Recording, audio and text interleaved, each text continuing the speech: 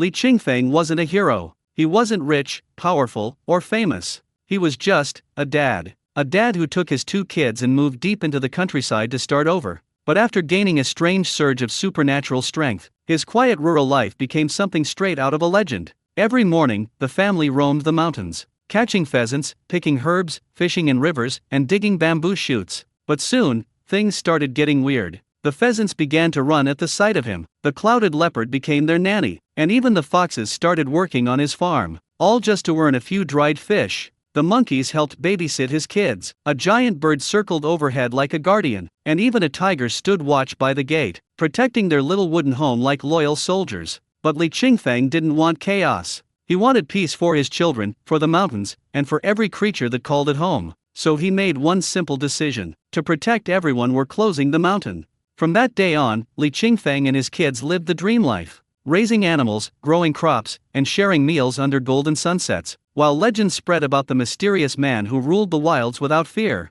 The man even beasts called boss. He took his kids to the mountains. Now even wild beasts call him boss. Only on Manhwa Recap Haven, where heartwarming meets the extraordinary. What? You 3 want to move back home? No way, absolutely not. Liao Gafang crossed her arms, frowning at the dusty father and son standing in the doorway. This is just one house. It might look big now, but once you move in with 2 noisy kids, I won't even have space to breathe, she snapped. I work myself half to death every day, cleaning, cooking, doing everything, and now you want to dump more trouble on me? I can't live like that. I don't care if you've come back to the village, she added coldly, but you're not staying in my house. Green Water Village, nestled deep between the mountains of Guangnam Province, stayed green and warm all year round. The scenery was beautiful, just not enough to calm Li Qingfeng's heart. In his early 30s, he had once been proud of his small business, but after it failed, his property was auctioned off, his savings drained, and even his wife left him, taking what little money he had left. With nowhere else to go, he returned home with his 2 young children, hoping his elder brother would take them in. But before the dust had even settled on their luggage, he was met with this wall of rejection. Why not? Li Qingfeng asked, clutching his 6-month-old daughter to his chest. His voice trembled, but he tried to keep it steady. Sister-in-law, let's be honest. When you got married and bought your car, I gave you 50,000. When this house was built, I helped pay 150,000. All in all, I gave 200,000 yuan to help you. Now I've fallen on hard times. I just need a place to stay for a bit. You really can't let me and the kids stay for a few days? Liao Gafang rolled her eyes. That's your problem, not mine. Even if you have to sleep on the street, that's none of my business. But you're not staying here. Her tone was final. Li Qingfeng's heart sank. Sure, he had given them money before, but back then, no one said anything about paying it back or using it as a condition for a place to stay. And once people start living together, it's hard to get them to move out again. She didn't want that trouble. Li Qinghe, standing nearby, shifted uneasily. His wife's face was cold and stern, but his brother looked utterly defeated, holding a baby and standing beside his tired little boy. He wanted to say something to help somehow, but one sharp glare from his wife froze him in place. After a long silence, he finally said softly, "How about this? Let Qingfeng and the kids stay just 2 days. They can't sleep outside, not with the children. After that, we'll think of a plan." Li Qingfeng gave him a bitter smile. "When I had money, I never looked down on them. Now that I'm broke, they can't even look me in the eye." So this was what the old saying meant: when the horse dies and the gold is gone, even your kin treat you like a stranger. Before he could speak, Liao Gafang exploded. 2 days? If you let them stay, I'll leave.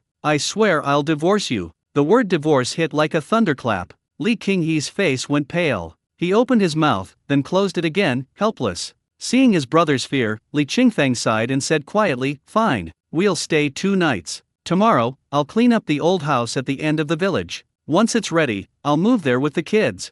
The old house had long been abandoned and falling apart, but it was still a roof over their heads. It sat near the water, surrounded by trees, peaceful enough for the children to grow up safely. But even that plan hit a wall. "No," Liao Gafang said flatly. "Not even 1 night. You need to find somewhere else today." Li Qingfeng's patience finally cracked. His voice hardened. "Sister-in-law, are you sure you want to do this? I've already given in so much. If you're really this heartless, then fine, just give back the 200,000 I helped you with." Liao Gafang's eyes widened. "Give it back? Why should we? You said it was a gift. Why would we return it?" Li Qingfeng let out a cold laugh. "Oh, and who can prove that I ever said that?" For once, she had no comeback. No one else had been there when the money was given. No witnesses. Her face stiffened. They both knew the truth, they didn't have that kind of money to give back even if they wanted to. When she fell silent, Li Qingfeng turned to his brother. Since she's not objecting, I'll do as I said. But then Li Qinghe hesitated, rubbing his hands nervously. Qingfeng, I should tell you something. That old house, it's gone. Li Qingfeng froze. Gone? What do you mean, gone? Li Qinghe glanced at his wife, then sighed. 2 years ago, when they offered farmland exchanges, I tore down the old house and planted corn there instead. The land's still ours, but, well, I needed fertilizer money. Cough, cough. Liao Gefang interrupted, glaring again. Li Qinghe quickly added, just a little bit of money, really. Nothing much. Li Qingfeng stared at him, stunned. Brother, you did all that without even telling me? Li Qinghe looked embarrassed. Everyone was doing it, the old house was in ruins anyway. Li Qingfeng took a deep breath and nodded slowly. Forget it. Then tomorrow I'll go into the mountains and cut some wood. I'll build a small wooden cabin myself. At least it'll keep us dry. He turned to Liao Gefang, his voice steady. Don't worry. As soon as it's done, I'll move out. You won't have to see us again. For the first time, her expression softened a little. Fine. Just make sure you don't drag it out. The sooner, the better. Li Qinghe, relieved that the argument was ending, hurried to say, all right, let's eat first. Qingfeng, you must be tired from traveling. Eat, rest, and you can start fresh tomorrow. Li Qingfeng looked down at his baby girl, Ziyu, sleeping in his arms, then at his 5-year-old son, Zion, standing quietly by his side. He didn't say another word. Both his parents were gone. Only he and his elder brother remained. And though his brother once felt like half a father to him, now, even family seemed like a luxury he could no longer afford. Late that night, after everyone had gone to bed, Liao Gefang kicked Li Qinghe from under the covers and whispered sharply, Tomorrow, you're going to help him build that wooden house. Ah, Li Qinghe groaned, not even opening his eyes. Going into the mountains to chop trees and build a house? That was the last thing he wanted to do. He'd rather wrestle a bull than pick up an axe. Lazy by nature, he only worked when Liao Gefang nagged him into it, and even then, he moved slower than an old ox. Don't me, she snapped. If you don't help him, who knows how long he'll take? The sooner it's built, the sooner they'll move out. Otherwise, those 3 will stay here eating and drinking for free. Got it, he muttered, already drifting back to sleep. Within seconds, he was snoring. Pig, Liao Gefang hissed, turned her back, and blew out the light. The next morning came early. After breakfast, Liao Gefang completely changed her tune. Smiling warmly, she took baby Ziyu from Li Qingfeng's arms and reached out to hold little Zion's hand. Qingfeng, don't worry about the kids. I'll look after them today, she said sweetly. Go do your work, and finish that house as soon as you can. Li Qingfeng didn't think much of her sudden kindness. He thanked her, gave a few instructions to his son, and prepared to leave.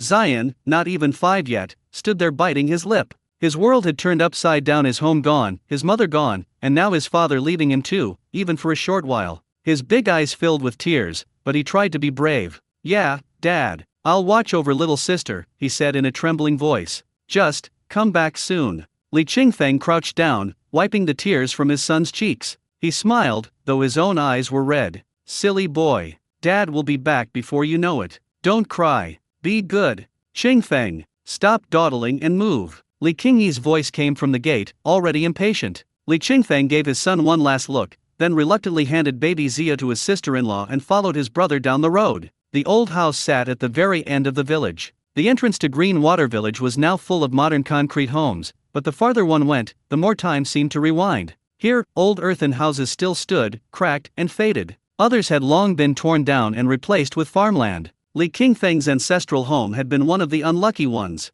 Once a proud family house, it was now just a field of dry corn stalks pointing to the sky. He stood on the broken stone foundation and looked around. To the north, a line of mountains rose behind them. To the east, a narrow stream glimmered in the sun, cutting through the village. Beyond that, another forested ridge. His brother pointed at the mess before them. First pull out all those corn stalks and level the ground. Then we'll go cut trees.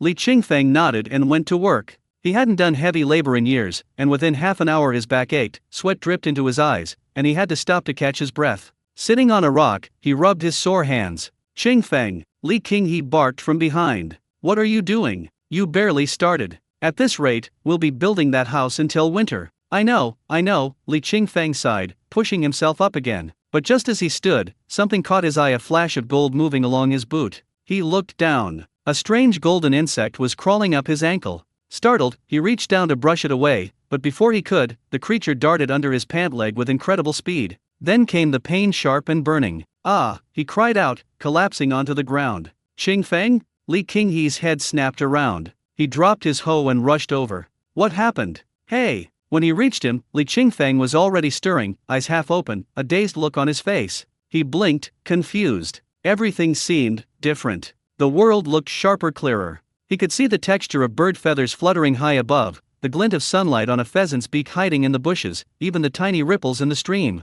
And sounds, he could hear everything. The rustle of leaves, the faint splash of fish, even the buzzing of insects deep in the grass. He turned to his brother, stunned. Brother, that bird in the sky, doesn't it have 3 colors on its wings? Li Qinghe squinted. What bird? What colors? Stop daydreaming and get back to work. How are we supposed to finish at this rate? But Li Qingfeng wasn't listening. He felt alive. Strong. He gripped the hoe and struck the ground. Crack! The blade sank deep into the hard-packed earth, so deep that the wooden handle snapped in half. He stared at it in disbelief. What the? Curious, he walked over to one of the big rocks lying nearby, bent down, and wrapped his arms around it. He lifted. The huge stone, easily 200 pounds, rose from the ground as if it were made of foam. He froze, the rock hovering inches above the dirt, then gently set it back down. His hands trembled. His heart raced. What's happening to me? A surge of excitement coursed through him. Whatever that golden bug had done, it had changed him. Out of the corner of his eye, he spotted it again. The same golden centipede shimmered under the sunlight, waved its antennae as if in farewell, and burrowed into the soil, vanishing without a trace. Li Qingfeng stood there for a moment, silent. Then he turned back to his brother. Let's finish up. Together, they cleared the field, then went into the forest to cut fir trees. By afternoon, they'd hauled the logs back, dug 4 deep holes for the corner posts, and started piecing together the simple wooden frame. It was rough work, but with Li Qingfeng's newfound strength, everything went faster, much faster. What should have taken 2 days was done in 1. By sunset, a small wooden cabin stood where the old house had once been. It wasn't pretty, just a thatched roof and open walls, but it was a start. When you have time, Li Qinghe said, wiping his sweat, cut some bamboo and build walls around it. That'll keep the wind out. Li Qingfeng looked at the humble shelter, then back toward the mountains glowing gold in the fading light. He nodded. Yeah, tomorrow morning, I'll bring the kids and move in. But inside, he couldn't stop thinking about that golden centipede and the strange, thrilling power now flowing through his body. Something had changed, and deep down, he knew this was only the beginning. Zion was barely 5, yet as he stood in front of the crooked little hut, his small heart thumped with awe. For rough wooden pillars held up a sagging roof, covered first with a black plastic sheet, then a layer of thatch. Dad, aren't we going home? He asked, blinking up at his father, confusion clouding his round little face. Li Qingfeng smiled softly, setting his baby daughter down and taking Zion's hand. From now on, this is our home.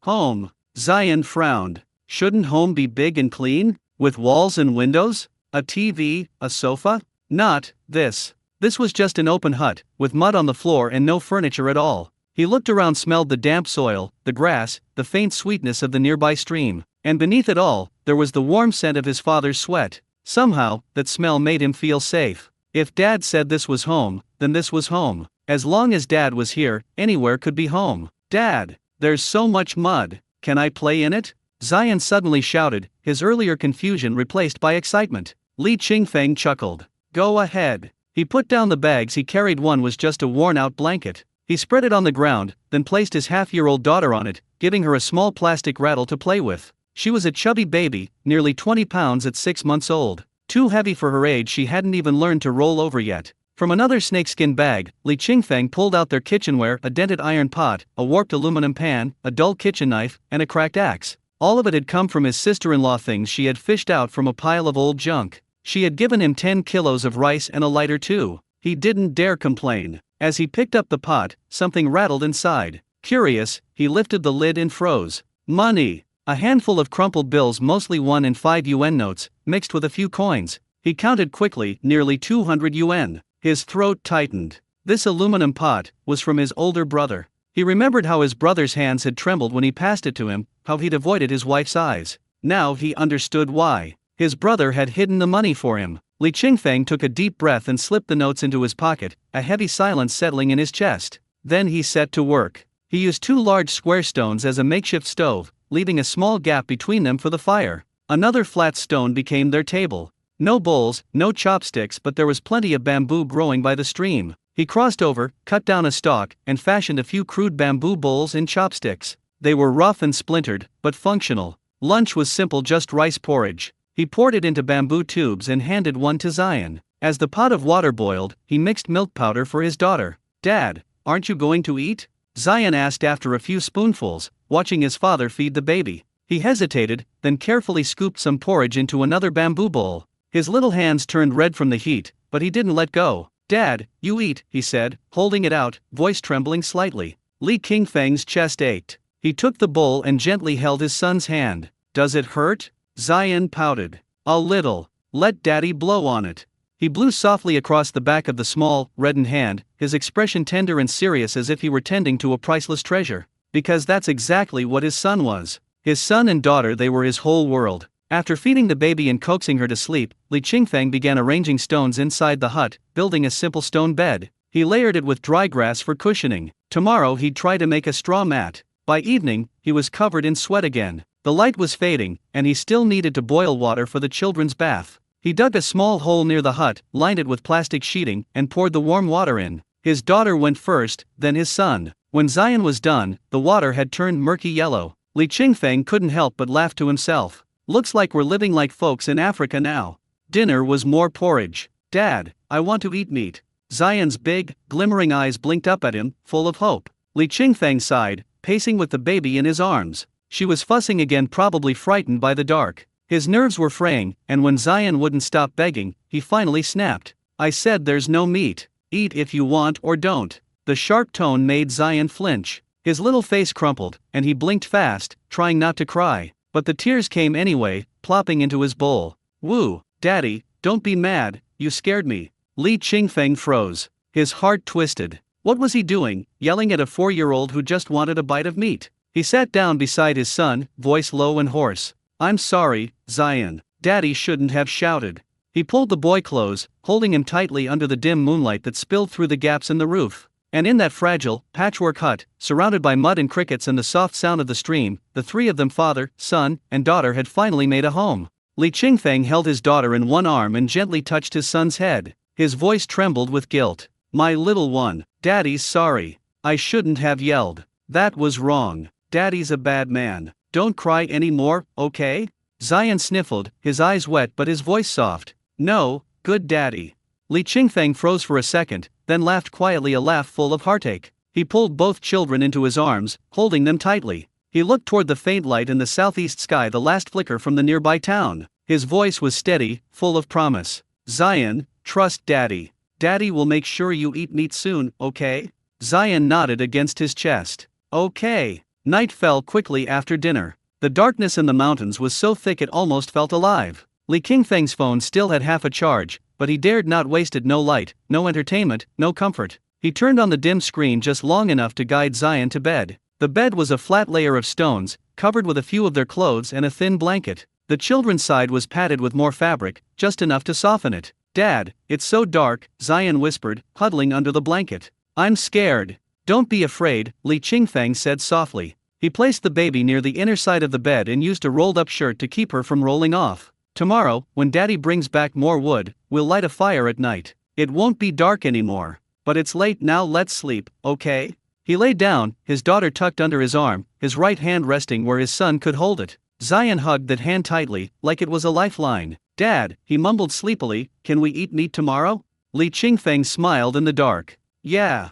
tomorrow, Daddy will find you some meat." The night felt a little less cold after that. The moonlight spilled faintly through the gaps in the roof, tracing the outline of the mountains outside. Zion's breathing slowed as he drifted into dreams filled with roasted chicken, braised pork, steamed fish, and shiny red shrimp. Then suddenly the roast chicken blinked. The fish flopped. The pork twitched. All the food came alive and lunged at him, biting his cheek, his arm, even his head. "Ah!" He flailed in his sleep, smacking at the air. Buzz, buzz, buzz. The sound of giant mountain mosquitoes filled the hut. Li Qingfeng woke instantly. His night vision was sharp, now sharper than before, thanks to the strange golden bug. He could see clearly even in the dark. His son was waving his arms in his sleep, face covered in welts. His daughter, oh, poor little girl, had 5 or 6 fat mosquitoes feeding on her round cheeks. "Damn it," he muttered under his breath. He grabbed a towel and began swatting furiously, chasing the mosquitoes away. The air filled with buzzing wings and his heavy breaths. That night, Li Qingfeng barely slept.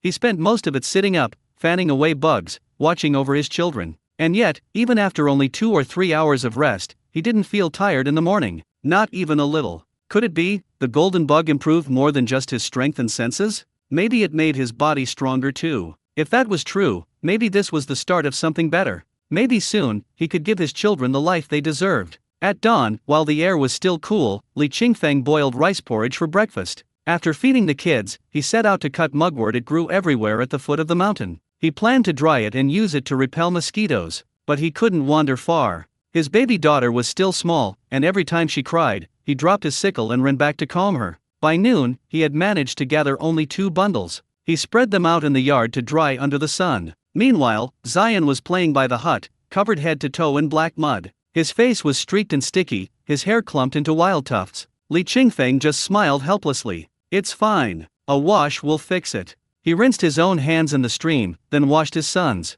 Zion rubbed his fingers together and frowned. "Dad, it's still dirty."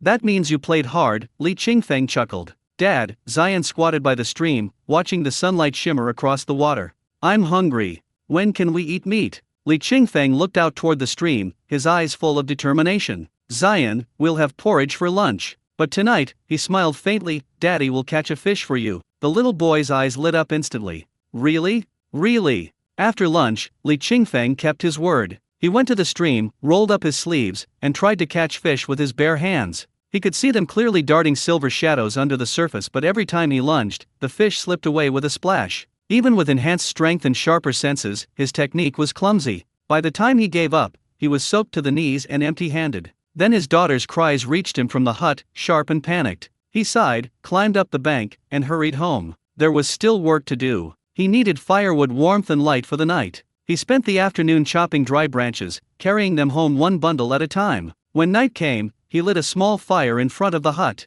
Zion sat cross-legged beside it, his face glowing orange in the flickering light. The fear of darkness from the night before melted away. But when Li Qingfeng handed him another bamboo bowl of plain white porridge, the boy's shoulders slumped. He stared at the bowl, eyes misting over. 2 days. 2 whole days of eating nothing but rice and water. At his uncle's house, there had been chicken, then vegetables. But here, nothing. Just porridge again and again. His stomach growled. His lips trembled. But he didn't cry out loud. He didn't dare. He just lowered his head and ate quietly, tears slipping down his cheeks and into the porridge. Each tear made a tiny ripple, soft, silent, and full of longing. Li Qingfeng knew exactly what his son was thinking. The boy wasn't picky, just hungry for something more than porridge. But between cleaning up the hut, cutting mugwort, and taking care of his baby daughter, he hadn't had a spare moment to hunt or fish. When he saw Zion quietly wiping away tears, his heart clenched. He gently rubbed the boy's head and said softly, "Zion, finish your porridge first.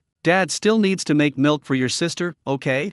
Zion sniffled, trying to hold back his tears. "Okay, Dad, when can we eat meat?" Li Qingfeng hesitated. He didn't want to make another promise he couldn't keep. After a moment, he said, "When Dad finishes fixing the house and things settle down, I'll make sure we have some meat, all right?" The boy's eyes lit up at that, and with the thought of warm milk coming later, he gulped down 2 bamboo tubes of porridge in one go. That night, when Li Qingfeng prepared milk for his daughter, he added an extra spoonful, 4 instead of 3, to make 210 milliliters of formula. His plan was simple: once the baby had her fill, the rest would go to Zion. But his daughter didn't stop drinking until the bottle was empty. Zion watched from the side, his eyes wide and desperate. When the last drop was gone, he couldn't hold it in any longer. "Wah, Daddy! You let the baby drink it all. I don't have any milk powder left." Okay, don't cry." Li Qingfeng patted his back, forcing a smile. "Daddy will make you some more right away." But when he opened the tin, his heart sank. There was barely enough left for one full serving. His hand trembled as he scooped only half a spoonful into a small bottle with 100 milliliters of water.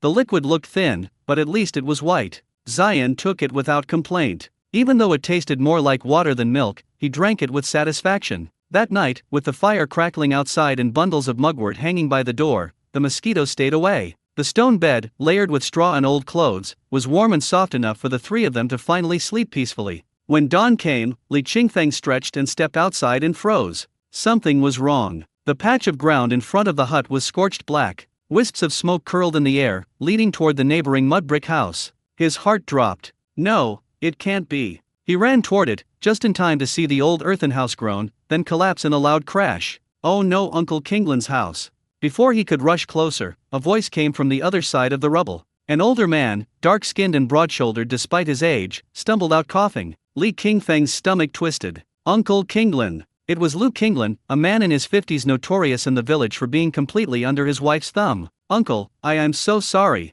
I lit a fire last night to keep warm. I thought I cleared the weeds, but… What? The old man's face turned red. You burned down my ancestral home, you bastard. I'm sorry. Li Qingfeng bowed again and again, voice shaking. I'm truly sorry. He had cleared the grass and surrounded the fire with stones. He'd thought it was safe. But clearly, a spark must have flown farther than he realized. Lu Kinglin raised his hand, ready to claw at him. You think sorry fixes it? That was my family's house. My ancestors lived there. Li Qingfeng grabbed his arm, holding him back gently but firmly. Uncle, please, I was wrong, but hitting me won't fix anything. Fix anything? The old man shouted, nearly spitting with rage. You burned down 30,000 yuan's worth of history. I didn't sell that land when the city offered and now look, gone. My ancestors will curse me. When the shouting drew attention, the neighbors quickly gathered around. Among them were Li Qingfeng's brother, Li Qinghe, and his wife, Liao Gafang, dragged there by none other than Lu Kinglin's infamous wife, Huang Mingziu.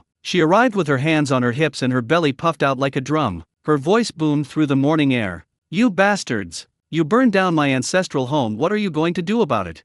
Zion and his little sister woke up to the noise. The two children sat on the bed, staring blankly at the growing crowd outside the hut. For once, neither cried nor complained of hunger. Li Qingfeng stood there, guilt weighing heavy on his chest, and said sincerely, Auntie, please calm down. I was wrong. I'll take full responsibility. I'll compensate you however I can.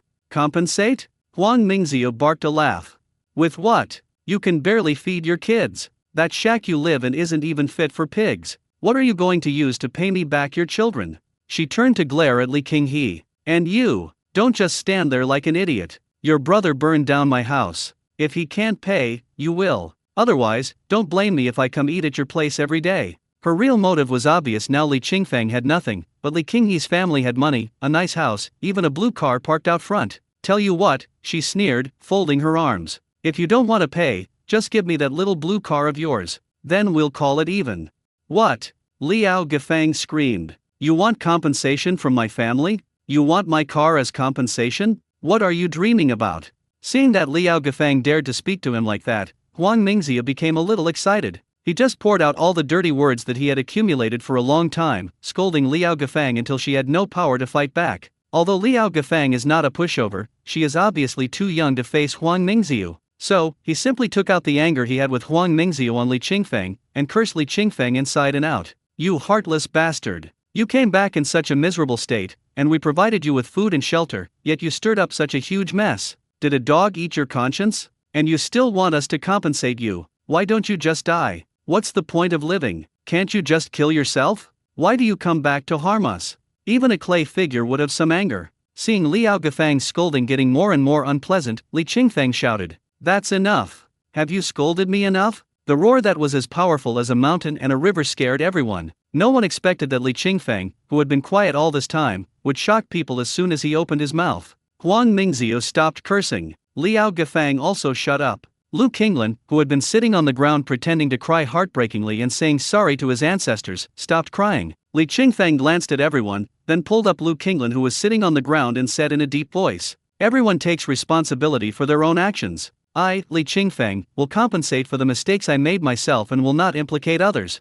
Uncle Kinglin, I burned the house down. I said I'd compensate you, and I will. But you can't keep making such a fuss. We need to have a good discussion, don't you think? Lu Kinglin was lying on the ground when he was suddenly picked up by Li Qingfeng. He was horrified. Is Li Qingfeng so strong? Lifting a person weighing over 100 pounds is like lifting a bucket? Bah, why am I comparing myself to a bucket? There is no suitable picture, so I'll just make do with this. He looked at Li Qingfeng suspiciously, and seeing that Li Qingfeng had an extraordinary demeanor and great strength, he stopped crying and just said, Okay, as long as you are willing to compensate, we won't say anything. As he said this, he winked at his wife Huang Mingziu. Huang Mingziu understood and said, Okay, since you want compensation, then pay 100,000. When Li Qinghe heard this number, his head exploded and he was ready to go forward and argue. After all, exchanging a good house for farmland only cost 30,000 yuan in compensation. The ancestral home of Lu Kinglin's family was already in a very dilapidated state. Even if Li Qingfeng didn't burn it today, it would most likely collapse when it rained in the spring next year. He actually asked for 100,000 right away? But before he could move, Liao Gifang grabbed his arm and whispered, "It has nothing to do with us, don't make trouble for yourself." Li Qinghe looked at his wife's fierce eyes and could only suppress the anger in his heart. Li Qingfeng smiled when he heard this. "Auntie, as the old saying goes, it's better to kill the living than to kill the familiar. You're treating me like an outsider. If you're not sincere in negotiating, then there's no need to talk too much. I think you should call the police. Let them make the decision, and I'll pay whatever the judgment is." "Hey, you bastard, you think 100,000 is too much, right?" Huang Mingzia put his hands on his hips and cursed. "This is our ancestral home. It's not just a house, it's our ancestral heritage. It's about feng shui. You burned the legacy left by our ancestors. Asking you for 100,000 is already a bargain." "That's fine." Li Qingfeng pointed to the foundation of his old house and said, "Auntie, look, this is the foundation of the old house where my family has lived for 5 generations. If you blow it up, we'll be even." "Li Qingfeng, are you playing rogue?" Huang Mingzia was so angry that he was shaking all over. I didn't expect that Li Qingfeng, who looked so righteous, was actually such a cunning person. Li Qingfeng said sternly, "Aunt, I'm not being a scoundrel. I really want to negotiate compensation with you, but you insist on asking for too much. I have no choice but to do this."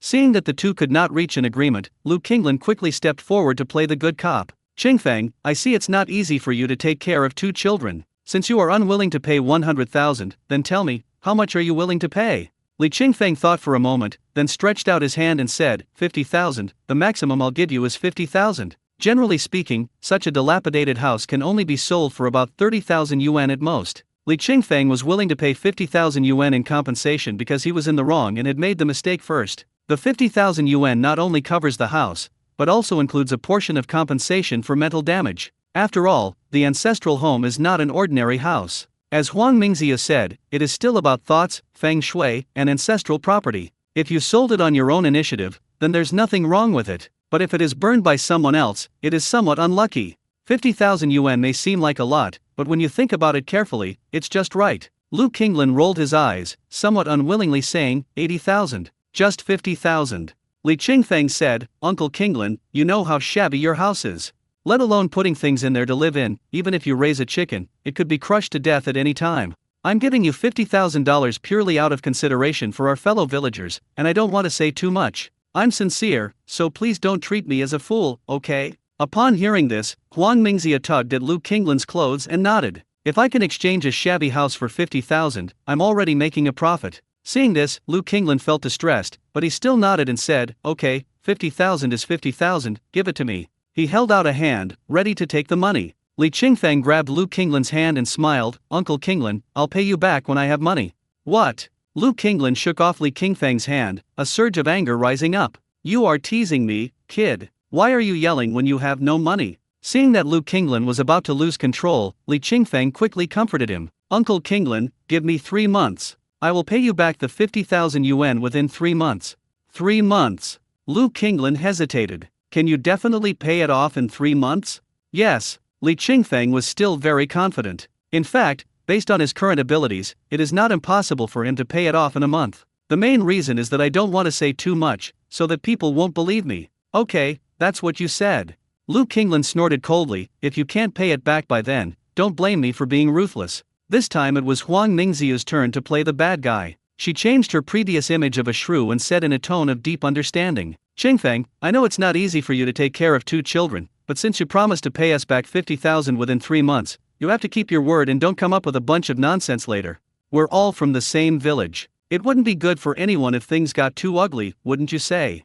"Don't worry, Auntie." Li Qingfeng nodded and said, "Since I said I'll pay it back within 3 months, I will definitely pay it back within 3 months." After Huang Mingziu and Lu Qinglan got his guarantee, they stopped arguing with him, cleaned up the burned old house, and left. Seeing that her family was not implicated in the incident, Liao Gafang quickly took Li Qingyi home. When the villagers saw that there was nothing exciting to watch, they left. Li Qingfeng returned to the bedside, changed his daughter's diaper first, and then cooked porridge in boiled water. After feeding the children, I started to clean the yard. The yard was burned into a mess and it will take a while to clean up. Around noon, another man appeared in the yard. As soon as Li Qingfeng saw the man, a smile immediately appeared on his face, which was stained black by the grass ash, and he quickly walked towards him. "Fourth uncle, why are you here?" My fourth uncle's real name is Li Fuan. He is the fourth child in the family and one of the few poor households in the village. He is dark and thin, not tall, only about 1.65 meters, and a little hunchbacked, which makes him look even shorter. He is already in his 50s, has no wife or children, and is a lonely man. Ching Feng. Li Fuan stopped and looked around, frowning. What's going on? I heard you burned down Lu Qinglan's old house. Li Qingfeng scratched his head embarrassedly. It was a bit cold at night, and there was no light. The child was scared, so I lit a fire. You idiot! Li Fuan cursed angrily. What are you thinking? There are grass and trees everywhere around here, and you dare to burn a fire all night to keep warm? Aren't you afraid that the flames will swallow you up?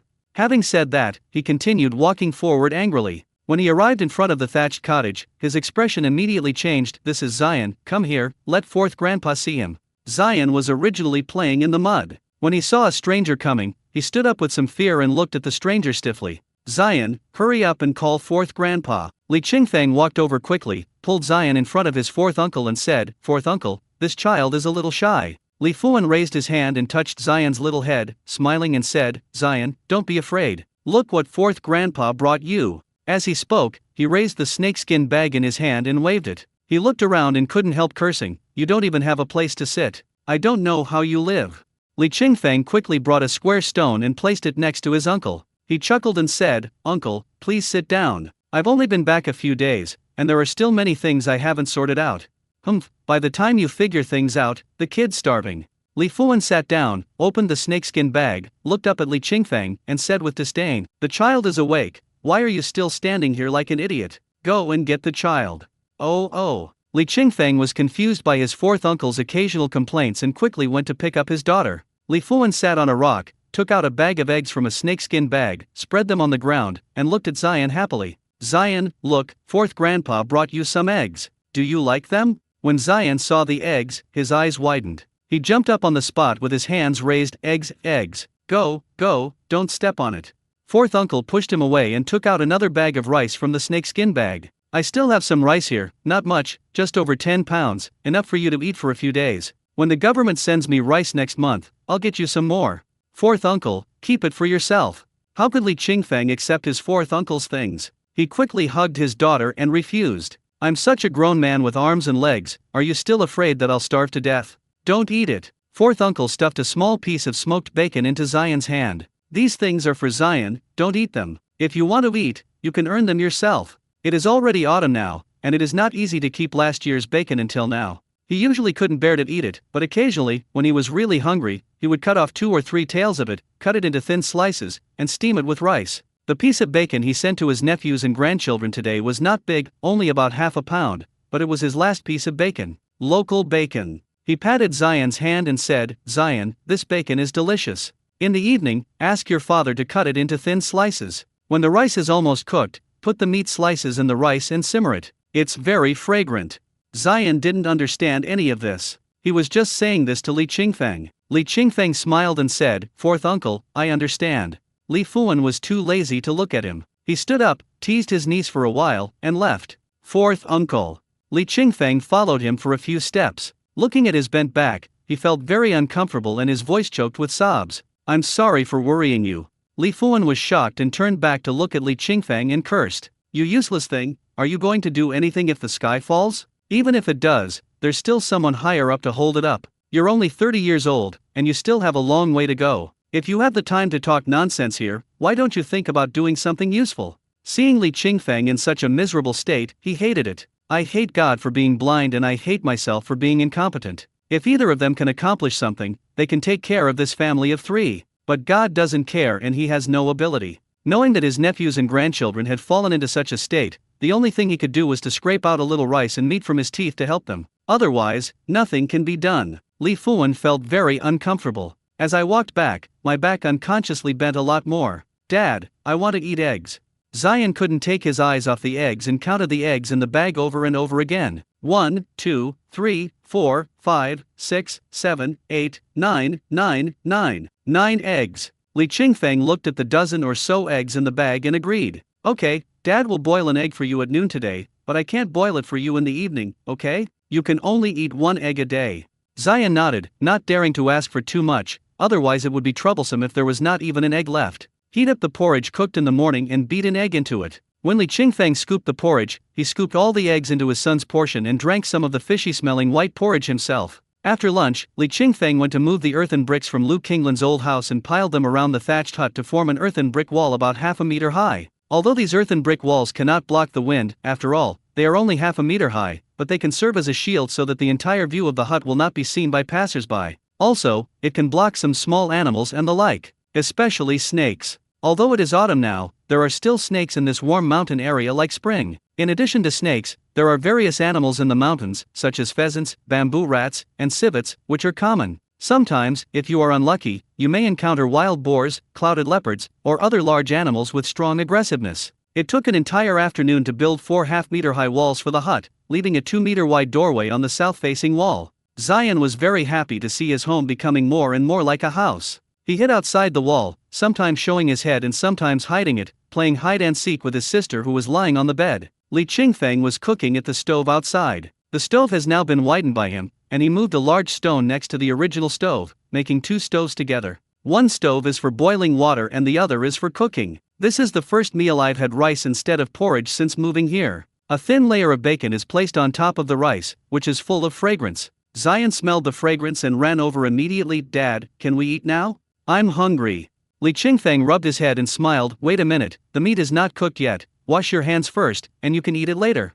Zion ran to the bathing puddle against the wall, looked at the yellow water, hesitated for a moment, and then washed his hands. When he returned to the stove, his father had already prepared rice for him. He couldn't see the rice in the bamboo tube, he could only see the meat covering the bamboo tube. "It smells so good." He leaned forward, took a breath exaggeratedly, and said happily, "Dad, can we eat now? I want to eat." "Eat, eat." Li Qingfeng replied while making milk powder for his daughter. After getting his father's permission, Zion happily picked up the bamboo spoon his father made for him and started eating. But he couldn't bear to eat meat. He took the bamboo tube that his father usually used for eating and put it aside. He picked out the meat slices from his own bamboo tube and put them into his father's bamboo tube. Only after finishing the fragrant rice can you happily eat the meat. 1, 2, 3, 4, 5, 6, 7, 8, 9, 9 pieces of meat. He ate half of the meat and left the other half in his father's bamboo tube. He turned his head to look at his father who was feeding his sister milk powder and said, "Dad, I don't want to eat it anymore. I'll leave it for you. Eat more." Li Qingfeng came over and saw that there was still a lot of meat in the bamboo tube. He asked, "Are you full? If not, can Daddy make you some more food?" "No." Zion shook his head, "I'm full." "Then you eat the meat. I don't want to eat anymore."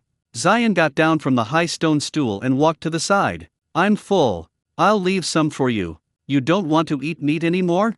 Li Qingfeng asked again, afraid that he still wanted to eat meat. "Are you really not going to eat it? If you don't, Dad will eat it."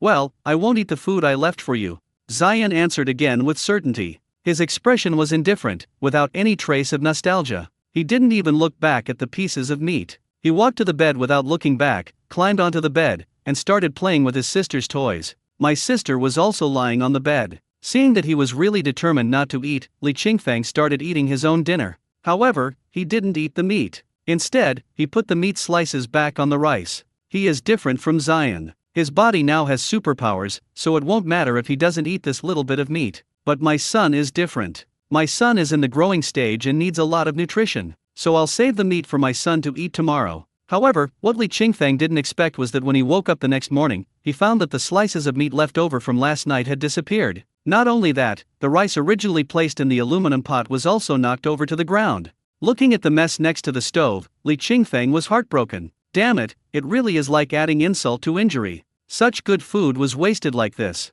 What the hell, which bastard did this? After looking around angrily, Li Qingfeng gradually calmed down. I thought to myself, this is most likely not a human masterpiece. After all, he had just returned to the village a few days ago, and apart from Lu Qinglin's family, he seemed to have no grudges with anyone. Although Lu Qinglin and his wife are not saints, they are not bad people either. This scene must be the masterpiece of mice. After calming down, he looked around carefully and saw mice sneaking around in some dark corners. His eyesight and hearing had been enhanced, so it was not difficult for him to follow the trail to find the mouse. But what if I find it? You can't try to pick the bacon out of the mouse's mouth again. Forget it, remember this lesson. Next time I must cover it with wooden boards and press it down with stones. Without bacon and rice, I can only make some egg porridge for my son. My son now has eggs to eat, so he doesn't have to worry about nutrition for the time being. But when he prepared milk powder for his daughter, he found that because his daughter's appetite had increased a lot, the milk powder that was originally only 1/3 left was now almost gone. Not only that, there are not many diapers left, and they can only last for 2 more days at most.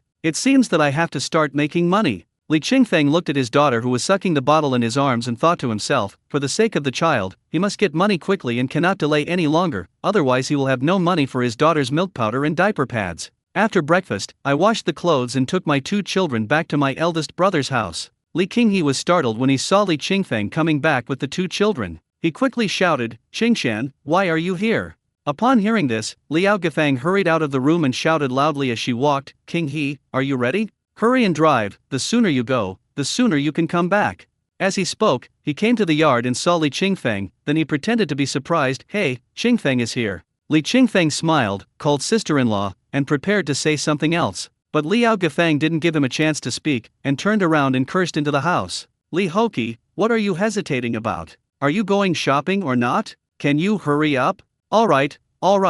8-year-old Li Hoki ran out in brand new clothes and immediately shouted to his uncle when he saw him, "Uncle, we are going to town to eat snail noodles. Do you want to come?" Unexpectedly, as soon as he finished speaking, his mother grabbed his arm and slapped him hard on the butt with her other hand. "I asked you to put on some clothes, but why are you taking so long? Can't you be more efficient? You're already a grown-up, yet you still rely on us for everything. You need me to scold you and beat you up before you obey." Liao Gafang beat her son while yelling at him, "What's the use of you? You're already such a grown-up, and you still have to rely on us for everything. You're a piece of shit." Li Hoki was beaten so badly that every cell in his body was struggling to escape, but his mother was too strong and he could not escape. He could only scream. Li Qinghe felt distressed when he saw this and kept trying to persuade her. The family of 3 made the already small yard a mess. Li Qingfeng is not a fool. Looking at all these scenes, what is there that he doesn't understand? Even if he didn't understand, Liao Gafang's indirect criticism made him understand. He's not welcome here. So he picked up his daughter, pulled his son and turned around and left. After he walked quite far away, Liao Gafang stopped and breathed a sigh of relief. That was a close call. I almost let him get on with it again. Humph, now that I've moved out, you want to move back in? No way. Li Qinghe whispered, "Qingfeng is not that kind of person, maybe he just wants to borrow something." Upon hearing this, Liao Gafang gave him a murderous look. Li Qinghe shut up immediately. Li Qingfeng brought his 2 children here, actually just wanting to borrow a flashlight. But Liao Gafang thought he was going to bring his 2 children back to live with them, so she started the chaos. Let's not talk about the fact that Li Qingfeng just came to borrow a flashlight. What if he really moved back here? The house cost 200,000 yuan to build, and he helped pay 150,000 yuan. Although the house is not his, with the 150,000 yuan, he can live there for a long time even if he stays in a hotel. It's a pity that once people have no money, they have no say. Li Qingfeng was too lazy to argue, although he won the fight. But some things are meaningless even if you win the fight. If I win the fight, will I have to move in and face Liao Gafang's face all day long? It's better not to fight. Another reason is that Li Qingfeng always remembers the care his elder brother gave him when he was young. My mother died young and my father worked hard for many years. Ever since he could remember, he had always been following his eldest brother and being taken care of by him. His older brother, who was a few years older than him, still had a runny nose himself, but he had to wipe his nose all day long. He can't even put on his clothes, but he has to roll up his trouser legs and pull his sleeves all day long. This feeling cannot be erased by 100,000 or 200,000 yuan. Although the eldest brother seems to have changed now, he has not changed. He is still the same Li Qingfeng, still the same young man. Unable to borrow a flashlight from his eldest brother's house, Li Qingfeng turned around and went to his 4th uncle's house. My 4th uncle's house is a cement brick house. Cement bricks are very large cement bricks. One must weigh at least 30 or 40 kilograms. There are 2 holes in the middle of each cement brick that can be used to pass arms through. This type of cement brick house is built with government funding and is specifically for poor households who have no place to live. The 2-story villa next to my 4th uncle's house is Lu Qinglan's house. Li Qingfeng walked into the open courtyard with the 2 children, 4th uncle. Li Fuan walked out of the only door of the small cement brick house, looking a little happy. "Hey, Zion, come quickly, 4th grandpa just cooked a pot of sweet potatoes, come and try some." After saying that, he walked up to Ziyu and teased her twice, then quickly went to the corner of the yard, took out a bamboo broom and prepared to clean the yard. "You said Zion is such a clean and pretty person, wouldn't he feel uncomfortable in his place where there's chicken shit all over the floor? I have to clean it up quickly." Seeing that his 4th uncle was about to clean the yard, Li Qingfeng hurriedly said, "4th uncle, put it down, I'll do it." "Come on." Li Fuan stood up and looked at the tall and burly Li Qingfeng, then looked at Zion, who was standing at the door and didn't dare to go in. He put down the broom in his hand and said, "Okay, come on if you want. Take this." He pointed at his grandniece in his nephew's arms, but couldn't remember her name. "What's your name?" "Ziyu." Li Qingfeng said. "Okay, give Tsuyu to me and I'll hold her. Then you help me clean up the yard." As Li Fuan spoke, he walked into the house, brought out 2 benches he had made by nailing wooden boards and placed them against the wall, and then brought out a pot of hot sweet potatoes and placed it against the wall. He pulled Zion to sit down, peeled a sweet potato for him first, then wiped his hands on his clothes before reaching out to Li Qingfeng. "Come, hold Ziyu for me." Li Qingfeng hesitated for a moment, a little worried that his 4th uncle would not be able to hold his daughter. "After all, although my daughter is only half a year old, she already weighs almost 20 kilograms. Li Fuan saw his worry and said with some disdain, "When you were a child, you were stronger than her, and I carried you on my back and held you in my arms every day. Do you think that I can't take care of children just because I don't have my own children?" "No, no." Li Qingfeng hurriedly placed his daughter in his 4th uncle's arms. "I'm mainly worried that she'll tire you out." Li Fuan hugged his niece tightly and waved his hand. "Hurry up and get back to work." "Oh." Li Qingfeng hurriedly picked up the bamboo broom and started working. 4th uncle's yard is big, but also very messy, with all kinds of junk. There was a mess of cardboard covered in chicken droppings piled up at the door of the chicken coop. There were bags of wood ashes, their mouths open like snake skin bags, fluttering in the wind. There were logs of firewood piled together in a haphazard manner, like the claws of a monster. There were also rotten shoes, open-crotch pants, and briefs hanging directly on the wood. Although Li Qingfeng is very strong, cleaning the yard takes energy rather than strength. But with the help of strength, it took 2 hours to clean the yard neatly. Li Fuan was quite pleased to see that he had tidied up the messy yard so neatly. "Okay, I've been busy all morning. Let's go cook something and scramble 2 eggs. "Okay." Li Qingfeng washed his hands at the faucet in the yard and went into the house to prepare cooking. But when he saw the scene inside the house, he was shocked again. "My 4th uncle's house was built by the government, so it only has 1 room. This room serves as a kitchen, a living room, and a bedroom. There is a main gate on the south side, and there is a simple cement stove against the wall on the left side when you enter the gate. There was a small wooden table and a small bench under the west window, and some messy things were piled against the north wall. On the east wall after entering the door is a bed with large cement bricks as legs and uneven wooden boards as bed boards. There was a dirty quilt and messy clothes on the bed. There are a lot of tattered shoes piled under the bed. Li Qingfeng is having a headache. This place is even messy than the yard outside. Pots, pans, and utensils are scattered everywhere, and clothes, shoes, and socks are everywhere. What's even more outrageous is that some bowls contain food that is who knows how old it is and has become moldy and dried out. Even mold is old and dead. There are also 2 socks in the corner that have become cockroach nests. The most outrageous thing was that a piece of meat was infested with maggots in a shoe without a sole under the bed. Li Qingfeng thought that his current living conditions were bad enough, but he didn't expect that there are always people better than you. The environment at 4th uncle's house is simply unmatched, twice as exaggerated as this.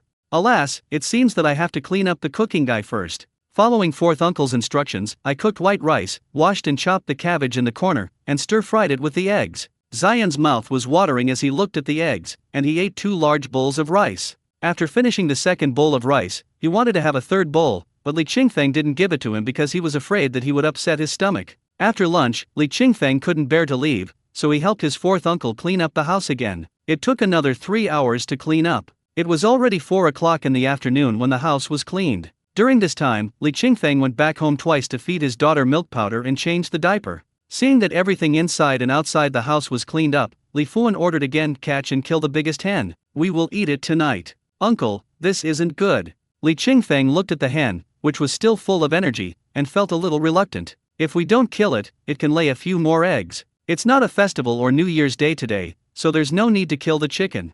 Just kill me when I tell you to. Why are you so long-winded?" Li Fuan cursed, then turned to look at Zion beside him. His expression instantly changed, and he asked with a smile, "Zion, how about we eat chicken legs tonight?" Zion swallowed madly and nodded eagerly, "Okay." I was afraid that it would be too late and 4th grandpa would change his mind. Seeing that he couldn't convince his 4th uncle, Li Qingfeng had no choice but to kill the chicken according to his uncle's instructions. A big pot of chicken soup was stewed in the evening. Li Qingfeng and Li Fuan both drank 2 big bowls of soup. Only Zion ate meat without stopping and almost vomited. "Eat slowly." Li Fuan said that he had bad teeth, so he just ate 2 pieces of meat casually, and most of the rest went into the stomachs of his nephews and grandchildren. He turned his head to look at his niece who was sleeping peacefully on the chair, then looked back at the father and son who were eating happily. He felt happy and couldn't help laughing. When Li Qingfang heard his fourth uncle laughing, he suddenly raised his head to look at him. But the fourth uncle's expression changed instantly, and he cursed, "How can you be a father? How can you let your child starve like this?" After that, he picked up a chicken wing and placed it in Zion's bowl. "Zion, eat slowly, this meat is all yours, no one is going to take it away from you." Zion was currently biting into a huge and delicious chicken leg. One bite and the juice overflows. It smells very good. Big chicken drumstick. But looking at the chicken wings in the bowl, he unconsciously ate the meat a little faster. When I came out of my fourth uncle's house, it was already getting dark. Li Qingfang took the children back home, first built a fire in the yard to provide lighting for the children, and then boiled water for the two children to take a bath. By the time he settled the two children, it was already 8 o'clock in the evening. The daughter had fallen asleep on the stone bed, but the son was still awake. Zion sat on the stone bed, looked at his busy father and asked, "Dad, when are you going to sleep?" Li Qingfang took the flashlight and snakeskin bag he borrowed from his fourth uncle's house, walked to the bedside, and looked at his son seriously. "Zion, Daddy has to go to the mountains to work. Can you stay home and look after your sister?" "No." Zion wanted to cry, "I'm scared." When a 5-year-old child hears that his father is going to leave him in the dark night, his instinctive reaction is fear. So no matter how Li Qingfang tried to coax him, he just kept saying, "Dad, I'm scared." After coaxing his son for a few minutes, seeing that he was still the same, Li Qingfang angrily scolded him, "What are you afraid of? When Dad was your age, he could do everything." After he scolded her, Zion's eyes became more moist and his expression became more aggrieved. Seeing this, Li Qingfang took 2 deep breaths and felt a little guilty. Isn't it too much to ask a 5-year-old child to face the night bravely? So he took his son's hand, looked into his eyes, and softened his tone. "Zion, don't be afraid. Daddy won't be far away. He's right next to you. You can't see Daddy, but Daddy can see you. If you are really scared or miss Daddy, just shout for Daddy loudly. Daddy will be back soon, okay? Dad, I want to go with you." Zion held his father's hand tightly, tears still streaming down his face. "I want to go too." "You can't go with Dad." Li Qingfang explained patiently, "If you go with Dad, who will take care of the baby? She's your baby, right? You love the baby, right? Then take the baby with you." Zion cried. "No." Li Qingfang refused. "Zion, listen to Daddy and stay home to look after your sister. Daddy will be back soon. If Daddy doesn't go to work, we won't have money. Without money, we can't buy toys, new clothes, or meat. Without money, I can't buy eggs or chicken legs." Zion's tears stopped. He rubbed his eyes and asked, "So I can only eat porridge every day, right?" "Yes." Li Qingfang asked him, "Do you want to eat eggs or chicken legs?"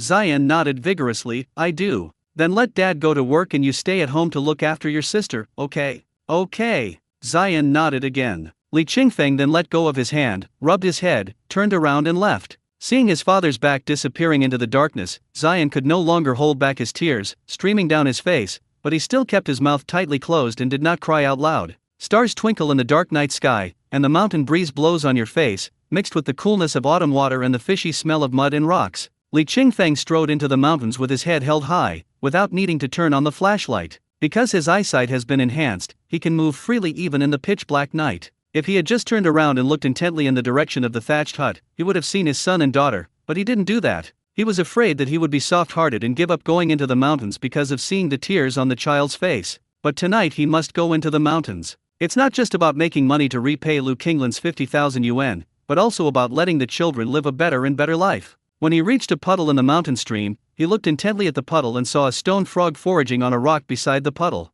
Stone frog. The stone frog is a wild frog. The biggest difference between it and the artificially farmed bullfrog is that the bullfrog costs about 10 yuan per catty, while the cheapest stone frog costs 200 yuan per catty. The purpose of Li Qingfang's trip tonight is to find the stone frog. As long as you can catch the stone frog, you can sell it for a lot of money. After determining the location of the stone frog, he immediately turned on the flashlight and shone it at the fat stone frog. The stone frog was still jumping, but when the flashlight shone on it, it was like someone had cast a spell on it, and it just lay there motionless. At this time, Li Qingfang quickly walked over, grabbed the stone frog, and threw it into the snakeskin bag. The first stone frog was caught so easily. Although stone frogs are wild animals, their athletic ability and reaction ability should be much stronger than those of farmed frogs. However, due to the contrast in light intensity, after being exposed to a strong flashlight, the stone frog's visual nervous system can no longer capture the image of the object. At this time, it will temporarily lose its visual sense, so it dare not act rashly and can only lie still.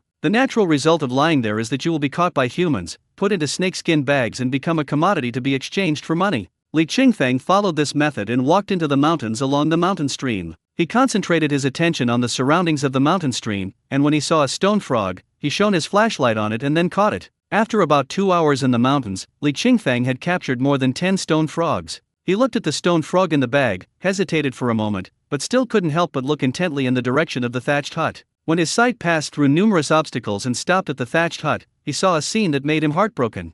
I saw that my daughter, who was originally sleeping soundly, had woken up. She was waving her arms and legs in the air, crying non-stop, her face red, and coughing non-stop. Sitting next to her was Zion. Zion himself was also crying so hard that he was out of breath, but he still wiped his tears with one hand and kept patting his sister's chest with the other hand, crying, "Weevyawoo, baby, don't cry, weevyawoo. Don't cry, weevyawoo. Dad, weevyawoo, come back soon, weevyawoo." Zion looked at the darkness around him, feeling extremely scared. Especially since his sister kept crying, he was at a loss as to what to do, and he could only cry along with her. Dad once said that as long as you call him loudly, he will come back. So he cried and shouted, "Daddy! Daddy! Woo-you-woo! When will you come back? Woo-you-woo! Come back soon! Woo-you-woo! Cry baby!" The cries echoed in the valley, one after another, almost breaking Li Qingfeng's heart. He was already running back as fast as he could, but after all, he had walked into the mountains, so it would take some time even if he ran back. When he finally saw the light from the fire in front of the hut, he could no longer hold back and shouted loudly, "Li Zion, don't be afraid, Dad is back. Dad will be home soon." His voice resounded like a huge bell, passing through the dense forest and heading straight for the hut. Zion was startled when he heard the voice, and his tense nerves suddenly relaxed. He cried out even louder, "Dad! Dad! Dad is here!" Li Qingfeng finally rushed back. As soon as he put down the snakeskin bag, he immediately went forward to hug his daughter who was crying hoarsely. Then he hugged his son and comforted him, "Don't be afraid, Dad is back. Dad has caught a lot of big frogs. When we sell the big frogs tomorrow, we will have money." "Wow, Dad, I just kept crying, why didn't you come back?" Zion hugged his father's waist tightly, tears streaming down his face. "Isn't Dad back now?" Li Qingfeng rubbed his son's hair and said with a smile, "Don't cry, go to bed quickly. After Daddy takes a bath, he will sleep with you. Be good, or Daddy won't buy you meat tomorrow." Zion hugged his father and cried for a while, and his panicked heart was finally calmed down. He wiped his tears and climbed onto the bed obediently to lie down. Li Qingfeng fed his daughter milk powder and smelled her butt. When he found no bad smell, he carried her and walked around twice. The little baby was probably tired of crying, so after finishing his milk, he lay in his father's arms and fell asleep soon. Li Qingfeng carefully put her on the bed and warned his son, who hadn't closed his eyes yet, "Zion, watch over the baby. Don't wake her up. Daddy's going to take a bath and will be back soon." Zion was a little nervous. "Dad, how long will you be gone?" "In a moment." Li Qingfeng turned around and added a piece of wood to the fire to make it burn more vigorously and brighter. He picked up his clothes and walked towards the stream, saying, "Zion, look, Dad is taking a bath here and will be back soon." Zion just sat on the bed, watching his father bathing in the stream in the night from afar. His eyes were very sleepy, but he forced himself to stay awake and not close them. He is afraid. He was afraid that if he wasn't careful, his father would disappear again. The broken family left an indelible scar in his little heart. Maybe it will take a very long time, many years, before he is not as afraid of being abandoned as he is now. Although he knew that his father would not abandon him, just as he had never thought that his mother would abandon him. Many things in this world may never be realized according to people's inner thoughts. For safety reasons, he could only look at his father. Watching Dad take a bath, watching Dad get dressed, watching Dad walk back, watching Dad lie down between him and his sister, holding his sister in one hand and him in the other. In his father's arms, he finally closed his eyes peacefully and fell into a deep sleep. When Li Qingfeng woke up early in the morning, the first thing he did was to go see the stone frog. He put the stone frog in a snakeskin bag, tied the bag mouth with a straw vine, and placed it in a newly dug puddle by the stream. The stone frog is fine. He quickly cooked breakfast, took care of the two children's wake-up activities, ate breakfast together, and then took the snakeskin bag to go to his eldest brother's house. He had to take these stone frogs to town to sell them today, so he had to borrow a car from his elder brother. No matter what his elder brother and sister-in-law said today, he had to ask and must borrow the car. When the father and his two sons walked into the yard, Liao Gafang was chasing Li Qinghe to go to the fields to work. As soon as he saw the three people, he felt like he had seen the plague god. He wanted to hide, but it was too late. Li Qinghe was stunned when he saw the father and his two sons coming. "Qingfeng? So early, where are you going?" Liao Gafang said nothing, turned around and locked the door. Li Qingfeng asked Zion to call for help before saying, "Brother, I caught some stone frogs last night." "Stone frog? Li Qinghe's eyes lit up and he walked quickly towards the father and his two sons. Liao Gafang had just locked the door, but upon hearing the word stone frog, she quickly unlocked it, turned around and said with a smile, "Stone frog? Qingfeng, did you catch any stone frogs last night? Did you catch many?" Having said that, without waiting for Li Qingfeng to finish his words, he walked forward, opened the snakeskin bag and looked inside. When they saw that there were more than 10 stone frogs in the bag, the couple's eyes lit up. "Qingfeng, why did you catch so many stone frogs?" Li Qinghe was so happy that he quickly put down the hoe in his hand, looked at the stone frog in the bag again, and said happily, "With so many stone frogs, we can have several meals. Qingfeng, how about we make a stone frog hot pot tonight?" "The stone frog hot pot is too fishy, not tasty." Liao Gafang pushed Li Qinghe, "If you want to eat it, try the dry pot stone frog, it's the most delicious." Li Qinghe smiled cheerfully, "There are so many stone frogs here, let's have one for dry pot and one for hot pot." Zion listened to the two of them talking back and forth and swallowed. "That's right." Liao Gafang was very happy. "You don't have to go digging sweet potatoes later. Go to the mountains and dig some yams and wild ginger. The yams can be hot potted with stone frogs, and the wild ginger can be dry potted with stone frogs. Oh, and dig 2 winter bamboo shoots while you're there. The winter bamboo shoots haven't emerged yet. They're too hard to dig. I won't dig them." Li Qinghe refused. "Just digging yams is tiring enough. If I don't dig, I'll just dig some yams and some wild ginger." "Oh, whatever you want."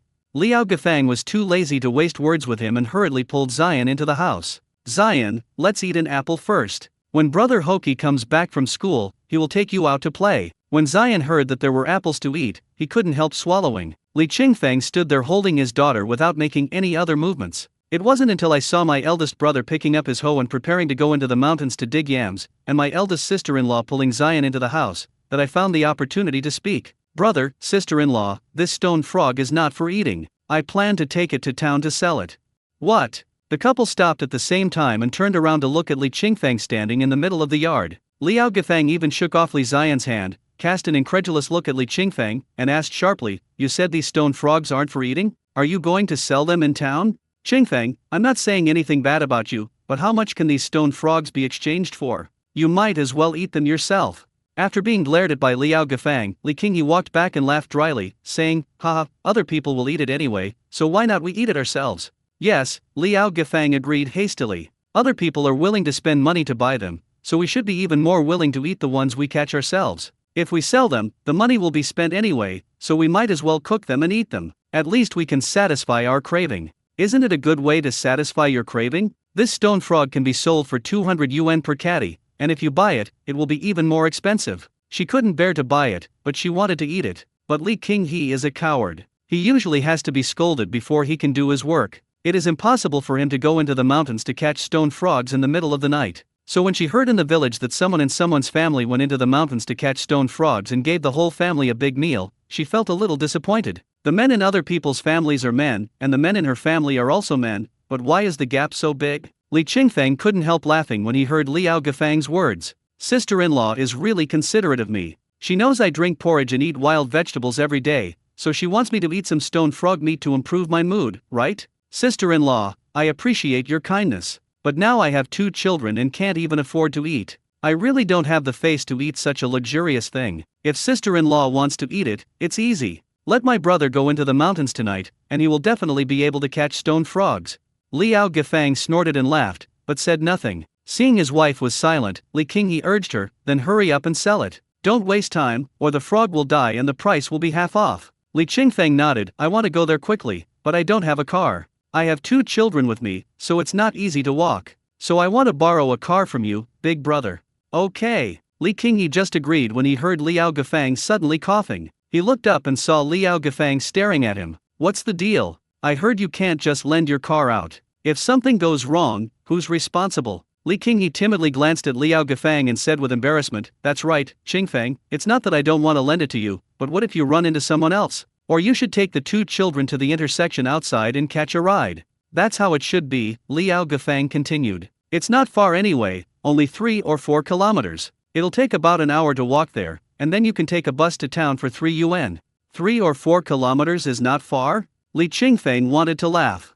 She could really say that. "It's at least 3 kilometers of mountain road from here to the intersection outside. How can I walk there with 2 children?" It's not that he was afraid of being tired, but he was afraid that the two children couldn't bear it. Just imagine, the autumn weather is so hot, and if two children are exposed to the scorching sun for a long time, they will not only feel dizzy, but their skin will definitely be sunburned. Especially my youngest daughter, who is only half a year old. I am afraid that prolonged exposure to the sun will be bad for her eyes. Thinking of this, Li Qingfeng said without hesitation, "Brother, you must lend me your car today. Think about it, I'm walking from here to the intersection with two children, a 3-kilometer mountain road. If the villagers saw us, what would they say about you? You probably don't want others to poke you in the back, right?"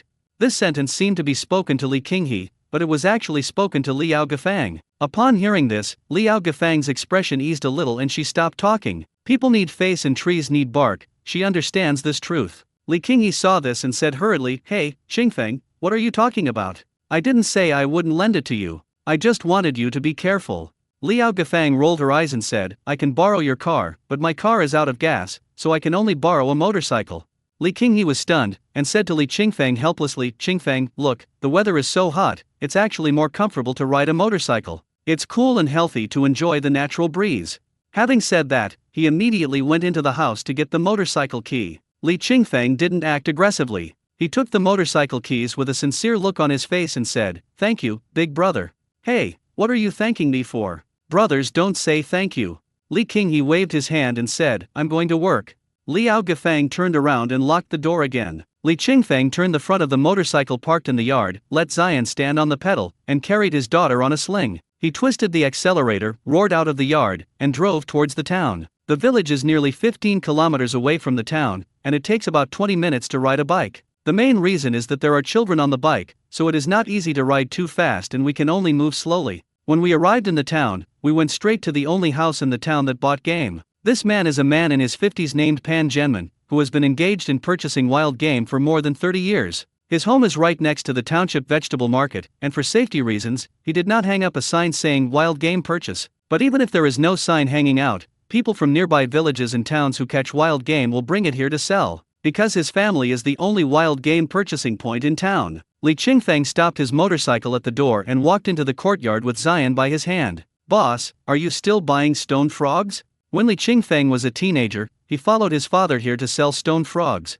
Pan Zhenman was cleaning up the traces of wild game left in the yard yesterday, preparing to welcome a new day, but unexpectedly, he welcomed a strange guest shortly after opening the door. The man looked very tall and mighty, but he was holding a child who looked only 6 or 7 years old. It was hard to tell whether it was a boy or a girl. In addition, he was carrying a baby on his back who was estimated to be less than 1 year old. This man's face is both majestic and elegant, like a pine or cypress, strong and firm but with flexible branches, or like a mountain stream, looking elegant and graceful but able to flow thousands of miles. Probably like this. How could such a person walk into this small courtyard that specializes in purchasing wild game? Pan Zhenman muttered to himself, then stood up and replied, "How much did you collect?" Li Qingfeng did not answer, but asked, "How much is 1 pound?" 200. Pan Zhenman raised 2 fingers and walked towards the father and his 2 sons. Li Qingfeng then handed over the snakeskin bag in his hand and smiled, "Boss, take a look, it's all here." "So many?" After taking the snakeskin bag, Pan Zhenman looked at the stone frog in the bag with some surprise.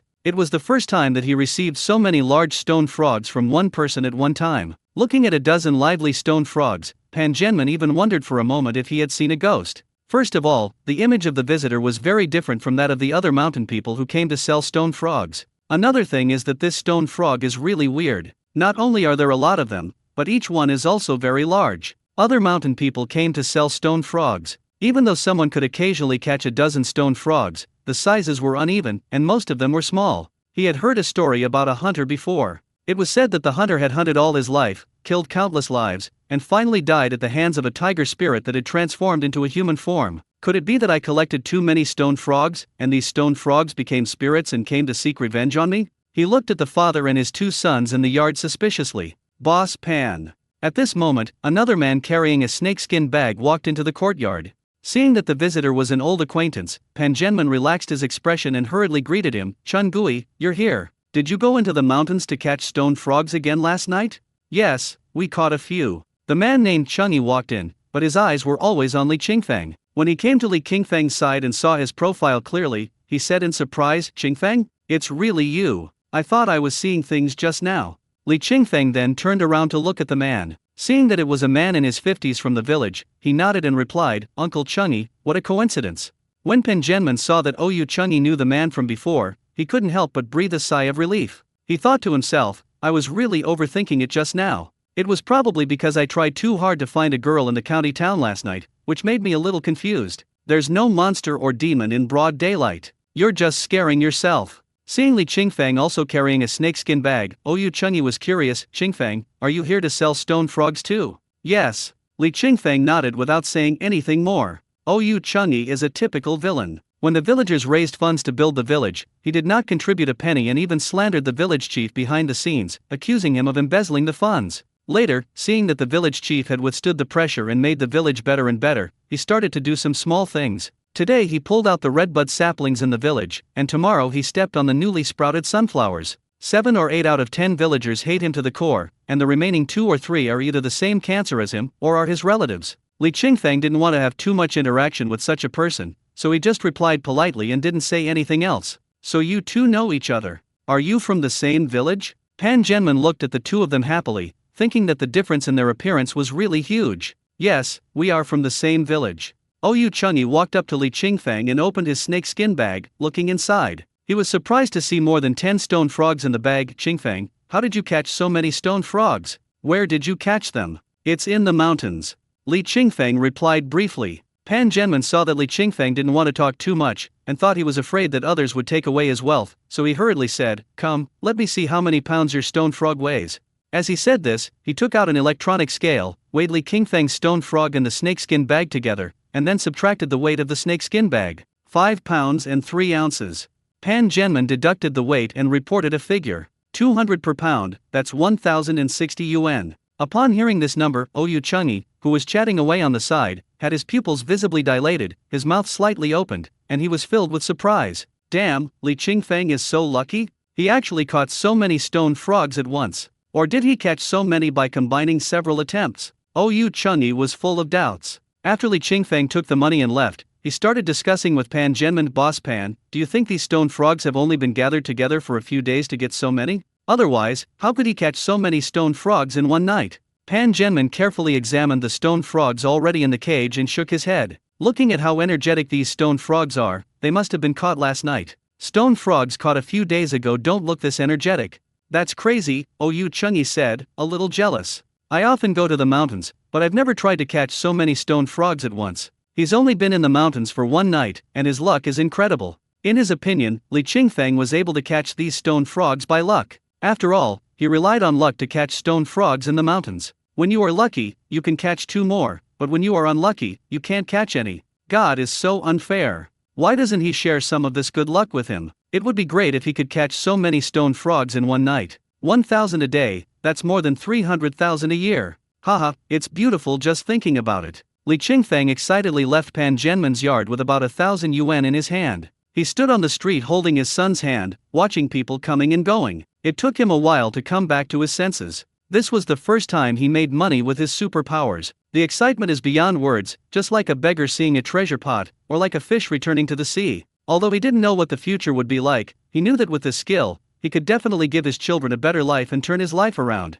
Li Qingfang took his son and walked into a maternity and baby store next to the entrance of the vegetable market. Boss, do you want milk powder or diapers? The owner of the maternity and baby store was a young woman in her 30s, also holding a baby in her arms. Whenever she sees a customer like Li Qingfang with a baby, she becomes 100% enthusiastic. Even though she had a headache because of the unattended baby in her arms, as long as she saw a customer who would most likely shop in the store, no matter how annoyed she felt, she would always put on the most polite and enthusiastic smile. Li Qingfang looked around the small store, which was filled with various goods, and pointed to the milk powder on the top shelf. It was the brand his daughter was drinking. How much is that stage 2 milk powder? That's over 300.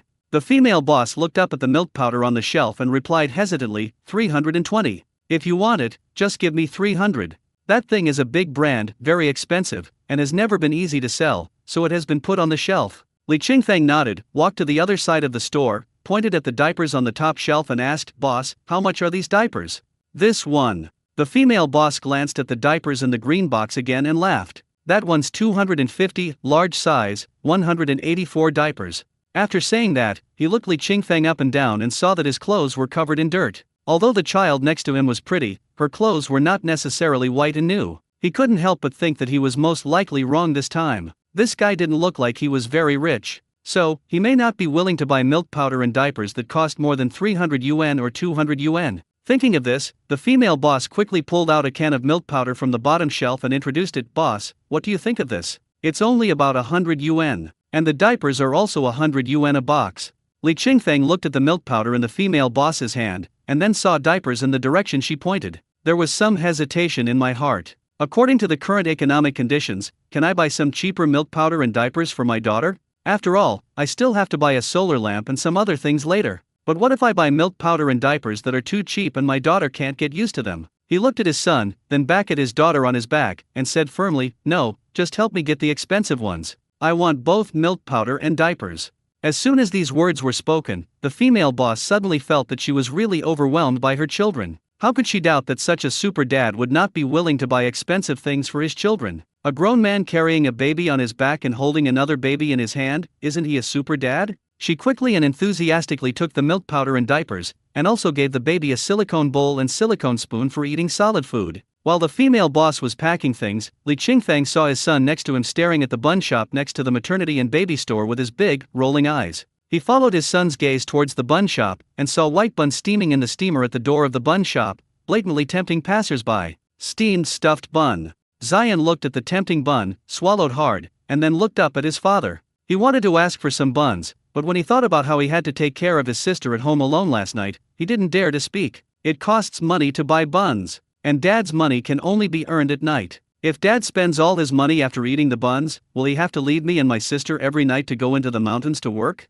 Thinking of this, no matter how fragrant the buns were, he forced himself to resist the urge to eat them. Li Qingfeng knew that his son wanted to eat buns, but he just didn't buy them. It's not that I think a bun that costs $1 is a luxury, I just don't want my son to develop this habit. And he always felt that the food outside was not as hygienic as the food he made himself. After leaving the maternity and baby store with my son, I went to buy a lot of things. For example, solar lamps that can charge mobile phones, thermoses, flashlights, eggs, pork, toothpaste and toothbrushes, paper towels, and other daily necessities that are essential and inexpensive. Among them, the solar lamp is the most expensive, costing 300 yuan. Solar lights. However, it would be much more convenient to have the solar lamp. At least the children would not be so scared at night. Li Qingfeng returned to his eldest brother's house in the village with a lot of things. He parked his motorcycle in the yard, walked to the main door of the house, and greeted his eldest brother and sister-in-law who were having lunch in the living room. Brother, sister-in-law, I'm back. I've parked the car for you and filled it with gas. A bottle of oil costs about 10 yuan and is about 2 liters. This oil is usually sold in street vendors. The shop owner bought large barrels of gasoline himself, and then packaged them into bottles in plastic bottles to sell. A bottle of oil used to cost 10 yuan but now costs 18 yuan. Liao Gafang hurriedly pushed the vegetables on the plate so that the cabbage hearts covered the sausages. Li Qinghe stood up and asked, "You're back so soon. How much did you sell it for?"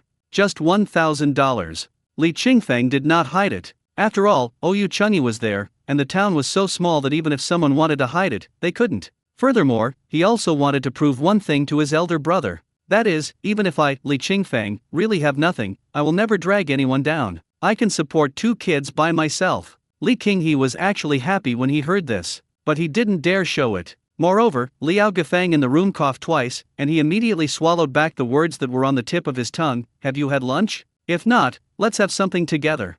Zion didn't dare to look at his aunt who was eating inside. He just held his father's hand tightly and his eyes were on his uncle. However, he could clearly hear the sound of his aunt chewing and smell the smell of meat in the air. "It smells so good." He was very hungry. "I didn't eat much in the morning, and by noon now my stomach has been growling several times." He swallowed hard and unconsciously exerted force on his father's little hand. When Li Qingfeng realized that his son was almost unable to hold on and was about to say that he wanted to eat, he quickly returned the car keys to his eldest brother, and then left with the child and the bags of things. Li Qinghe stared blankly at Li Qingfeng as he walked out of the yard with his head held high. It took him a while to come back to his senses. Liao Gafang rolled her eyes at him and cursed, "Hurry up and eat. What are you looking at? If you keep looking, he won't give you any of the things he bought." When this was mentioned, Liao Gafang became even angrier and started to curse. What an ungrateful person. He made so much money selling stone frogs, but he couldn't even bear to buy us 2 kilograms of fruit. Has he forgotten who took him in when he came back from poverty a few days ago? Who let the 3 of them, father and son, eat and drink for free for several days?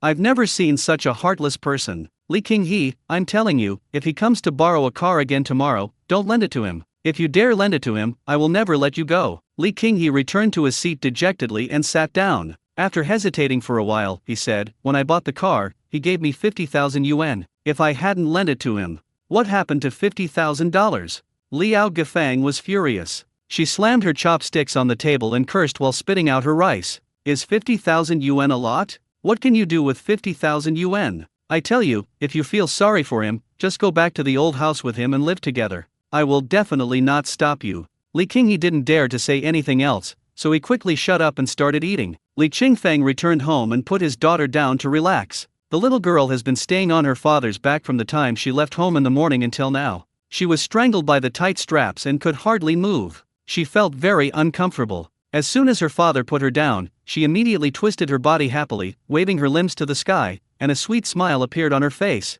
She had just twisted for a while when her father picked her up again, with her back facing up, buried his face in her butt and sniffed hard. After smelling a foul odor, Li Qingfeng quickly put his daughter back on the bed. Zion called out from behind him, "Dad, I'm hungry. I want to eat." As soon as Li Qingfeng put his daughter down, he went to get the new diaper pad he had bought. He had no time to cook at all. "Wait a minute, I'll cook for you after Daddy changes the baby's diaper, okay?"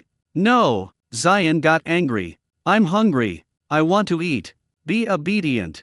Li Qingfeng pushed him away and returned to the bed. "Dad, I want to eat," Zion shouted and even sat down on the ground. Seeing that he was about to lose control of his emotions, Li Qingfeng hurriedly changed his daughter's diaper and said with a fake grin, "Hurry up and get up. Can you get up? You won't get up, right? If you don't get up, I'll throw the baby's poop on you." As he said that, he quickly took off his daughter's pants, opened the diaper, and sure enough, he saw a pile of yellow poop. "Because my daughter has been drinking milk powder, her feces have not yet formed and are directly absorbed into the surface of the diaper." He grabbed his daughter's little feet with one hand, lifted her butt up, and then quickly closed the originally open diaper with the other hand. In this way, the poop in the diaper would be wrapped up, and when his daughter's butt was put down, it would not be pressed back into the poop, but directly pressed on the clean outside of the diaper. At this time, use a wet tissue to wipe off the remaining poop on your daughter's butt. When her butt is wiped clean without any residue, pull out the diaper from under her butt, fold it in half again, wrap the soiled wet wipes in it, then tighten the Velcro on both sides and roll up the diaper to stick it tightly.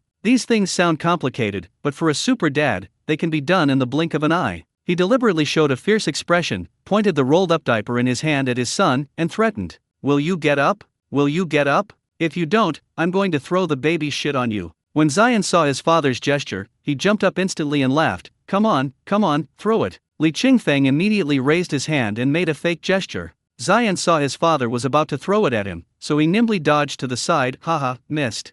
Li Qingfeng smiled, threw the diaper into the plastic bag containing garbage, and turned around to help his daughter put on her pants. "My daughter hasn't eaten since she left home this morning, so she must be hungrier than my son." However, it took about half an hour to boil water and feed his daughter. The process was too long. He was afraid that his son would be starving, so he carried his daughter on his back and went to boil water and cook rice. He also washed an egg and put it in the shell into the rice to cook. By the time the water boils, the rice is almost cooked. First wash the bottle with hot water, then mix the milk powder and set it aside. Then clean the newly bought thermos and pour the remaining boiling water into it to keep it warm. After finishing all this, the rice was cooked and the milk was cold. Li Qingfeng found the bowl given by the maternity and baby store, washed it, filled a bowl with rice for his son, and took the egg out of the rice. Zion was instantly excited when he saw the boiled eggs. He quickly ran over and grabbed his father's big hand, stopping him from cracking the eggs. "Let me crack them. Let me crack them." Li Qingfeng gave him the egg and let him tinker with it, while he put his daughter down and went back to feed her. Life seems ordinary, but it is so fulfilling.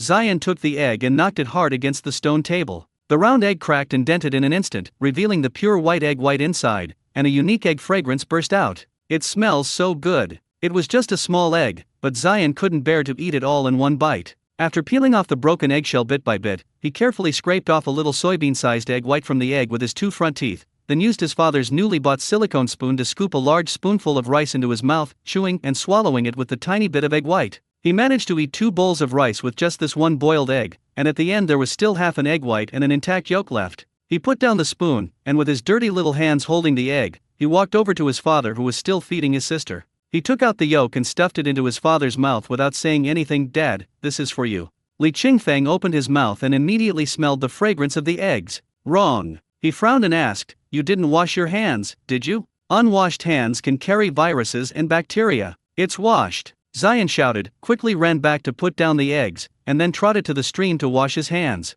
"I washed my mouth, but I didn't actually wash it." Li Qingfeng remembered that his son had peed as soon as he got home. "The eggs don't seem to be as fragrant anymore. However, I have already eaten it, so I can't spit it out. Dad, I want to poop." Zion came back after washing his hands and shouted to his father again, "I want to poop." "Poop?" Li Qingfeng looked around at the bare ground with some embarrassment, and wanted to let his son find a corner to do it. "But when I think about it carefully, I feel that it is not appropriate. Urinating and defecating anywhere is not a good habit." So he picked up his daughter, picked up the flashlight by the bed and said, "Come on, I'll take you to the bathroom at fourth grandpa's house. They have been here for several days, but have not defecated yet. Because I had been drinking white porridge before, I urinated a lot but had no bowel movements. So he never thought about building a toilet or something." It was not until Zion said he wanted to take a shit that he realized that this simple home also needed a toilet for civilized use. "I took the child to my fourth uncle's house. As soon as I arrived at the gate, I heard a voice coming from Luke Kingland's house in the next yard. I went to sell stone frogs this morning and ran into Li Qingfeng. He actually caught 5 kilograms of stone frogs. How do you think he caught them? He sold them for 1,000 yuan. This sound." Li Qingfeng stopped and looked intently at the yard next door. "When my eyes passed through the wall, I saw Oyu Chungi, whom I met in the town this morning." Oyu Chungi actually ran to Luke Kingland's house to tell him about this. Li Qingfeng frowned and walked into his fourth uncle's yard, letting Zion go to the toilet alone to relieve herself, and then he carried his daughter into his fourth uncle's house. "Uncle, I got the flashlight back for you." Li Qingfeng walked into the house and saw his uncle taking a nap in broad daylight. He was a little puzzled. "Uncle, why are you sleeping in the daytime?" Li Fuan stood up and stretched. "What can I do if I don't sleep? I want to watch TV but there's no TV, and I don't know how to use my phone. What can I do if I don't sleep?" Seeing that his fourth uncle was in his 50s, Li Qingfeng wanted to say that he could do something within his ability, but when he thought about how he had nothing at the moment and was not as good as his fourth uncle who lived in a poor family, he really couldn't bring himself to lecture him. He placed the flashlight and half a pound of pork on the small table. "Uncle, I'll put the flashlight here for you, along with half a pound of pork. Why did you buy me meat?" Li Fuan was not willing to take anything from Li Qingfeng. He rushed over, grabbed the pork on the table and stuffed it into Li Qingfeng's hand. "You have 3 mouths to feed. Keep it for yourself. I have everything here." Li Qingfeng didn't take it. Instead, he blocked fourth uncle's hand and said, "Fourth uncle, don't say so much. It's just half a pound of pork, not much. If you don't take it, how can I ask you for help in the future?" Li Fuan finally stopped what he was doing, clutching the plastic bag awkwardly. "All right, I'll take it this time. But don't waste this money again in the future. Otherwise, when will your life get better?" "Dad, I'm done pooping." Zion shouted loudly in the toilet in the corner of the yard. Li Qingfeng smiled and walked out of the yard. "Wipe your butt after you poop, and remember to flush the toilet." After a while, Zion walked out of the bathroom while touching his little penis. Li Qingfeng turned around and said to his fourth uncle, "Fourth uncle, I'll go back first." "Go ahead." Li Fuan picked up a broom and a rag, watched the father and his 2 sons leave the yard, and then hurried into the toilet to clean. Zion came from the city and loves cleanliness. He must not be used to squatting in this dirty toilet. Li Fuan himself was not fond of cleanliness and did not care about hygiene, but in order to prevent Zion from disliking this place, he still worked hard and began to sweep the floor, clean the toilet bowl, and wipe the walls. He even wrung out the cobwebs under the roof. Li Qingfeng took the children back home and began to prepare the toilet. Building a toilet does not require any technical skills. You just need to dig a hole in the ground, then place a few sturdy wooden boards side by side on the hole, leaving a 10 cm wide gap in the middle of the boards. Finally, fence off the toilet to prevent passers-by from seeing your naked butt. These tasks are all physical labor, which is no problem for Li Qingfeng. "It's a bit troublesome to work and coax my daughter at the same time. Fortunately, the little girl seems to have gotten used to the current free-range lifestyle and isn't as crybaby as before." Li Qingfeng cut open a snake skin bag and spread it on the flat ground, placed his daughter on the bag, and started to work. First, a pit about half a meter long, wide and high was dug, and the soil was dug out and thrown away to prevent it from being washed back into the pit by rain. After digging the hole, look for wooden boards. If there are not enough wooden boards, use wood to make up for it. In short, just make it strong. If it is not strong, if you are constipated and exert force when going to the toilet, won't the wooden board break and you fall down? Perhaps many people would feel that such a toilet is not humane and is not suitable for the current era, but the economic conditions don't allow it right now. If conditions permit, Li Qingfeng also knows how to build a toilet or septic tank. Since we don't have the conditions right now, there's no need to be picky. Having a toilet is already good enough. Like some lazy people in the village, they eat the poverty alleviation subsidies from the government, do nothing all day long, and don't even dig a pit toilet. No matter whether they defecate or urinate, they do it in the corner outside the house.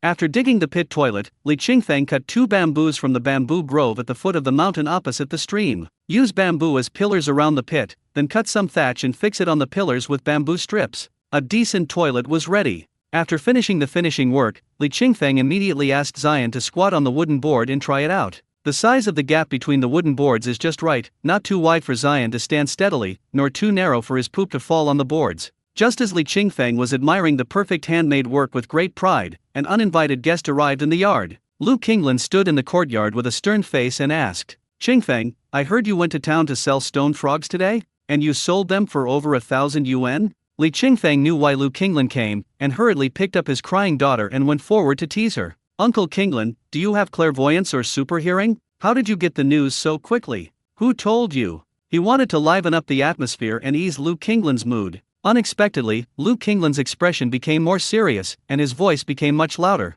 "Don't worry about who said it. Paying back debts is only natural. Now that you have money, you should pay me back first, no matter how much you have." Lu Qinglan was not originally in a hurry to ask Li Qingfeng to pay back the money, but after Oyu Chengyi's analysis, he still came angrily at the urging of his wife. Oyu Chengyi said that Li Qingfeng now has neither a house nor a job in the village, and he can run away at any time. So you have to keep an eye on it, and if there is 1,000 yuan, let him pay back the first 1,000. Otherwise, if he gets angry one day and runs away with the child, he will lose even the 1,000 yuan. After listening to Oyu Chengyi's instigation, Lu Qinglan, who had no opinion to begin with, became extremely anxious. "After my wife came home, I discussed it with her and then came to collect the debt." Li Qingfeng naturally knew that Oyu Chengyi was behind this, but he did not expose it, nor did he bother to mention it. He just said politely, "Uncle Qinglan, I'm so sorry. It's only natural to pay back a debt.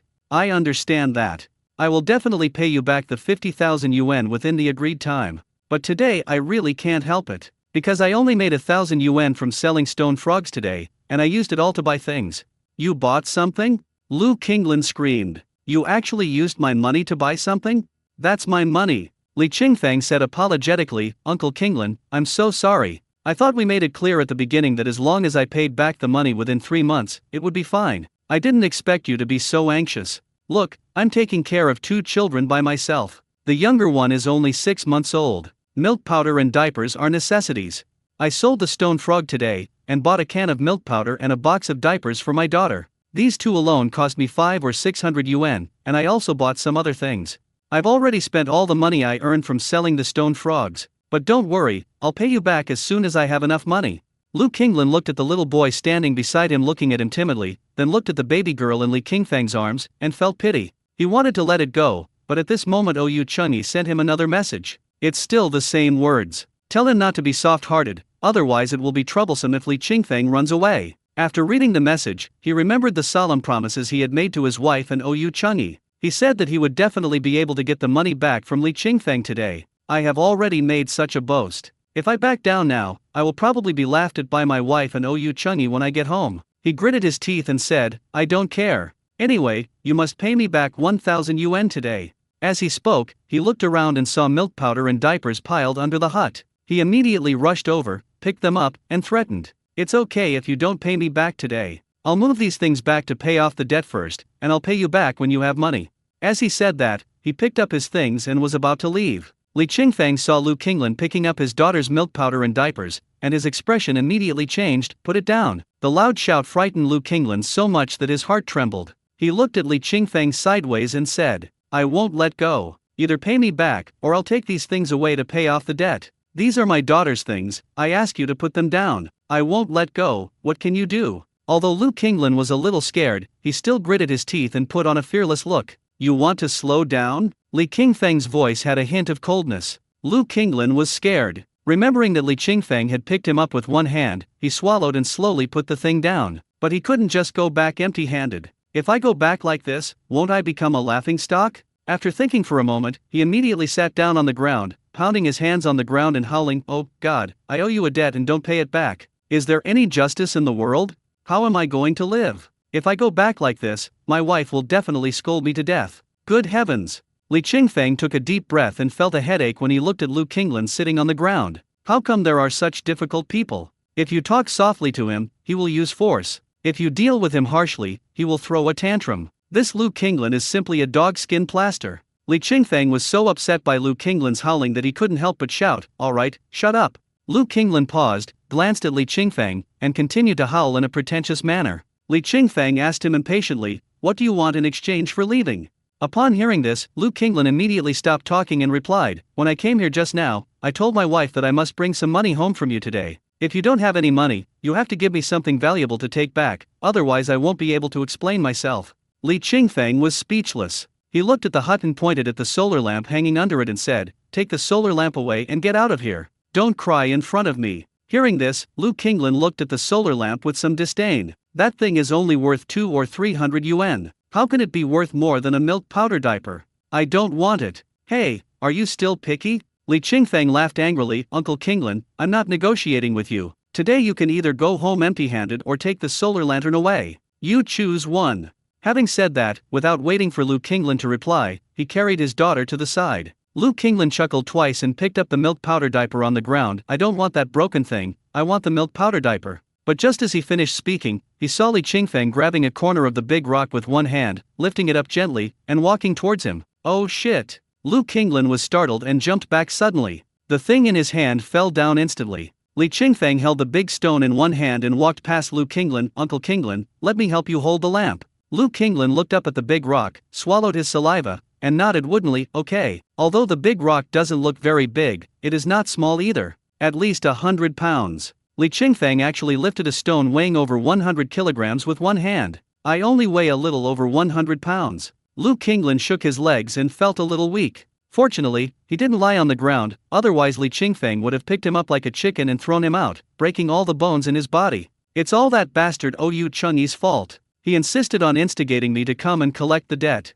Lu Qinglan hated Oyu Chengyi to death at this moment. He was afraid that if he angered Li Qingfeng would crush him to death like an ant. Li Qingfeng carried the big stone to the hut and gently put it down. Then he stood on the big rock, took down the solar lamp and handed it to Lu Qinglan. Lu Qinglan didn't dare to stay for long and ran away immediately with the lamp. Watching Lu Qinglan's back getting farther and farther away, Li Qingfeng couldn't help but sigh. Lu Qinglan is not a bad person, but he is definitely an idiot. Just a few words of provocation from others can make him come and collect the debt without caring about the consequences. If he meets a cruel guy, he will not have a good time. But then again, the worst person is Oyu Chengyi. He does evil things behind people's backs and does shameful things. He can instigate Lu Qinglan to come and collect the debt today. Tomorrow I can instigate Lu Qinglan to cause trouble. After thinking about it, I decided that in order to avoid being caught by others, it would be better to be proactive in paying back the money. Besides, as the saying goes, being debt-free brings freedom. Although the current days are a bit difficult, as long as we can get through these few days, everything will be fine once it is sorted out.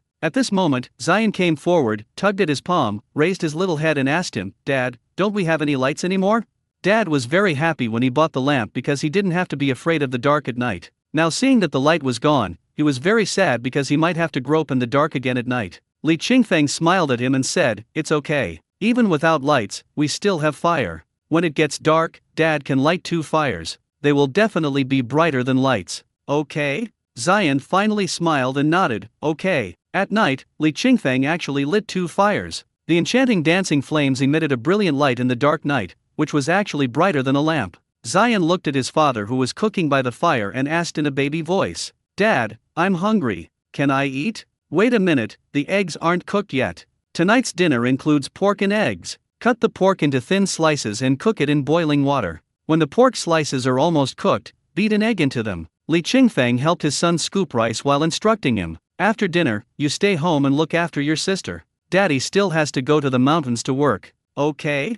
"Not good." Zion sat on the rock and shook his head vigorously. "I'm scared." "Don't worry. Dad will be back soon, just like he did last night." Although Li Qingfeng was reluctant to leave his 2 children at home, there was nothing he could do. This was life, and you had to pay for something in order to gain something. He patiently counseled his son, "Tell Dad, do you want to eat meat?" As he said that, he put a piece of pork into his son's bowl. Zion looked at the meat and said stubbornly, "I don't want to." If he said he wanted to, his father would leave him and go into the mountains to work, so he had to say no. "Really don't want to?" Li Qingfeng took the meat out of his bowl again. "If you don't want to, then Daddy will eat all the meat himself." "Not good." Seeing that his father was trying to take his meat away, Zion grabbed his father's chopsticks. "My flesh, mine." Li Qingfeng put the meat back. "You want to eat meat, right? If you want to eat meat, then you have to let dad work. If you don't work, you won't have money to buy meat, understand?" Zion stared at the meat in the bowl for a long time, then looked up and asked his father pitifully,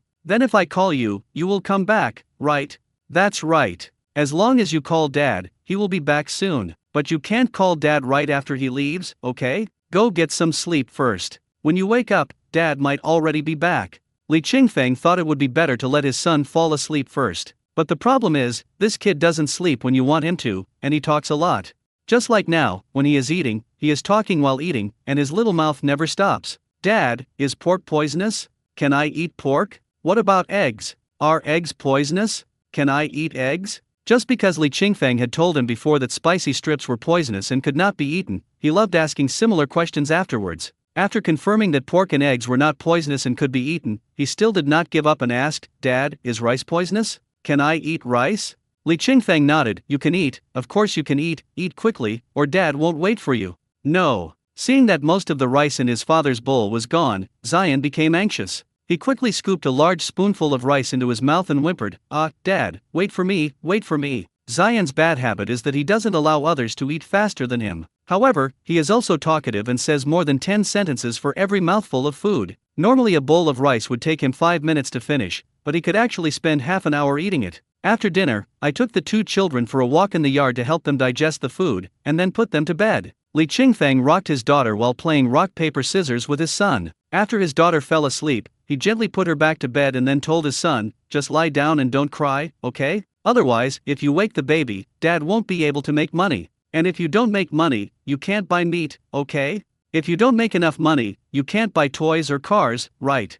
Zion was covered with a thin blanket, with only half of his head exposed. "Yes." Li Qingfeng stroked his hair and said, "When dad makes a lot of money, I'll buy you the biggest dinosaur, okay? Is it a Tyrannosaurus Rex?" "Right." Li Qingfeng first added firewood to the fire, then picked up the newly bought flashlight and snakeskin bag, waved to his son, and quickly disappeared into the night. Zion looked at the jumping flames, and his big eyes seemed to be flashing with light. His hand came out from under the blanket and gently grasped his sister's hand. The warm touch brought a little comfort to his frightened heart. "As long as I'm good, Dad will buy me dinosaurs and toys," he thought. Therefore, his love for dinosaurs and his plea for toys became another bright light in the darkness, bringing some peace to his panicked heart. The darkness of the night is not just darkness, but also the fear of the realm of ignorance. Li Qingfeng is not as young and courageous as his son, so even though he is ignorant of many things in this world, he is not afraid. Compared with the food and clothing of our children, those so-called demons and monsters seem insignificant. He strode into the forest and walked along the stream into the mountains. The village is surrounded by mountains, and each mountain has a stream.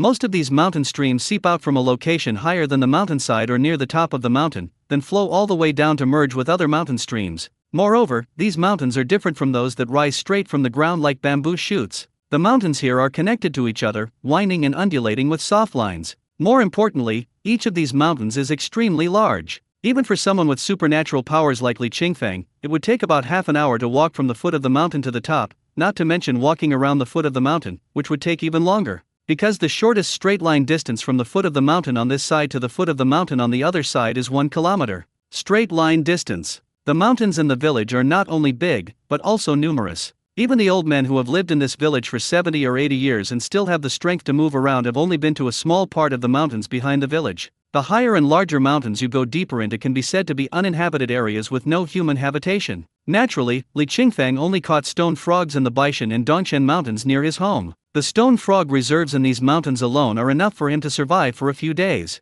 Although the villagers also catch stone frogs, they rely entirely on their mortal eyes, and sometimes they may not be able to find the stone frogs even when they are in the cracks of the rocks at their feet. This is also the reason why Oyu Chungi felt jealous when he saw Li Qingfeng catch more than 10 stone frogs. For ordinary people like them, it would be good enough to catch 4 or 5 stone frogs in one night. 4 or 5 stone frogs, the bigger ones weighing about 2 kilograms, would cost about 400 yuan. Of course, this is when you are lucky. When you are unlucky, you really can't catch a single stone frog. When I'm lucky, I've even caught more than 10 of them. But that would truly be a once-in-a-lifetime opportunity. Li Qingfeng is different. He has extraordinary strength, vision, and hearing. He can identify the location of the stone frog by hearing even with his eyes closed. I also caught more than 10 stone frogs tonight, and I picked the big ones. Those that are small might as well be allowed to grow a little longer. I returned home with the stone frog, but I didn't hear my son crying. Li Qingfeng was relieved because he would look back from time to time and see his son and daughter sleeping soundly in bed. After putting the stone frog away, he tiptoed to the bed to check on his son and daughter. He found that his daughter was sleeping soundly, but his son was sleeping in a daze, with both eyes half open and half closed, and his cheeks were full of tear marks. His little hand tightly grasped his sister's hand and never let go. Li Qingfeng sighed with heartache, helped his son and daughter cover themselves with blankets, and then went to the stream to take a bath and sleep. It was already midnight when Zion woke up. He sat up subconsciously and cried, "Dad, please come back soon." Tears came instantly. The faint firelight was still jumping, and the familiar figure came into view beside me. Dad was lying between him and his sister, with one hand placed across his sister's head and the other hand tightly holding his arm. "Dad!" He called softly, immediately snuggled into his father's armpit, touched his father's chest, and closed his eyes with peace of mind. I really hope this moment can last longer. But time always flows extremely fast in dreams. It was as if I had just closed my eyes, and when I opened them the next moment, the sky was already dark. When Zion was picked up by his father, his sister was already ready. She lay obediently on her father's back, smiling at him with a pair of clear eyes with distinct black and white. The mouth is sometimes flattened into a line and sometimes bent into a hook. Every time her mouth bends into a hook, her little body will jump up and she looks very excited. She liked her father's broad and thick back very much, just like Zion liked her father's arms very much. After dinner, the brother and sister, one on their father's back and the other holding their father's hand, walked towards the rising sun. The morning sunshine is so gentle, warm and yellow, it makes the stream of porphyrin appear orange-yellow. Flocks of birds flew from the mountains on the other side of the stream to the mountains on this side. They are also colorful and beautiful. Zion looked around at everything around him that was not yet familiar to him. The home where he grew up seemed to be gradually being replaced. Wherever Dad is, there is home. Now, in his eyes, the house is just a house. Although there is no proper house here, it is already a home. Li Qingfeng brought his children to his eldest brother's house again with only one purpose, to borrow a car. "You still want to borrow a car?" Liao Gafang looked at the father and his two sons with disdain and asked, "Are you going to town again?" "Yes." Li Qingfeng nodded. "I caught some stone frogs last night and plan to take them to town to sell." "Is that so?" Liao Gafang glanced at the snakeskin bag in Li Qingfeng's hand, feeling a bit embarrassed. "That's troublesome. I need to ride a motorcycle today to go into the mountains to dig sweet potatoes. It will be more convenient to ride a motorcycle. The mountain roads around the village have been repaired by the villagers and are very wide and flat. Although cars cannot drive in, motorcycles can, but it is a bit challenging to drive on. Especially the main road leading to the mountains behind the village. From the end of the village, about 3 or 4 kilometers of mountain road, that is, the mountain road built next to the foot of the mountain, have all been repaired and made very smooth. This road is not too difficult even for a woman to drive a motorcycle. There are mountain walls on the inside of the road and paddy fields on the outside. Most of the villagers have paddy fields, so the roads are built so well. However, most of the paddy fields there are no longer used to grow rice, but instead to grow crops such as sweet potatoes, peanuts, and corn. Because the daylight hours there are short, growing rice is very time-consuming. If rice is grown in the paddy fields outside the village, 2 seasons can be planted each year, but only 1 season can be planted inside the village. It was also reasonable for Liao Gafang to say that she wanted to drive a motorcycle into the mountains, because some people in the village actually drive motorcycles into the mountains. Of course, you can only drive to the foot of the mountain. It is impossible to drive to the middle of the mountain. Li Qingfeng did not doubt it and said, "Since that's the case, sister-in-law, why don't you lend me your car?" Liao Gafang smiled and said, "Okay, I'll get the key for you." "Thank you, sister-in-law." Li Qingfeng was a little surprised. He didn't expect that his sister-in-law would agree to lend him the car so easily. "Didn't I finally borrow the motorcycle yesterday after much persuasion? Why are you so easy to talk to today?" After a while, Liao Gafang took out the car keys and handed them to Li Qingfeng. "Be careful." "Don't worry, sister-in-law." Li Qingfeng took the car keys. Although he was confused, he quickly put his daughter down and placed her in the safety seat in the back seat. This safety seat should have been used by Li Hoki when he was a child, but it has never been removed. It's just right, now is the perfect seat for Tsuyu. After putting his daughter away and letting his son sit and watch, Li Qingfeng quickly got into the driver's seat and started the car. Liao Gafang, who was outside the car, looked at Li Qingfeng in a panic and felt very amused. However, there was no expression on her face. Until Li Qingfeng opened the car door again and got out, he asked with a puzzled look on his face, "Sister-in-law, the car won't start, what's going on?" Liao Gafang then revealed an embarrassed expression. "Is that so?" "I don't know." I'm afraid I'll have to wait until your eldest brother comes back to find out. I don't know much about cars. Although Liao Gafang looked embarrassed and confused, a gloating smile inadvertently flashed in her eyes. After seeing this, what else does Li Qingfeng not understand? Liao Gafang never thought of lending him the car from the beginning to the end. Ha ha, Li Qingfeng laughed. He smiled at Liao Gafang and said, "It's okay, sister-in-law. If the car can't be driven, I can walk there." After saying that, Li Qingfeng turned around, took out his daughter and put her back on his back, then took his son, picked up the snakeskin bag and left. Seeing the father and his two sons leave the house, Liao Gafang should have been proud, but somehow she felt a little uneasy. Who cares? Liao Gafang thought, what's it to me if my car breaks down and I can't borrow it? If you want to leave, then go ahead. What does it have to do with me? Although it was the car key that was broken rather than the car, she took the broken key out on purpose. But if she doesn't tell, who would know? Li Qingfeng walked on the village road with his children in the increasingly hot autumn day. The village road is paved with cement, with lush grass and trees on both sides. Since the wave of migrant workers began in the early 2000s, villagers have only planted rice for one season. So at this time, there was no trace of rice in the paddy fields outside the village road, only new seedlings emerged from the tall rice rafts. These second spring rice seedlings will eventually rot and die in the severe winter cold because no one takes care of them. When the tiller turns the soil in the spring of the following year, they will be buried in the ground together with the rice stalks and become fertilizer. Li Qingfeng looked at the scenery on both sides of the village road and did not feel tired. Instead, he felt very relaxed. Because his body has been strengthened, he can walk easily even if he carries a 200-pound fat man, let alone a 200-pound baby. However, Zion's situation was worse. Sweat had soaked his hair, and his originally fair little face was flushed red. "Dad, I can't walk anymore." After walking for more than a kilometer, Zion held his father's hand, raised his head and looked aggrieved. In fact, Li Qingfeng could have picked up his son and walked with him, but he wanted to exercise his son, so he deliberately did not pick him up, but let him walk with him for more than a kilometer. At the moment, it is still more than a kilometer away from the intersection outside. He squatted down, looked into his son's eyes and asked, "Are you really unable to walk anymore? Can you walk a little longer? If you walk a little longer, Daddy will carry you, okay?" Not good. Zion was so tired that his feet were almost numb from walking. He had never walked so much before. "And we were walking under the scorching sun. Hold on a little longer." Li Qingfeng encouraged him. "See? There's a big rock over there. Go there and Daddy will carry you, okay?" Zion looked at the big rock his father pointed at, and it didn't seem too far away, so he nodded and said, "Okay." Li Qingfeng continued walking with his son. After walking for about 5 or 6 minutes, we finally arrived next to the big rock. Zion almost fell to the ground, holding his father's hand, his legs weak. "Dad, I really can't walk anymore." "It's okay, Dad will hold you." Li Qingfeng tied the snakeskin bag to the strap around his waist, grabbed his son with both hands, and hugged him to his chest. Zion spread his legs and rode on his father's belly, with a pair of strong hands holding his buttocks steadily. He leaned his hot, red face on his father's shoulder, just enough to see his sister on his back. He deliberately tried to make his sister laugh.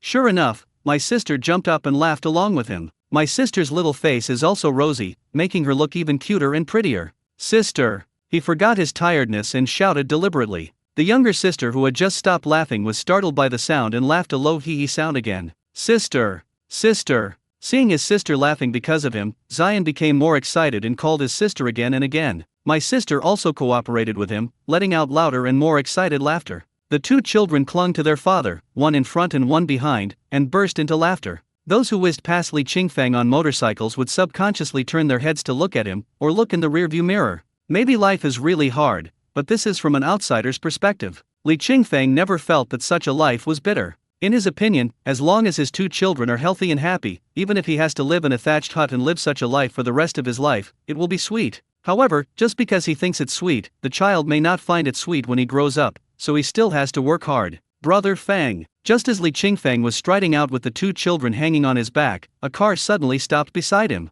The car window rolled down, and a man in his 20s wearing black-framed glasses leaned over and looked out the passenger window. "Brother Fang, where are you going?" Li Qingfeng looked closely and saw that it was Tang Xing, who used to follow him around to catch snakes when they were little. He was very surprised. Tang Xing. Tang Xing is 4 or 5 years younger than Li Qingfeng and has just graduated from college 2 years ago. He was tall and thin, not as tall as Li Qingfeng, and looked to be about 1.7 meters tall. Perhaps because he often does farm work, the exposed skin on his cheeks, neck, arms, etc. is all wheat-colored. He has a buzz cut, wears glasses, and has no stubble. He looks both energetic and gentle. He parked the car on the side of the road, got out, walked around to Li Qingfeng's side, and opened the car door directly. "Brother Feng, get in the car."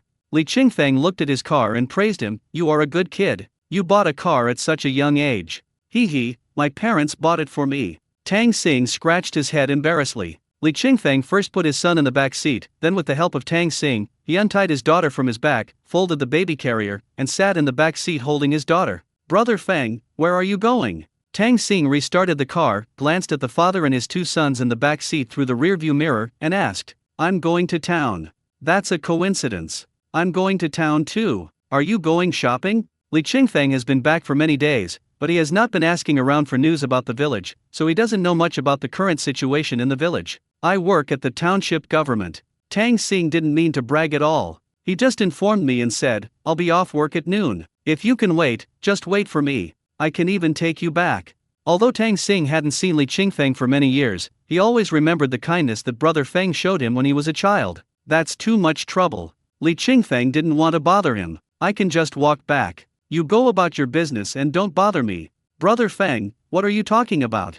Tang Xing said bluntly, "Let's not talk about trouble. I remember when I was a child, my parents went to work in other places, and I lived with my grandmother. Every time I went to school in the village outside, you took me there, and after school, you also took me back. I have always remembered this kindness. When my grandmother was alive, she often told me to remember this kindness. There used to be a primary school in the village, but it was later cancelled because there were too few students. The children in the village had to go to other villages to study, whether it was kindergarten or primary school. The mountain road is more than 3 kilometers long. Even if a 6 or 7-year-old child can walk, adults are still reluctant to let them walk alone. So most parents pick up their children on motorcycles. However, when Li Qingfeng went to school, there were not many motorcycles and human traffickers were not so rampant, so the children had to walk more than 3 kilometers of mountain roads to go to school by themselves. Younger children like Tang Xing would go with their older brothers and sisters or their relatives' older brothers and sisters. But Tang Xing is an only child and has no brothers or sisters, so he can only be picked up and dropped off by his elderly grandmother. Once it was raining, and Li Qingfeng saw Tang Xing and his grandmother walking slowly in the middle of the mountain path on their way to school, each holding an umbrella. Especially Grandma Tang Xing, who is already old and a little hunchbacked, and she can't walk as fast as little kid Tang Xing. It started raining again, and the road, which had not yet been paved with cement, was wet and slippery.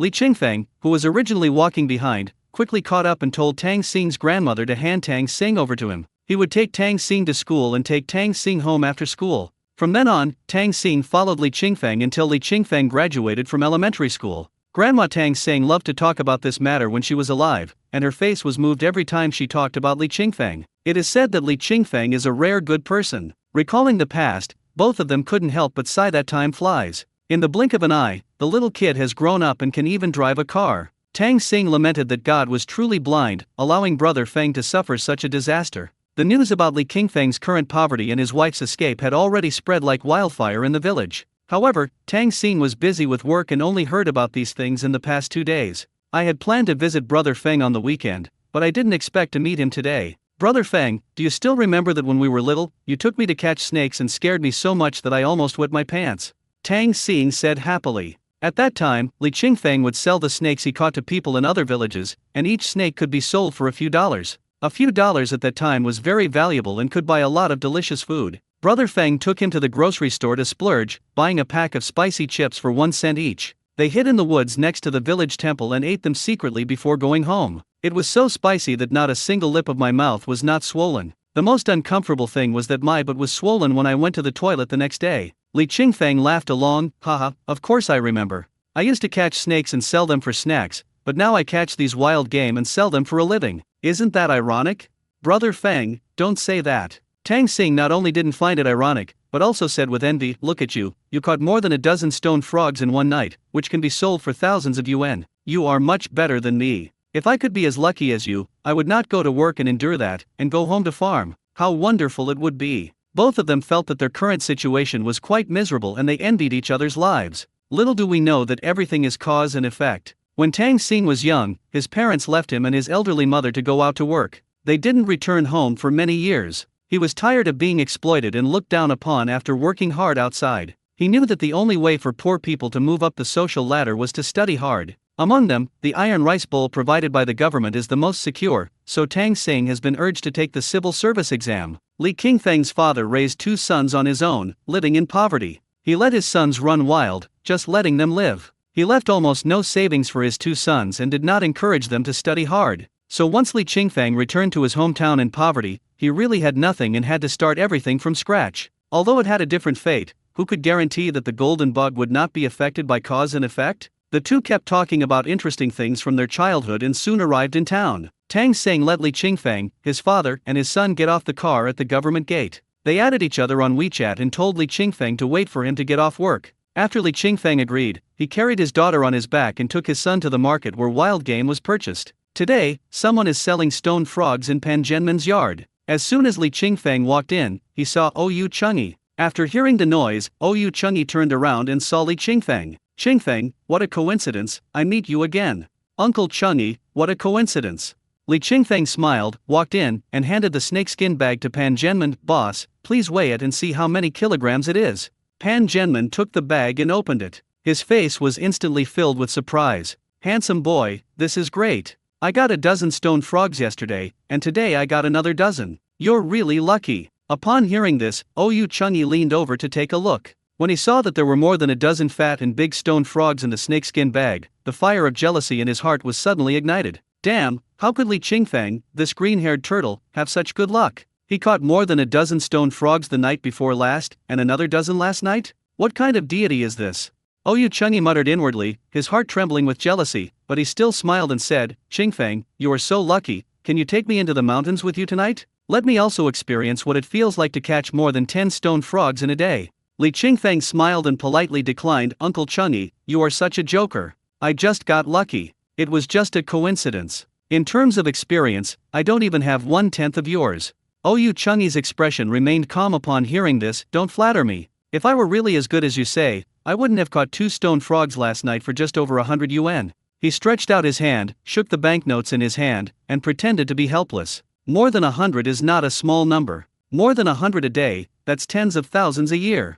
Li Qingfeng continued to maintain this attitude. Anyway, I will neither refuse you nor agree to you. If it were someone else, maybe Li Qingfeng would really take him along to catch stone frogs because they were from the same village. But this Oyu Chengyi is not like that. Not to mention that he had a bad character to begin with. The fact that he had reported to Lu Qinglan was enough to make Li Qingfeng dislike him. If he hadn't gone to tell Lu Qinglan about it, Lu Qinglan wouldn't have come to his house and taken away the solar lamp he had just bought yesterday. Oyu Chengyi saw that Li Qingfeng kept avoiding the topic and wondered what else he didn't understand. People just don't want to take him with them. He kept an awkward smile and said compliments, but he was thinking in his heart, Li Qingfeng, you idiot, just wait for me, don't think I can't do anything to you. Although Li Qingfeng could roughly guess what Oyu Chengyi was thinking, he didn't care at all. After Pan Zhenman weighed the stone frog and paid the money, he took his children and left the yard. Today's money is more than yesterday's, about 1,200 yuan. Standing outside the courtyard gate, looking at the money in his hand, Li Qingfeng thought to himself, leave 1,000 yuan to Lu Qinglan, and the remaining 200 can be used to buy some more things. In this case, Lu Qinglan had nothing to say. Besides, it's still early, so I can go get a haircut first. Not only he had to shave, but his son and daughter also had to shave. Thinking of this, I felt something was wrong. It would cost at least 40 or 50 yuan to shave 3 people's hair, so it would be better to buy an electric clipper and shave your hair yourself, at least you can save some money. So, I took my son to the only supermarket in town to take a look. Before he even took a step, an old man on the side of the road called out to him, Boss, would you like to buy some bamboo shoots? Li Qingfeng turned his head and saw a middle-aged man in his 50s or 60s looking at him happily. A snakeskin bag was spread out at the uncle's feet, with more than 10 bamboo shoots piled on the bag. Looking at these bamboo shoots that are as fresh and tender as white jade and with red mud on the roots, you can tell that the bamboo shoots that can be dug up in this season must be winter bamboo shoots. Seeing these familiar winter bamboo shoots, Li Qingfeng casually asked, how much are they? The boss raised his index finger and said enthusiastically, 10 yuan a pound. Expensive. Too expensive. Pork is only more than 10 yuan per pound. Li Qingfeng shook his head without even thinking. Next time. After taking his children to the only small supermarket in town, Li Qingfeng discovered that electric clippers cost more than 200 yuan. Of course, there are cheaper ones, only 40 or 50 yuan. However, this kind of electric clipper that costs 40 or 50 yuan is for adults. My daughter's hair is so soft that this electric clipper can't cut it at all. There are special electric clippers for babies, which are more expensive than those for adults. Generally speaking, you can buy electric clippers for babies for around 100 yuan, but in mountainous areas like this, things are a bit more expensive. Something that originally cost more than 100 yuan may become dozens of yuan more expensive after it circulates here. After lingering in front of the supermarket shelves for a while and finding that the only suitable electric clippers here cost more than 200 yuan, Li Qingfeng decided to go to the barber shop for a haircut. When I arrived at the barber shop, I asked about the prices. A haircut for an adult costs 15 yuan, a child's costs 10 yuan, but a haircut for a baby is more expensive, costing 20 yuan. The owner of the barber shop was a bald old man wearing a pair of reading glasses. After looking the three newly arrived father and son up and down, he said, "If you all want a haircut, it will be 40 yuan. I'll give you a discount of 5 yuan. Okay." Li Qingfeng didn't say anything more and immediately asked Zion to sit on the chair and let the boss shave his hair. But Zion refused to go. He grabbed his father's clothes and lay on the floor, shouting, "I'm not going. I want to go home. I'm not going. Be good, Zion. Shave your hair so it's easier to wash at night." Li Qingfeng said softly, "Listen to daddy, okay?" "No, no, no, no." Zion sat on the ground, twisting his body and shaking his arms, looking reluctant. "I don't want to shave my hair. I want to go home. Can you be more obedient?" Li Qingfeng was a little angry when he saw his son being unreasonable. "Hurry up and get up." "Wow, I don't want to shave my hair." Zion's tears fell, instantly soaking his long black eyelashes. Seeing his son crying over such a small matter, Li Qingfeng finally lost his temper and grabbed his son's arm and lifted him up. "Get up. You're so old and still lying on the floor, what a shame. Hurry up and sit up, and let the boss shave your hair." "Wow, I don't want to, I don't want to." Zion rubbed his wet eyes and cried, "You are a bad father. Wow, I don't want to shave my hair, I'm scared. Wow, I'm scared."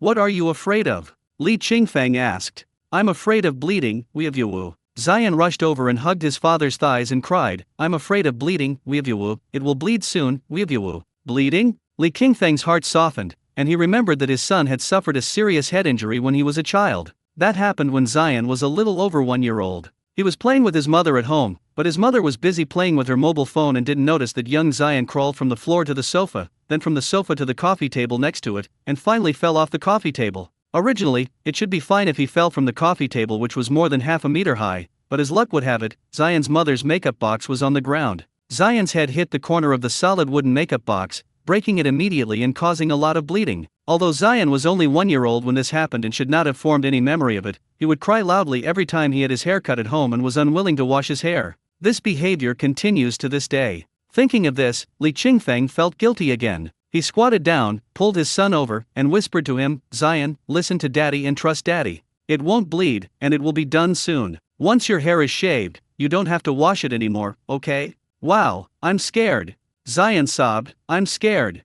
Be brave, don't be afraid." Li Qingfeng raised his hand to wipe away his son's tears and encouraged him, "You are a big brother now, you should be brave, okay? Only when you are brave, your sister will learn from you and be brave too." Zion stopped sobbing, looked at his father with his bright eyes, and asked seriously, "Is my sister brave?" Li Qingfeng smiled and rubbed his head. "Sister is brave, brother is brave too, okay? Good." The barber shop owner standing nearby smiled like an auntie, "Your child is so sensible. If he were my grandson, he wouldn't have changed so quickly without a beating." Seeing Zion bravely sitting on the barber chair, Li Qingfeng smiled and said, "Yes, sometimes he is very disobedient, and sometimes he is very obedient. Children are like this. They will become sensible when they grow up."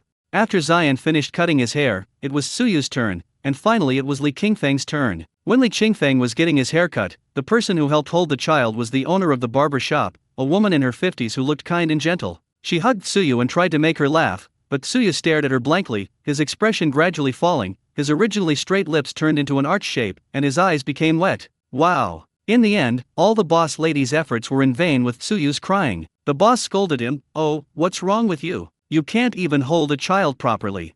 "Haha, that's not the case." Li Qingfeng squinted at Tsuyu in the mirror and laughed, "It's not the boss lady's fault, it's my daughter who is like this. She has to look at me, otherwise she will cry if a stranger hugs her." Seeing that the baby was crying more and more sadly and louder, the boss had no choice but to stand on the chair and turn around, asking the baby's father to turn his face towards the baby. Li Qingfeng turned around and immediately said to his daughter with a smile, "Baby, baby, look here, look at daddy here, daddy is here, Hagul, ouch, baby is awake." The lively and funny voices coupled with the rich expressions made the boss and his wife smile involuntarily. Parents like this are rare nowadays, especially stay-at-home dads. Not to mention other families, just take their family as an example. Their disappointing son always holds his mobile phone and looks at it whenever he has free time. It is impossible to ask him to coax and entertain the child like this. Instead, the old couple not only have to run this ancestral barber shop to make a living, but also have to help their son take care of their grandson. Their healthy and strong son is either lazily calling friends to go out and play, or lying on the sofa playing with his mobile phone. He always ignores his own son. Suyu, who was originally crying heart-wrenchingly, immediately shook her head left and right as if conditioned reflex when she heard her father's voice, looking for the warm arms in the hazy scene. When the most familiar figure appeared in her shaking sight, her crying stopped abruptly,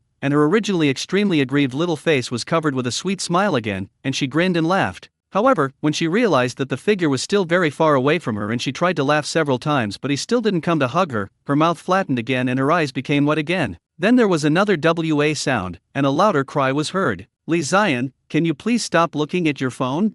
Li Qingfeng shouted at his son, who was sitting nearby looking at his phone. Go comfort the baby. Your baby is crying. Zion finally took his eyes off the phone he hadn't seen for a long time and turned to look at his sister. Seeing his sister crying with tears and snot running, he reluctantly put down his phone and ran to comfort his sister. Ouch, baby is awake, Huger. Zion imitated the tone of voice his father used to coax the baby, hugged the baby tightly, and shouted the commands that seemed to be infused with magic, but he did not get a satisfactory result. My sister is still crying. If this one doesn't work, try another one. He raised his hands, stood on tiptoe, and hopped and sang, I have a little donkey that I never ride. One day, I felt like riding it to the market. I had a little whip in my hand and was feeling proud of myself. Somehow, I tripped and got covered in mud. Suyu was stunned as she looked at her brother jumping around, and finally forgot to cry. On this side, the boss also sped up and finally helped Li Qingfeng shave his hair. When she picked up her daughter again, her small hands pulled hard on Li Qingfeng's neck, as if she was angry at him for taking so long to hug her.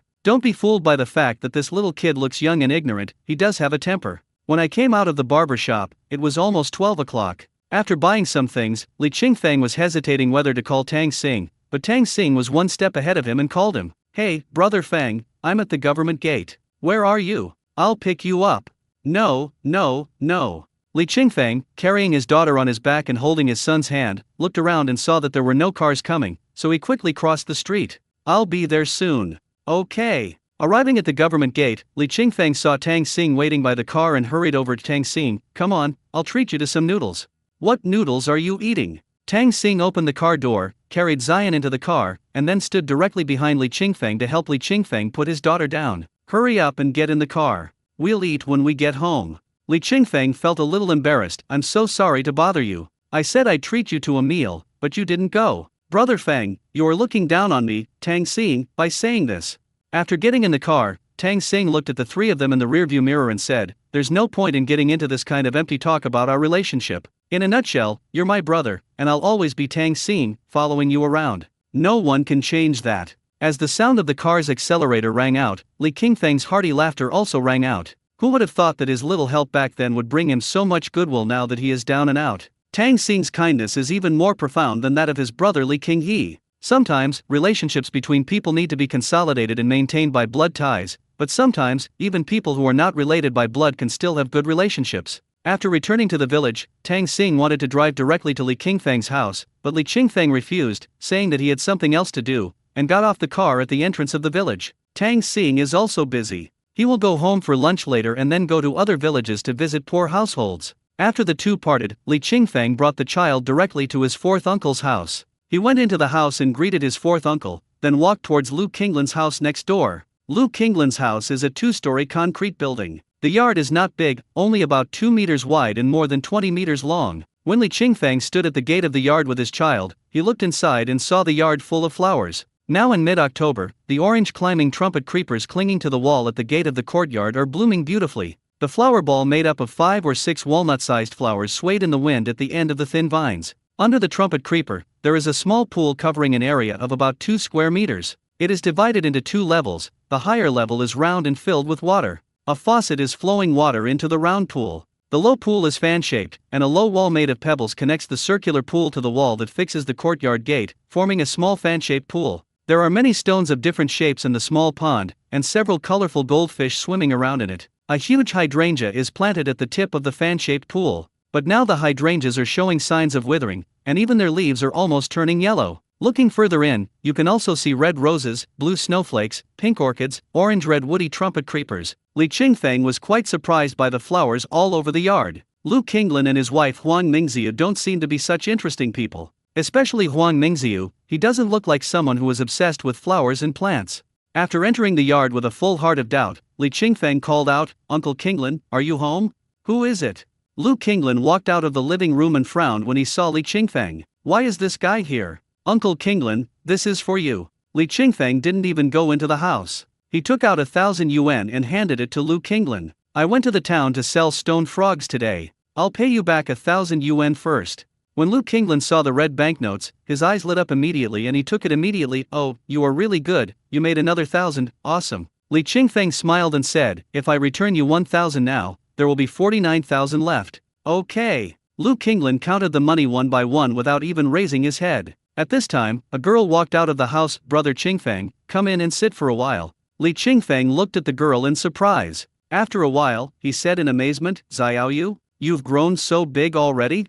I remember the last time I saw you, you were still studying. The last time we met was 10 years ago, when Lu Xiaoyu was still in junior high school. At that time, Lu Xiaoyu was short, fat, and dark, and was nicknamed Big Fat Moon in the village. But unexpectedly, in the blink of an eye, the black girl had grown into a graceful young lady. She had not only grown taller, but also thinner, though she was still a little dark. However, this little bit of darkness cannot completely conceal her delicateness. Especially those big eyes with clear black and white, which are as dazzling as two bright obsidians. What is even more valuable is that her face is clean and flawless. Although her skin is wheat-colored, it has no spots or acne marks. It is so clean that it seems as if it has been smoothed by a mobile phone beautification function. If the full score for beauty is 10, then Xiaoyu, with her bare face, would definitely score more than 8 points. This is when she has not undergone any decoration. If she dresses up, she will be even more beautiful. Li Qingfeng was just surprised and had no other thoughts. After all, you are in your 30s, and she is a girl in her early 20s.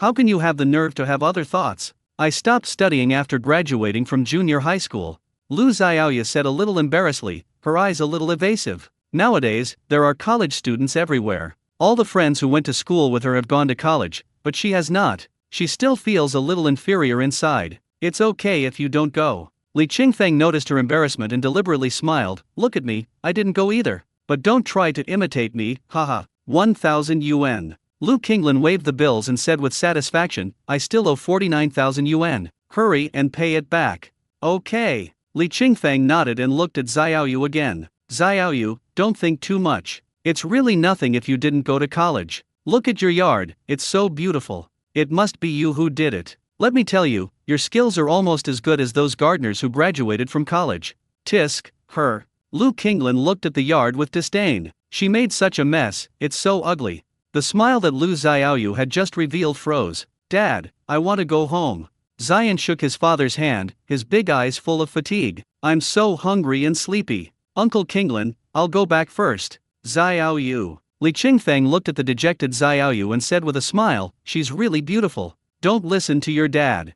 Xiaoyu nodded and smiled. This smile made all the flowers in the yard look pale in comparison. As people grow older, their bodies become increasingly polluted, and their spirits are affected by external factors, gradually moving away from the purity of their youth. However, there really is a kind of person in this world who is not affected by age and will retain the purity of a child for 10 years. Lu Xiaoyu is such a person. Li Qingfeng had met countless people in the big city, but he had never seen a girl as pure as a child at Xiaoyu's age. Maybe, the mountains really are nourishing. Li Qingfeng and the child had just walked out of the yard a short distance when Xiaoyu's voice came from behind him again. "Brother Qingfeng, wait a moment."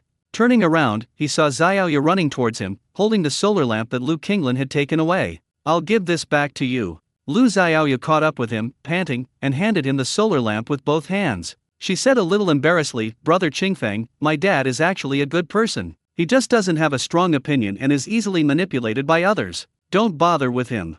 After that, he took out a carton of milk from his pocket and stuffed it into Zion's pocket. "Here you go, handsome boy. Xiaoyu, give me back the lamp." "What did your dad say?" Li Qingfeng knew that this was definitely not Lu Qinglin's idea. It must have been Xiaoyu who took the initiative to return the lamp. If that's the case, Lu Xiaoyu might be scolded when she returns home later. After all, her mother Huang Mingziu is not a good person. "It's okay, Brother Qingfeng, don't worry, my dad won't scold me."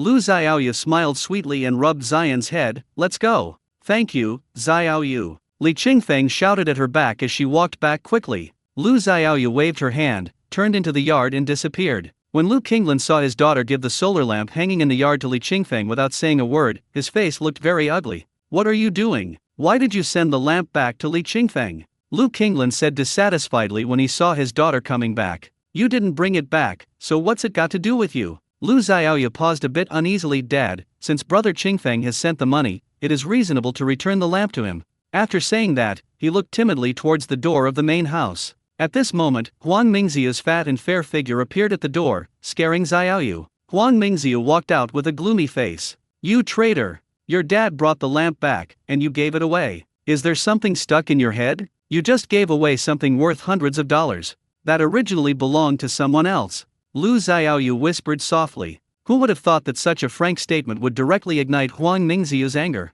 She raised her finger and pointed at her daughter's nose, cursing with a ferocious look on her face. You ungrateful wolf, you actually speak for outsiders. Why don't you just die? Can you just die? I won't even look at you when you're dead. Useless thing. Lu Xiaoyu lowered her eyes without saying anything, turned around and went back to her room. Outside the room, in the yard, my mother's scolding never stopped, and was still coming in intermittently through the window. She sat in front of the dressing table, looking at herself in the mirror, trying to force a smile. Just curse me, it's no big deal, don't take it to heart. Wait until next spring. Wait until tomorrow when the weather warms up in spring. At that time, you can curse more freely. But, by that time, I may never hear your scolding again. At that time, it might be a farewell forever.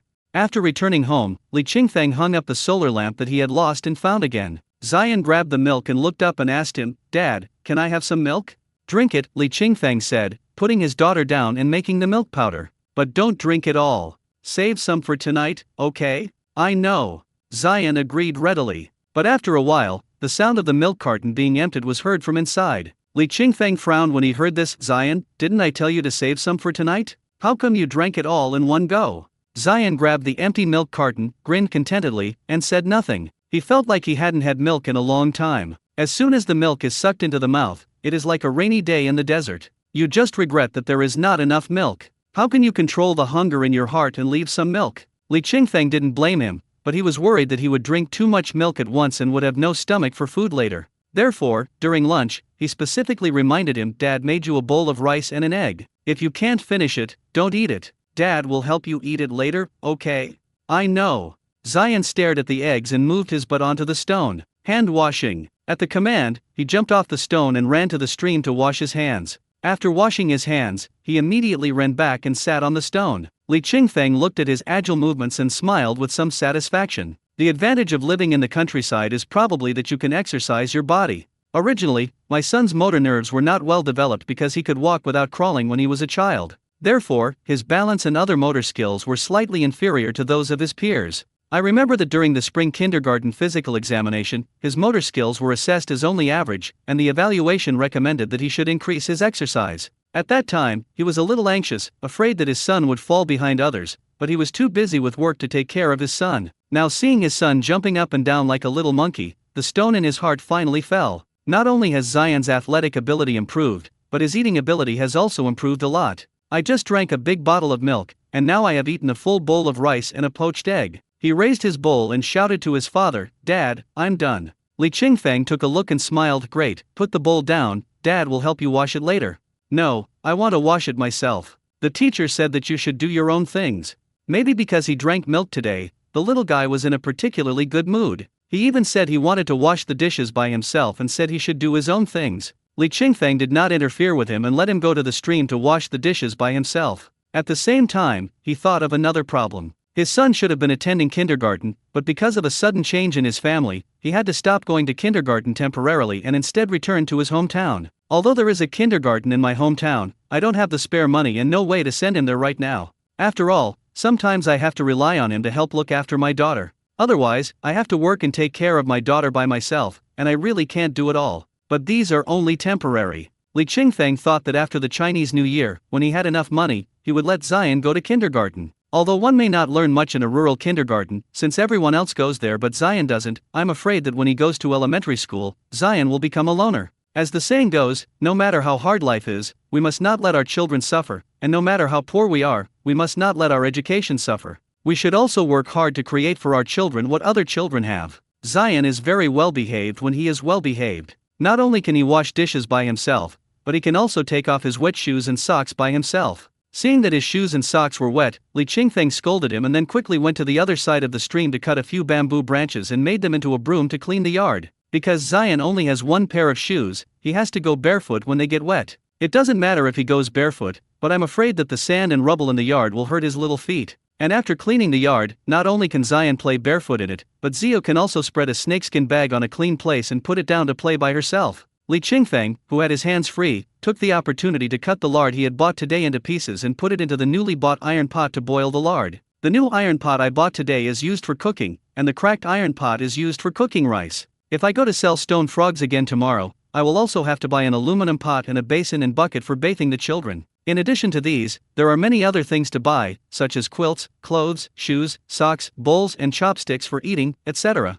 I bought 2 big items today, one is an iron pot and the other is a small aluminum pot. After the lard is fried, pour it into a small aluminum pot for storage. Cover the lid and put stones on it, and even a rat as big as a fist won't be able to steal the oil. Zion played with his sister for a while, then smelled the aroma of meat in the air and felt hungry again. "Dad, I want to eat." He looked at the pork sizzling in the pot, and instead of saying he wanted to eat meat, he would say he wanted to eat rice. "I've even eaten the rice, would you be so embarrassed not to help me get some pork to go with it?" Li Qingfeng saw through his thoughts and waved his hand at him, "Go away. This lard residue is too hot to eat. Dad will boil some meat for you tonight." "No, I want to eat something delicious." The little guy stood behind his father, staring at the fragrant meat in the iron pot and swallowing his saliva. "I told you this is very hot and you can't eat it. I'll cook you some meat slices in the evening." "No!" Zion sat down on the ground, twisting his body, swinging his arms and shouting, "I want to eat something delicious." "Meat slices are delicious too." Li Qingfeng had a headache. "Can I cook some meat slices for you later? This one is too hot to eat." "No, I want to eat something hot." Zion yelled. "You want something hot, right? Come on, eat, eat, eat." Li Qingfeng ignored his son's threats and directly picked up a piece of golden and crispy fried pork fat from the pot and put it into his son's mouth. "Eat it quickly, and let it burn your mouth and throat and make you cough. Then we'll take you to get an injection and let the doctor give you a shot in the butt." "No, no." Zion quickly stood up and ran away. "I don't want to burn my mouth. I don't want the injection." "Then are you still eating?" "No more." This round of competition between father and son ended with Zion's defeat. Unwilling to give up, he secretly ran to provoke his sister again. He deliberately put his hands around his sister's small body and shouted in her ear, "Baby." "Wow!" Suyu was so frightened that her whole body trembled and she burst into tears. Li Qingfeng threw down the bamboo shovel in his hand, picked up a thin bamboo stick and ran after his son. "Li Zion, stop right there." It was not yet dark, the lard was not yet cooked, and the boiled pork slices were not yet served, but I did have a meal of stir-fried pork with bamboo shreds. Zion screamed and cried when his father spanked him. Suyu stared blankly for a while, but when she saw her brother crying so sadly, she grinned and laughed. The louder her brother cried, the happier she laughed.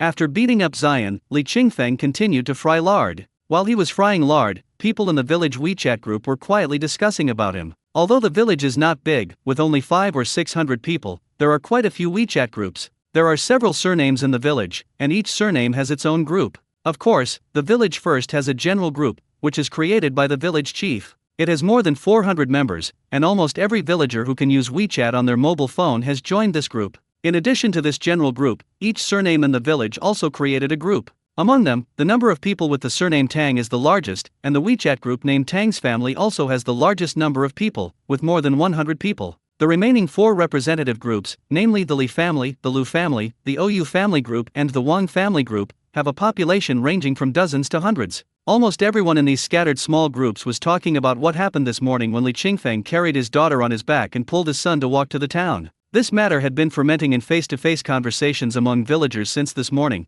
and it was not until the afternoon that it was circulated on mobile phones. "I heard that Li Qingfeng carried his daughter on his back and walked out holding his son's hand this morning. Is that true?" asked an uninformed villager. "It's true. I saw it all. But I was on a motorcycle and had people with me. I couldn't take them anymore. Oh my. It's such a sad day. They still let such a young child walk such a long way. The most important thing is that they are carrying such a small child on their backs. It's so pitiful. I heard that he asked his eldest brother to borrow a car, but his eldest brother didn't lend it to him. I heard that, too. When Li Qingfeng went to borrow a car today, his eldest brother was not at home, only his eldest sister-in-law was at home. Li Qinghe is useless at home. He's such a coward and listens to his wife in everything. If my wife dared to do this to my brother, I would send her back to her parents' home. You don't even have a wife.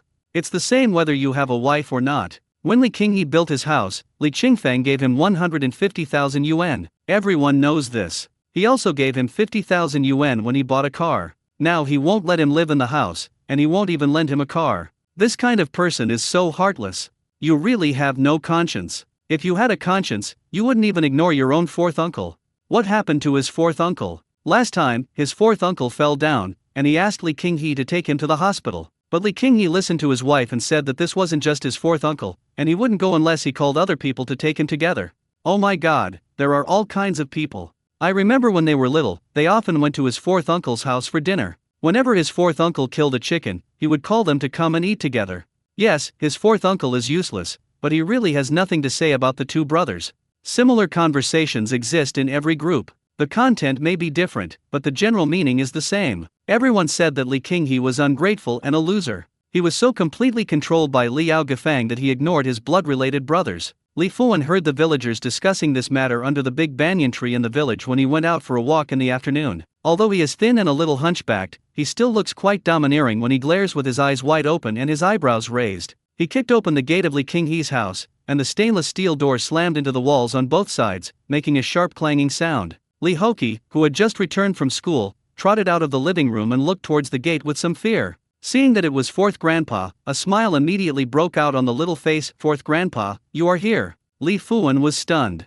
Seeing his smiling nephew, his raging anger suddenly cooled down like falling into the Pacific Ocean. He could only helplessly raise a puff of black smoke and asked with a gloomy face, "Where are your parents?" "He's inside." Hoki trotted back to the living room door and called out happily, "Dad, Mom, fourth grandpa is here." Li Qinghe came out to greet him. "Fourth uncle, you're here." "Humph, if I hadn't come, I wouldn't know what a good thing you've done."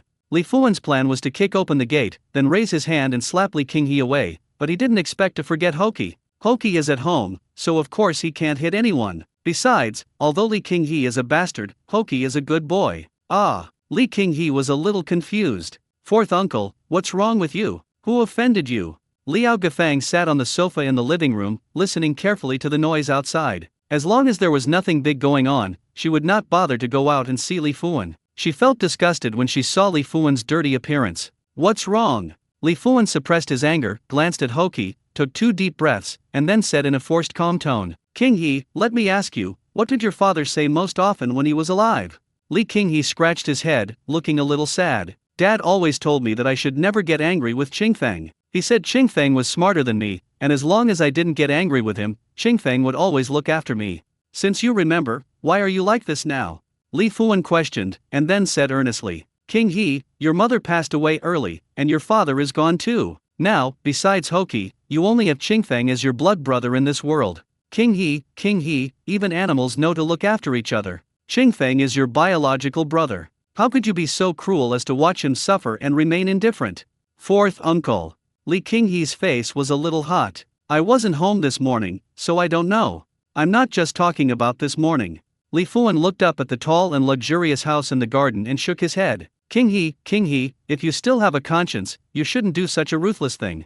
"Fourth uncle." Li Qinghe was speechless and racked his brains but could not come up with an answer. Li Fuan waved his hand, sighed and turned away. After watching him leave, Li Qinghe returned to the living room with a serious expression. Liao Gafang glanced at him and said, "Bah, you're taking advantage of your age and think you're so great that you even come to our house to lecture us. You're such an ungrateful old fellow. Why do you say that about fourth uncle?" Li Qinghe scolded Hoki when he saw him come in. "The children are all here. What will they think if you say that?" "What do you think?" Liao Gafang was furious. She stood up with her hands on her hips and glared at Li Qinghe. "What do you mean? Am I wrong? Our family is already having a hard time, and he still wants us to help that loser Li Qingfeng. Then who will help our family?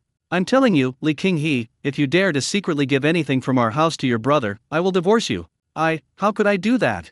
Li Qinghe was in a panic. "You know me, how could I do such a thing without your permission?" "You're smart." Liao Gafang opened her mobile phone and looked at the message in the group, her face looking very ugly. "These bastards, I'm still in the group, yet you're saying bad things about me so blatantly, I'll curse you to death." Liao Gafang immediately sat back on the sofa, straightened her back and typed with both hands. Hoki looked from dad to mom, puzzled. Didn't the teacher say that brothers should live in harmony and respect each other? Then why don't mom, dad, and uncle seem to be getting along? So should I listen to my teacher or my parents?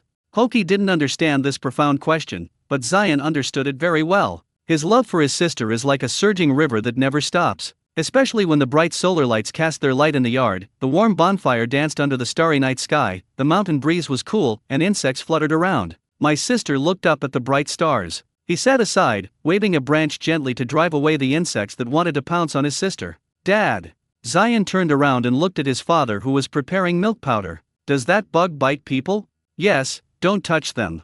Li Qingfang washed the bottle and poured 100 ml of warm water into the thermos. Then scoop 2 level spoonfuls of milk powder from the milk powder can and pour it on the water. The highly water-soluble milk powder collapsed on its own after a while. Tighten the lid and shake it gently, and the milk powder will be evenly dispersed and dissolved in the water without any clumps. Every time at this moment, Li Qingfang couldn't help but sigh in his heart, you get what you pay for. He picked up his daughter from the snakeskin bag on the ground, let her sit on his lap and started feeding her. While feeding, I wanted to use my supervision to see if there were any large stone frogs in the surrounding mountain streams. However, I didn't see any stone frogs, but I saw a sneaky shadow. Behind a large rock next to the slope leading down to the yard, a thin figure was leaning against the rock, with half of his head sticking out from the top of the rock, looking at the yard above with a pair of small, gleaming eyes. The yard was bright, and you could see a lively child swaying around, and a tall man holding a baby and gently shaking his legs. The sound of a baby happily sucking on the bottle, accompanied by the sound of the stream nearby, makes people feel a little sleepy. Oyu Chungi yawned with his mouth wide open, cursing inwardly, damn it, why hasn't that bastard Li Qingfang gone into the mountains yet? I've been waiting for over half an hour. As soon as Li Qingfang entered the mountains, he followed him. He wanted to see how Li Qingfang managed to catch more than a dozen stone frogs every night. No matter whether he uses instruments or does supernatural things, as long as he is discovered, I can follow his example, and then the daily income of 1,000 yuan will be mine, ha. Thinking of this, Oyu Chungi forced himself to stay alert, rubbed his eyes, and continued to monitor Li Qingfang. After seeing the figure hiding in the darkness clearly, Li Qingfang couldn't help but sneer. I hadn't expected Oyu Chungi to actually come here. Apparently, he'd been jealous of me for catching over 10 stone frogs in 2 consecutive days. In that case, let him stay here and we will take a day off tonight and not go into the mountains. After making up his mind, Li Qingfang no longer let his daughter eat too fast, but let her eat naturally, neither urging her nor deliberately slowing down. Suyu has a bad habit. When she is breastfeeding, if there is any unusual noise around her, she will let go of the pacifier and turn her head to look left and right. It just so happened that Zion used a branch to hit the insects that were about to put out the fire, and after hitting them, they would let out a hearty and crisp laugh. As soon as he smiled, Suyu turned her head abruptly, stared at him for a while, then turned back abruptly and continued sucking milk. Zion laughed again, and she turned her head sharply again, looked for a while, and then turned back to suck milk. He repeated this process over and over again, and it took him half an hour to finish drinking 100 ml of milk. Feeling the bottle in his palm had cooled, Li Qingfang put it down, held his daughter upright, and said to his son, Zion, there's still some milk powder here. Would you like some? Drink. Zion immediately threw away the branch, ran over quickly, picked up the bottle beside him, and asked, Dad, who drank this? My sister drank it. Can I drink it then? Can. Are there any snot? No. Is there saliva? No. Then I drank it. Drink it. Can you finish your drink? Can. Is it poisonous? No. Baby, is she still drinking? Li Qingfang couldn't help it, no more drinking, no more drinking. Are you going to drink or not? If you want to drink, then drink. Why are you talking so much? Zion closed his mouth and looked at the milk powder. After a while, he tilted his head back, opened his mouth, held up the bottle and asked again, Daddy, can I drink like this? No. Li Qingfang was startled and said hurriedly, don't suck the pacifier, unscrew it and drink from it. Is that so? Zion asked while still holding the bottle after unscrewing the nipple. Right. Is there saliva? Li Qingfang, take a deep breath. Give it back to me. He stood up and pretended to grab the bottle. Zion ran while holding the bottle and laughing. After running far away, he stood in the hazy night, raised his head and gulped down the sweet milk powder. Ah, it tastes so good. It's just a little too little. It would be nice if there were a little more. However, he is now satisfied to be able to drink the leftover milk powder from his sister. After resting for a while and peeing, he climbed onto the bed easily. Daddy, can I do it on the bed? Li Qingfang gave him a speechless look. You are so old, why are you still making noises on the bed? What if you step on your sister? Da means using pillows as guns, imitating the plot of the 8th Root Army fighting the Japanese devils. When he slept on a Simmons mattress at home, he always liked to climb onto the bed, hold up a pillow, and shoot at the imaginary Japanese devils in the air, while his mouth made a series of da-da-da sounds like a machine gun. It's a bit like playing house. The only difference is that other people's playing house involves cooking and making tea, while his playing house involves fighting the Japanese devils. Sometimes, when the battle was at its most intense, he would imitate the 8th Root Army's grenade-throwing movements, waving one hand and throwing an air grenade. Then, with a cry of "ah," he would jump up from the bed and fall heavily on the soft mattress, shouting, "I've been shot. No, I want to da-da." Zion stood on the stone bed and picked up the pillow his father had made by tying clothes together, looking like a general. "Whatever you want." Li Qingfeng was too lazy to pay attention to him. After feeding his daughter, he had to change her diaper and wet a towel to clean her butt. "This not only saves wet wipes, but also prevents my daughter from getting eczema on her butt." After getting his father's permission, Zion immediately entered the combat state with all his heart. The flickering firelight and the solar lights made the hut extremely bright, and his interest reached its peak. He held up a pillow and fired a series of machine gun sounds at the pillar, at his father walking around, and at his sister who was smiling at him. Yu Chunyi wanted to curse. "It's already 9 o'clock, why haven't you gone into the mountains yet? Could it be that the bastard Li Qingfeng discovered me? That's impossible. I came here in the dark, without even turning on my flashlight, and nearly fell into the river. I finally got here, lurking the entire time, making no sound at all. There was no way Li Qingfeng would have noticed. In that case, let's just keep waiting. We've already waited for over an hour, so we can't just give up now and lose everything. I just don't believe he won't go into the mountains." As I waited, my eyelids began to droop unconsciously. But Yu Chunyi didn't dare to sleep, and couldn't sleep. The opportunity to make a fortune is right in front of you, and you can't miss it because of a momentary negligence. He pinched his thigh hard, the pain almost bringing tears to his eyes, but no sound came out. Although he could no longer see the figures of Li Qingfeng, his father and his 2 sons, the lights and fire in the yard were still bright, and he could still faintly hear Li Qingfeng's voice. "I guess Li Qingfeng hasn't coaxed the child yet. After he has coaxed the child, he will definitely go into the mountains to catch stone frogs." Strengthening his belief, Yu Chunyi pinched his eyelids again, and continued to guard with all his energy. Li Qingfeng focused and saw that Yu Chunyi was still guarding the big rock, and he couldn't help but laugh. After taking a look at the 2 children who were already asleep, he simply threw off the quilt and crawled in to have an early nap himself. "AQ." Yu Chunyi sneezed, his body tilted, and he fell to the ground with a bang. "Ha! I actually fell asleep?" Yu Chunyi was shocked and quickly sat up and opened his cell phone to check. "Holy shit, it's already 2 o'clock in the middle of the night. Damn, I've been guarding for most of the night, but there's no movement from Li Qingfeng. I'm so angry." He had forced himself to stay awake until 11 o'clock, thinking that Li Qingfeng would go into the mountains after coaxing the child, but he didn't expect that this guy would not set off at all. "We have been guarding it for so long, we can't give up halfway, we have to continue guarding it." But as he kept watching, he really couldn't bear it anymore and fell asleep accidentally. That's nothing, since Li Qingfeng didn't go into the mountains tonight anyway. The problem was that he found himself feeling cold all over and sneezing uncontrollably. Afraid that the sneeze would wake Li Qingfeng up and alert the enemy, he could only cover his mouth, turn on the flashlight and run back home quickly. When I got home, the sneezing still didn't stop. I took a hot bath and drank some cold medicine, which gave me some relief. But it is only a temporary relief. After waking up from a nap in bed, Yu Chunyi found that he was still cold, so he took his temperature with a thermometer. My goodness, the temperature is as high as 40 degrees. There was no choice but to drive a motorcycle to a small clinic in the village outside to get in for drip. There is a small clinic in the village outside. There is only one female doctor in the clinic. Because there were no competitors and the female doctor had little vision, she only prescribed expensive medicine for the villagers. She would prescribe 1 or 2 boxes at a time and never opened the medicine before giving it to the patients. It is said that she once prescribed fever-reducing patches for people, and each patch cost 15 yuan. It's just outrageous. The same goes for potions. I always only use expensive potions. Almost none of the villagers in the nearby natural villages said that she was cruel. But sometimes there is no way, even if you know she has a bad heart, you still have to go to her. Just like Yu Chunyi at this moment, he was already dizzy from fever and had no strength to drive to the town health center.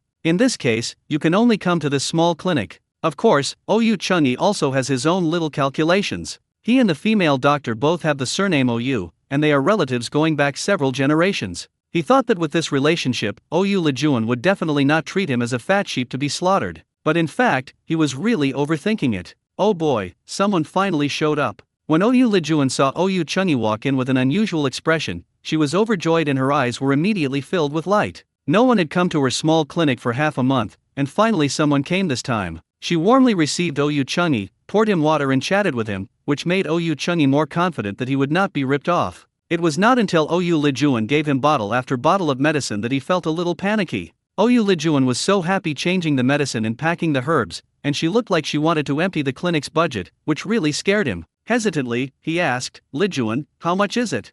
"It's not much."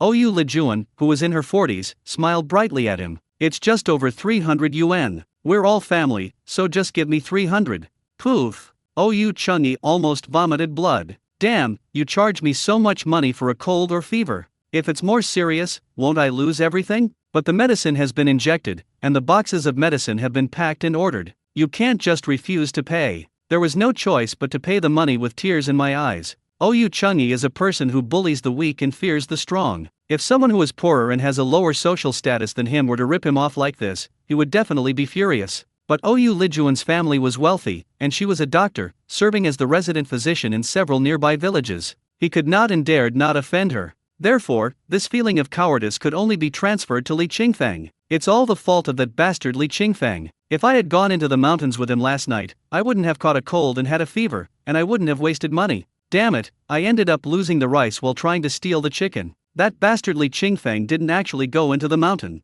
If he had known, he would have stopped guarding until 9 o'clock. I originally wanted to learn from Li Qingfang and make a fortune, but now I have not only failed to learn from him, but also failed to make any money. I even have to pay 300 yuan for medical expenses." Oyu Chungi was so angry that he was shaking all over. He couldn't even hold the handlebars of the motorcycle properly and almost fell into the ditch. Li Qingfang never thought that he would make enemies inexplicably without doing anything. When he woke up in the morning, he sneezed a few times. "Because it was a bit cold last night, in order to prevent the children from catching cold, I had to fold the only blanket and cover them with it. I rubbed my nose and looked at the 2 children sleeping soundly, thinking that I would have to put buying quilts on the agenda in the next few days. This is how it is in this mountainous area. It is extremely hot under the scorching sun during the day, but when the mountain breeze blows at night, the temperature drops sharply. But fortunately, his body was in excellent condition and he was fine after sneezing a few times. It's time to get up, and it's time to make breakfast. When Zion woke up, his father was already feeding the baby milk powder, and there were 2 boiled eggs on the stone table. He ran outside to pee, then grabbed an egg and asked, "Dad, who is this egg for?" "Here's some food for you. Give me something to eat." "Right. Will the baby eat it?" "The baby can't eat it. The baby doesn't have teeth yet." "How many should I eat?" "Eat 1, only 1, and save 1 for lunch." "Are those eggs poisonous?" Li Qingfang, after asking all the necessary questions, he took the egg and started tapping it against the stone table. The egg cracked and the fragrant egg smell spread in the air. "My mouth is watering already. Dad, are we going to buy some meat today?" After finishing his meal, Zion ran over to tease his sister and asked her a question that concerned him. "Not going today." Li Qingfang put his daughter down and began to clean up the mess after breakfast. "Why not go?" "I want to buy pork." Zion shouted unwillingly. "Not going today." The resolute answer made Zion want to sit on the floor. He twisted his body and asked in a long voice, "If we don't go to buy meat, what are we going to do?" This question really stumped Li Qingfang. "Yes, if we don't go to town to sell stone frogs, then what should we do today?" "You can't go to the mountains to catch stone frogs in broad daylight. It's not that you can't catch stone frogs during the day, but it takes a lot of effort to catch stone frogs during the day, which is far less efficient than catching them at night." He stood straight, with his hands on his hips, by the stove, looking at the mountains with lush green trees under the bright sunshine and gentle breeze. "If we don't catch stone frogs, what should we do?" "There's no need to chop wood." Although the family had to rely on burning firewood to cook and boil water all day long, chopping firewood was as easy as eating for him. After all, he had great strength, and he could easily bring back a lot of firewood by just using the fragmented time during the day to chop some shrubs and wild trees at the foot of the surrounding mountains. Expand the hut? It seems unnecessary. After all, a thatched hut cannot last long. I will have to build a proper house when I have money. This hut can only serve as a transition. There is really no need to spend time and energy on expanding or reinforcing it. As long as this hut can last for a few months, it will be fine. After Li Qingfang looked around at the surrounding mountains, he finally set his sights on a clump of bamboo at the foot of the mountain opposite the stream. Bamboo shoots. Yes, it's mid-October now and we can start digging winter bamboo shoots. He had seen winter bamboo shoots being sold in the town before. He also asked about the price, and found out that a pound of winter bamboo shoots cost 10 yuan, and it comes with bamboo shoot shells. If that's the case, with his strength and skills, it would be easy for him to dig 100 pounds a day. The key point is that all the winter bamboo shoots in the mountains are still hidden underground. If you want to dig them out, you not only need the ability to find dragon points, but also need to have a lot of strength. Otherwise, ordinary people would be as tired as a dog if they dug dozens of kilograms of winter bamboo shoots in this season. Therefore, generally few people dig winter bamboo shoots during this season. But it is also because of this that the price of winter bamboo shoots can remain high and continue until after the new year. Especially during the Chinese New Year period, the price of winter bamboo shoots will increase. Many years ago, when he was in his hometown, he encountered the situation where winter bamboo shoots with shells were sold for 20 yuan per caddy. Thinking of this, what is there to hesitate about? Let's go dig winter bamboo shoots today. Zion! Li Qingfeng turned around and shouted to his son excitedly, "Hurry up and change your shoes. Daddy will take you into the mountains." Ah! Zion stared blankly at his father, who was starting to pack up, not quite understanding the meaning of going into the mountains. Li Qingfeng picked up the things he needed to take with him and put them into the snakeskin bag one by one, filling half the bag. Among them, the necessities that my daughter needs account for the largest proportion, including milk powder, aluminum pots, bottles, diapers, paper towels and other items. In addition, we should not go home for lunch at noon, but eat in the mountains, so the aluminum pot not only plays the important role of boiling water for making milk powder, but also has to be responsible for cooking rice. To do this, you'll also need to bring some rice and some leftover pork from last night. The most important thing is not to forget the lighter and axe. All these things are ready, all that's missing is the hoe for working. After Li Qingfeng borrowed a hoe from his fourth uncle's house, he carried Ziyu on his back, held the snakeskin bag in one hand, and held his son's hand with the other, and prepared to go into the mountains. It was not until this time that Zion understood the meaning of going into the mountains. It turned out that his father wanted to take him and his sister into the mountains to work. After finding out the truth, Zion was very excited. He shook off his father's hand and ran to the front to lead the way. Although he didn't know which way to go, he just had to keep going up the mountain. Dad always gives him guidance at the crossroads. Turn left. Li Qingfeng saw his son running happily on the mountain path, and a smile unconsciously appeared on his face. In the past, he also ran in front and led the way. But he was much younger at that time, and he was exhausted and out of breath after running for a while, so he dragged his father's hand and wanted to ride on his father's neck. Zion is 5 years old and still has some strength. And the mountain roads today are different from those in the past. After decades of repairs, the mountain trail has become very wide and flat, so it is not difficult to walk on it. Especially since there were various novel plants on both sides of the mountain path that constantly aroused Zion's curiosity, he forgot his tiredness even more. Dad, what is this? White Biden's Pilasa. This one.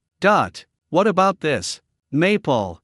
The father and son walked all the way to the middle of the mountain, asking and answering each other. At this time, Zion was already hanging on his father's chest, hugging his father's neck and keeping his mouth shut for a while. I'm so tired. Originally, he could still skip and jump along the mountain road for the first few hundred meters, picking flowers, picking leaves, and trampling weeds. But after walking a few hundred meters up the winding mountain road, he was so tired that he wanted to lie down on the ground. Just as he was about to lie down, his father's big hand gently picked him up and pulled him to his chest. It seems that it is most comfortable to hang on, Dad. Li Qingfeng forcibly pried his son's hands apart, put him back on the ground, and ordered without hesitation, "Get down and walk by yourself." Zion originally wanted to twist his body and swing his arms to lie on the ground to act like a rogue, but as soon as his feet touched the ground and his eyes inadvertently saw the surrounding scene, he forgot his original plan. So beautiful. There are many tall, big and straight unknown trees here. They are so densely packed together that you can hardly see the sky when you look up. Only a few points of light, brighter than the stars at night, floated down from the tall tree branches. When the wind blows those tall unknown trees, those spots of light will float around. He cheered, jumped forward, and stepped accurately on a spot of light. But the light spot was too slippery and flew onto the surface of his shoe the moment he stepped on it. He would not give up easily. He aimed at the next light spot, bent his knees, and jumped over to step on it. Damn! Those light spots were all disobedient. It was as if they had seen through his plan and were able to escape the moment he stepped on them. Dad, look, I stepped on it. Zion turned around and grinned, ha ha ha, I stepped on it. The obvious bulge made him very sure that he had really stepped on the light spot this time. Dad smiled and didn't say anything to him. He thought his father didn't believe him, so he slowly moved his little foot away, trying to expose half of the light spot he was stepping on. Ha! Zion cried out in disgust, and immediately jumped back like a spring, then kept rubbing the ground with the solace of his shoes. How disgusting! He yelled, and rubbed his solace faster. Li Qingfeng looked at the animal poop that was crushed by his son and couldn't help laughing. Ha ha ha, you stepped on shit. After saying that, he deliberately covered his mouth and nose and took a few steps back in disgust. You stink so much, don't come over here. Zion's disgusted expression immediately changed to a mischievous smile. He rushed towards his father and shouted, I'm going to stink you out.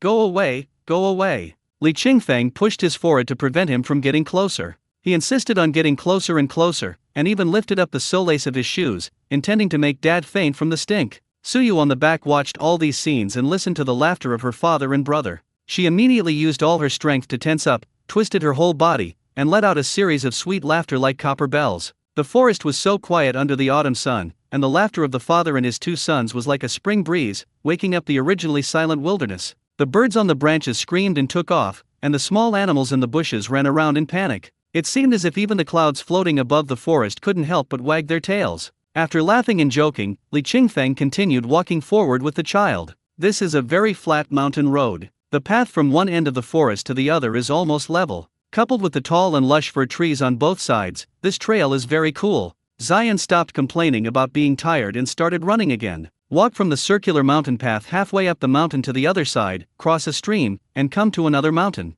Then walk diagonally upward along the forest path of this mountain, and walk to the other side of this mountain. You can see a large lush bamboo forest. The bamboos in the bamboo forest are all moso bamboos. This bamboo forest was planted by Li Qingfeng's father, Li Fuqian, when he was young. At that time, Li Fuqian had not yet married and had children. As the eldest son in the family, he almost took on all the hard work on weekdays. But even so, he was able to complete the hard work assigned by his family and use his spare time to develop his own business. This large bamboo forest is one of his industries. The bamboo forest was originally very large. When the family sold a fir forest, the mountain land was vacant but fir trees were not planted in time. Li Fuqian used his free time to plant some bamboos there. Although the bamboos were planted very sparsely at that time, after 3 or 4 decades of development, the originally sparse bamboo forest has become very lush and dense. Standing at the edge of the bamboo forest, you can't see through to the center of the forest at all. Li Qingfeng put down his things and first used a hoe to dig out the weeds and shrubs on the flattest piece of land in the bamboo forest,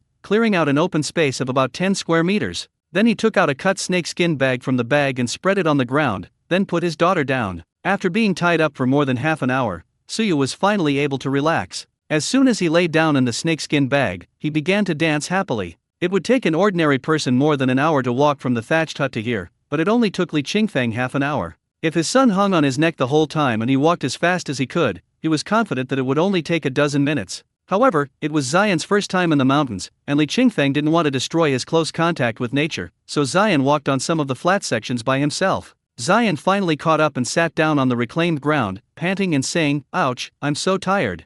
Li Qingfeng turned back more than 10 meters and brought back a pot of water from the mountain stream in a clean aluminum pot. He cleared a piece of land about 10 meters away from his children, moved a few small stones and piled them up to form a stove. Then he picked up some dry branches, placed them in the stove, lit them, and started to boil water. After finishing these, I started digging bamboo. Winter bamboo shoots. Bamboo shoots. Ordinary people have to slowly determine the location of bamboo shoots according to the direction of the bamboo rhizomes when digging winter bamboo shoots. Li Qingfeng didn't need to go through so much trouble to dig bamboo shoots. He could just concentrate and use his super eyesight to find the location of the bamboo shoots and then start digging. Although his eyesight could not see deep into the ground, he had no problem finding bamboo shoots that were not buried very deeply. He had tried it before and found that he could only see 1 meter deep underground when he concentrated. Although the visual penetration is not as good as that on the ground, it is still sufficient for use. After digging winter bamboo shoots for more than 10 minutes, the water boiled. I put out the fire first, then made some water for my son to drink and some milk powder for my daughter.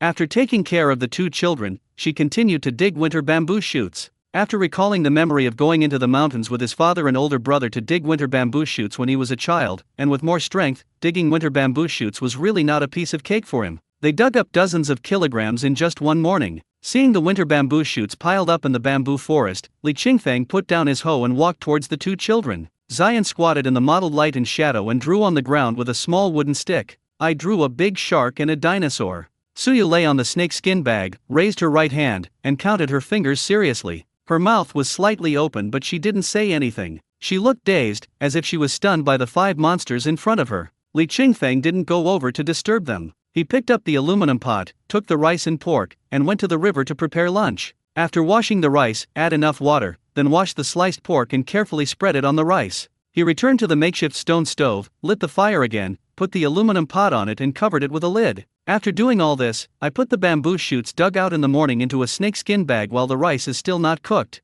Then I took my son to the stream to wash his hands. At this time, the rice was finally cooked. The fragrant smell of fireworks filled the bamboo forest, and it seemed that even the bamboos could not stand the tempting taste, and swayed happily in the breeze. The rustling sound instantly grabbed Suyu's attention. She immediately shifted her big grape-like eyes away from the five-headed monster and looked curiously and impatiently at the emerald-green giants in the sky. I saw the tall giants holding hands and singing happily. Wow wow wow. Wow wow wow. These waves of wonderful sounds seem to be calling for something, coming one after another, seemingly without any rules, but each sound is pleasant to the ear. Suyu was happy. She kept waving her little hands in the air and kicking her little feet, and her laughter was as clear and bright as the sound of a spring. Her laughter spread in the woods with the wind. The birds flapped their wings and flew high, and the squirrels climbed directly to the top of the trees when they heard it. Even a clouded leopard foraging at the edge of the bamboo forest was stunned. It slowly raised one of its front paws that was about to land, stood on 3 legs, and listened intently with its ears perked up.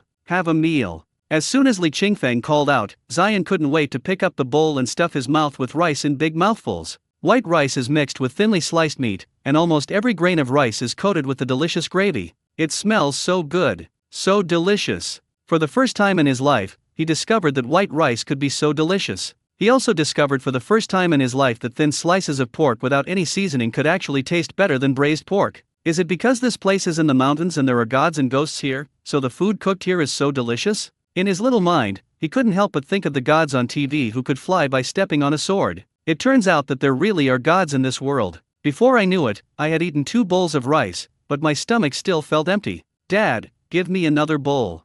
Zion handed the bowl to his father. Li Qingfeng looked at the empty aluminum pot, then at his son who was looking expectant, and had no choice but to hand over the bamboo tube filled with rice. Then you can have it. Dad, don't you want to eat any more? Zion took the bamboo tube and didn't rush to eat the rice. He looked at his father, whose face was covered in dirt, and whispered softly, "Are you still eating? Dad doesn't want to eat anymore, I'll give it to you." Li Qingfeng shook his head. No. Zion stuffed the rice back into his father's big hands. Dad, you eat it.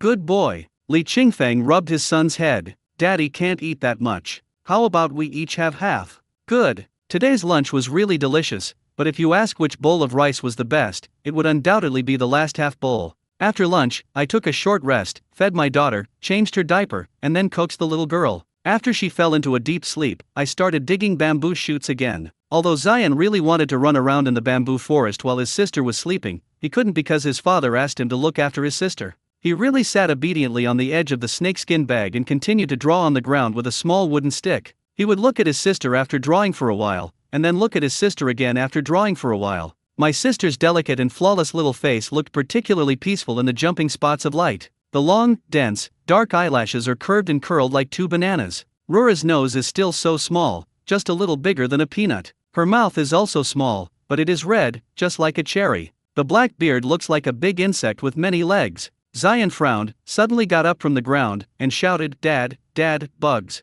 bugs." He pointed at a black centipede on his sister's chin with a look of panic on his face, and tears filled his eyes in an instant. My sister was awakened by his shouting. She was startled at first, and then she opened her mouth and burst into tears. Zion became even more anxious, shouting Dad loudly and backing away continuously. He was extremely afraid of insects. Not to mention this kind of centipede as thick as a finger, he was even afraid of a tiny vegetable worm. But now, seeing the bug about to crawl towards his sister's mouth, he didn't know where he got the courage from. He rushed over trembling all over, grabbed the big black bug, threw it out, and then immediately hugged his sister and burst into tears. This is what Li Qingfeng saw when he rushed over. From a distance, I saw my son catching and throwing bugs, and I saw him hugging his daughter and crying, trembling all over. A 5-year-old child already knows to protect his sister. Even though he was scared to death and had never encountered such a challenge, at that critical moment, he still tried his best to protect the people he wanted to protect. It's just because the little boy already knows clearly that in this world, except for his father and sister, he has no other family members.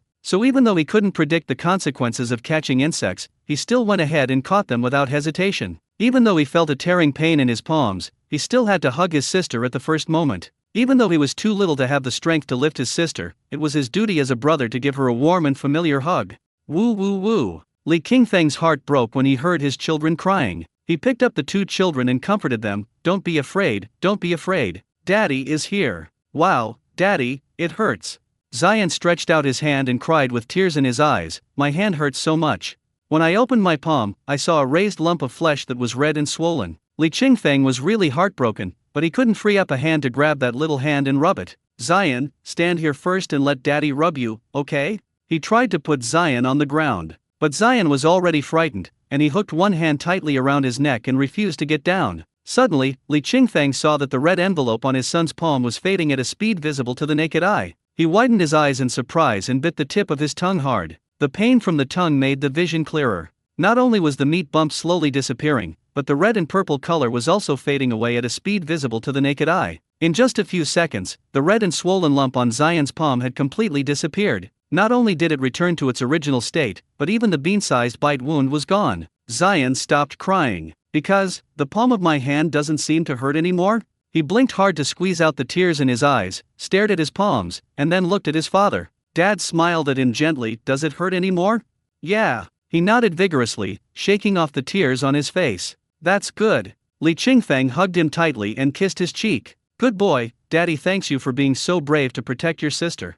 Dad, I just threw away that bug right away. Zion raised his little face as if to take credit. I wasn't even scared. Good job. Li Qingfeng turned to look at his daughter. The daughter stopped crying the moment he picked her up, and then stared blankly at her brother who was crying loudly. Maybe she doesn't have the concept of brother yet, and doesn't know what just happened, let alone understand what her brother has done for her. However, in every ordinary day like this, her brother's laughter, her brother's crying, and every hug her brother gave her will surely become an indelible mark in her mind. Family love. These two simple words contain so much. Accompanying each other day after day, relying on each other year after year. There is no other emotion in this world that can surpass the word family love, because the ultimate destination of all emotions is family affection. Li Qingfeng held his two children in his arms, and the scene of his son's palm quickly recovering kept replaying in his mind. If he had seen such a scene in the past, he would have thought that he was dazzled or had hysteria, but he doesn't think so now. Perhaps, this is my son's golden finger. His golden finger gives him infinite strength and extraordinary vision and hearing. So is the son's golden finger the super self-healing ability? If this is the case, then God has been too kind to their family. Not only did it give him an extraordinary opportunity, but it also gave his son such ability. Zion, can you still help Dad look after your sister? Li Qingfeng asked uncertainly. Zion nodded without hesitation. Okay, I will watch over my sister.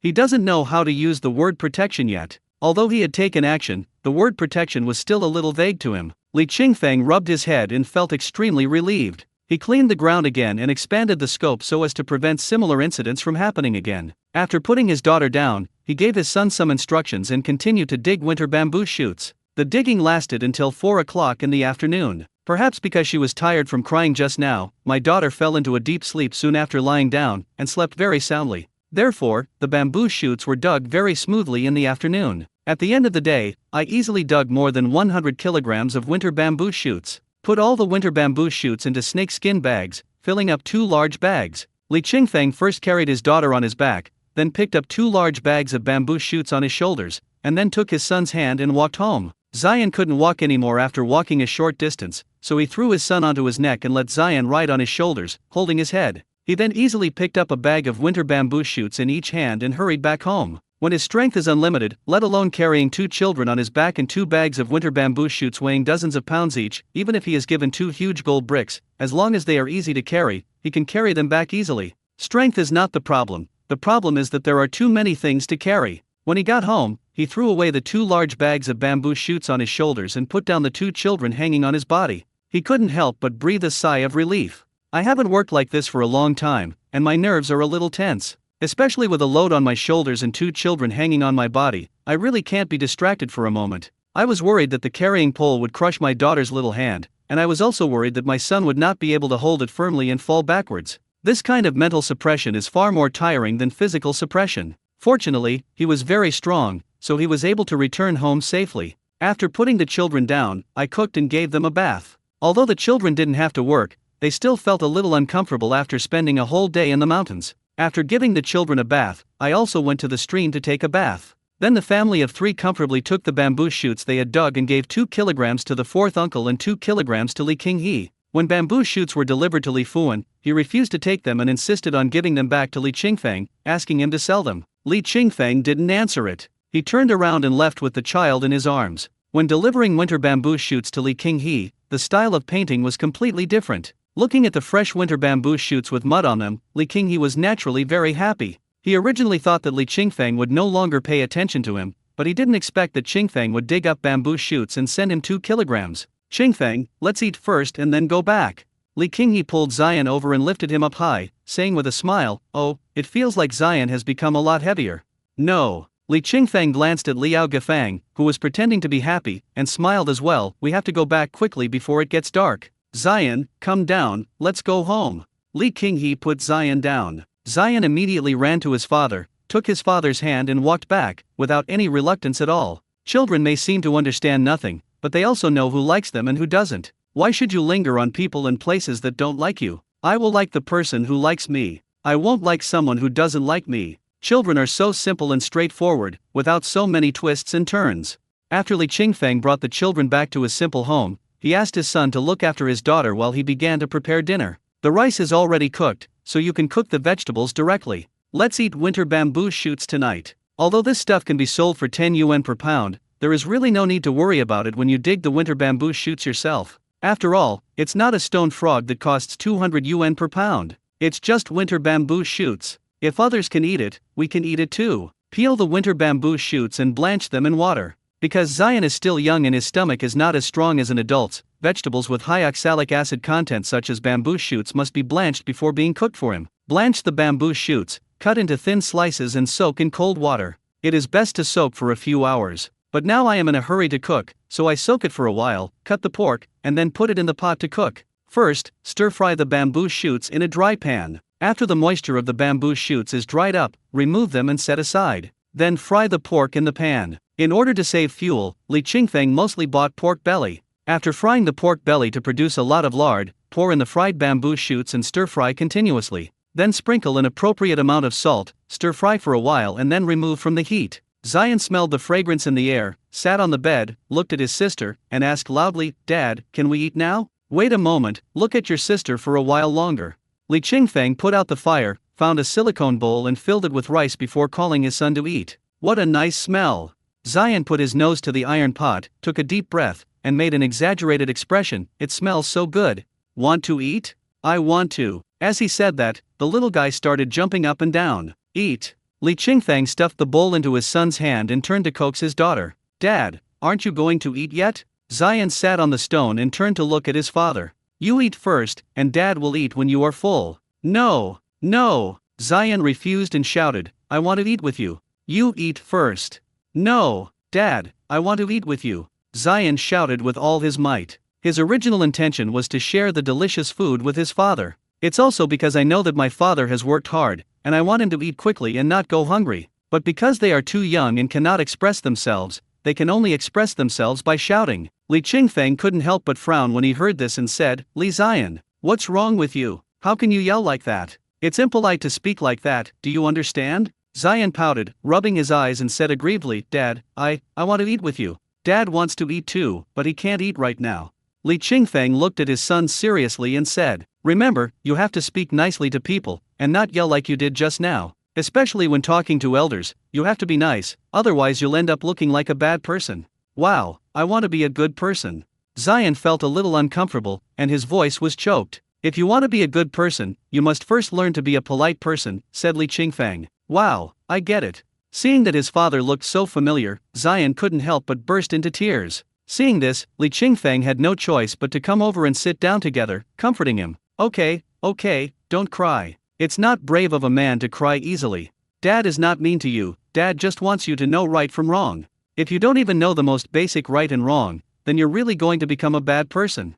Zion picked up the bowl in frustration, not understanding why things had turned out this way. I just wanted to have dinner with my dad, but why was he so mean? Is it wrong to want to eat delicious food with Dad? He tried to scoop up the pork with a spoon, but even the pork seemed to be deliberately against him. He tried to scoop it up 3 times but failed. He simply grabbed the meat with his bare hands. Use a spoon. Li Qingfeng was helpless. Zion had no choice but to continue scooping the meat with a spoon in a depressed mood. But the meat that couldn't be scooped up just now still can't be scooped up now. So he secretly glanced at his father and saw that his father was turning his head to look at his sister, so he immediately grabbed the meat with his bare hands and put it on the spoon at lightning speed. Then pretend to put it into your mouth with a spoon. Li Qingfeng took a deep breath and exhaled. I thought to myself, if I wasn't exhausted every day, I would be pissed off to death. He said coldly, What did Dad say just now? Can I eat with my hands?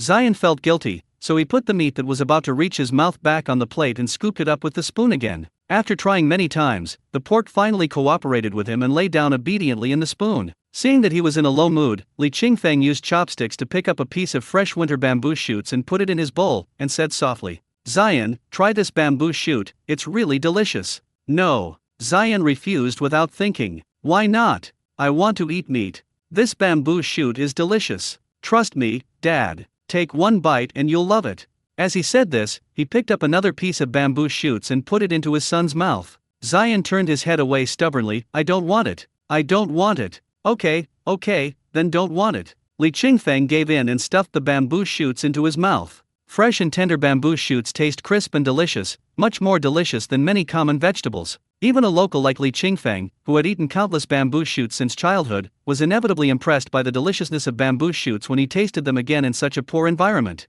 The deliciousness of bamboo shoots is like a mountain stream. Although it is not unrestrained and passionate, it is lingering and graceful. It tastes slightly bitter when you first put it in your mouth, but there is freshness and sweetness in the bitterness, especially the fresh taste, which seems to be wrapped in the mountain breeze, soaked in the mountain drizzle, and even the eternal mountain mud turns into a wisp of fragrance and is injected into the bamboo shoots. Once a piece of bamboo shoot is taken into mouth, even the literati and poets do not have much time to praise how delicious the bamboo shoot is. Because just one bite will hook your soul and make you want to eat the second and third bites uncontrollably. It wasn't until the bamboo shoots on the plate disappeared that I came to my senses and realized that I had eaten so many in one go. Regret will start to grow in your mind again. I regret why I am greedy and why I eat so much. Then I remembered that I seemed to have read a report saying that bamboo shoots cause cancer. Oh no, I won't eat bamboo shoots next time. But the next time, when I really saw the tempting bamboo shoots on the plate, all the reports about them causing cancer became groundless and fictitious rumors. There are only two words in my mind: eat it. Li Qingfeng finished all the bamboo shoots by himself, while Zion took most of the pork. "Zion, you stay home and look after your sister. Daddy still has to go into the mountains to work, okay?" After dinner, Li Qingfeng began to persuade his son to go into the mountains to catch stone frogs, but Zion was particularly disobedient tonight. Li Qingfeng patiently said many nice things to him, but it was of no use. He just kept crying. "Wow, I don't want it." Zion held his father's hand and cried loudly, "Be obedient." Li Qingfeng pried his son's hands apart and repeated solemnly, "Listen to Dad and take good care of your sister at home. Dad is going to the mountains to work. Otherwise, how will Dad buy you meat?" No.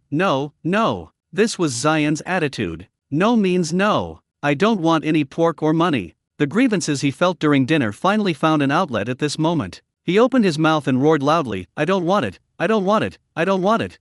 Zion. Li Qingfeng frowned. "How come you're still so ignorant even though you're already this old? Dad was already able to work when he was your age. Can you be a little more obedient?" Although this may sound unpleasant, it is indeed the truth. Their family situation is somewhat special. Now the family is penniless and has nothing. If he doesn't work day and night, when will things at home get better? How long will it take for the two children to have a normal house to live in? Moreover, when he was as old as Zion, he could already help his family cut grass for the pigs and feed the chickens and ducks. When they grow up a little bit, they will go into the mountains to chop firewood. He didn't want Zion to do all this hard work, he just wanted Zion to sleep with his daughter without making any noise or disturbance. Although the place where he went into the mountains to work was some distance from his home, he could run back at the speed of a 100-meter sprint as long as he wanted. Moreover, while catching stone frogs, he would occasionally use his super eyesight to check on his children at home and the situation around them. Not to mention bad guys, he could even see a mouse trying to get close to the hut. What's more, he has super hearing and can hear the child crying.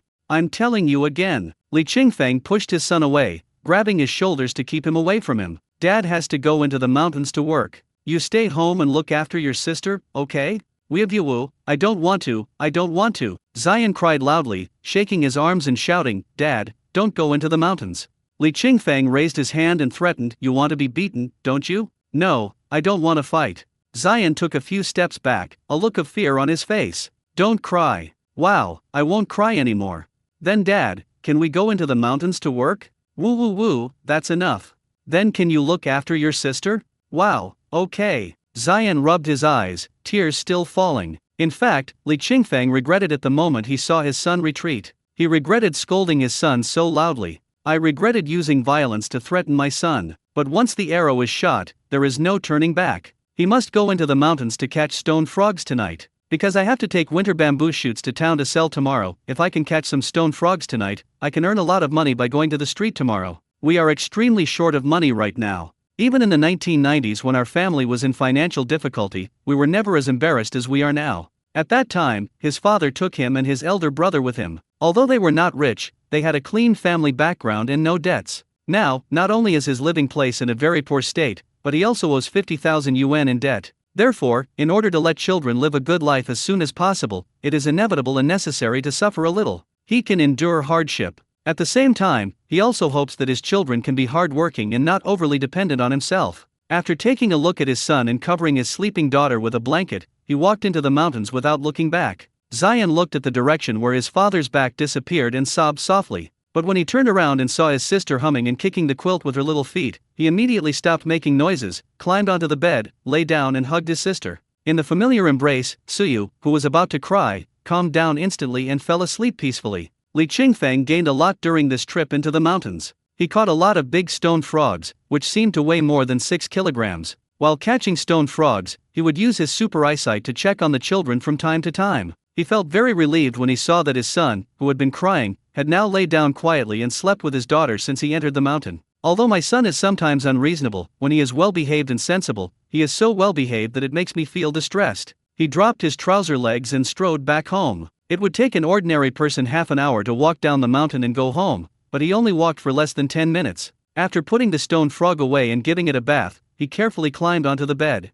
However, as soon as I lay down, I realized something was wrong. Why is my son so hot? Li Qingfeng thought that his son's body felt hot because he had just taken a cold shower. So he deliberately kissed his son's forehead with his lips. It would have been fine if she hadn't kissed him, but this kiss really scared him. His son's forehead was so hot that his lips trembled. Zion! He was anxious and quickly picked up his son and held him in his arms. At this moment, it seemed as if he was holding not his son, but a hot stove. Son! He didn't care that his daughter beside him was woken up and shouted, Zion, wake up quickly.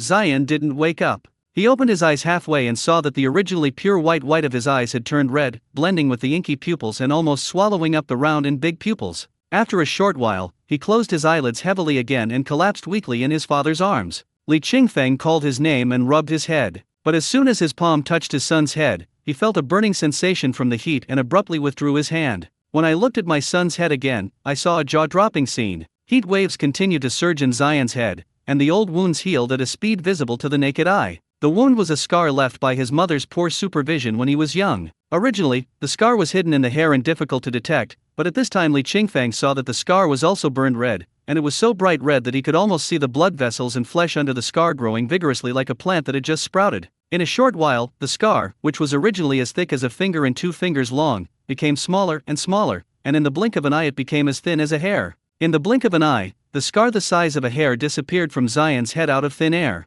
Li Qingfeng was extremely surprised. An idea came to his mind and he immediately took off his son's pants. As soon as I took off my pants, I saw that the scar left by the inguinal hernia surgery was getting smaller and smaller in the same way, and finally disappeared. Not only these 2 scars, but also the scars on other parts of the body disappeared miraculously. Li Qingfeng looked at his son whose body temperature was slowly dropping and couldn't help but recall what happened during the day. The wound on my son's palm healed quickly, and now other old wounds on his body have also healed automatically. Could it be that my son's golden finger is self-repair? He originally thought that his son only had a simple self-healing ability, but at this moment he discovered that his son's golden finger was more than just self-healing. He could even repair old wounds he had sustained years ago. It's incredible. Li Qingfeng looked at his son at this time, feeling both guilty and emotional. Thanks to God's kindness, he gave his son such powerful abilities. As long as he has this skill, he can use his punches and kicks without any scruples. He no longer has to worry about his son hurting himself while being naughty, nor does he have to worry about him and his daughter getting hurt when they encounter snakes, rats or pests while doing housework.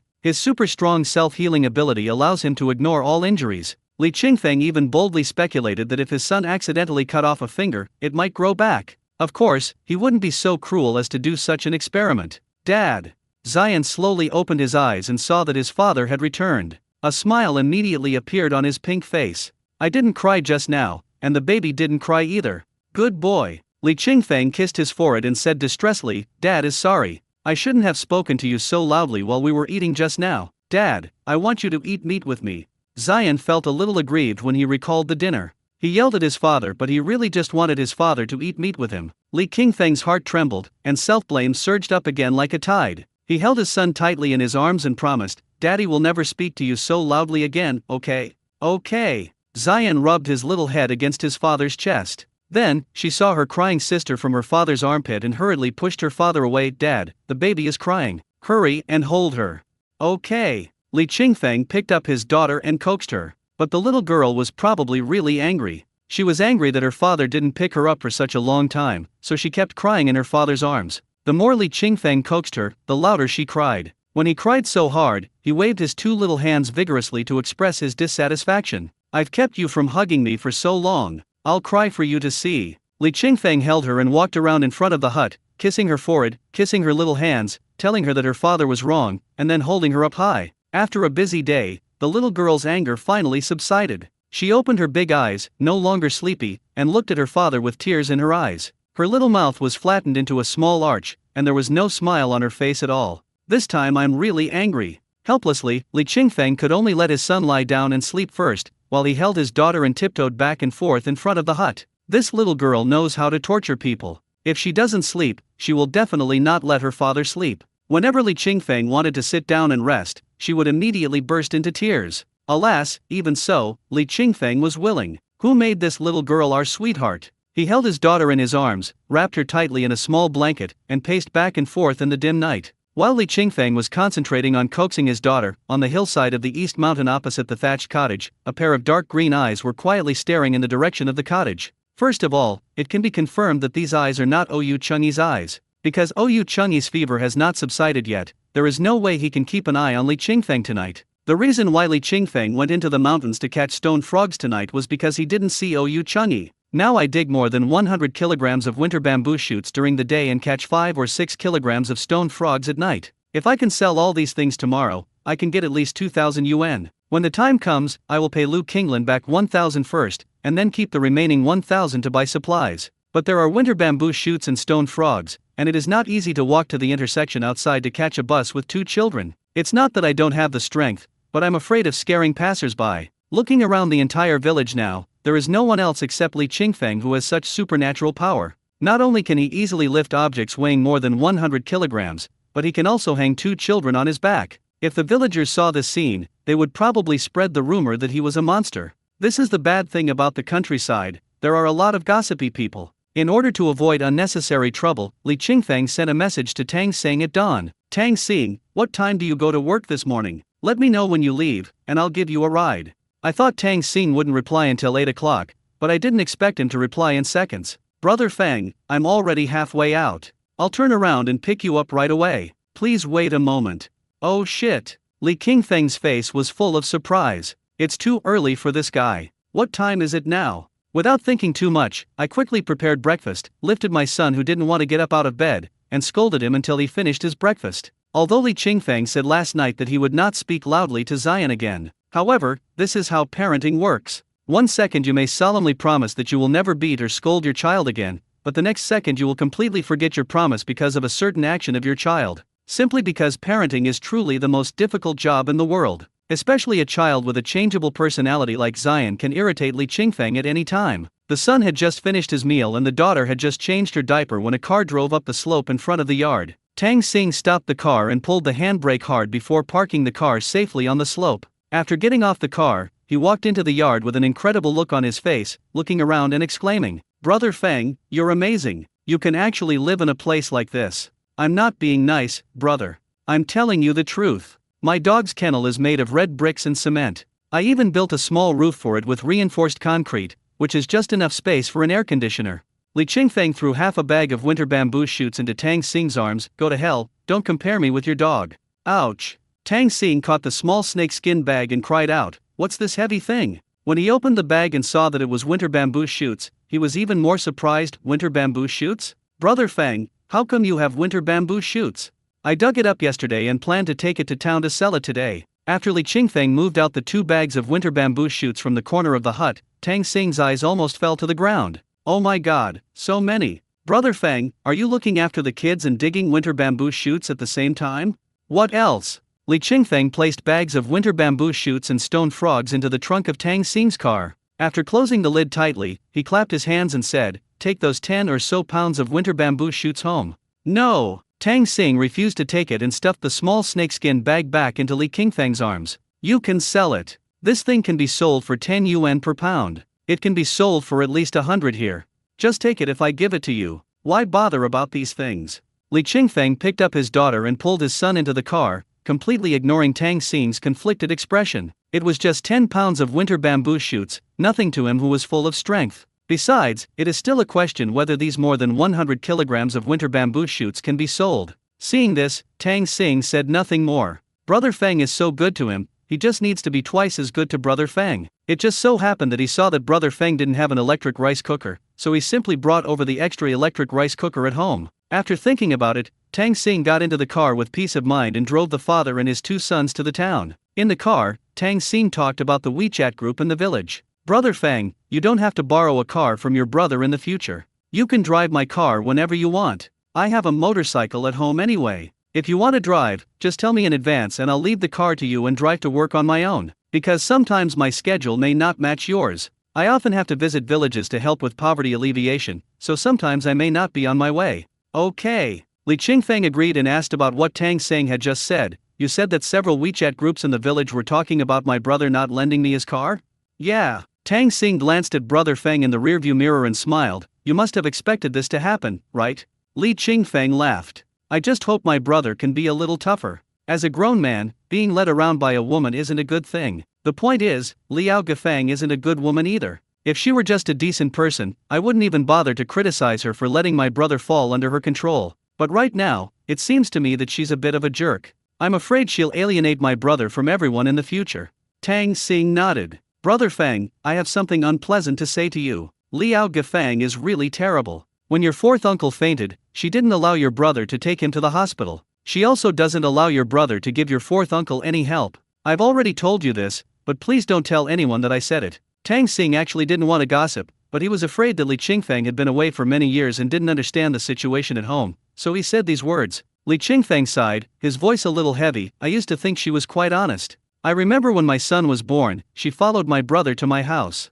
At that time, she was always smiling and looked very friendly. Sigh. Money really does influence people. At that time, Li Qingfeng's family was wealthy, so it was reasonable for Liao Gafang to smile at him. But now that he has fallen to such a state, it would be a bit unreasonable to expect Liao Gafang to be kind and friendly to him. Tang Xing comforted him. Brother Fang, don't think too much. Your life is your own. How others treat you is their business. Just live your own life well. Li Qingfeng nodded in approval.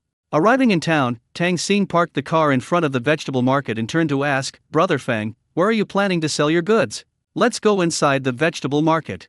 Li Qingfeng got out of the car and looked at the vegetable market that was led into from the small road. The small town's vegetable market is usually only busy during market hours. Today is not a market day, so there are almost no people in the vegetable market. Tang Xing got out of the car and saw that the vegetable market was empty. He suggested, I think we should not go inside. Today is not a market day, so not many people go in. It would be better to sell your bamboo shoots on the roadside. That way, passers-by can see your bamboo shoots. Li Qingfeng nodded and looked at both ends of the road. The roads in this town are not very wide, and 2 cars have to slow down when passing each other. In addition, the shops on both sides of the road all placed umbrellas and goods outside, making the road seem even narrower. On weekdays during the market, it is prohibited to sell goods on either side of the road. Whether they are mobile vendors or farmers selling agricultural products, they must go to the vegetable market to sell them. Are they being sold on the roadside? Li Qingfeng asked. Tang Xing shook his head in embarrassment. It seems not. As he spoke, he looked towards a shop not far away, his expression relaxed, and he smiled, but it doesn't matter.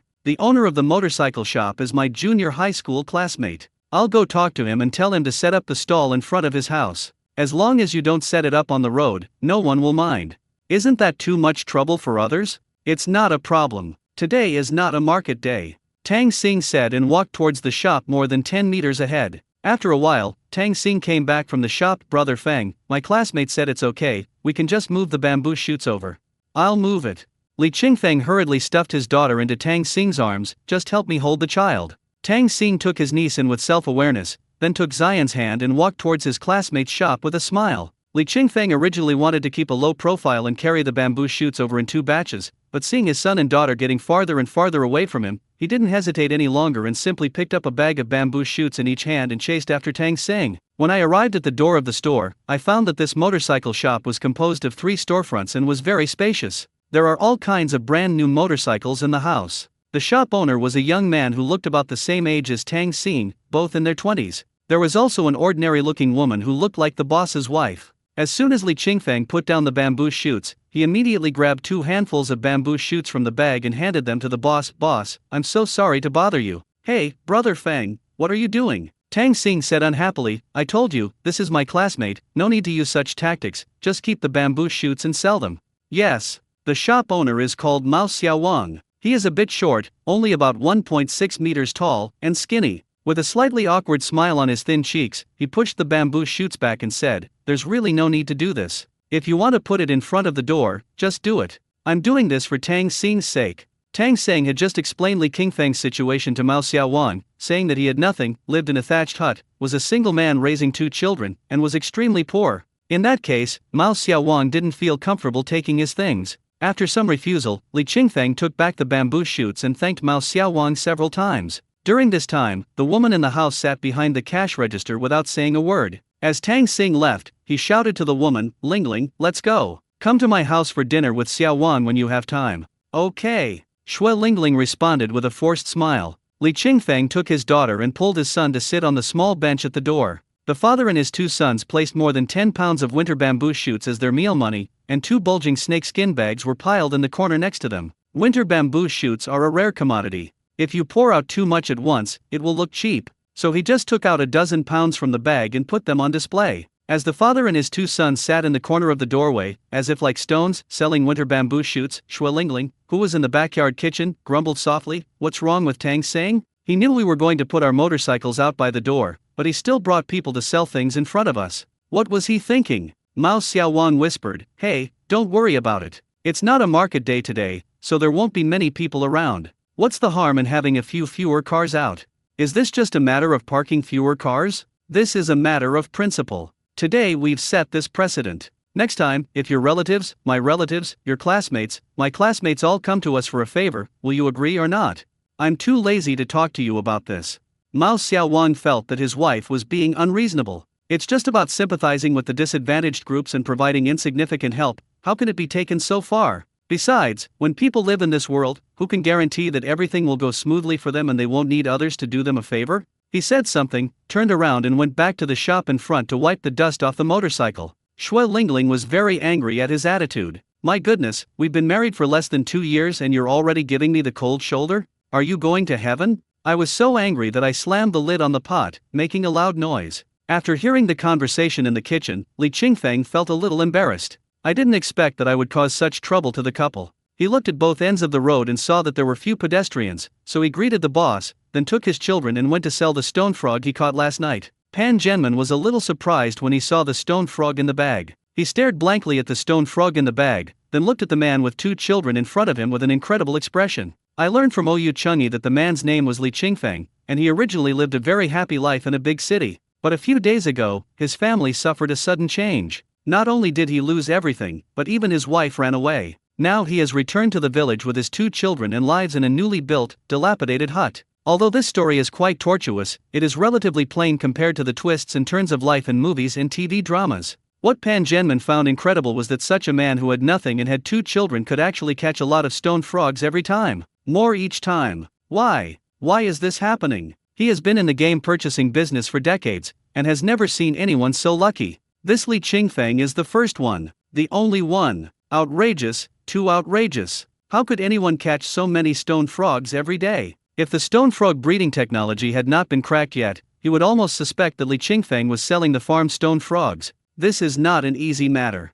Li Qingfeng's stone frog was sold for more than 1,200 yuan. After receiving the money, I went to the department store and spent a few dozen dollars to buy an old-fashioned hook scale and plastic bags. In addition to winter bamboo shoots, I may have to sell other things in the future, so it is necessary to buy a scale. But with his current financial situation, he could only buy this old-fashioned hook scale. I can't afford a digital scale and don't want to buy one. There are too many tricks to electronic scales and they are far less simple than this old-fashioned hook scale. Moreover, most of the left-behind people in rural areas are middle-aged and elderly, and there are very few young people. Therefore, there is no need to worry that this old-fashioned scale will be unpopular among the people. After returning to Mao Xiaowang's shop, I saw Mao Xiaowang placing a motorcycle at the door. Li Qingfeng took the initiative to go forward to help, carrying his daughter on his back. Mao Xiaowang smiled at him innocently. No, I can do it myself. I have nothing to do anyway. Li Qingfeng also smiled. Sitting is just sitting, why not stretch your muscles? You have 2 children with you.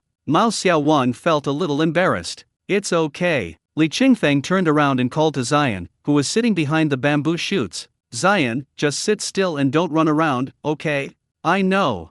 Zion looked at the vehicles coming and going outside and responded without turning his head. Xue Lingling stood at the back door and saw Li Qingfeng helping to push the motorcycle to the door. Her expression softened a little, and she said to Zion, "Little boy, do you want some fruit?" Then he handed over a big red apple. Zion looked at the apple, which was much bigger than his little fist, swallowed quietly, and turned to look at his father. Li Qingfeng smiled and said, "Why are you looking at me? Eat if you want. Here, take it." Xue Lingling stuffed the apple into Zion's arms. Zion picked up the big apple, stared at the ant in front of him with his watery eyes, and whispered, "Thank you, ant. So good." Xue Lingling turned around and sat behind the cashier counter. After Li Qingfeng helped push the motorcycle to the door and parked it, he went back to guard the bamboo shoots. Because they came early, even though they were busy for a while, it was only 8 or 9 o'clock. At this time, pedestrians finally appeared on the street. Bamboo shoots are gradually becoming popular. By 10 o'clock, more than 20 kilograms of bamboo shoots had been sold. From 9 to 10 o'clock, just 1 hour, more than 20 kilograms were sold. It can be seen that this time period is the peak period of the morning market. Although some bamboo shoots were sold after 10 o'clock, it lasted until almost 12 o'clock, and less than 10 kilograms were sold in 2 hours. Li Qingfeng counted the banknotes in his hand and then calculated the amount paid via mobile phone. I have made nearly 300 yuan from selling bamboo shoots today. Very good. Many locals earn only about 300 yuan a day working outside. Although he still had a lot of bamboo shoots left to sell, he was in a very good mood. I think it's really great that we can sell so many bamboo shoots today. The most important thing is that selling bamboo shoots does not interfere with his taking care of his children. My son doesn't need much care, but my daughter has to rely on others for her eating, drinking, defecating and urinating, changing the diaper, preparing milk powder, coaxing to sleep. Each one went very smoothly. Seeing that it was already noon, Li Qingfeng decided to make an exception today and go buy some buns. Especially the red bean paste buns, they are my son's favorite. Just as he was about to ask his son if he wanted to eat red bean paste buns, he was interrupted by a rumbling truck. The truck stopped in front of the store, and a dark-skinned, thick-shouldered woman jumped out from the front of the truck. As soon as the woman landed, she shouted into the store, "Boss Mao, the goods have arrived." Mao Xiaowang trotted out and saw that the delivery person was a woman. He couldn't help but feel a little surprised. "Why are you delivering the goods today? Where is your husband?" "My husband injured his hand a few days ago. He can't drive or move goods. It's the same if I come." The woman spoke in a loud voice and with a heroic tone. Mao Xiaowang disagreed. "Can you do it? Motorcycles are not light. They weigh several hundred kilograms. Can you do it?" The woman laughed and said, "Boss Mao, don't keep asking me if I can do it. Think about whether you can do it first." Xue Lingling also came out. "I don't need to tell you whether our Xiaowang can do it or not. Just tell me how you can move this motorcycle down by yourself." The motorcycles were packed separately on wooden racks. In order to transport more motorcycles at one time, racks are placed on top of the racks carrying the motorcycles. If you want to move the motorcycles down, you first need to lift the motorcycles on the upper layer, and then disassemble them one by one and move them down from the wooden board. This job requires a lot of strength, whether it is to move or transport the motorcycle. Mao Xiaowang is short and skinny, and has no strength at all. Usually, whoever delivers the motorcycle is responsible for unloading, but there was only one woman delivering the goods today. This is really embarrassing. "I want to move alone? You can help me." The woman climbed onto the truck nonchalantly and said to the young couple below, "Hurry up, after unloading yours, I have to go to the next one." Mao Xiaowang and Xue Lingling looked at each other, feeling helpless. "You just watch from below, I'll go up and move it." Although Mao Xiaowang is thin, he is a man after all, and his strength is definitely greater than his wife's. Xue Lingling was very worried. "Is it possible? How about I go up and join us? 3 people are always stronger than 2. What if I bump into you?" Mao Xiaowang looked at Xue Lingling's belly, grinned, and comforted her. "It's okay, don't worry. It's only about 300 pounds. I can lift it with just a little effort." Xue Lingling subconsciously touched her belly under her husband's gaze. There is their child in the belly. Although it is less than 2 months old, it is the fruit of the couple's love. Li Qingfeng saw the words and actions of the two and immediately understood. He walked up to her and said, "Boss lady, please sit down and help me hold my daughter. I'll help you lift the motorcycle." Lift? In fact, the word should be used. But in order not to scare others, it is better to keep a low profile. The proprietress smiled a little embarrassedly. How can this be possible? In the morning, she was still unhappy about people setting up stalls at the door. Now, asking others to help with such hard and strenuous work all of a sudden is too shameless. What's wrong with that? Li Qingfeng shoved his daughter into Xue Lingling's arms and said with a smile, "Help me hold her for a while. I can't move my hands while holding her. My arms are sore." Xue Lingling held the soft little baby in her arms and couldn't bring herself to say no. So cute. This tiny, soft baby is so beautiful. Although she had held many babies in her arms, she had to admit that the baby she was holding now was the most beautiful and the cutest one she had ever held. There was even a moment when she was distracted and felt that what she was holding was not an ordinary child, but an elf with light all over its body. Just as she was staring at Tsuyu in a daze, Li Qingfeng had already climbed onto the truck. Mao Xiaowang and the female driver are working together to lift a women's scooter. This motorcycle weighs about 200 pounds. Logically speaking, two people should be able to lift it together. But Mao Xiaowang is small in stature and not as strong as the female driver. The female driver lifted up the motorcycle and saw that the other end was motionless. She was both angry and amused. "Boss Mao, you really can't do this." Mao Xiaowang blushed. Who said that? Gritting my teeth and trying my best to lift it up. The motorcycle was not lifted up and the pants were open. The female driver was stunned at first, then tried hard to suppress her smile. "I couldn't help it, so I had to put the motorcycle down with a bang, holding my stomach and laughing. Ha ha ha, Boss Mao, don't be anxious. Haha, if it doesn't work, then it doesn't work. Why are you so anxious? Let me do it." Just when Mao Xiaowang was so embarrassed that he wished he could find a crack in the ground to crawl into, Li Qingfeng grabbed the wooden frames at both ends of the motorcycle with his hands, one in front and one behind. The female driver quickly stopped laughing and prepared to lift the motorcycle again. Li Qingfeng shook his head. No, just tell me which ones to move." "Ah." The female driver looked at Li Qingfeng with amusement. Seeing his burly figure and outstanding appearance, her tone couldn't help but soften a bit. "Handsome guy, are you kidding me? This motorcycle weighs over 200 kilograms. It's not a big deal." The female driver laughed. "You look quite handsome, but I didn't expect you to be such a boaster." Li Qingfeng smiled and said nothing. Instead, he bent his arm and gently picked up the wooden frame. His expression was calm. "Look relaxed. It's very casual. Not serious." It seemed as if he was not lifting a motorcycle weighing more than 200 pounds, but a balance bike for a 3 or 4-year-old child. That indifferent look shocked everyone. "Oh shit. Are you kidding me?" The female driver widened her eyes and opened her mouth, not knowing what to say. Just now she said that others were bragging. This slap in the face came too quickly. Mao Xiaowang was so frightened that he took several steps back to make way for Li Qingfeng. He looked so nervous that he dared not speak. He was afraid that if he spoke, Li Qingfeng would be distracted and thus break the miracle at the moment. "It's really amazing." Xue Lingling hurriedly walked away with the baby in her arms, came to Zion, and asked softly, "Little boy, is your father really that strong?" "Yes." Zion nodded, looking proud. "My dad is the strongest." When Li Qingfeng gently put the motorcycle on the side of the road, the female driver finally couldn't help but yell, "Hey handsome, you're amazing. You lifted a 200-pound motorcycle so easily." Mao Xiaowang couldn't help but look at Li Qingfeng with admiration. "Brother Feng, I didn't expect you to be so strong." "No big deal." Li Qingfeng grinned and went to move the second motorcycle. When the surrounding merchants heard about this, they all came to watch the fun. Soon, the big truck was crowded with people. Some people even took out their mobile phones to record the video and send it to WeChat groups, Moments, and Douyin. As the video was released, many local WeChat groups exploded. "Who is this? How can he be so strong? He can lift such a heavy motorcycle by himself. It's nothing, it's only about 200 pounds, I can lift it."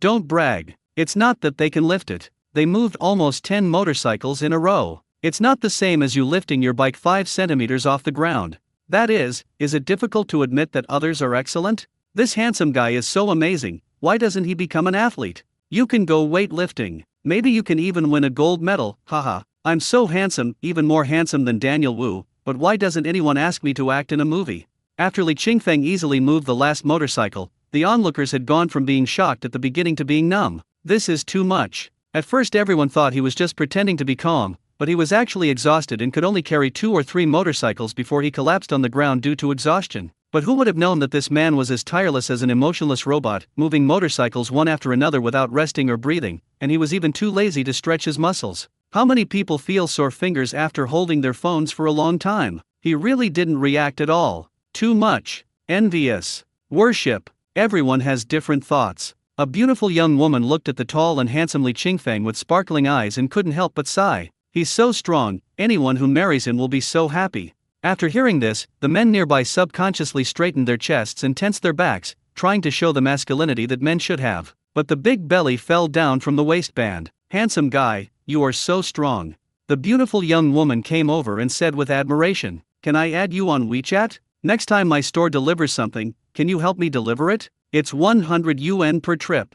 Li Qingfeng smiled awkwardly, haha, well, I'm sorry, I may not be able to help you. I still have 2 children to take care of. That's easy. You can leave the child to your wife to take care of. The beautiful young woman said deliberately. In fact, Li Qingfeng's frequent appearance on the streets these days has attracted the attention of many single young women. There are about 5 or 6 of these young women, either divorced or widowed. They all fixed their eyes on the tall, handsome man with 2 children. Whenever he appeared on the street, he would bring his 2 children with him. For the first time, women would only sigh and wonder why such a good man can only be someone else's husband. The second time, women will sigh that this man is not only good looking, but also loves children so much, and he always brings his children with him every time they see him. The third time, the women felt something was wrong. Why is it always him and the kids? Where's his wife? Could it be? A knowing smile strangely appeared on the faces of these women at the same time. Just now, several women came to watch Li Qingfeng move the motorcycle. The more I look at it, the faster my heart beats. How can there be such a perfect man in this world? Not only is she good looking, she's also very strong. The point is, they just heard Xue Lingling say that he has no wife. Several women began to become active. As soon as you see someone taking the initiative, follow immediately. Handsome, add me on WeChat. My family sells fertilizers and I often have to deliver goods. I'm a woman and not very strong, so why don't you help me deliver? I'll give you a commission of 5 yuan per bag of fertilizer. If you deliver 20 bags a day, you'll make 100 yuan. Handsome, add me on WeChat. My house doesn't need delivery. I just want to add you on WeChat.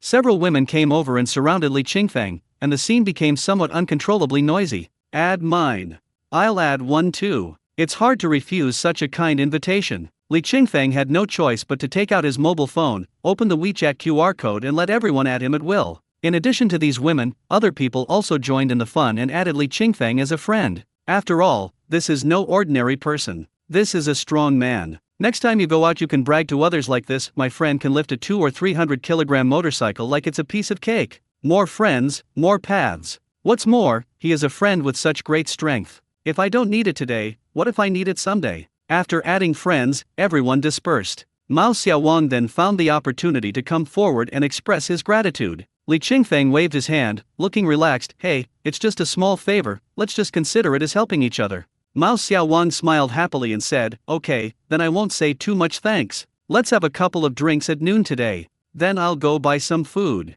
Xue Lingling came over with the baby and handed the child back to Li Qingfeng. Brother Feng, I'll give the child back to you. I'll go buy some food. What do you want to eat? No, Li Qingfeng quickly refused. I'll eat it when I get home later. Brother Feng, you're welcome. Mao Xiaowang pulled him inside. You've helped me so much today. It's not too much to treat you to a meal. Xue Lingling smiled, turned around to buy some vegetables, and then went back into the kitchen to work. About half an hour later, Xue Lingling opened a folding table in an empty space in the store and brought out a few dishes. A dish of roast duck, a dish of sweet and sour fish, a plate of peanuts and a plate of fried pork belly with winter bamboo shoots. Several people sat around the table in a relaxed atmosphere. Especially when Zion was eating the roast duck leg with relish, his mouth full of oil, it made the 3 adults happy. Who doesn't like a child who is so focused on eating? Who wouldn't envy a young child who is happy as long as he has food to eat? Adults seem to have the ability to control their own destiny, but in fact they are controlled by life like puppets and have no real freedom. Perhaps, only rich people have freedom. And all 3 of you here are busy making money. Mao Xiaowang poured Li Qingfeng a glass of red liquid. Brother Feng, try this. It's the wine I made myself, made from wild grapes. It tastes really good. Try it. Unable to refuse the kind offer, Li Qingfeng picked up the bowl and took a sip. Just one bite, and countless memories came flooding back. I have childhood memories of going into the mountains with my dad and older brother to pick wild grapes, and of the three of us toasting over our own wine during festivals when my dad was still alive. The wine still tastes the same, but the person is no longer the same. Li Qingfeng stared at the wine in the bowl in a daze until Mao Xiaowang called him twice, then he reacted. Brother Feng, this morning, Tang Xing told us about your situation. Mao Xiaowang glanced at his wife and continued, from now on, whenever you want to sell something on the street, just come directly to me. No need to ask, just set up your business. Yes. Shui Lingling nodded. Brother Feng, it's fate that we met. From now on, we'll be friends. If you have any difficulties, you can tell us. As she spoke, she gently pinched Xian's little face and said with a smile, I really like you two children very much. No more words to say, you two. I'll drink first to show my respect. Li Qingfeng raised his bowl to toast the two of them, then gulped down half a bowl of wine. The alcohol content of this wine is not particularly high, about 30 to 40 degrees. In the past, it would be no problem for him to drink 1 or 2 kilograms of this kind of wine. Now that my body has been strengthened, I can only drink more. But he was not a heavy drinker, so he drank half a bowl and stopped. Mao Xiaowang is thin and has an average alcohol tolerance, so he doesn't dare to force anyone to drink. Besides, she has 2 children with her. Shui Lingling couldn't drink alcohol even when she was pregnant. The lunch party, which was originally planned to have a few more drinks, ended with Li Qingfeng and Mao Xiaowang each drinking half a bowl of wine. Eat vegetables when it's time to eat vegetables, and eat rice when it's time to eat rice. Brother Feng, let's not drink anymore, let's eat. Try this roast duck, it tastes very good. Mao Xiaowang picked up the chopsticks with a smile, ready to pick up a piece of big fat duck for Brother Feng. But the chopsticks hung in the air for a long time without falling. His eyes were dull and a little surprised. The corners of his mouth twitched slightly when he raised them. All that was left on the plate that originally contained half a roast duck was a duck butt, 2 sections of duck neck, and half a duck head. Burped Xian burped contentedly. The 3 adults looked towards him. Damn it! This little guy's face is all oily. There was not only oil but also meat scraps on the bald head. I really don't know whether he eats with his mouth or with his forehead. Looking at the table in front of him, it was a mess, with a small mountain of duck bones and some white rice that had been pulled out. As the 3 of them stared in amazement, Xian picked up the bowl and handed it to his father. Dad, I want another bowl. Puff. The couple couldn't hold it anymore. Ha ha ha, Xian, you're such a big eater. Oh my god, I've never seen a kid as good at eating as you. Ha ha ha, just wait, Auntie will help you serve the rice. Shui Lingling was laughing so hard that she was shaking. She took Xian's bowl and happily served herself some rice. Mao Xiaowang placed the remaining duck butt, duck neck, and duck head in front of Xian and said happily, Xian, come here. There's more. They're all yours. Is it enough? If not, Uncle will go buy more. Xian nodded and wanted to say yes, but under his father's gaze, he said reluctantly, enough. Li Qingfeng then looked at Mao Xiaowang with a mixture of laughter and tears, feeling a little embarrassed. I didn't expect him to eat so much today. I guess he suffered so much with me during this period of time, and he must be starving. It would be great if the child could eat well. Mao Xiaowang said with some longing, I really hope that when my child is born in the future, he will also eat as much as Xian. Shui Lingling glanced at him with a smile, then handed Xian the bowl filled with half a bowl of rice. Xian, Auntie is afraid that you'll be too full, so I dare not give you too much. Eat first. If it's still not enough, Auntie will give you more after you finish. Okay. Xian agreed readily, opened his little mouth and kept putting food in, one mouthful after another, which made everyone stunned again. He finished half a bowl of rice in less than a minute and handed the bowl to his father again, saying, Dad, I want more. Everyone finally couldn't bear it anymore. Xian, stop eating. You've already eaten too much.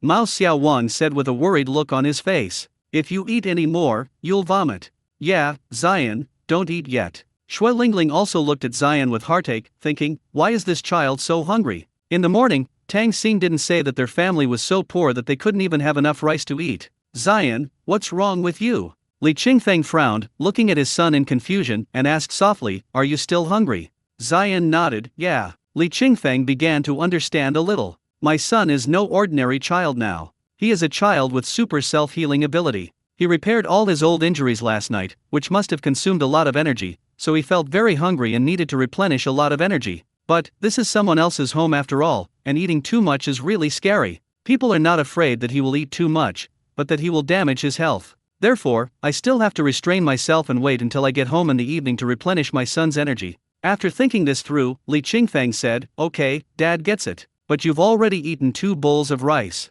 You can't eat anymore, understand? Xian didn't know, but when his father said he didn't want to eat it, he nodded and said okay. Looking at the well-behaved Xian, Mao Xiaowang and Shui Lingling really liked him from the bottom of their hearts. In the afternoon, in order to allow the family of 3 to sell their bamboo shoots and return home early, the couple mobilized their own network of contacts. They not only posted pictures on their moments to sell winter bamboo shoots, but also flooded their WeChat groups with messages. After all this operation, all of Li Qingfeng's remaining winter bamboo shoots were sold out before 3 o'clock.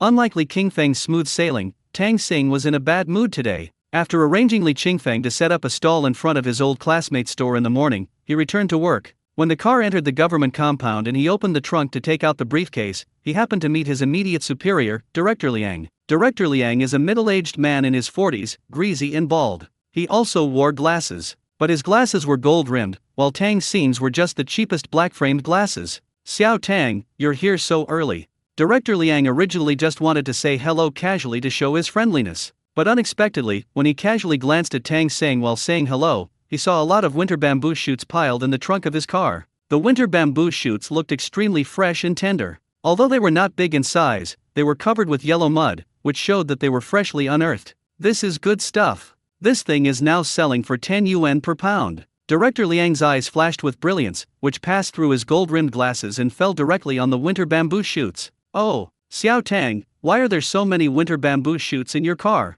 Where did they come from? They look very fresh." Without waiting for Tang Xing to speak, Director Liang quickly stepped forward and reached out to pinch the tender bamboo shoots. He didn't care at all that the yellow mud covering the bamboo shoots would dirty his long and shiny nails. "Good morning, Director." Tang Xing greeted him uncomfortably and replied, "This is given to me by my brother."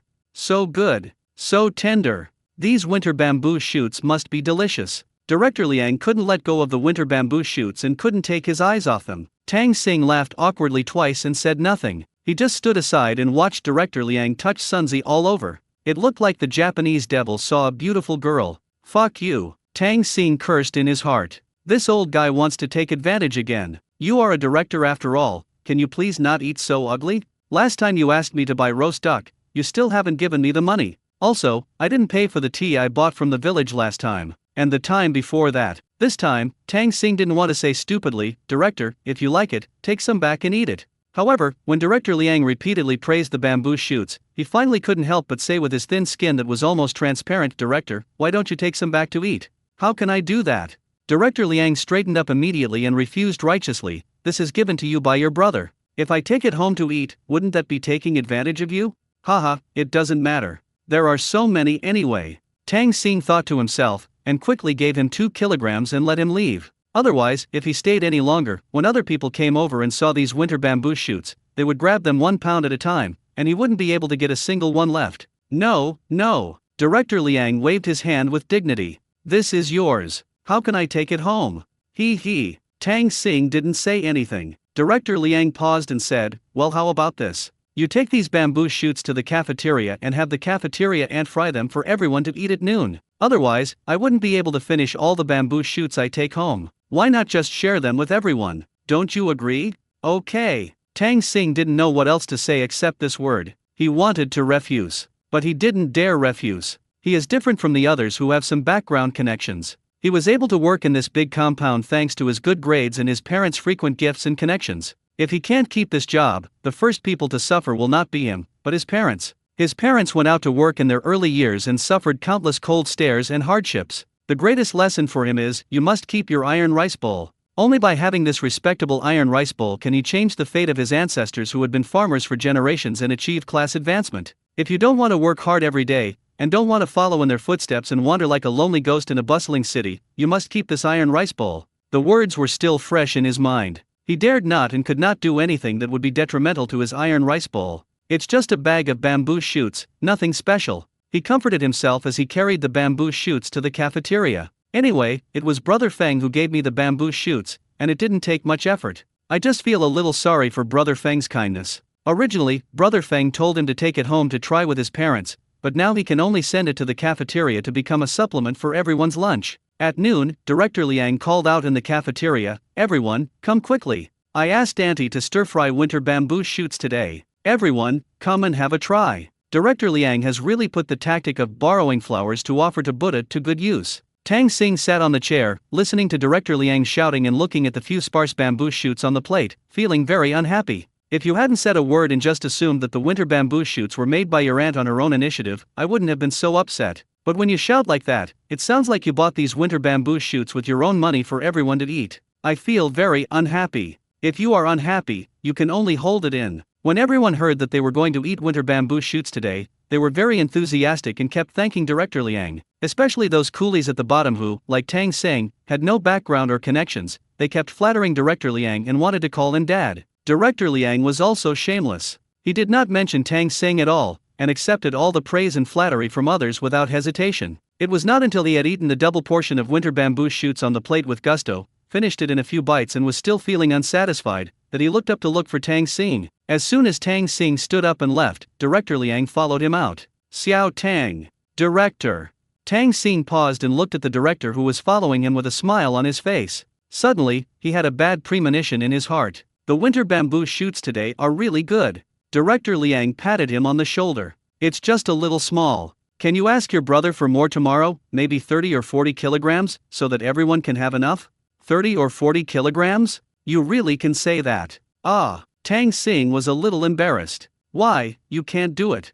Director Liang asked solemnly, didn't you dig these winter bamboo shoots yourselves? I remember your village is full of mountains. You should be able to dig up a lot of these winter bamboo shoots. The implication is that this thing is worthless in your place. If I ask you to take more of this free thing, how can you say no? Director, to be honest, my brother's family is in a bit of a financial difficulty, Tang Sing said shamelessly in a low voice. He dug up these winter bamboo shoots to sell. Oh. Director Liang pushed up his gold-rimmed glasses and nodded. In that case, then buy from him. Buy more. Look, no one's eating enough today. It's best to buy about 30 or 40 kilograms. After saying that, he patted Tang Sing's shoulder again, then turned around and went back to the cafeteria. Tang Sing stood under the midday sun, looking through the glass window of the cafeteria at the laughing and noisy crowd inside. A chill ran up from the soles of his feet to the top of his head, and his body couldn't help but shiver. In the past, he thought that he came to work in such a place to serve the people, but now he realizes that he is here to serve the leaders. In the afternoon, after Li Qingfeng sold all the bamboo shoots, he counted the money. Today's profits were very good. Not only did we sell more than 1,000 stone frogs, but we also sold more than 1,000 winter bamboo shoots. Now I have about 2,000 yuan in my hand, and I can buy a lot of things. Of course, in order to prevent the previous incident from happening again, 1,000 yuan should be left for Lu Qinglan. He took his children to buy some relatively cheap supplies. Buckets, basins, ladles, dishwashing basins, clothes drying racks, pressure cookers, hose, axe, etc. are items that are needed immediately and are cheap. I also bought a rice jar and a water jar, as well as a small soft rubber water pipe for drawing water. Although the stream is right at the doorstep, it is just a stream after all, and the water quality is affected by external factors. Therefore, I still have to dig a spring myself and then use a water pipe to bring the spring water into my home. In this way, the water quality will not be affected regardless of whether it is sunny or rainy. When he went into the mountains to dig bamboo shoots yesterday, he saw a large pile of human feces next to the mountain stream. He didn't know which wicked ghost had done it. At that time, the idea of pulling a water pipe to bring in spring water came to his mind. After buying these things, they sent a message to Tang Sing. After a while, Tang Sing came to pick them up in his car. Seeing Li Qingfeng buy so many things, Tang Sing was very happy for him. Not bad, Brother Feng, you must have made a lot of money today, buying so many things at once. Haha, not bad. After loading the things into the car, Li Qingfeng and the children sat in the back seat. Tang Sing, thank you for troubling me again. I really don't know how to thank you. Brother Feng, I've already told you not to say such things. With our relationship, if you say even one more word of thanks, you're looking down on me, Tang Sing. Tang Sing looked at the energetic family of three in the rearview mirror and couldn't help but smile. Seeing you happy makes me even happier. Don't say such things again in the future. Haha, I get it. Tang Sing couldn't help but glance at the hearty laughing Li Qingfeng through the rearview mirror. After hesitating for a moment, he said, well, Brother Feng, help me dig 30 kilograms of bamboo shoots tomorrow. I want 30 kilograms. What do you want so many bamboo shoots for? Li Qingfeng noticed Tang Sing's evasive gaze in the rearview mirror, so he pressed the issue. Didn't I give you about 10 pounds this morning? Isn't that enough? Well, my company wants it. Tang Sing didn't mention the trouble, but simply said, my company cafeteria wants it. It needs 30 kilograms. Are you free to go dig it up? I need it tomorrow morning. Li Qingfeng didn't think too much about it and just nodded. So that's how it is. If you want it tomorrow, then when we get home, you can help me look after the child and I'll go dig it for you. Haha, okay, I haven't tried taking care of a baby yet. Tang Sing pretended to be excited and laughed. I just don't know if they want me to take care of them. You'll know soon. Li Qingfeng couldn't say for sure. The younger one is easy to arrange, but I'm afraid Zion won't be obedient. Li Qingfeng's concerns are not without reason. After the group returned to the thatched hut and unloaded their things from the car, Li Qingfeng gave his son a lot of advice, wanting Zion to wait for him at home, but no matter how he tried to persuade him, Zion refused. There was no other way, so Li Qingfeng had to say, "How about this, Tang Xing, you go back first. Don't worry about the bamboo shoots. Just come and get them tomorrow morning. Why not just forget it?" Tang Xing said, worried that his own affairs would interfere with Brother Feng's care for the child. "If it really doesn't work, I can go to town tomorrow and buy someone else's." "Why buy someone else's?" Li Qingfeng laughed. "Of course I should make the money first." Tang Xing smiled and said, "Okay, I'll come back tomorrow morning." After sending Tang Xing away, Li Qingfeng originally planned to change his daughter's diaper and feed her some milk powder, but seeing that it was getting dark, he quickly carried his daughter on his back, then picked up his son with one hand, and held a hoe and snakeskin bag in the other hand, and walked into the mountains at a very fast speed. Looking at the scenery on both sides of the mountain path receding rapidly, Zion hugged his father's neck tightly, fearing that he would be thrown off by his father if he was not careful. This speed is really too fast. In just over 10 minutes, the father and his two sons arrived at the bamboo forest. Li Qingfeng put the child down, picked up a hoe and dug in the bamboo forest for more than 10 minutes, and easily dug up more than 30 kilograms of bamboo shoots. Then, more than 10 minutes later, the father and his two sons returned to the thatched hut. "It will be very quick." Zion didn't even have time to complain about the excessive number of mosquitoes in the bamboo forest and how annoying they were. "I didn't even have time to pee in the bamboo forest." When he returned to the yard and was put down by his father, he hurried to the toilet to pee. Suyu was also stunned. After taking it off his back, he opened his big round eyes and turned his head to look around. His little head couldn't react at all, and he had no idea what he had been going through. "It's so confusing." It was not until her father changed her diaper and brought the prepared milk powder to her mouth that she put away her confused expression and began to suck impatiently. At this time, the night was already gray, the solar lights in the yard were lit in advance, and the flames in the stove were dancing enthusiastically. After feeding my daughter the milk powder, the water was boiled. Li Qingfeng first washed the newly bought large plastic round basin, then poured in hot water, mixed it with cold water, and let his son take off his clothes and take a bath by himself. "I can't," Zion yelled, "I can't bathe myself." "Why not?" Li Qingfeng said loudly while washing rice. "Just sit down and use the cloth to wash your face first, then your neck, armpits, your penis, and finally your feet." "Why not?" Hearing his father put it so simply, Zion had no choice but to sit in the basin, then picked up the towel to wash his face. The so-called washing your face is actually just holding a towel with one hand and dipping it into your face, which has nothing to do with washing. After applying a few drops of water to my face, I put a few drops on my neck, and then on my armpits.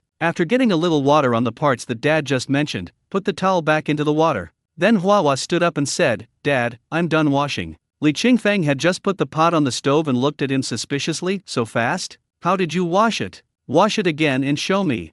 Zion felt that he knew how to take a bath and felt very accomplished. He immediately sat back and demonstrated it to his father again. This time, Li Qingfeng's blood pressure skyrocketed. "Damn, this is called taking a bath? Come on, come on." Li Qingfeng couldn't bear to watch it anymore. He stepped forward, grabbed the towel, and began to teach him step by step. "Wash your face like this. Do you see? Open the towel, then do this, then this." For a moment, Li Qingfeng almost suspected that his son was not his biological son. "Why are you so stupid? I can't even take a shower." I remember that he could take a bath by himself when he was only 3 or 4 years old.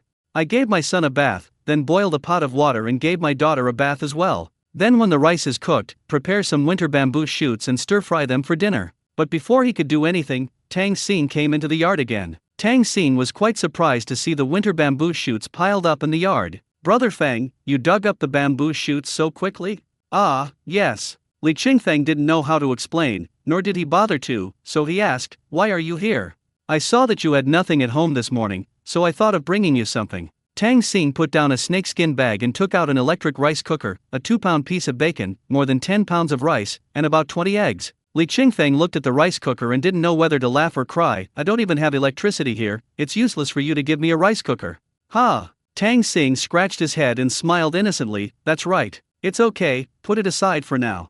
Li Qingfeng took a few thick bamboo shoots and placed them in front of Tang Xing. "You peel the bamboo shoots and have dinner at my place tonight." "Brother Feng, how did you guess that I was here to eat for free? You came here at dinner time, do we still need to guess?"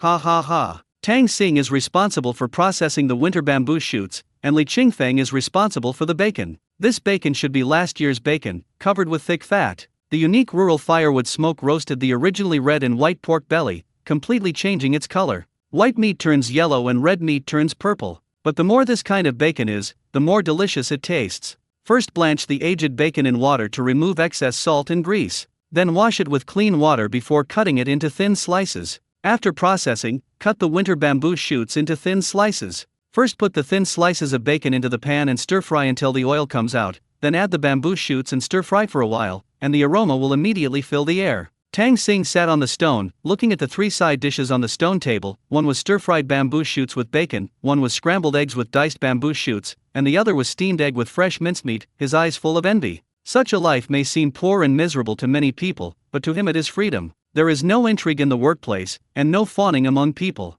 Life is simple and days are quiet. Good. Especially with the 2 babies surrounding her, laughing all the time, she is really enviable. Zion looked at the delicious food on the table and swallowed his saliva. Dad, can we eat now? Li Qingfeng served him a large bowl of rice and poured a large spoonful of steamed egg with minced meat on top of the rice. It's ready to eat. Zion received the order and immediately started eating frantically. This posture scared Tang Sing. Brother Feng, your son eats like this? I saw that the full bowl of rice was being eaten up at a speed visible to the naked eye. Less than a minute later, Zion wiped his mouth and said, Dad, another bowl, please. Tang Sing was shocked. Fuck, Zion is such a big eater. Haha, it's a routine operation. Li Qingfeng smiled and served his son more rice and dishes. This time, Zion deliberately slowed down a bit, but it still took less than 2 minutes to finish the full bowl of food. Dad, I want more. Tang Sing's scalp tingled. Zion, if you eat any more, your stomach will explode. It's okay. Li Qingfeng took his son's bowl with a smile and served him another bowl of rice. Let him eat. He has a strong digestive ability and can finish 2 or 3 bowls of rice in no time. I admire you. Tang Sing looked at Zion with admiration. Zion, when you grow up, you might be even stronger than your father. He. Zion smiled and continued eating. After dinner, Tang Sing didn't want to bother Li Qingfeng for too long, so he helped wash the dishes and took the bamboo shoots home. Li Qingfeng originally did not intend to take his money, but Tang Sing said that the money was not his own but given by his unit. Therefore, Li Qingfeng accepted the 300 yuan. Li Qingfeng did not go to catch stone frogs at night. Instead, after putting his daughter and son to sleep, he took the money and went to Lu Qinglin's house. The village is still bright at night because the solar street lights on both sides of the road are fully charged after being exposed to the sun for a long day, and are now showing off their brilliance. Lu Xiaoyu is probably the only girl in the village who comes home late from work. She was carrying a heavy load on her shoulders. The weight of 60 or 70 kilograms made her already sore shoulders feel as if they were being torn apart. He gritted his teeth, used one hand to wipe the sweat that was about to slide down his forehead, and hurried home with his nose fanning, panting. Squeak! The iron gate opened, and the evening breeze hidden in the courtyard rolled up ripples in the pond and blew them towards her face. The strong smell of home brought timely comfort to her heart that was afraid of the night. Snap! Finally, he couldn't help but throw down the burden on his shoulders, raised his head, put his hands on his hips, and took a deep breath. Her delicate facial features appear incredibly soft and beautiful under the illumination of solar lights. If it weren't for her dirty clothes and the mud on her face, anyone seeing this delicate and natural face would find it difficult to associate her with the seemingly endless hard farm work day after day. What's wrong with you? It's already so late, why are you back now? Before she could take a second deep breath, her mother appeared in the yard. Huang Mingxia scolded him in a shrill voice, Are you a pig? It's already 7 o'clock and you're just coming back. What are you doing? Don't you need to feed the chickens and ducks at home? Don't you need to cook the meal? What are you still standing here for? Hurry up and light the fire. Lu Xiaoyu lowered her head and walked towards the kitchen with a dazed look on her face. The kitchen was narrow, just like her life, trapped by 4 dark walls, forced to endure the smoke of firewood day after day and year after year. What was burning her was the filial piety, brotherhood, loyalty, trustworthiness, propriety, righteousness, integrity, and shame that has been passed down for thousands of years.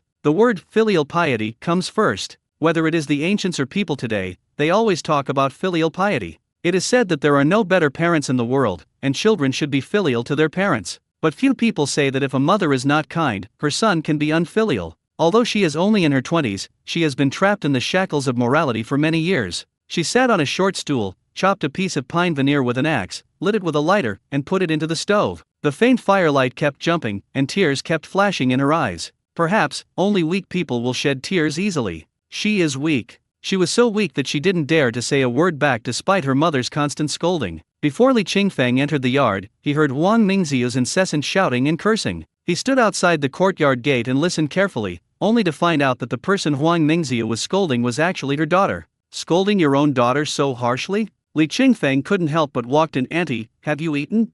Huang Mingxia saw a stranger suddenly walk into the yard, then he stopped talking and snorted coldly, No, what's the matter? Is Uncle Qinglin home? Lu Qinglin was sitting in the living room browsing on his phone. He pretended not to hear his wife scolding their daughter and remained silent. It was not until this moment that he heard Li Qingfeng's voice and knew that he had come to deliver money again. His eyes lit up and he hurried out to the yard to greet him. Mine, here I come. Uncle Qinglin. Li Qingfeng directly handed the money to Lu Qinglin. Here is 1,000. Wow. Lu Qinglin was quite surprised. How do you make so much money every day? 1,000 a day? Haha, not really. I just happened to be lucky these past few days. Li Qingfeng smiled and said, Then I'll go back first. Wait a minute, Qingfeng, Lu Qinglin called out to him. I heard you dug up a lot of winter bamboo shoots yesterday. Are they selling well? How much per pound? 10 yuan a pound. It's selling pretty well. 10 yuan a pound? That's so expensive. No wonder you're able to send me money. You catch stone frogs and dig winter bamboo shoots. You must make a lot of money every day. At first I was worried that you wouldn't be able to pay me back the 50,000 yuan, but now it seems there's nothing to worry about.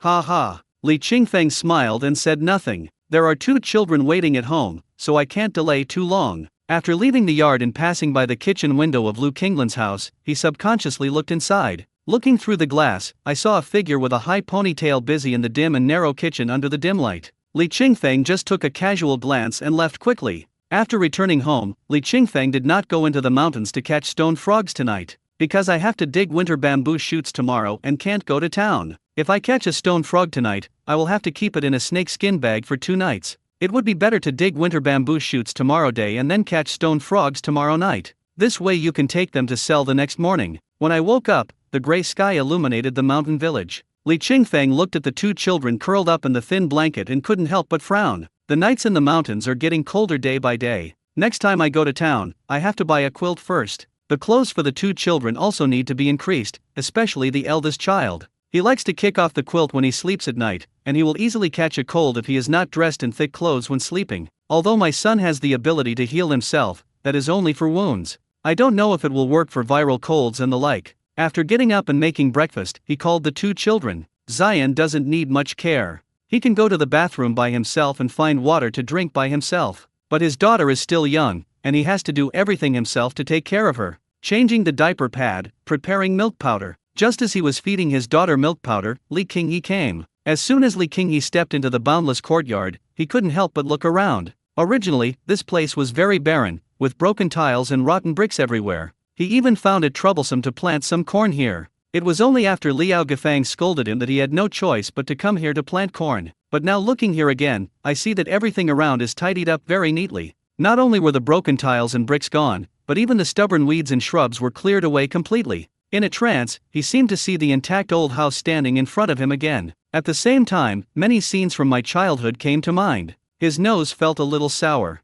Look up at Qingfeng not far away. The 3 of them looked particularly happy in the gentle morning light. It turns out that a person's happiness has nothing to do with where he lives. He turned his head slightly to glance at his wife who was following behind him, and walked forward reluctantly. Liao Gafang also saw everything around her. She saw that the thatched house that originally had only 4 pillars now had brick walls, a clean stove, a stone table and other items. She couldn't describe how she felt. She hoped that her uncle would not have a good life, so that she could show her own ability and show that her family's current life was due to her hard work and contributions. However, she was also worried that her uncle would not have a good life. If my uncle doesn't live well, who knows what kind of trouble he will cause in the future? It is said that those who are barefoot are not afraid of those who wear shoes. If my uncle gets angry, I don't know what he will do. Liao Gafang felt very complicated. Brother, sister-in-law. Li Qingfeng saw the 2 people coming and greeted them. Then he lowered his head and continued to look at his daughter in his arms. When Zion saw his uncle and aunt coming, he quickly took a few steps back, hid behind his father, and glanced timidly at his aunt. Li Qinghe stood only 2 meters away from Li Qingfeng, glanced at the baby who was breastfeeding, and asked, Qingfeng, I heard you dug winter bamboo shoots from the bamboo forest?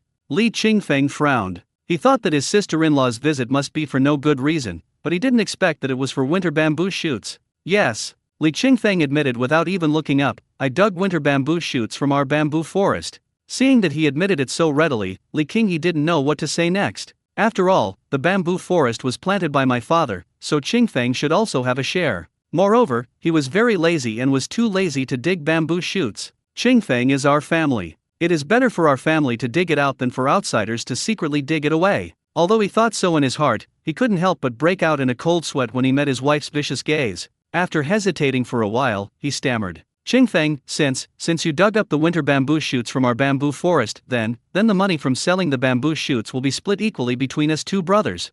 Li Qingfeng looked up with sarcasm in his eyes. So, big brother and sister-in-law want to share the money. Easy. I made 1,000 from digging winter bamboo shoots. How about giving you 500? Yes, of course, that's the way to do it. Liao Gefang agreed happily. Li Qingfeng was also happy. Okay, that's good. In that case, I'd like to ask big brother and big sister-in-law to give me half of the money from exchanging the old house for farmland. I heard that an old house is exchanged for 30,000 yuan. Logically, 15,000 yuan should belong to me. Liao Gefang was stunned. She really didn't expect that Li Qingfeng was still thinking about the money from the old house. She chuckled twice and said, Qingfeng, this is where you're wrong. To exchange this old house for farmland, we need to plant all the land with crops to make money. Do you think you can still get paid just by demolishing the house and leaving the land abandoned? Then you're wrong. Over the years, all the fields, big and small, at home have been cultivated by my husband and me. So it's only right that this money belongs to us. Li Qingfeng sneered, since sister-in-law knows this, she should also know that it takes effort to dig winter bamboo shoots and time to sell them to make money. I spent all this effort and time, so shouldn't the money belong to me? Li Qingfeng, why are you so unreasonable? Liao Gefang said angrily. Anyway, the bamboo forest was planted by Dad, so the bamboo shoots should be divided equally. From now on, if you dig 2 bamboo shoots, 1 will belong to us. If you want to continue digging, you have to give us half of the money from selling the bamboo shoots. Otherwise, don't dig. Li Qingfeng laughed angrily, what if I don't listen to you? Li Qingfeng, we are a family after all, please don't go too far. Liao Gefang put her hands on her hips and said righteously, no matter how much or how little money I make, I must earn it with conscience. I cannot make money against my conscience. Satire. How ironic. When Li Qingfeng heard these words from Liao Gefang, he felt it was extremely ironic. How can she have the nerve to say such things? Conscience? He. Li Qingfeng sneered, haha, I didn't expect that this would come out of my sister-in-law's mouth. It's really shocking. If my sister-in-law has a conscience, why don't you return the 200,000 yuan I gave you to build a house and buy a car? 200,000? Upon hearing this, Liao Gefang angrily scolded, Li Qingfeng, how can you be such a bad person? You gave us the 200,000 yuan voluntarily. We didn't ask you to lend it to us. How can you ask for money back after giving it to us? Anyway, I just have one thing to say. If you want to stop me from digging bamboo shoots, you have to give me back the 200,000 yuan first. Otherwise, shut up and leave. Li Qingfeng didn't want to waste too much time talking. After feeding the children, he planned to go into the mountains to dig winter bamboo shoots. But his words directly ignited Liao Gefang's anger to the extreme. Liao Gefang pointed at Li Qingfeng and cursed, gritting her teeth. Li Qingfeng, who the hell do you think you are? How dare you speak to us like that? We are your elder brother and sister-in-law. No wonder your wife ran off with someone else. People like you deserve to be unlucky, to be left with nothing, to be cuckolded, and to have a child without a mother to raise him. Bang! Li Qingfeng was extremely fast, his body turned into a shadow, and he slapped Liao Gefang away with a slap. Call him a loser or anything else, but don't call him a kid. Liao Gefang was still cursing, but somehow, a figure suddenly appeared in front of her, followed by a crisp sound of slapping on her face, and the whole person flew backwards. With a bang, she flew 3 or 4 meters away and fell heavily to the ground, raising a cloud of dust. Li Qinghe stared at the scene with his eyes wide open in disbelief. He was stunned for a moment before shouting, Qingfeng, are you crazy? She's your sister-in-law. It's because she is my sister-in-law that I have tolerated her for so long. Li Qingfeng said coldly. Li Qinghe, what are you still standing there for? Liao Gefang pounded the ground, snarling, your wife's been beaten, beat her back. Li Qinghe clenched his fists, not knowing what to do. On one side is my wife, and on the other side is my younger brother. Why can't the two of them just live in harmony? Why is it so difficult for him to be caught in the middle? Seeing that he didn't move, Liao Gefang continued to curse. Li Qinghe, you coward, your wife got beaten and all you could do was stand there and watch, right? Don't forget, it was you who begged me to marry you. I almost died when I gave birth to your child, and you treat me like this. If you don't fight back, that's fine too. Then we'll get a divorce. Divorce? Li Qinghe's mind went blank when he heard this. He can't get a divorce. Although this wife is a bit domineering and cruel, she is in charge of everything at home and outside. Without this wife, who knows what his life would be like? It is even more impossible to have a lovely son. How can he get a divorce? He can't. He stared at Qingfeng blankly, gritted his teeth, and finally swung his fist at Qingfeng. Li Qingfeng frowned and tilted his body, leaving Li Qinghe empty-handed. Then he grabbed his waistband with both hands, lifted him up and threw him out. Li Qinghe felt dizzy and completely lost the ability to resist, so he let Li Qingfeng throw him straight to Liao Gafang's side. Seeing Li Qinghe being thrown over, Liao Gafang's face was full of disbelief. This is outrageous. This is going against the will of heaven. Li Qingfeng actually dared. He actually dared to hit his brother and sister-in-law.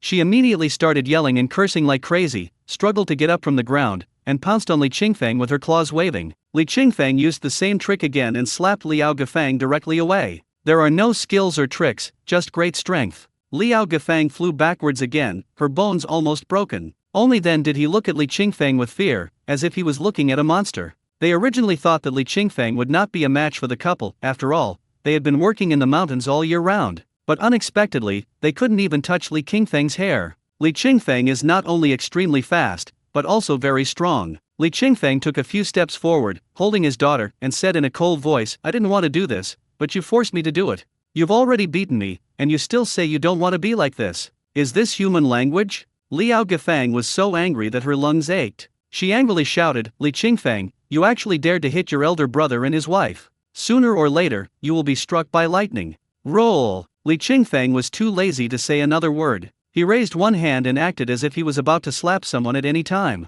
Seeing this, the couple hurriedly helped each other up and fled away. After walking a long way and making sure that this place was relatively safe, he stopped and turned around to blame Li Qingfeng. Li Qingfeng picked up 2 fingernail-sized stones from the ground and threw them out with a whoosh, hitting the 2 men's mouths accurately. There was a snap, and I felt my front teeth crack. Ah! The couple screamed again, covered their mouths and finally ran away without looking back. Noisy! Li Qingfeng turned around to look at his son hiding in the hut and asked him, "Zion, what are you doing hiding in there?" I'm afraid my aunt will beat me."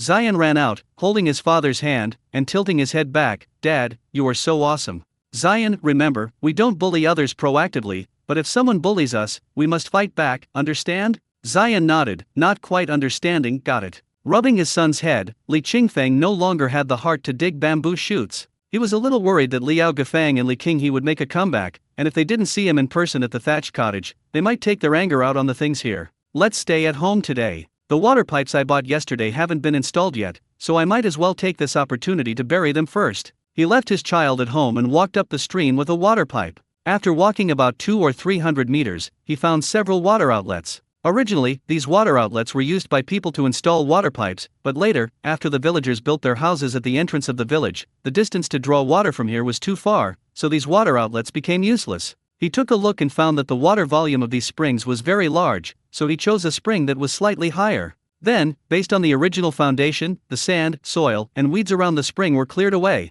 and the spring was dug deeper to form a small well. Finally, move some stones to surround the spring to prevent small animals from falling in. Now that this simple water outlet is ready, all that's left is to use a pipe to lead the water back from the spring. While diverting water, he dug a deep trench and buried the water pipes. Occasionally, when I hear my daughter crying, I have to go back to comfort her. At noon, Liao Gafang and the other person came back as expected. This time the couple learned their lesson and actually brought the village chief with them. The village chief, Tang Yuxin, is a middle-aged man in his 40s, tall and thin, with dark skin and sparse, curly hair. When I arrived at the hut, I saw Li Qingfeng holding his daughter in one hand and picking up food for his son with the other. The father and his 2 sons had a very simple lunch, consisting of only scrambled eggs with bamboo shoots. Li Qingfeng saw the village chief coming and quickly stood up. "Village chief, you are here. Sit down, sit down." Tang Yuxin looked around and saw that the hut was simple and drafty, and there was not even a decent quilt on the stone bed. He didn't know how to start the conversation for a moment.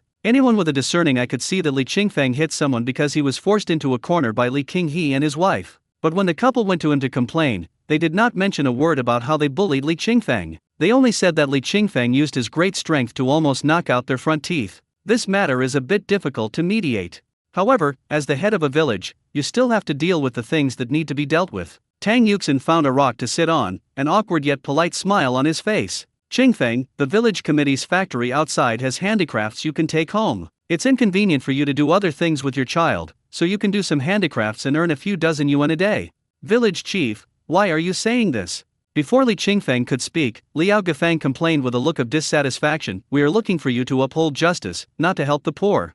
What you said is wrong. Tang Yuxin disagreed. Then seeing that Qingfeng's family is in such a difficult situation, shouldn't I help him with some ideas? Besides, he is your brother after all. It's fine if you don't want to help him, but why do you have such a big opinion about me, an outsider, giving him advice? Village chief, thank you for your kindness. Li Qingfeng was still very impressed with the village chief Tang Yuxin and spoke very politely. I now dig some bamboo shoots to sell and catch some stone frogs and other things. Life is not too difficult. That's good. Tang Yuxin has a lot of things to do every day. Not only does he have to manage the affairs of the village, but he also has a lot of fields and crops to take care of at home, so he still doesn't know many things about Li Qingfeng. It was not until today that Li Qinghe and his wife blocked his house and insisted that he come to seek justice, so he had to put down his housework and go to find Li Qingfeng. When he saw the situation at Li Qingfeng's house just now, he was really shocked. This dilapidated thatched house actually appeared in the village he managed. It shouldn't be. What a dereliction of duty. Given your family's situation, if you're willing, I can help you apply for a place in the poverty-stricken household program. Tang Yuxin thought that with the quota for poor households, he could apply for housing from the government. Although the house built by the government is not very good, it is at least much better than this thatched house that is leaky on all sides. Village chief, please leave the quota for someone else who needs it more. Li Qingfeng declined politely, although my situation is a bit difficult right now, it's not that difficult. If he becomes rich in the future and others become jealous, they might use the poverty issue as an excuse.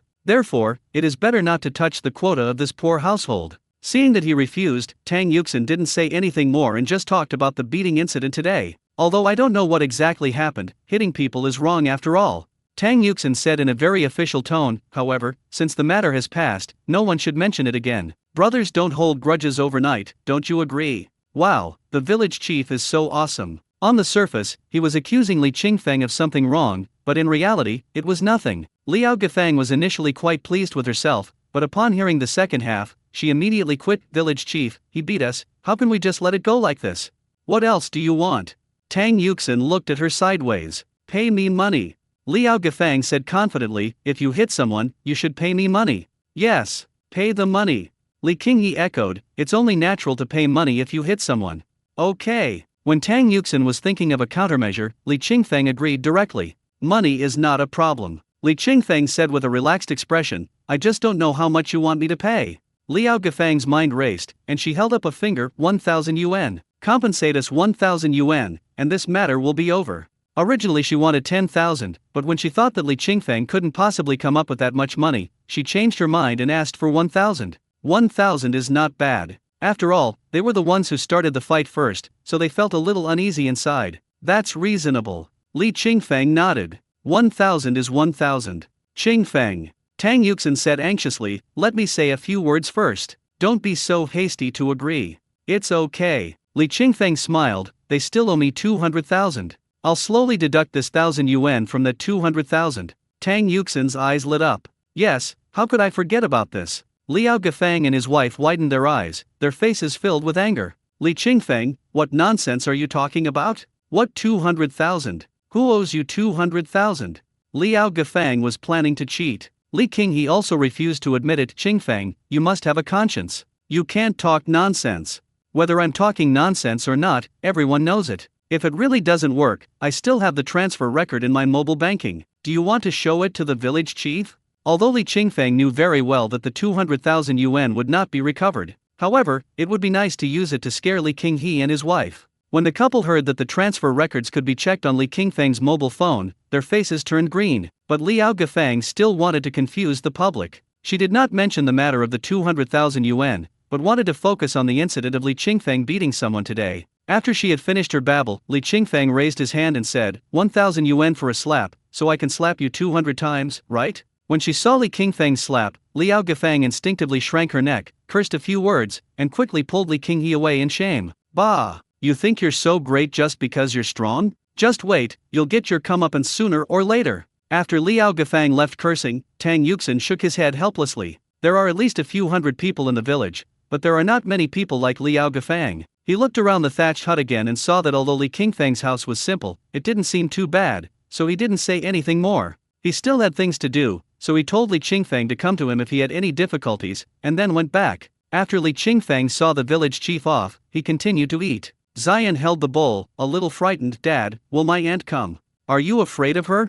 Yeah. Zion nodded, with a heavy shadow in his heart. Although he had only spent a few days with his aunt, in his opinion, there seemed to be no one more terrifying than his aunt in the world. Don't be afraid. Li Qingfeng rubbed his head. If she dares to bully you, just hit her. I can't beat him, Zion said in a low voice. Haha, then eat more. If you eat a little, you can beat them. Upon hearing this, Zion immediately buried his head in his work and worked hard to eat. It was his father's words that laid a solid foundation for his future career. After lunch, Li Qingfeng continued to work on the water pipes. At around 3 o'clock in the afternoon, the water from the spring was finally brought to the doorstep. After he moved the water tank out and cleaned it, he placed it in the open space next to the stove. Then insert a wooden stick into the ground next to the water tank and fix the water pipe to the top of the stick. In this way, mountain spring water can flow into the water tank continuously. Dig a small ditch at the bottom of the water tank to drain the water, and discharge the water overflowing from the water tank into the stream. Zion was very excited to see the clean spring water and took a silicone bowl to fill it with water to drink.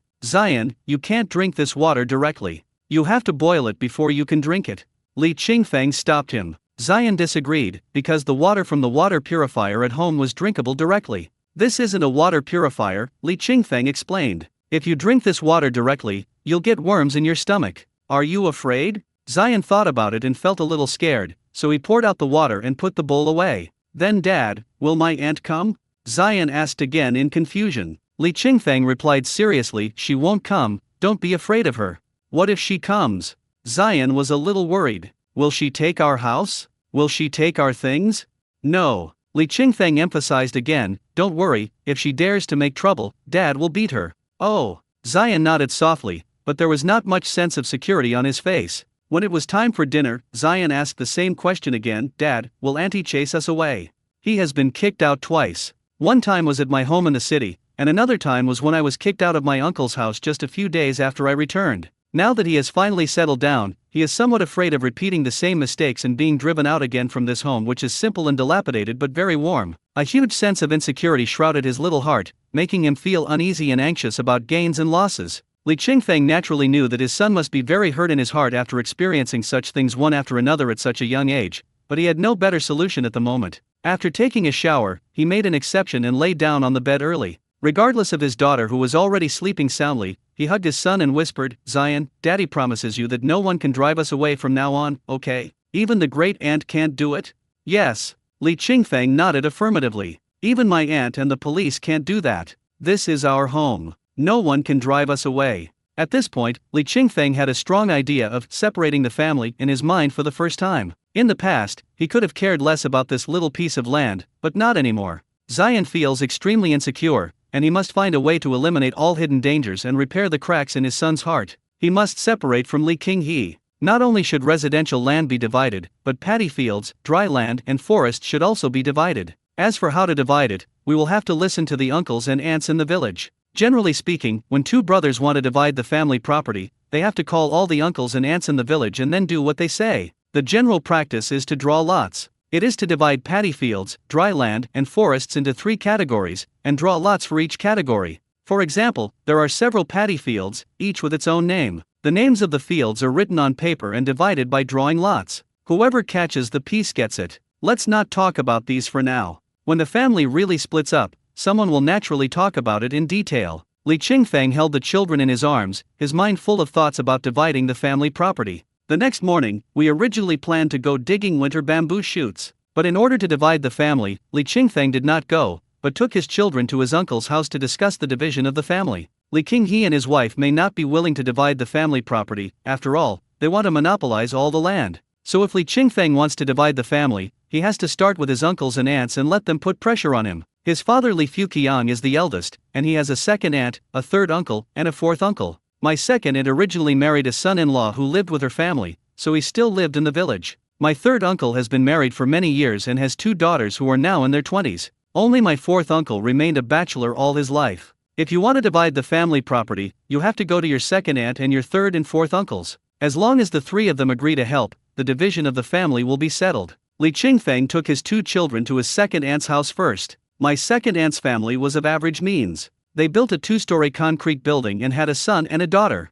Her eldest daughter has married and moved to another province, and she has a son in his 30s who is taking care of her at home. When Li Qingfeng walked into the yard, he happened to see his cousin's two daughters getting ready to go to school. The older of the two girls is already around 10 years old, and the younger one is about the same age as Zion. When the two saw a stranger suddenly coming to their house, they were a little scared and unconsciously showed timid expressions on their faces. Jiawai, are your grandparents at home? Li Qingfeng asked his cousin's eldest daughter Jiawai. Jiawai is dark and thin, not very tall. Seeing that the newcomer could call out his name, he was a little surprised. Ah, you're here. At this time, the people in the house heard the noise outside and came out to check. Seeing that it was Li Qingfeng, the short and fat Li Fulai was a little surprised, but still greeted with a smile. Qingfeng, I thought it was someone else. Have you had breakfast? If not, have some. I have some porridge in the pot. Second aunt, I've eaten. Li Qingfeng responded quickly and asked Zion to call for help. Auntie. The little guy called out softly, hiding behind his father, a little shy. Li Fulai laughed and said, Why are you so shy? Is it because your father doesn't take you out to play? Li Qingfeng smiled awkwardly and stated his purpose. Second aunt, I'd like to ask you for a favor. What's the matter? Li Fulai had long guessed that Li Qingfeng would not come to her without a reason, but she had not yet guessed what he wanted her to help with. So, Li Qingfeng told Li Qinghe about his idea of separating from the family business, and wanted his second aunt and third and fourth uncles to help act as witnesses. Li Fulai looked embarrassed. Qingfeng, it's not that I won't help you, but I don't understand these things. You two brothers should just talk it out between yourselves. What can we do? Besides, I still have a lot of things waiting to be done. Li Fulai pointed at her two granddaughters. Look, they are both waiting for me to send them to school. When I come back later, I still have to go to the fields to dig sweet potatoes and taro. This is the life of farmers. Even when they are old, they don't have to go out to work. They just need to take care of their children and grandchildren at home. But in reality, few elderly people can sit idle and cannot bear to see their fields go to waste.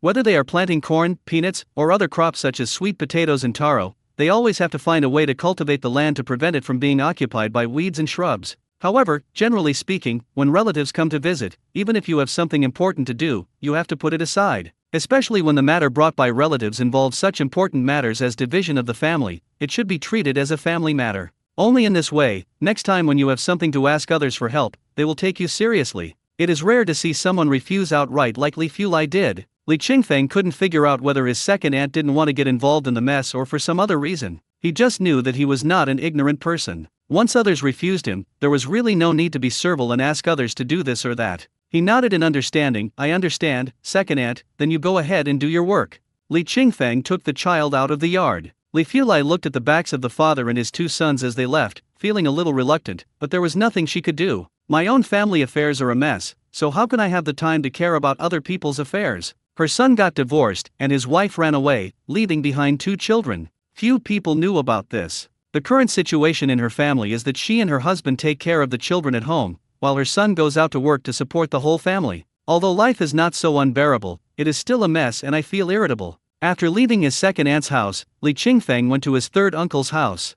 My third uncle's family conditions are slightly better than my second aunt's. My third uncle has two cousins who are both in their 20s and work outside. But the third uncle's family was unwilling to take care of their family's affairs and refused Li Qingfeng's request for help on the grounds that they had too many things to do. Li Qingfeng has already figured it out a little. Right now, I live in a shabby hut, which is a sign of cowardice and incompetence. It is not easy for a cowardly and incompetent person to ask others to do things for him. First of all, others will instinctively think about whether the time and energy wasted on you can get proportional returns in the future. Why would others help you if there will be no reward in the future? So, when he arrived at his fourth uncle's house, Li Qingfeng told him about the family division and his experiences at his second aunt and third uncle's homes. Li Fuan sighed. Qingfeng, people are like this. When you are rich, everyone will be on your side. But when you are down and out, even the closest relatives will not take you seriously. Li Qingfeng nodded, agreeing deeply. Li Fuan continued, so, I don't think it's a good idea for you to split up the family now.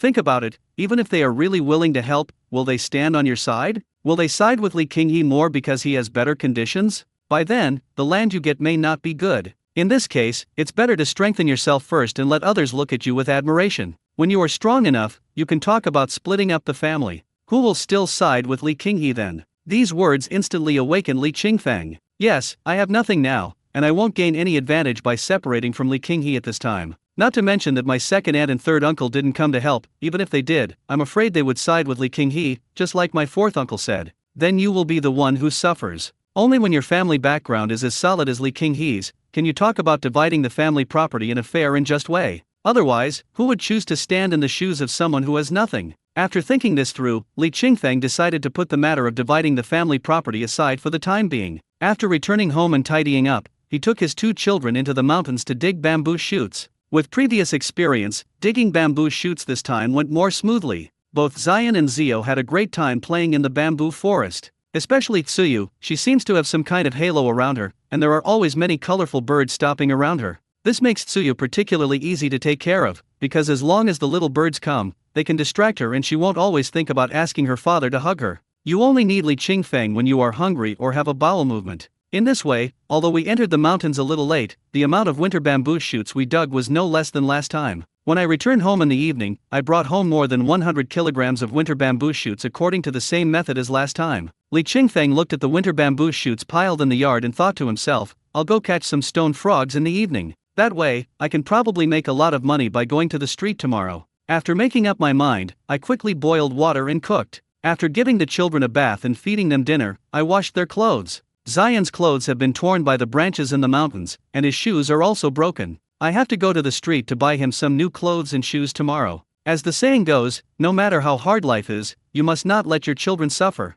It doesn't matter if you suffer a little, but you still have to buy what your children need. After coaxing the children to sleep, Li Qingfeng took the flashlight and the snakeskin bag and went into the mountains. But just after walking a short distance, he realized something was wrong. He turned around suddenly and saw a figure panickingly running into the bushes beside the mountain path. Looking carefully, Li Qingfeng couldn't help but slap his thigh when he saw that it was Oyu Chunyi. Damn! Forgot about this guy. I've been busy these past 2 days and forgot about that bastard Oyu Chunyi. He didn't catch her last time, but today he's using the same trick again. Li Qingfeng frowned and thought about it. After all, they had already entered the mountain, and it would not be appropriate to turn back. Although Oyu Chunyi was following behind, but Li Qingfeng curled up the corners of his lips and smiled. The next second, his body turned into a shadow and disappeared in the mountain path in an instant. Fuck! Oyu Chunyi shouted subconsciously. I was finally discovered. Not only was he discovered, but Li Qingfeng, the cunning guy, actually took advantage of the time he was dodging to speed up and run into the mountains. So cunning! There was no time to think about it. In order to prevent the duck that he had caught from flying away, Oyu Chunyi could only take a breath and run in the direction where Li Qingfeng disappeared. Running into the mountains is too much. You don't even play like this when going down the mountain. After running for just 1 or 2 minutes, Oyu Chunyi felt as if his lungs were exploding and it was so painful. There's nothing I can do about the pain. I can't just watch Li Qingfeng disappear in front of my eyes. Come on, Oyu Chunyi encouraged himself. As long as you follow Li Qingfeng closely, you will definitely find out his secret of catching stone frogs. As long as I find the secret, I will be able to catch more than 10 stone frogs in one night. I can't give up, I have to keep going. Bang! Oyu Chunyi fell to the ground dazzled, feeling stars swirling around him and the world spinning around him. There are actually people running into the mountains, and you can't catch up with them. How abominable. It's so fucking abominable. What the hell is this Li Qingfeng? Even monsters can't run away like him. I could vaguely see Li Qingfeng's figure just now, but in the blink of an eye, when I looked up at the mountain road ahead, there was no one there, let alone Li Qingfeng. Li Qingfeng looked back and was quite proud to see that he had successfully gotten rid of Oyu Chunyi. This way, I won't have to worry about being followed anymore. Anyway, once I find it, I just need to speed up and run. I don't believe those mortals can catch up. Thinking of this, I started catching stone frogs in a good mood. After catching 2 stone frogs, I walked up the mountain stream. After a while, I found another big stone frog next to a puddle. Li Qingfeng shone his flashlight on the stone frog, and the stone frog lay motionless on the spot. Just as he was tiptoeing towards the stone frog carefully, a figure suddenly appeared beside him and pounced on the stone frog at an extremely fast speed. Haha, I caught it. Oyu Chunyi was very happy after catching the stone frog. Hey, Qingfeng, what a coincidence. Look, is this stone frog I caught big? As he spoke, a cunning light flashed in his eyes. Humph, you want to fight me? You're still a little naive. Unless you don't use a flashlight to catch stone frogs, as long as there is a flashlight, you can't get rid of me. Li Qingfeng shook the flesh on his cheeks with a forced smile. Haha, what a coincidence. Looking at Oyu Chunyi's smug look, Li Qingfeng knew that he was being entangled by Oyu Chunyi. It seems that it will not be easy to get rid of Oyu Chunyi, this dogskin plaster, today, because you need a flashlight to catch stone frogs. Oyu Chunyi could easily find him with the light of the flashlight. Oyu Chunyi is the bad apple of the village. Not only does he destroy the harmony of the village, but he also instigated Liu Qinglan to come to his house to take things last time. Today he shamelessly followed me into the mountains to snatch the stone frog. It cannot be said to be excessive, it can only be said to be too much. Li Qingfeng plans to punish Oyu Changyi. So, he said angrily, you can catch this stone frog now. I will go catch it somewhere else. Don't follow me anymore. After saying that, he turned around and walked to the other side of the mountain. But as soon as Li Qingfeng left, Oyu Changyi immediately followed him. Qingfeng, what are you talking about? What do you mean I should follow you? This mountain is not yours alone, and this water is not yours alone. These stone frogs are wild and anyone can catch them, right? Seeing Oyu Changyi following him so closely, Li Qingfeng secretly laughed, but he had to pretend to be angry. So what do you want? Tell me, what do you want? Not really. Oyu Changyi said with a sly smile, I just thought that we could go into the mountains together as a companion, and we could look after each other. No need. Stop following me, you hear me? Oyu Changyi smiled and did not answer, but no matter where Li Qingfeng went, he would follow. Seeing Li Qingfeng walk to the puddle, he followed him. When he saw Li Qingfeng's flashlight shining on the stone frog, he rushed over first and took the stone frog for himself. He was like a dogskin plaster, sticking to Li Qingfeng and going wherever Li Qingfeng went. After an hour or two, Li Qingfeng only caught 2 stone frogs in total, while Oyu Changyi caught the most stone frogs in history, more than 10. Looking at the dozen or so stone frogs in the snakeskin bag, Oyu Changyi was very excited. Qingfeng, how come you are so lucky? I was just following you, but you can still catch so many stone frogs. Hee hee, next time you go into the mountains, you must take me with you. Although he still didn't understand how Li Qingfeng did it, he couldn't care less. As long as we can catch the stone frog, why bother about so many other things? Li Qingfeng sneered twice, looked at Oyu Changyi with disgust, and didn't even want to say anything to him. He turned around and walked down the mountain. Seeing Li Qingfeng about to go down the mountain, Oyu Changyi still stood there and shouted proudly, Qingfeng, why are you going down the mountain so soon? Just catch them for another 2 hours. Don't worry, if I see a stone frog again, I will definitely not snatch it from you. Li Qingfeng turned his back to Oyu Changyi and left quickly, with the corners of his lips unconsciously curled up. After a while, his figure disappeared into the thick night. Hee hee. Oyu Changyi saw Li Qingfeng leaving and was too lazy to chase him. Anyway, we have caught so many today. If we take them to the town to sell tomorrow, we will definitely be able to get more than 1,000. Haha, I'm rich, I'm rich. He quickly opened the snakeskin bag and looked inside, counting as he looked. There were exactly 12. Moreover, these stone frogs are very big, weighing at least 300 to 400 grams each. After looking for a while, he straightened his chest with satisfaction and prepared to go home. However, when he looked up and around, he panicked. He quickly raised his bright flashlight and shone it around. Even more panicked. What the hell is this place? Oyu Changyi was so scared that he broke out in a cold sweat. This was a very unfamiliar valley and he had no impression of it at all. I patted my head and tried to recall the way I came, but I couldn't remember it. Because when he came here, he followed Li Qingfeng and didn't need to look at the road at all. He walked the same way Li Qingfeng walked. But now, Li Qingfeng is nowhere to be found. Oyu Changyi hurriedly ran after Li Qingfeng. But after chasing for a few minutes, there was no sign of Li Qingfeng. In the pitch-black mountains, there is no light from a flashlight, not even from a firefly. Oyu Changyi was horrified and shouted into the night, Qingfeng? Qingfeng? Wait for me. The sound echoed in the dark night, seeming ethereal and unreal. Oyu Changyi suddenly felt a chill on his back and immediately started running like a headless fly. The more I ran, the more something felt wrong. Originally, you could see artificially planted trees such as pine and fir trees around. But after he ran for a while, only the wild trees were left around. He is completely lost. Oyu Changyi wanted to cry but had no tears. Standing in the chilly mountain breeze, he could only curse Li Qingfeng as a bastard. This bastard actually brought me to such a far place. How abominable. What a bastard. He was cursing so hard at the pitch-black night that he didn't notice a scary creature swimming at his feet. Ah! A piercing pain came from his ankle. Oyu Changyi looked down and was instantly scared and broke out in a cold sweat. A poisonous snake with an inverted triangle head. He jumped to the side in fear, shaking his bitten foot. He lost his balance and fell to the ground with the snake. The snakeskin bag in his hand rolled to the ground and slid down a few meters. The stone frogs that were originally in the bag found an opportunity to escape and immediately jumped out of the opening of the snakeskin bag. After a while, they disappeared into the bushes. Oyu Changyi no longer cared about these things, as the poisonous snake was still biting his foot tightly. He screamed in fear, Li Qingfeng! Li Qingfeng! He hoped that Li Qingfeng could hear his cries and turn back to save him. But in fact, Li Qingfeng has already returned home. Ah! Oyu Changyi screamed heart-wrenchingly, and when he saw that Li Qingfeng did not respond to him, he couldn't help but curse. Li Qingfeng, this bastard, actually watched someone die without helping. He is so cruel. But shouting and cursing would be of no use now, because Li Qingfeng would not turn back to save him. He can only save himself.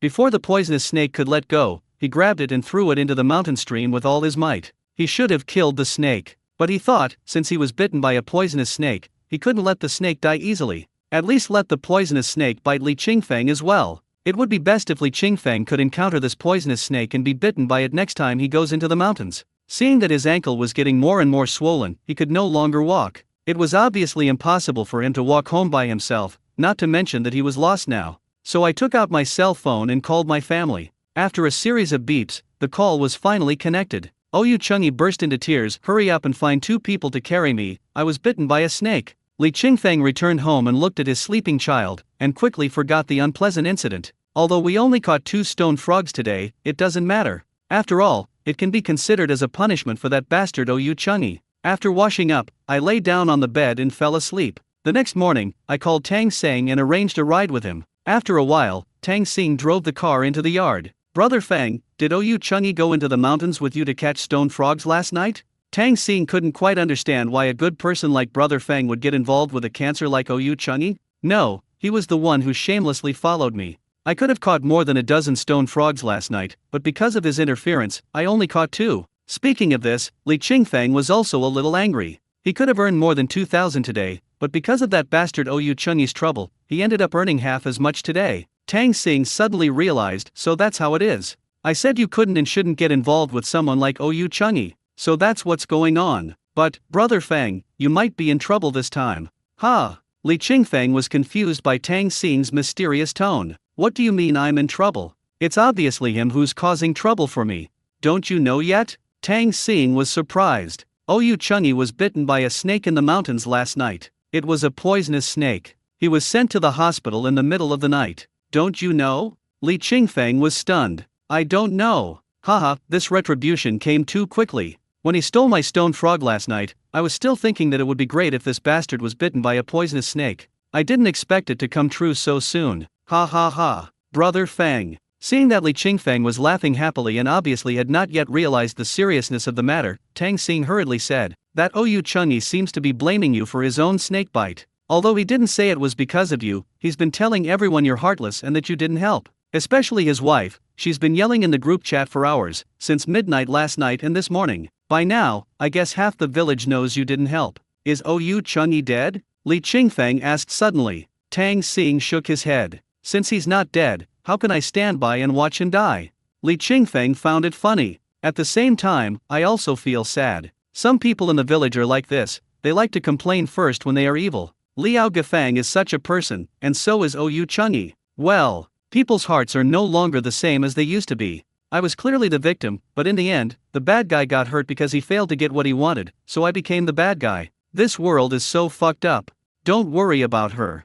Li Qingfeng was very open-minded. Let her say whatever she wants. I have a clear conscience anyway. If he had known that Oyu Chungi was bitten by a poisonous snake last night, he would have helped him no matter how much he hated Oyu Chungi. But the problem is, he really didn't know that Oyu Chungi was bitten by a snake. All I can say is that Oyu Chungi brought this upon himself. If Oyu Chungi hadn't gone too far last night, Li Qingfeng wouldn't have been annoyed the moment he heard his voice. If I wasn't annoyed, I wouldn't speed up my pace and automatically block out Oyu Chungi's voice. If he didn't block it, he would still be able to hear Oyu Chungi's cry for help even if he returned home. I can only say that everything is cause and effect. Brother Feng, do you want to explain? Tang Seng said, if you don't want to explain, I can help you explain. Why explain all this? Li Qingfeng said as he packed up his things and got into the back of the car with his 2 children. Once you explain something like this, you'll feel guilty. The more you explain, the more you prove yourself guilty. Instead of wasting time on people like this, it's better to do something more meaningful.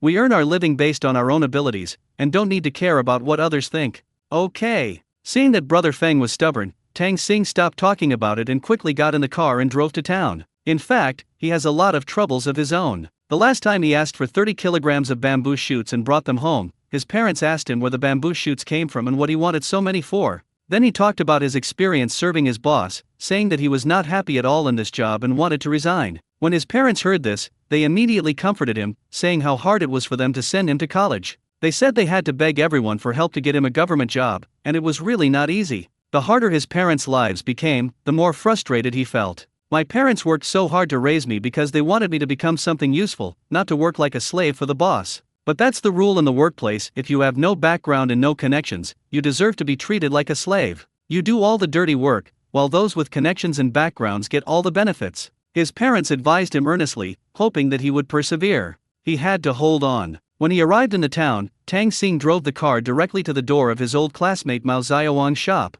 Mao Xiaowang and his wife were very enthusiastic when they saw Li Qingfeng coming. Shui Lingling, in particular, took the baby from Li Qingfeng first and held it in her arms, unable to let go. Zion looked at his sister with some worry, as if he was afraid that someone else would take his sister away, and his eyes never left his sister. After Li Qingfeng moved the winter bamboo shoots down, Tang Xing also had to hurry to work. "Brother Feng, have some persimmons." Mao Xiaowang took out a bag of persimmons and placed them at the door, then helped Li Qingfeng spread out the bamboo shoots. When Zion heard the word eat, he immediately looked away and looked at the persimmon. The green and yellow persimmons look shiny and bright, and are extremely tempting. He swallowed and looked at his father cautiously. Li Qingfeng knew what his son was thinking, so he picked up a persimmon and deliberately asked, "Zion, do you want to eat some?" "Yes." There was no fruit that Zion didn't want to eat. "Then you sit here and look at the bamboo shoots while daddy washes his hands and peels the persimmons for you, okay? Good." Li Qingfeng then walked towards the kitchen in the backyard. As soon as he left, a short, fat, dark-skinned man came over from the side of the road. He first looked at the winter bamboo shoots on the ground, and then looked at the little boy sitting behind the bamboo shoots. "Little boy, how much is this bamboo shoot?" The man squatted down, picked up a bamboo shoot and asked. Faced with the stranger's questions, Zion was a little at a loss. His little hands clenched into fists nervously, and his eyes drooped subconsciously, not daring to look people in the eye.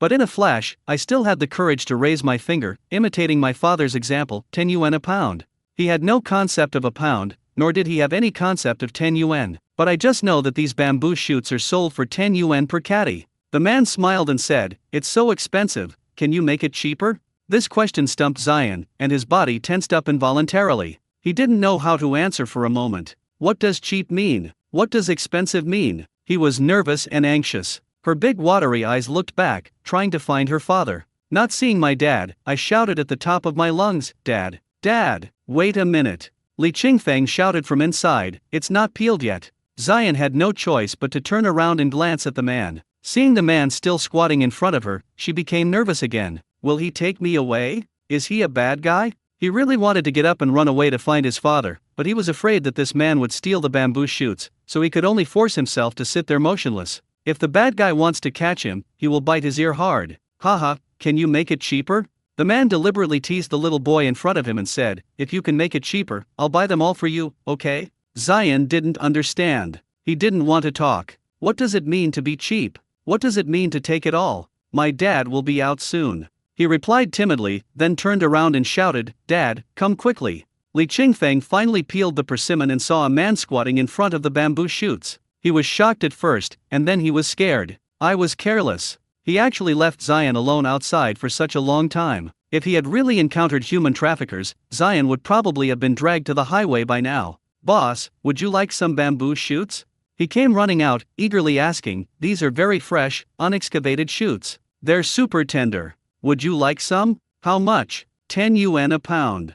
"It's a bit expensive." The man looked at the bamboo shoots in his hand and frowned. "Besides, your bamboo shoots are still shelled and covered in mud. Boss, you can shake off the dirt, but you can't remove the bamboo shoot shells. If you remove the bamboo shoot shells, it will cost 15 yuan per caddy." Li Qingfeng smiled, immediately took the bamboo shoots from the man's hand, and then neatly shook off the dirt on them. The man stood up and said, "How about this? If you offer a lower price, I will give you all of them."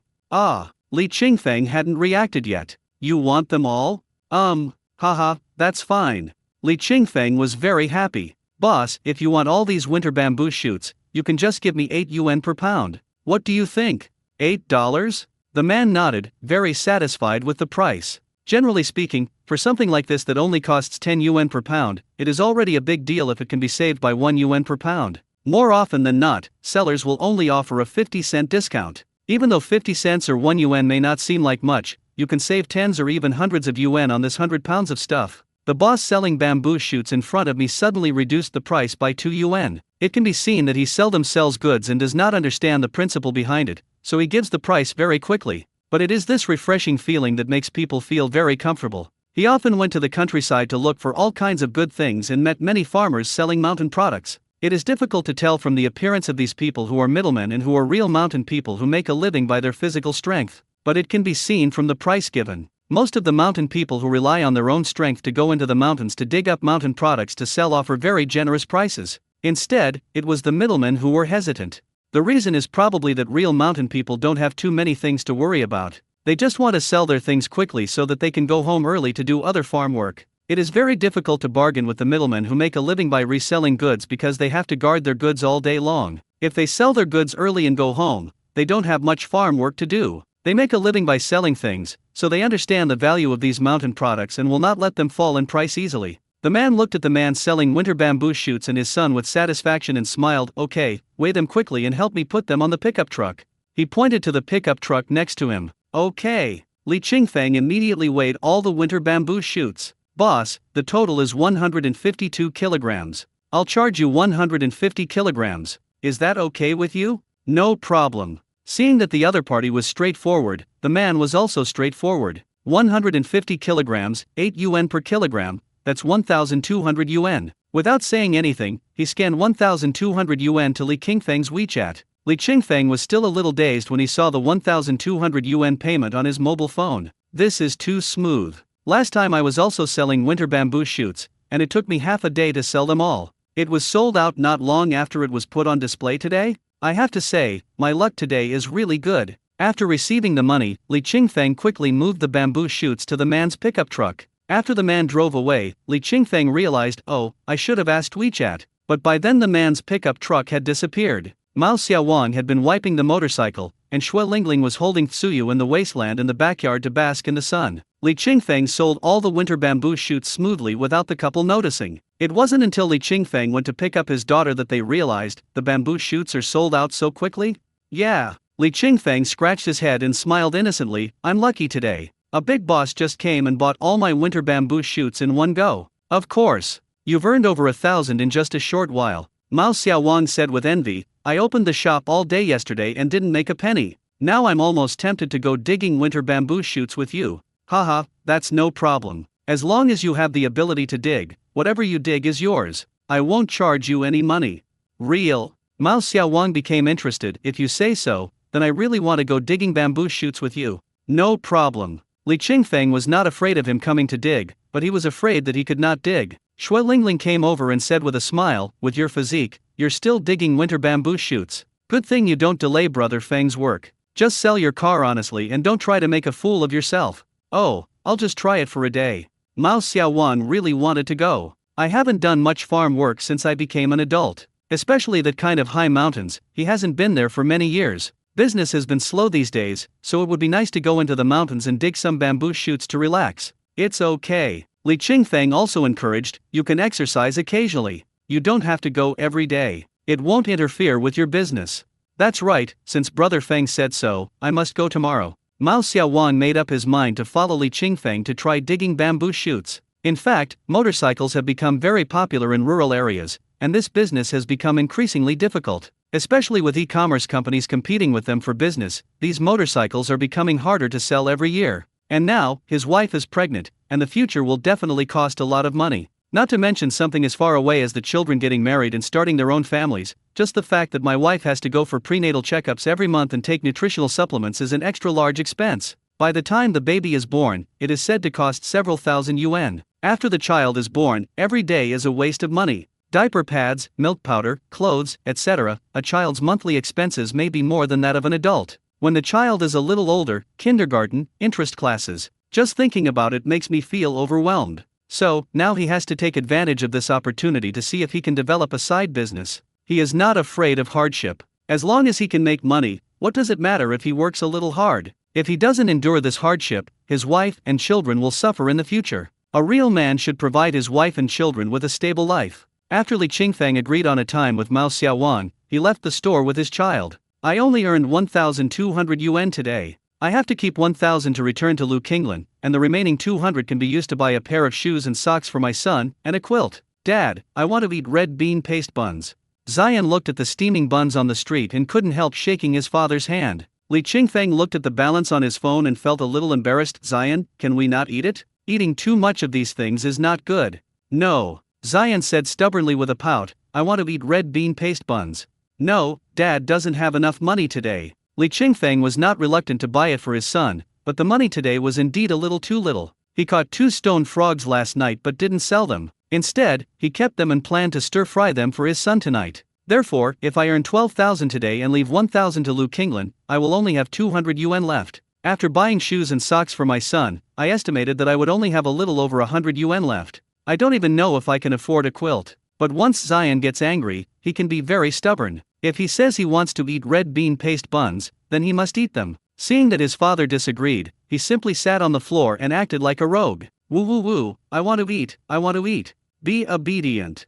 Li Qingfeng, carrying his daughter on his back, went to pull his arm. Hurry up and get up. Look, so many people are looking at you on the street. Aren't you ashamed? I want to eat red bean paste buns. Zion threw his arms and shouted, I want to eat red bean paste buns. Although today is not a market day, there are still many people walking on the street. Many people who saw this scene couldn't help but stop and keep looking. Li Qingfeng couldn't help himself and wanted to lose his temper, but remembering the oath he had secretly made, he suppressed his anger and reasoned with his son, Zion, can you please listen to Daddy? Daddy has to take care of you and the baby at the same time. It's really hard. Can you please be obedient? No, I want to eat red bean paste buns. Zion was so angry at the moment that he couldn't listen to reason. I saw that he was still sitting on the ground, almost lying down, kicking his feet and making a fuss. Li Qingfeng glanced at the strange looks from the crowd around him, took a deep breath, suppressed his anger again, and patiently explained, Zion, be obedient. Daddy promises you that on your birthday in 2 days, Daddy will buy you a big cake, okay? Cake? Zion instantly fell silent. He tilted his head back with an innocent look and asked in a baby voice, is it a cake? Yes. Li Qingfeng nodded. Just listen to Daddy. When it's your birthday, Daddy will buy you a cake, okay? Good. It may be said that a child is easy to coax or not, but it may be said that he is difficult to coax. However, as long as you find out his preferences, he is still easy to coax. After thinking about the cake, Zion immediately got up obediently and stopped asking for the red bean paste bun. The only thing on his mind was the cake. Li Qingfeng breathed a sigh of relief, took his son's hand again and bought him shoes and socks, and then went to the department store to buy a quilt. The quilt is sold by pound, and the cheapest one is 16 yuan per pound. Li Qingfeng asked for a quilt weighing 10 kilograms, but he didn't have enough money. After much persuasion, the boss agreed to give him a $10 discount, but he was still $2 short. Helplessly, the boss finally gave Li Qingfeng a discount of 12 yuan, and he was able to buy the quilt as he wished. But this quilt is just the batting, not the quilt cover. But there is no other way now. I can only wait for a few days until I have money to buy the quilt. The father and his 2 sons took a bus to the intersection, and then walked back home from the intersection. It was just after 10 o'clock. Li Qingfeng put down his daughter who had been hungry all morning and quickly prepared milk powder. Suyu is a good baby. Even if she is hungry all morning, as long as she lies on her father's back, she will not make any noise and is very well behaved. Zion, look at the baby. She's been hungry all morning, but she's not crying or making a fuss. Look at you, you get angry easily. That's not good, you know. Li Qingfeng was feeding his daughter milk powder while educating his son. Zion was unconvinced. I didn't make a fuss. Why aren't you making a fuss? Just now on the street, weren't you the one lying on the ground clamoring for red bean paste buns? Zion pouted, I didn't, you're talking nonsense. Hey, this guy still refuses to admit it. Li Qingfeng was about to lecture his son again when he saw a figure appear in the yard in a hurry. Qingfeng, you're home, that's great, go see your 4th uncle. As soon as the village chief Tang Yuxin saw Li Qingfeng, he immediately waved to Li Qingfeng to follow him. What happened to my 4th uncle? Li Qingfeng stood up and asked, holding his daughter in one hand and the bottle in the other. Your 4th uncle had a fight with Oyu Chengyi's wife. Tang Yuxin explained anxiously, today, Oyu Chengyi's wife, Lai Kuifeng, kept saying bad things about you in the village. She said you stood by and watched Oyu Chengyi get bit by a snake and didn't help. She said a lot of nasty things. When your 4th uncle heard it, he started arguing with Lai Kuifeng. The argument got more and more heated, and then they started fighting. Li Qingfeng never expected that not only he was cheated when he went into the mountains last night, but also it would trigger such a chain reaction today. My 4th uncle was beaten? Li Qingfeng was furious. No. Tang Yuxin was afraid that Li Qingfeng would get too impulsive, so he explained, it was your 4th uncle who beat Lai Kuifeng and knocked out all her teeth. Lai Kuifeng was sent to the hospital, and then her 2 daughters brought people to your 4th uncle's house to demand an explanation. They smashed the house, but they didn't hit your 4th uncle in return. Your 4th uncle was so angry that he couldn't catch his breath and fainted.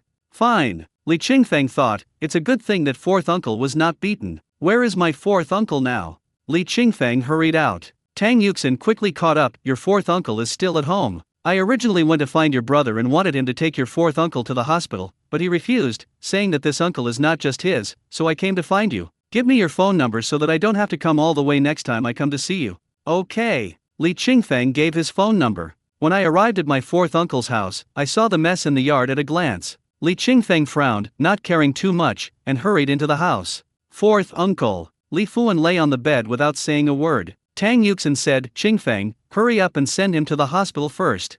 Oh, okay. Li Qingfeng handed his daughter to the village chief. Village chief, please help me hold her. I'll go borrow a car. Okay, go quickly. The village chief took the baby, but he didn't expect that the baby would start crying as soon as it got into his hands. Tang Yuxin, who is in his 40s, has not yet become a grandfather and has long forgotten about taking care of his children. For a moment, he really didn't know how to hold the child. But Li Qingfeng didn't care about much. He took his son's hand and walked out quickly. I originally wanted to keep my son, but when I thought about his strange temper, I thought it would take a lot of effort to convince him, so I was too lazy to say anything and just took him along. After a while, when I arrived at Li Qinghe's house, I saw the couple coming back from outside. Brother! Li Qingfeng stepped forward quickly, fourth uncle has fainted. Lend me your car and I'll take him to the hospital. Ah! Li Qinghe feigned ignorance. Fourth uncle fainted? When did it happen? Stop talking nonsense. Li Qingfeng said coldly, lend me the car. Oh, what a coincidence. Before Li Qinghe could say anything, Liao Gafang sneered, the car is out of gas. Li Qingfeng glanced at her, then fixed his gaze on Li Qinghe. Brother, is the car really out of gas?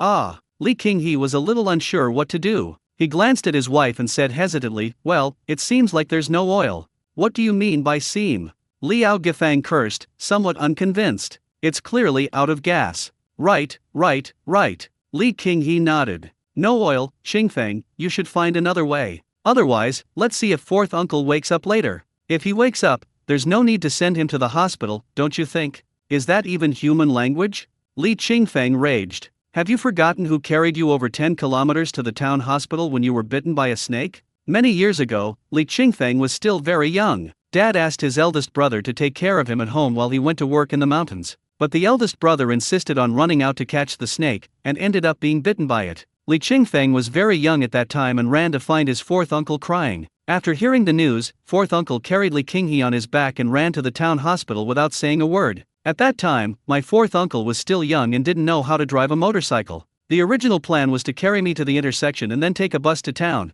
but at that time the bus only came once every 1 or 2 hours. Fourth uncle was worried that Li Qinghe couldn't wait that long, so he carried Li Qinghe on his back and ran all the way to the town hospital. It is said that when they arrived at the town hospital, Li Qinghe had not fainted yet, but his fourth uncle fainted first. Whenever Dad talked about this incident later, he would teach the two brothers to treat their fourth uncle as their own father in the future. But unexpectedly, things change and people are no longer the same. The little boy who used to lie on his fourth uncle's back has grown up and lost himself, even the most basic kindness. Li Qinghe shuddered all over, and his face turned pale when he thought of what happened that year, but he still turned his head and looked at his wife cautiously, unable to say anything. Liao Gafang had heard about this before and immediately retorted, Humph, if you're so conscientious, then why don't you just go to the hospital without telling your fourth uncle? Why are you complaining here? If you don't have the ability, don't blame others.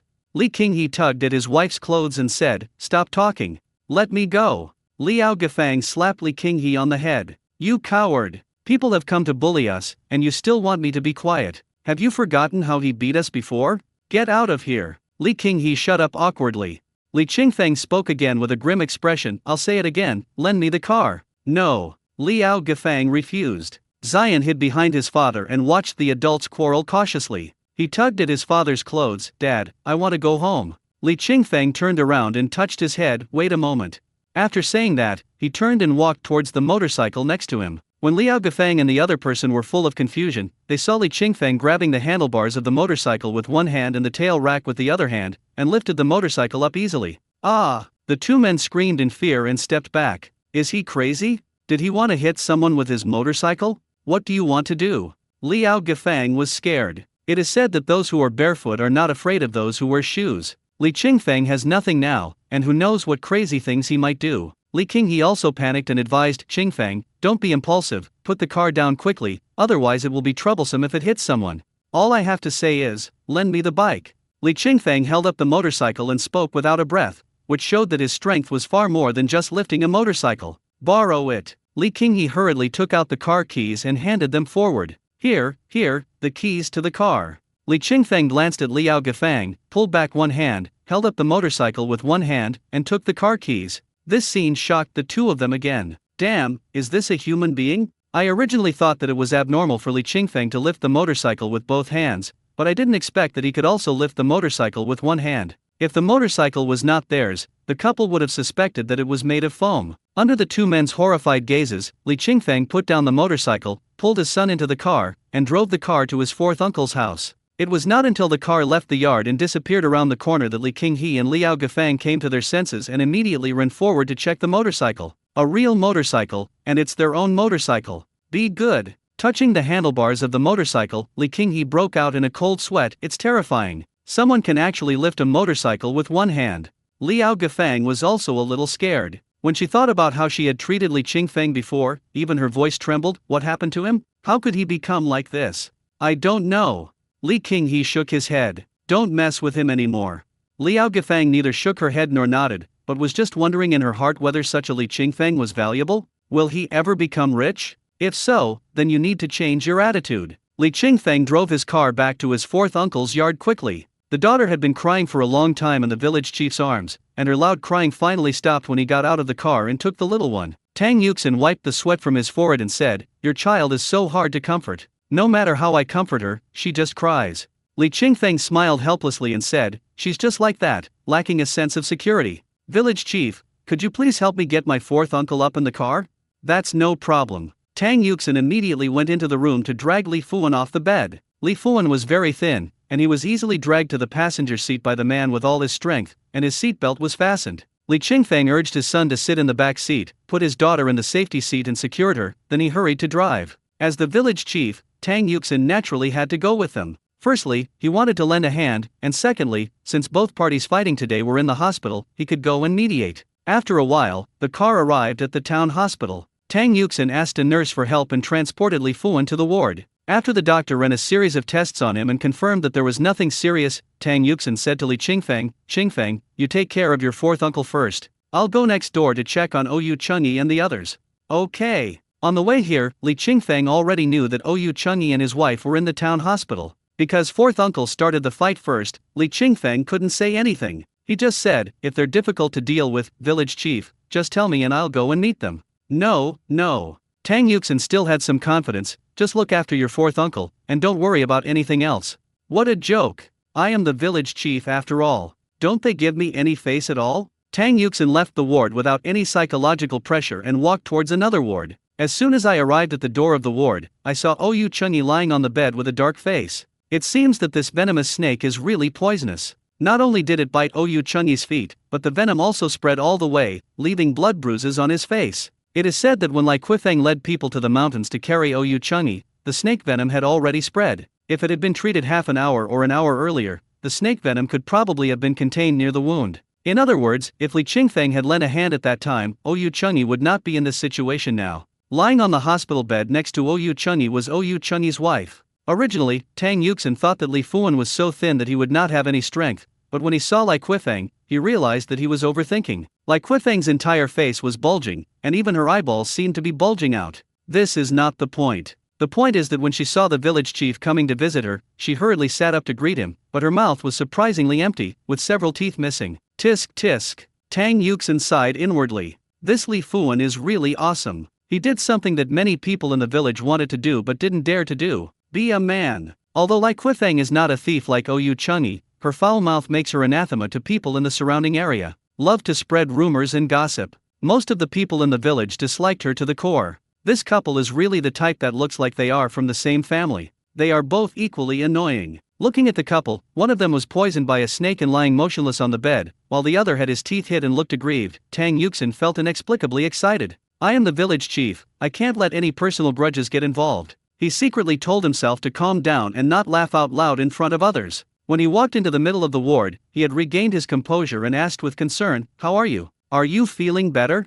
"Village chief, you have to make the decision for me." Lai Quifeng burst into tears. "I just said a few words, and that bastard Li Fuan hit me on the mouth with a piece of wood. Will you view, village chief, you have to make the decision for me, will you view? Alas, I already know about this. Tang Yuxin had a distressed expression. Don't worry, Li Fuan has received the punishment he deserved. Your 2 daughters brought people to smash Li Fuan's house. Now Li Fuan has been knocked unconscious and is lying on the hospital bed next to him. His life or death is uncertain. He deliberately stopped here. Ha! Lai Kuifeng was secretly pleased to hear her daughters had avenged her, but when she heard there was a high possibility of a murder lawsuit, she immediately became intimidated. He's in the hospital too? And his life or death is uncertain. That's right. Tang Yuxin sighed. Li Fuan's health is not good to begin with. I don't know if he can survive this. How could this happen? Lai Kuifeng muttered, but my daughter just called me and said they didn't beat Li Fuan. If Li Fuan really died, it has nothing to do with us. I don't know about that. Tang Yuxin said in embarrassment. I wasn't there at the time, otherwise I could testify for you. Alas, young people are still too impulsive. If Li Fuan really died, I'm afraid the Li family wouldn't let it go. You should persuade your 2 daughters and stop them from being so impulsive. Lai Kuifeng felt very aggrieved. I'm clearly the victim, but how did things turn out like this? I just said a few bad words about Li Qingfeng, and that damn Li Fuan hit me. I am the victim. While Tang Yuxin was comforting Lai Kuifeng, Li Fuan opened his eyes faintly. Qingfeng, have you had lunch? 4th uncle. Li Qingfeng was overjoyed. SHH. Li Fuan pointed to the door of the ward. Keep your voice down.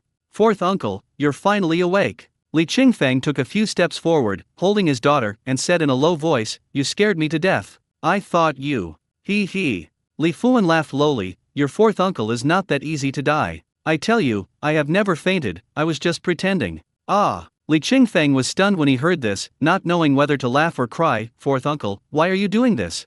Alas, there was nothing I could do. Oyu Chengyi's 2 daughters came in with such rage and brought several strange men with them. They started smashing things in the yard. If I hadn't pretended to be unconscious, I would have suffered. This is a helpless move, but also a wise move. As the saying goes, a real man can bend and stretch. Besides, I was the one who hit Lai Kuifeng first. If I hadn't pretended to be unconscious, who knows what Lai Kuifeng would have done? Li Fuan thought quite far ahead. Li Qingfeng nodded and said, in that case, why don't you wake up and stay unconscious for a while? Li Fuan was puzzled. Are you still dizzy? Didn't the village chief go to mediate? Li Qingfeng pressed his 4th uncle's shoulder and said with a smile, the longer you're unconscious, the easier it will be for the village chief to mediate. Oh yes. Li Fuan suddenly realized and fainted again. While fainting, he said, I have to faint again, otherwise, with the temperament of Oyu Chengyi and his wife, this matter will definitely not be easily resolved. Even if I have to pay them, they'll definitely ask for a lot of money.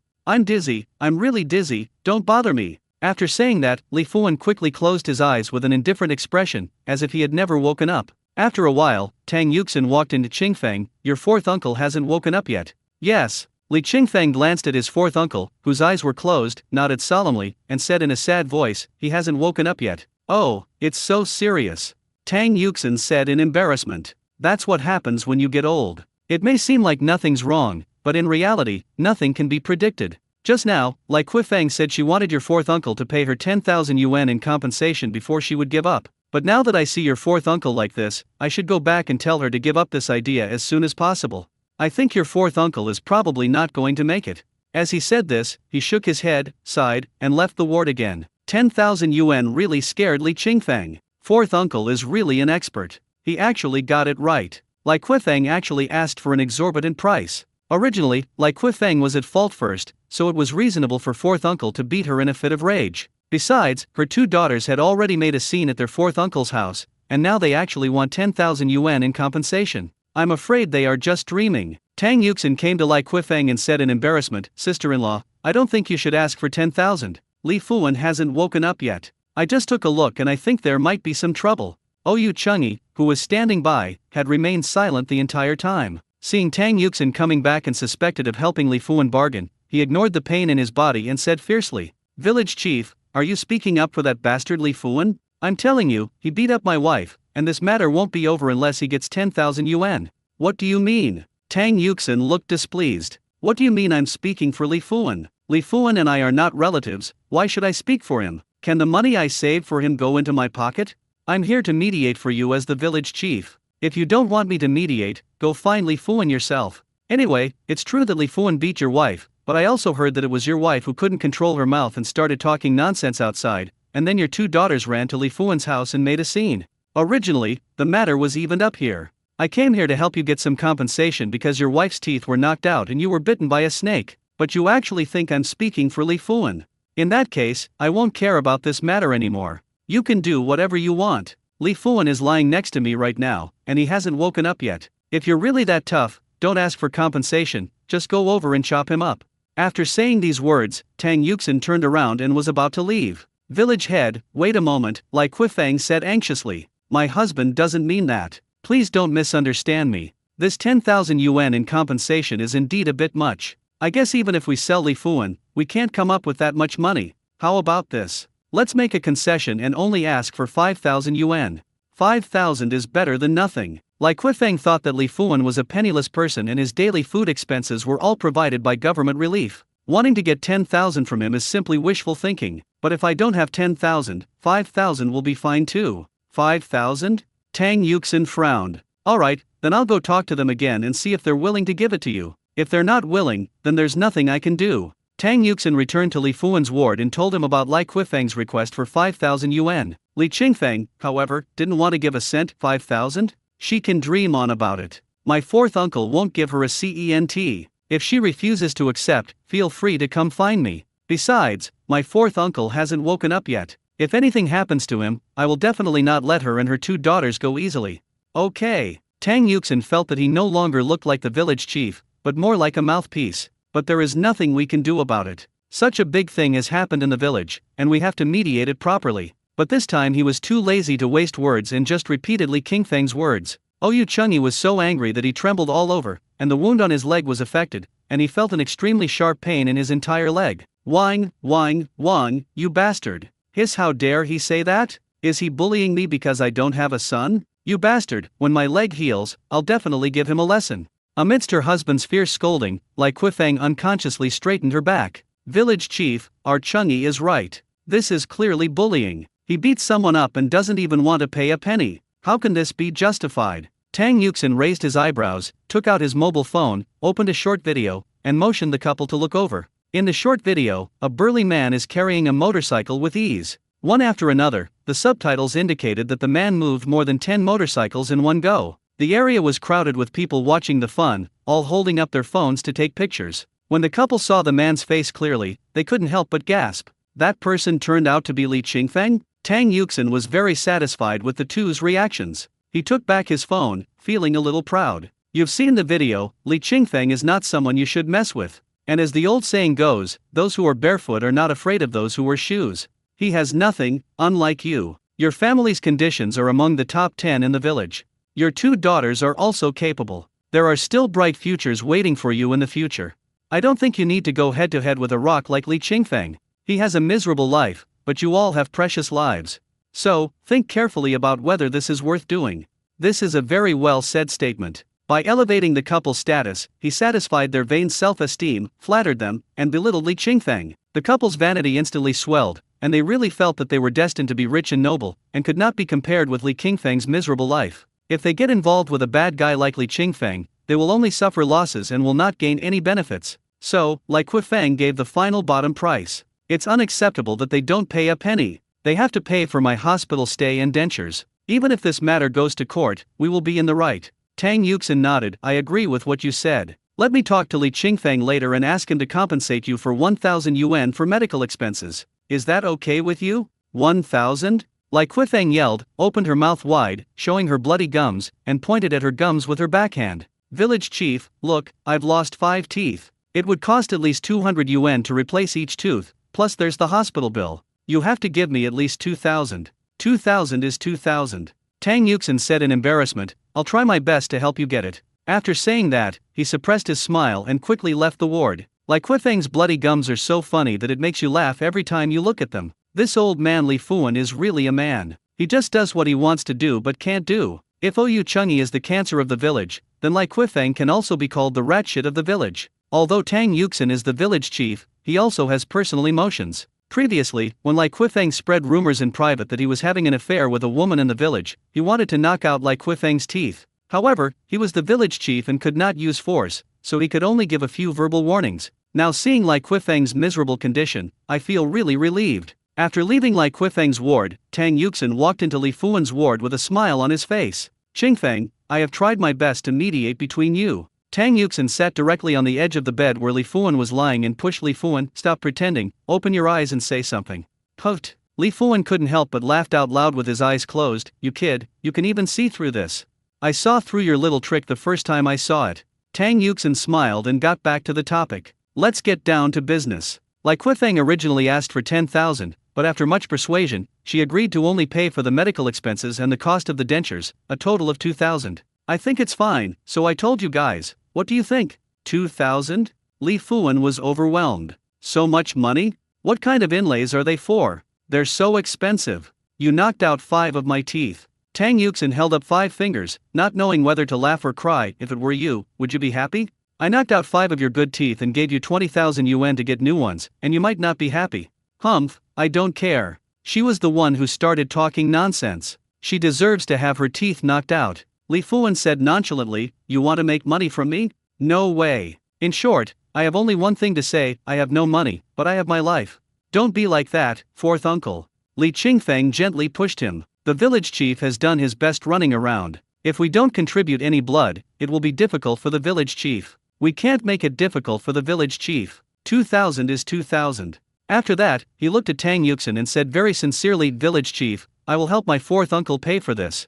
It doesn't matter who comes out. Tang Yuxin stood up. Since you've agreed, then this matter is over. Have a good rest. I have to get back to work. After running around for most of the day and finishing a lot of work, Tang Yuxin now just wanted to go back to the village to work as soon as possible. Li Qingfeng politely escorted him out of the ward door and saw him enter the ward at the end of the corridor. He guessed that was the ward where Lai Kuifeng and the others were staying, so he went back to the room and said, fourth uncle, I think you're fine. Let's go back. Lai Kuifeng has a terrible mouth. If she shouts something and her fourth uncle hears her, who knows what trouble she might cause. For safety reasons, it would be safer to send fourth uncle back first. Li Fuwen didn't think too much about it. He just felt that there was nothing wrong with him and there was really no need to stay in the hospital. After all, the bed fee alone for lying in this hospital for a day would cost dozens of dollars. With this money, can't we buy some meat and eat it? The group packed up, paid the fees and went home. As soon as they got in the car, Zion asked, Dad, what are we having for dinner tonight? But he clearly remembered that his father didn't buy any meat today. Li Qingfeng was driving. He glanced at his son in the rearview mirror and said with a smile, how about we not buy meat today? When we get home, Dad will cook you some stone frog. Stone frog? Zion knew that the big frog his father caught was called a stone frog, but he didn't know that it was edible. Li Fuwen was a little surprised. Can't we just keep the stone frog and sell it? Why do we need to eat it? It's okay. Li Qingfeng said very casually, this thing is easy to catch, so it's okay to taste it occasionally. Fourth uncle, when we get home, cook some more rice. I'll go back and get the stone frog and bring it to your house to eat together. Okay, then why don't we kill another chicken? Zion likes to eat big chicken legs. No, keep your chickens for laying eggs. Li Qingfeng glanced at the pork stall outside the car window and wanted to buy some pork, but he was short of money. Although the mobile phone is worth 1,000 yuan, the money has to be given to Lu Qinglan, otherwise Lu Qinglan might go to his house and take away something else. After returning to the village, he first sent his fourth uncle home, then went to Lu Qinglan to ask for his WeChat account on his mobile phone, transferred the money to him via WeChat, and then returned the car to Li Qinghe. Li Qinghe asked, how is fourth uncle? It's okay. Li Qingfeng returned the car keys to him. I don't have any money today. I'll fill up your gas tank next time. Hey, what are you two talking about? Li Qinghe laughed heartily, as if he had completely forgotten the previous unpleasantness. Li Qingfeng nodded and didn't say much. Although he didn't know whether Li Qinghe was truly changing or just pretending to please, he was willing to play dumb as long as Li Qinghe didn't do anything excessive. Maybe whether they are brothers or sisters, there must be one person willing to play dumb to maintain the family relationship. The stage of being selfless for others probably only exists when we are young. As people grow up and have more worries, their hearts will be disturbed by the outside world and will no longer be so pure. At this time, there needs to be someone who is willing to pretend to be stupid in order to maintain the relationship between each other. People who pretend to be stupid are not really stupid, they just value feelings and gratitude more than ordinary people. After leaving Li Qinghe's house, Li Qingfeng took his 2 children back home. I have already made an appointment with my fourth uncle to have dinner at his house tonight, so there is no need to cook at home today. First give my daughter a bath, change her into clean clothes, and then make some milk powder for her to drink. Looking at his daughter who was growing stronger day by day, Li Qingfeng felt that it was time to add some complementary food to her diet. For example, rice paste and fruit puree. From thin to thick. The little one is now half a year old, and drinking milk powder alone probably can no longer meet her needs. Moreover, Li Qingfeng instinctively felt that he had a golden finger, his son also had a golden finger, and his daughter probably also had a golden finger. Since you have a golden finger, you must consume a lot of nutrients. Therefore, providing my daughter with more nutrition is a very important thing at the moment. But now my family is broke and I haven't had much time to take care of these things. He thought that when he had some free time one day, he would make some apple puree for his daughter to taste. It's too late today. When they arrived at his fourth uncle's house, Li Qingfeng handed his daughter to his fourth uncle to hold, and then asked his son to help coax the baby, while he went to the faucet in the corner to kill 2 large stone frogs. These 2 stone frogs are very large, each weighing about 4 or 5 taels. After slaughtering the animal, there was still 8 taels of meat, enough for 3 people to have a meal. Also, my fourth uncle has some eggs at his house, so I can fry some. There are big leeks in the backyard. Li Fuan held Ziyu and sat against the wall, not daring to move. He could only shout to Li Qingfeng, "Go pick some leeks and bring them back to fry eggs."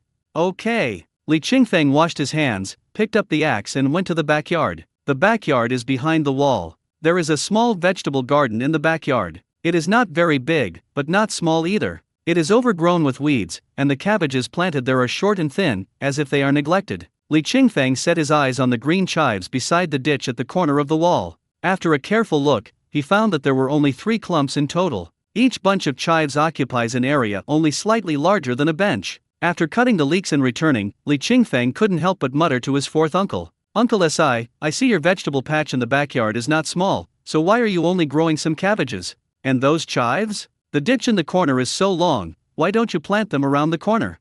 This way, even if we can't eat bok choy, we can still eat some leeks." This kind of large leaf leek is evergreen in the local area and can be eaten all year round. It has no dormant period at all. As long as they are provided with a sufficiently moist environment, they do not need any fertilizer at all and can grow more vigorously than any other vegetables. Of course, the prerequisite is that you have to weed them occasionally, and it is best to divide some roots. Otherwise, the surrounding weeds will occupy land resources and their growth will be restricted. Another thing is that their root system is very developed, and if they are divided occasionally, it will be more conducive to their growth. Large leaf mountain leek. However, Li Fuan was very content with the status quo and felt that the several hundred yuan subsidy he received every month was more than enough for food. Even if he couldn't grow vegetables, he could still buy some cheap cabbage. Therefore, not only did he not grow other crops, he also neglected to manage his vegetable garden. In his words, "I can't eat that much by myself, so what's the point of growing it?" Li Qingfeng was completely speechless. "Uncle Si, you can't say that.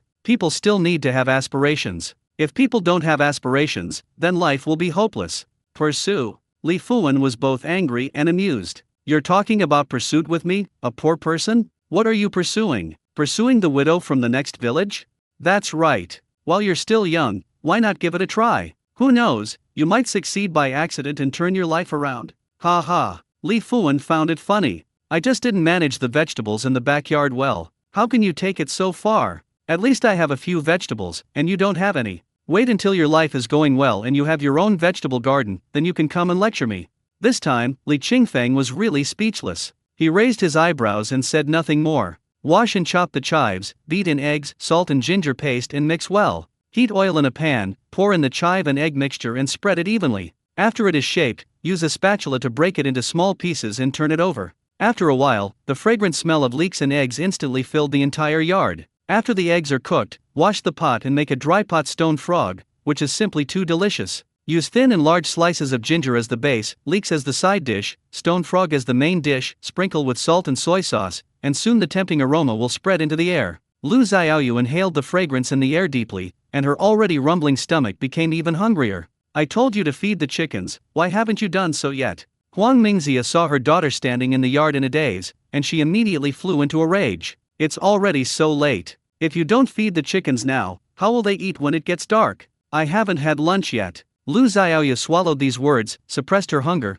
picked up the plastic bucket full of chicken manure and walked towards the backyard. "I get up at 6 in the morning to make breakfast for the family. After breakfast and housework, I set out to work in the fields at around 7 o'clock. She was originally planning to go home for lunch at 12 o'clock, but her mother told her to dig all the sweet potatoes in the field before going home. So she endured her hunger and continued to dig sweet potatoes. The work could have been finished by 3 o'clock in the afternoon, but because I didn't have lunch, I ended up working until after 5 o'clock in the afternoon. After finally picking the sweet potatoes, she thought she could finally have lunch, but unexpectedly, her mother asked her to feed the chickens again. Just feed the chickens. She poured the chicken manure into several plastic basins in batches, and the chickens immediately flapped their wings and rushed over to scramble for the food. Click! A big rooster stepped on the plastic basin and overturned the chicken manure in the basin onto the floor covered with chicken shit. A hen had its neck pressed by the basin and was now running around in panic. Huang Mingxiu, who was about to go to the vegetable garden at the back, saw all this and immediately became furious. He started cursing, "Are you a shit eater?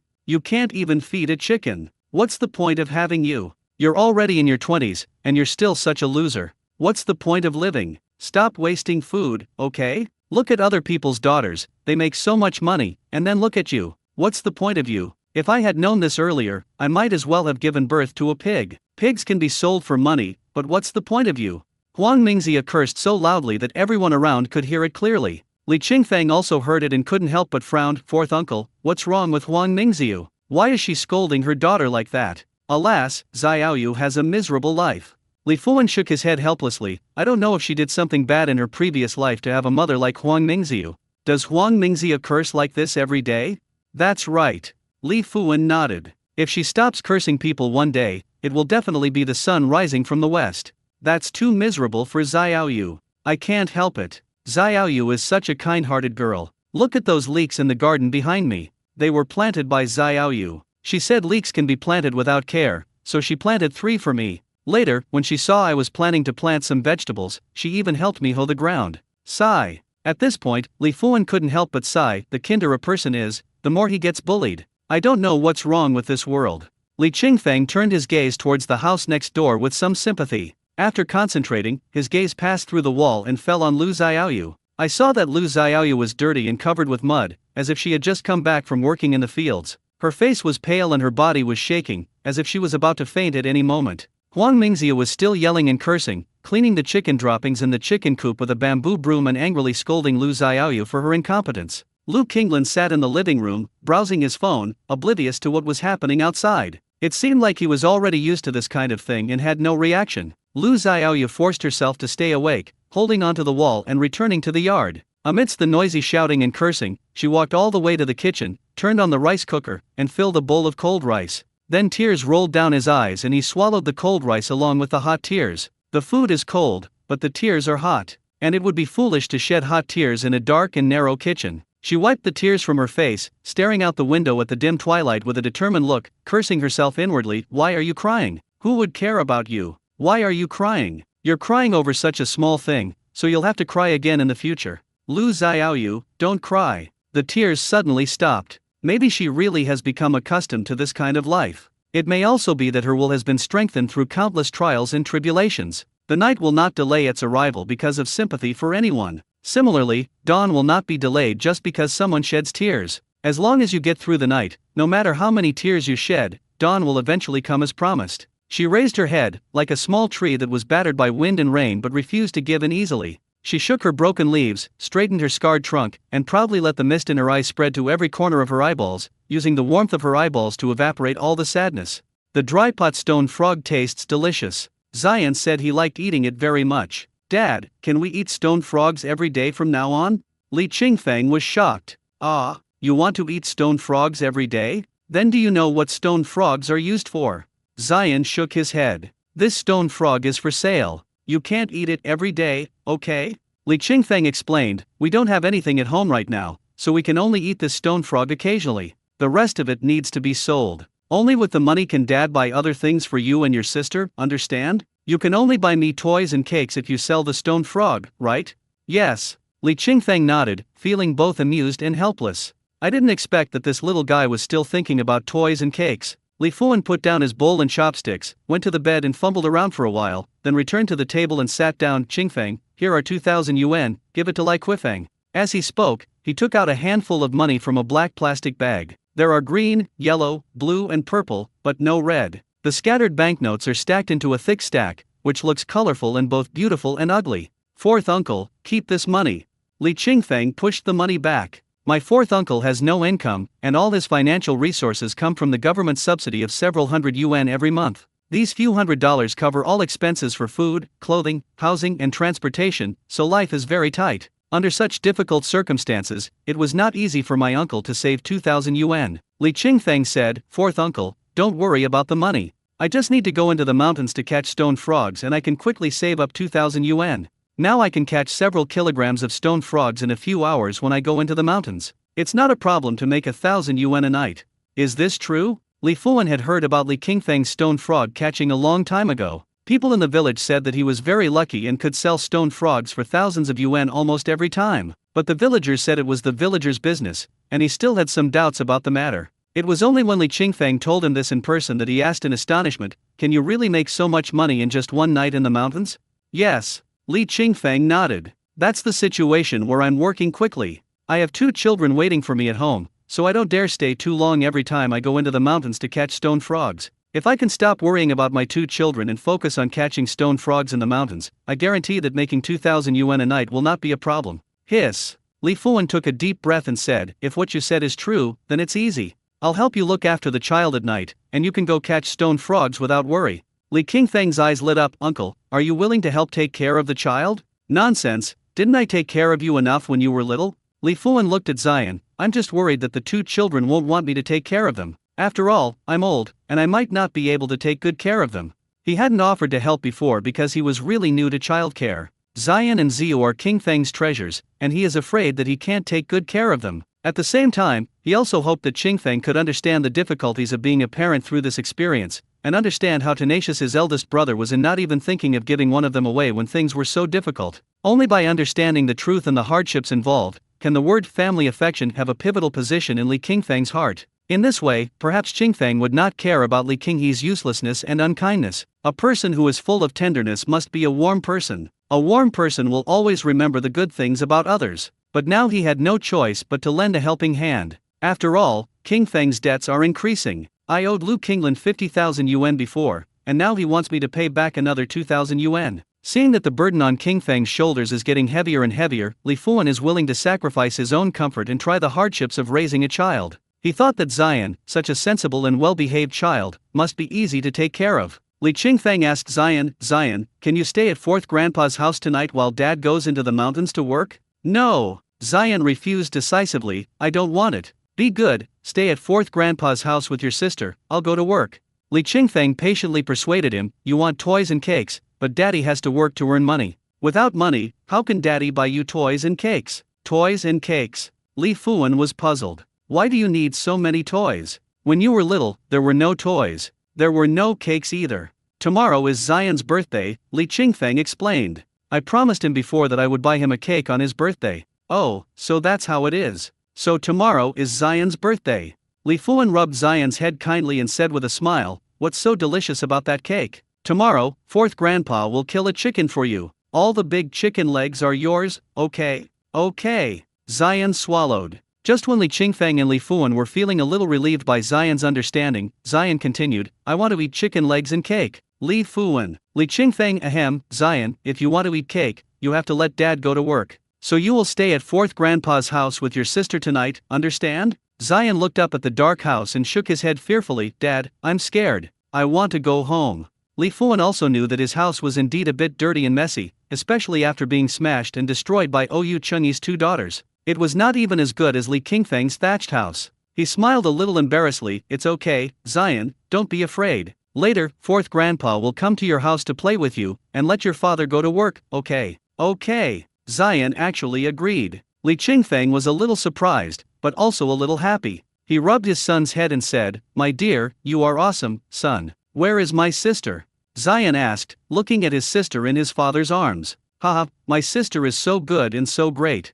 Li Qingfeng was so happy when he saw his daughter sucking her fingers in his arms. If his 4th uncle helps take care of the 2 children tonight, he can go catch stone frogs without any worries. I can't say more, but catching a 10-pound stone frog is definitely a piece of cake. After dinner and washing the dishes, the group returned to the thatched hut. Li Qingfeng first fed his daughter enough milk powder, changed the diaper, and then scooped 2 spoonfuls of milk powder into the clean bottle and said, "Uncle, I've put this milk powder in here first. If Suyu wakes up and keeps crying, just pour hot water into this bottle. Pour it up to the 100 mark. After pouring the hot water in, shake it a little. Don't rush to give it to her yet. Wait until it's a little cooler before giving it to her." "Okay, I understand."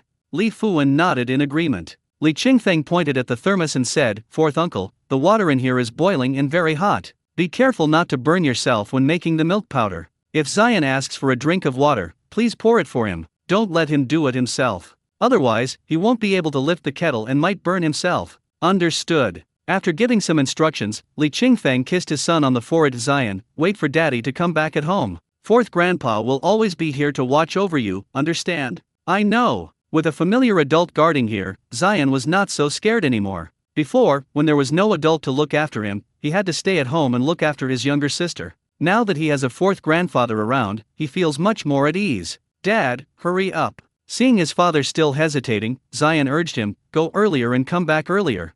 "Okay." Li Qingfeng covered his daughter with a thin blanket first, then covered the blanket with the newly bought cotton quilt. He kissed his daughter's little hand, picked up his things and walked quickly into the mountains. Watching his father's back disappear into the darkness, Zion turned back to look at Fourth Grandpa. "Fourth Grandpa, when will my father come back?"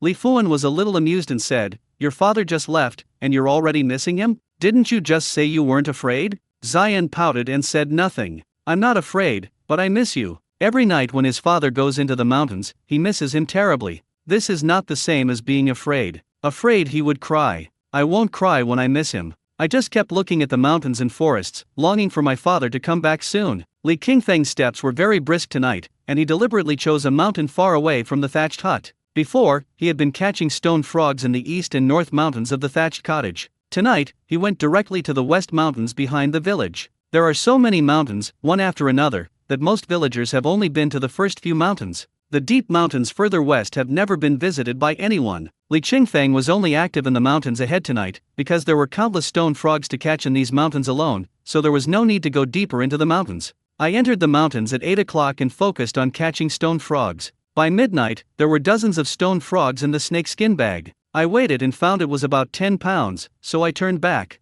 When we returned to the thatched hut, both children were asleep. Fourth uncle also fell asleep on the edge of the stone bed. Hearing the noise, Li Fuan hurriedly opened his eyes. Seeing that it was Li Qingfeng, he couldn't help but breathe a sigh of relief. Luckily it wasn't a wild boar. If a wild boar came, I wouldn't be able to beat it. Haha, where did this wild boar come from? Li Qingfeng walked over, opened the snakeskin bag, and motioned for fourth uncle to look inside. "Fourth uncle, look, I've got quite a catch tonight. Let me see."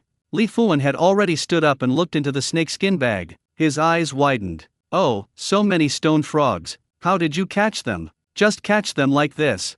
Li Qingfeng said happily, "I told you a long time ago that as long as I focus on catching stone frogs, catching 10 pounds in one night is not a problem." If he wasn't afraid of scaring his fourth uncle, he could have caught fish until dawn and come back, and catching 20 kilograms should not have been a problem. For others, catching stone frogs depends on luck and physical strength. Catching stone frogs was as easy as eating for him. Not only could he see where the stone frogs were, but he also had endless strength. As long as he wanted, he could mechanically find and catch stone frogs like an emotionless assembly line, but he didn't want to. He is a human being and he also slacks off while working. When I was absent-minded, I couldn't help but use my supervision and hearing to observe the children. Therefore, although catching stone frogs was as easy as eating for him, it was not boring. It is a joy to catch a stone frog. On the way to the next stone frog, I was anxious. Anxious to catch the next stone frog as soon as possible, anxious to go home to see the children. Perhaps only parents can understand this feeling. The feeling of missing your child so much even though you have only been apart for a few minutes is extremely torturous.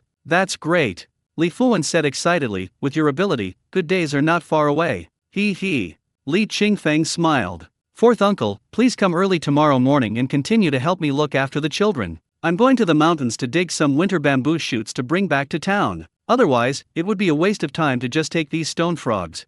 "Okay, I'll do as you say." Li Fuan agreed hopefully, "Just go and do your work, I'll help you look after the child."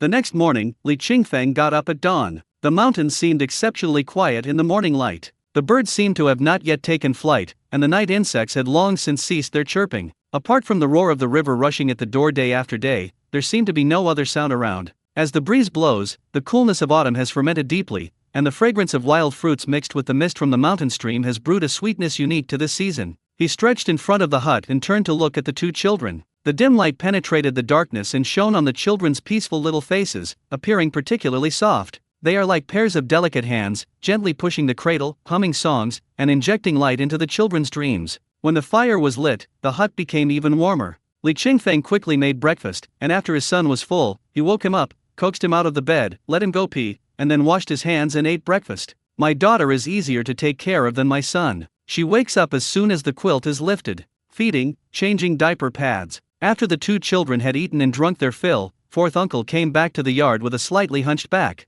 You go and get busy. Li Fuan carried the rice and ate while saying, I'll take care of the child for you. The sooner you go, the sooner you can come back.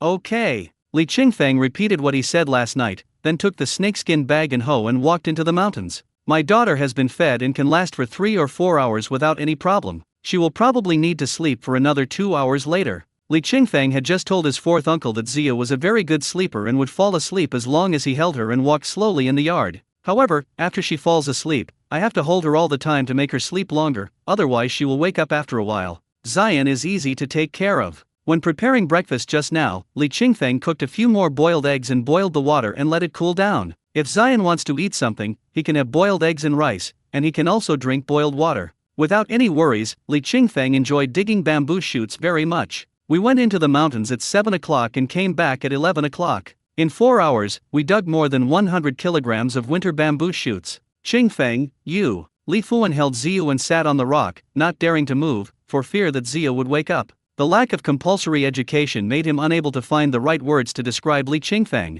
I thought to myself, it was already very impressive that he easily caught more than 10 kilograms of stone frogs last night, but he went into the mountains this morning and dug up hundreds of kilograms of winter bamboo shoots in just a few hours. What is this called? There is really no other word except awesome. That's awesome. Li Fuan looked at the 2 bags of bamboo shoots and exclaimed in surprise, You're absolutely amazing. You dug so many bamboo shoots in just one morning. I've never seen anyone with such a talent. Haha, I'm just lucky.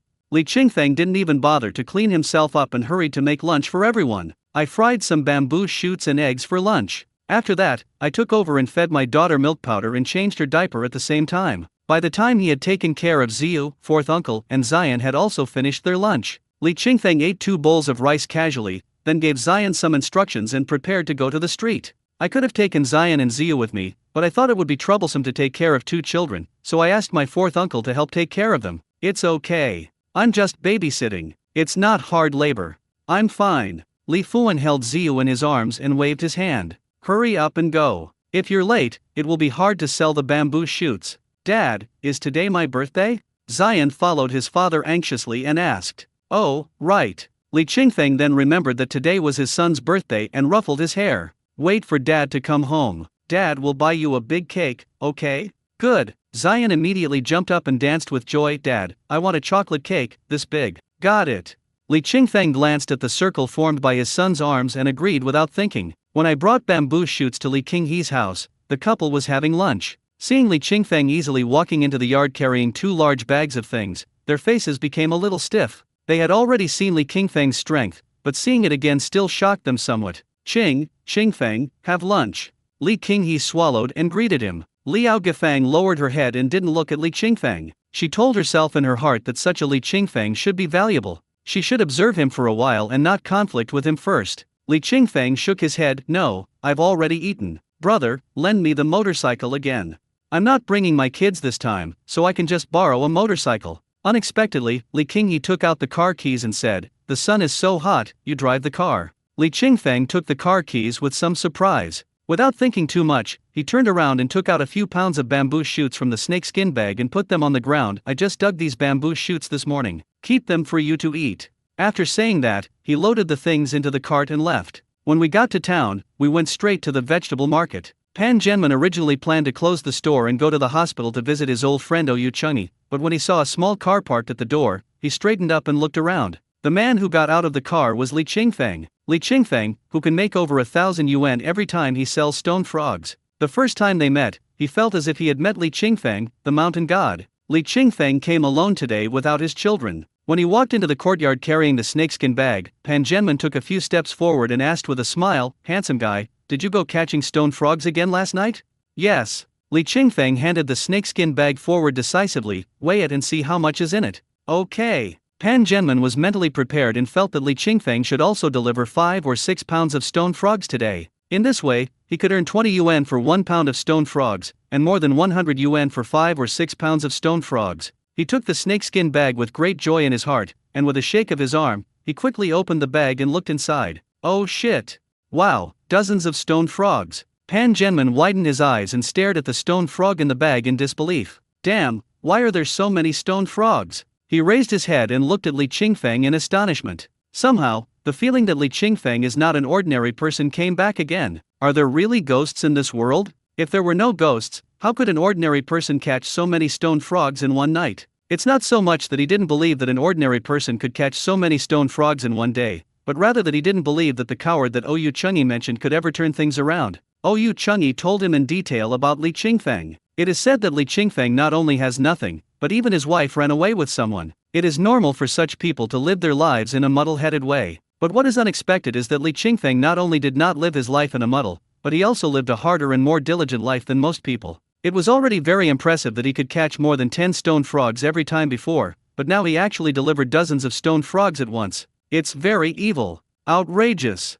Incredible. 12 jin. Pan Genman looked at the number on the scale and confirmed it again and again, then said, 1 jin is 200, so 12 jins is 2004. Li Qingfeng suppressed his joy and nodded calmly. Okay, good? Just one word? 2004, brother. Do you know how many people in this town don't even make 2,400 a month? You caught a stone frog and sold it for 2,400, and you're still so calm? Pan Genman didn't know whether he saw a ghost or met a god. In short, this Li Qingfeng is somewhat abnormal. In fact, he was somewhat jealous. Although the price he paid for the stone frogs was cheaper than in other counties, the longer they were kept, the lighter they would become. The same goes for other game. By the time he transports all the game to the county town for resale, it is often much lighter than when he earned it. In this way, if he works hard all day and is lucky, earning a few $100s is not a problem. But when you're unlucky, you can barely make ends meet. Li Qingfeng is different. He has zero cost, and as long as the stone frog is sold, every penny he gets is profit.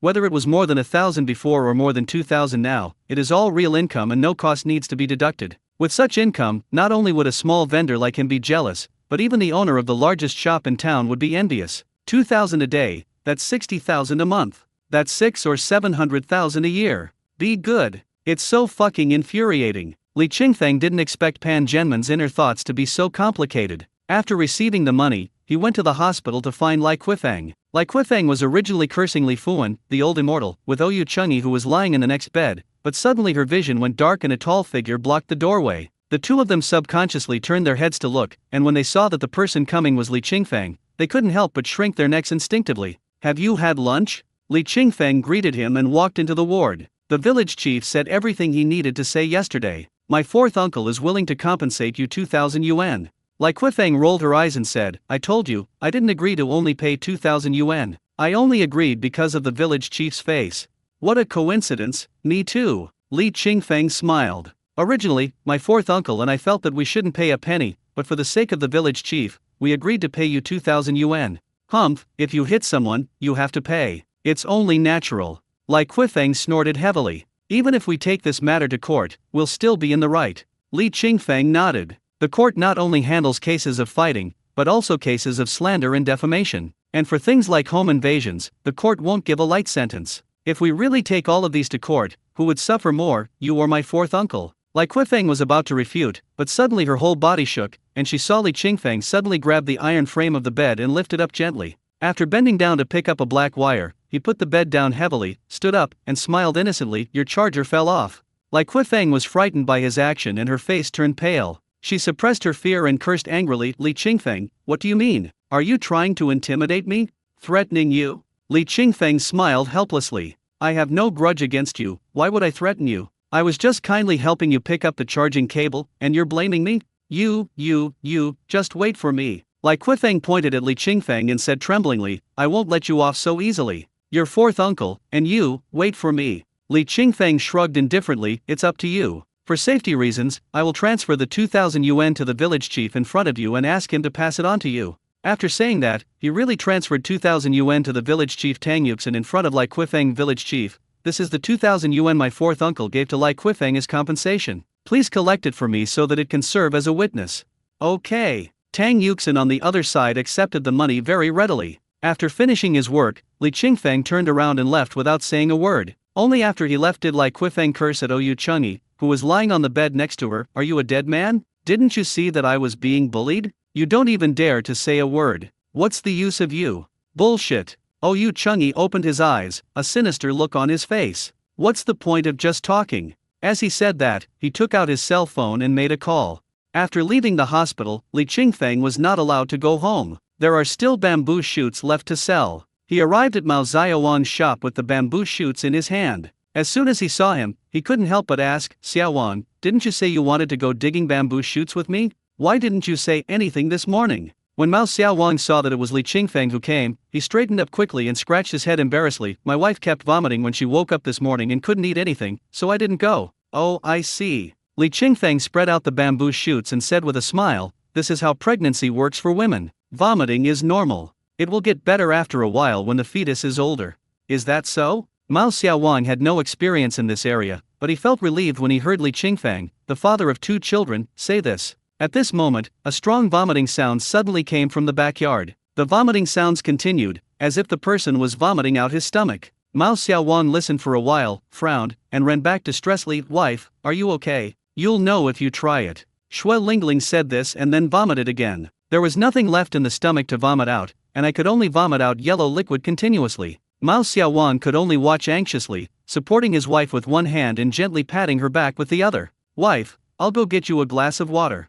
Mao Xiaowan felt that this was the only thing he could do at the moment. No. Li Qingfeng followed her into the backyard and stopped her. Look at her like this. She's going to vomit even if she swallows saliva, let alone drink water. You have to find a way to relieve her vomiting symptoms first, and then she can drink water or eat food without vomiting. Otherwise, she'll vomit again as soon as she swallows, and it will be even worse. Ah. Mao Xiaowan suddenly felt a headache when he heard these words. I only knew that pregnancy was hard for women, but I didn't know it would be this hard. Besides, he is a newbie, how can he relieve vomiting? Ah, what? Hurry up and massage the acupuncture points on your wife's back. Massage acupoints? Mao Xiaowan was even more confused. I don't know how. Li Qingfeng shook his head. You should learn these things slowly when you are preparing to have a child, so that when you need them, you won't be in a rush. Then he walked forward and asked, Sister-in-law, do you mind if I massage your back? My ex-wife also vomited a lot when she was pregnant. I pressed the acupuncture points on her and she felt much better. I'll try it for you and see if it works. What do you think? Xue Lingling was vomiting so much that she almost vomited out her stomach. She could only nod anxiously and couldn't say a word. Li Qingfeng looked at Mao Xiaowan again. Xiaowan, do you think it's okay? Okay, of course. Mao Xiaowan pleaded, Brother Feng, please press her acupuncture points. It's okay, I don't mind. Li Qingfeng then stood beside Xue Lingling, clenched his right fist with his thumb raised, and gently pressed the acupoints on Xue Lingling's back with the tip of his thumb. Maybe it was because his body had been strengthened, but when he placed his fingertips on Xue Lingling's back, he could clearly feel the existence of every acupoint. Not only that, he also discovered that his strength could be injected into Xue Lingling through his thumb like an electric current. Xue Lingling's face suddenly calmed down a lot. She felt that as Li Qingfeng pressed his thumb, a warm current came out from his thumb and slowly flowed into the acupuncture points on her back. It feels like pouring a pot of hot water into a frozen pipe, which not only breaks the ice but also softens the pipe. After a while, she felt her whole body was relaxed and even her vision became much clearer. The vomiting symptoms were cured immediately. I don't feel dizzy anymore. 2 minutes later, Li Qingfeng retracted his thumb. Sister-in-law, how do you feel now? Ha! Xue Lingling straightened up and let out a long breath, her face full of surprise. It feels so good. It's amazing. I don't feel like vomiting at all now. As he said that, he rubbed his stomach. Well, I still feel a little hungry. I want to eat something. Li Qingfeng smiled and turned around to order, Xiaowan, pour a cup of warm water for your wife, and then make her some bone porridge. Use canine bones. You should start supplementing calcium slowly from now on. Otherwise, if you wait until the baby is older, the nutrition won't keep up. Mao Xiaowan handed the warm water to his wife. Thank you, Brother Feng, I'll go buy some bones now. Xue Lingling drank a large glass of water in one gulp. As the hot water washed her stomach and intestines, she felt more relaxed. Brother Feng, your massage technique is amazing. Did you learn this professionally?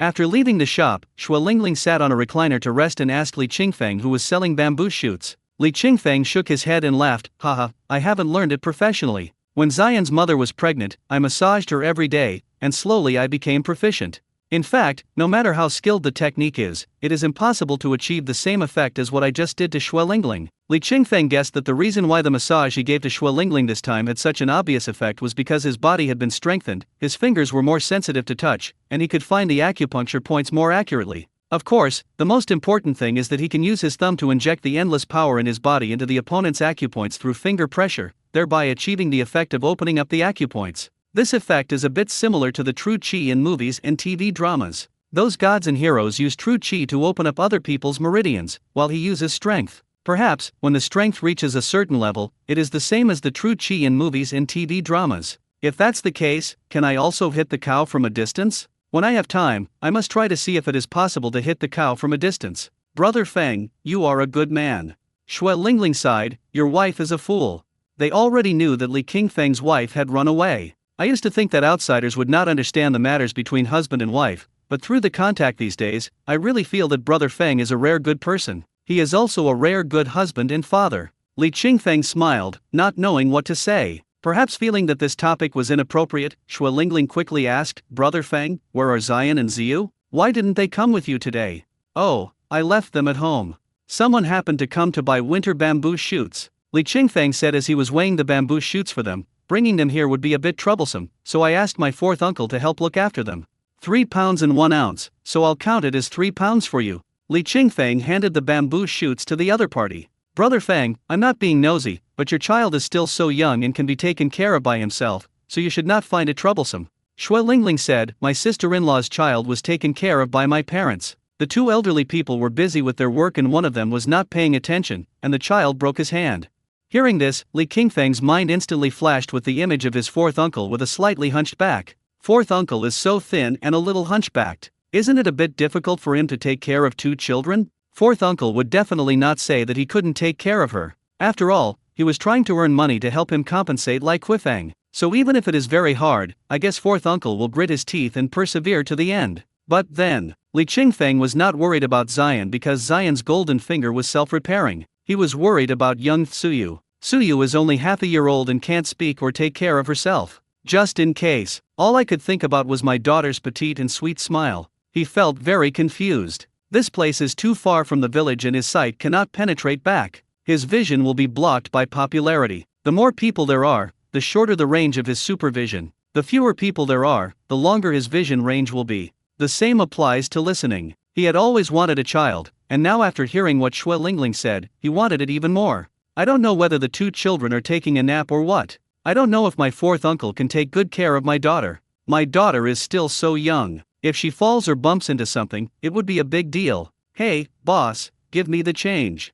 The man standing in front of the bamboo shoots was holding bamboo shoots. He waited for a long time but the boss didn't give him the change, so he couldn't help but urge him. Li Qingfeng came back to his senses, said sorry very apologetically, and then quickly found a 20 yuan bill and handed it over. The man held up the bamboo shoots and refused to take the money. I gave you 2 20s, not 50s.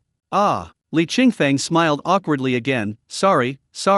After saying that, he quickly changed the 20 yuan into 10 yuan. Xue Lingling felt extremely regretful when she saw that he had made so many mistakes. Knowing that he is a super dad who loves his children more than anything else, I just said that, wasn't it obvious that I was distracting him? So he quickly comforted him, Brother Feng, I was just saying it casually, don't take it to heart. Your 2 children are so well behaved, they should be fine. Li Qingfeng nodded, looked at the bamboo shoots, and then looked at Mao Xiaowang who had come back with the bones. As soon as Mao Xiaowang entered the room, he hurriedly asked, Brother Feng, do you want to add some ginger to the porridge made with shank bones? No, the weather is dry now. Ginger is a hot food. Eating too much might cause constipation. Cook the porridge thinner, not too thick. Add more water and less salt. Okay. Mao Xiaowang agreed and hurried to the backyard to cook porridge. Seeing that Li Qingfeng was still preoccupied, Xue Lingling said, Brother Feng, why don't you go back first? I'm not busy here anyway. Just leave the bamboo shoots there and we'll help you sell them. How can I feel embarrassed about this? Li Qingfeng scratched his head, feeling a little embarrassed. You are a heavy person, and Xiao Wang has to take care of you. It's okay, I'm not that squeamish. Xue Lingling laughed heartily, I feel lighter now, don't worry. That. Go ahead, Brother Feng, leave the bamboo shoots to us. Xue Lingling gave him an affirmative look. Thank you for your help.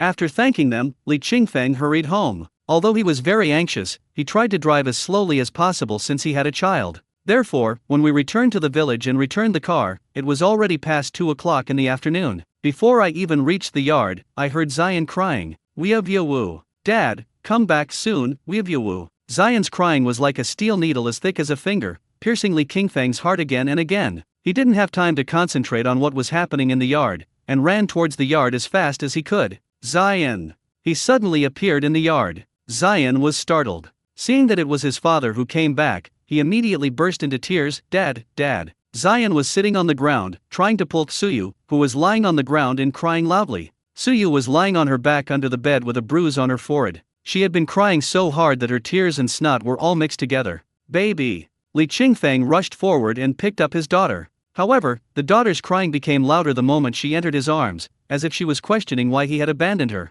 Li Qingfeng hugged his daughter tightly and blew gently on the bruise on her forehead, feeling extremely guilty. Where is your fourth grandfather? Li Qingfeng asked his son after his daughter's emotions calmed down a little. Zion sobbed, fourth grandpa is home, Weevyuwu, the baby is sleeping in the bed, and I'm sleeping in the bed too, Weevyuwu, I didn't mean to kick the baby down, Weevyuwu. Li Qingfeng held his daughter in one hand and his son in the other. His son is very active when he sleeps. Not only his daughter, but even he has been kicked and hit by his son. I guess my fourth uncle saw that both children were asleep, so he went home to do something. But unexpectedly, Zion would kick Ziyu off the bed while sleeping. Fortunately, Li Qingfeng had cleaned the area around the bed long ago, leaving no stones or sand, so when his daughter fell, she only hit the ground and didn't hit anything sharp. Otherwise, the consequences would be unimaginable. Dad, Weevyuwu, I didn't mean it. Zion was afraid that his father would scold him, so he explained while crying, I really didn't mean it, Weevyuwu. Okay, don't cry. Li Qingfeng hugged him. Dad knows you didn't mean it.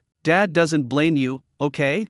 Not only did he not blame himself, he even felt a little sorry for his son. He was still just a toddler, but he had to take on the responsibility of taking care of his younger sister. This is not forcing someone to do something, it's forcing someone to do something. Holding his daughter and hugging his son, Li Qingfeng felt deeply guilty again. The last time he felt so guilty was the night he just returned to his eldest brother's house. He went to take a shower, and the two children were crying in the room until their voices were hoarse. At that time, he secretly vowed that he would never leave his children in the care of others again and would take care of his own children himself. But as his life gradually became more stable, he forgot his original oath and left his two children to be taken care of by his fourth uncle, an old man with no parenting experience. Therefore, the fault does not lie with fourth uncle. The fault is his own. Fourth uncle is already in poor health and not in his prime anymore, he is already approaching old age. Under such circumstances, it is really a big mistake to ask my fourth uncle to help take care of the children. Li Qingfeng, filled with regret, hugged the children, blaming himself and thanking God for blessing them.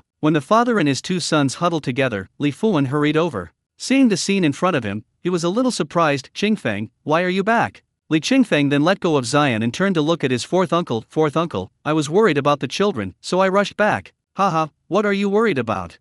Li Fuan said with a smile, not noticing anything unusual. The children will be fine as long as I'm here. He walked over while talking. Only when I got closer could I see the small bump on Tsuyu's forehead. He stopped dead in his tracks, pointed at the bruise on Ziyu's head, and asked in surprise, what's going on? It wasn't there when I went back just now. After saying that, he walked forward with a distressed look on his face, wanting to hug Tsuyu, but he felt guilty and didn't dare to hug her again. She even looked at Qingfeng timidly, afraid that he would blame her. Li Qingfeng relaxed his brows and softly consoled her, Uncle Asai, it's nothing, she just banged her head. Please help me hold her while I make her some milk powder. Okay. Li Fuan quickly and carefully picked up Ziyu and stood there, not daring to move. What's with the bump on Ziyu's head? Li Fuan asked, watching Qingfeng's busy figure. How did you get it? It really wasn't there when I went back. Zion accidentally kicked his sister off the bed and she bumped into it. Li Qingfeng made some milk powder and held his daughter in his arms again. Even though his heart was bleeding, he pretended to be calm so as not to make his fourth uncle think too much. Upon hearing this, Li Fuan immediately turned around and grabbed Zion's shoulders. Zion, how could you kick your sister? She's so young, what if you hurt her? Wow, I didn't mean it. Zion felt extremely wronged by the harsh tone, and tears began to fall. I really didn't mean it. Uncle Si, don't blame Zion. Li Qingfeng explained, Zion likes to kick around when he sleeps, he didn't mean it. And today is his birthday, so forgive him this time. Speaking of Zion's birthday, Li Qingfeng suddenly remembered that he seemed to have forgotten something very important. Zion. Li Qingfeng turned to look at his son, come here. Zion wiped his tears and walked to his father. He looked down at the bump on his sister's head and felt extremely guilty. Dad forgot to buy a cake. Li Qingfeng smiled ingratiatingly, how about I wait a couple of days and then I'll make it up to you? No. When Zion heard that the promised cake hadn't been bought, he immediately stopped feeling wronged and blamed himself. Instead, he angrily swung his arms and shouted, I want to eat cake. but Dad forgot to buy it today. Li Qingfeng promised sincerely, Dad promises you that I will buy it for you in 2 days, okay? No, no, no, no. Zion shouted 3 times in a row to express his anger. He even stamped his feet and jumped. Seeing this, Li Qingfeng could only quickly agree in order to prevent the situation from getting worse. Okay, don't make a fuss. Dad will make you a cake later. Zion then put away his angry expression and looked at the bump on his sister's forehead. Li Fuan pulled Zion over and said soothingly, Zion, Grandpa will kill a chicken for you later. Can we not eat the cake? Not good. Fourth uncle, don't kill the chickens. I told you to keep your chickens for laying eggs. Seeing that the bottle was empty, Li Qingfeng stood up, put the bottle down, and put Ziyu on the bed. For safety reasons, Suyu was placed in the middle of the stone bed and surrounded by quilts and clothes to prevent her from turning over and falling under the bed. Although Tsuyu is still unable to make a comeback. Uncle, please help me look after the child. I'm going to dig something up. Li Qingfeng picked up the hoe and looked at Zion. Do you want to come with me? Yes. Zion immediately ran to his father. Li Fuan was puzzled. What are you doing? Didn't I just say that I wanted to make a cake for Zion? There is no flour at home, so I'll dig something up to use as a substitute. After saying that, she took Zion's hand and left. In fact, he was no longer confident in leaving Ziyu in the care of his fourth uncle, but because this trip was only to work at the foot of Dongshan Mountain across the stream, he could see the situation of the hut with his naked eyes even without concentrating and using his supervision, so he left Ziyu in the care of his fourth uncle. This way, Uncle Four's self-blame could be alleviated to some extent. At the same time, he can also take care of Tsuyu. After crossing the stream, we walked about 10 meters on the mountain path and then stopped. Zion was puzzled. Dad, why don't you leave? Li Qingfeng stopped, turned around and glanced at his daughter lying in the hut counting her fingers, then looked at the vines and the bushes nearby and said, Dad is working here. You just stand here and watch. Don't run around, okay? Oh. Zion didn't intend to run around, but when he saw a lot of grass and flowers around, he couldn't help but catch them.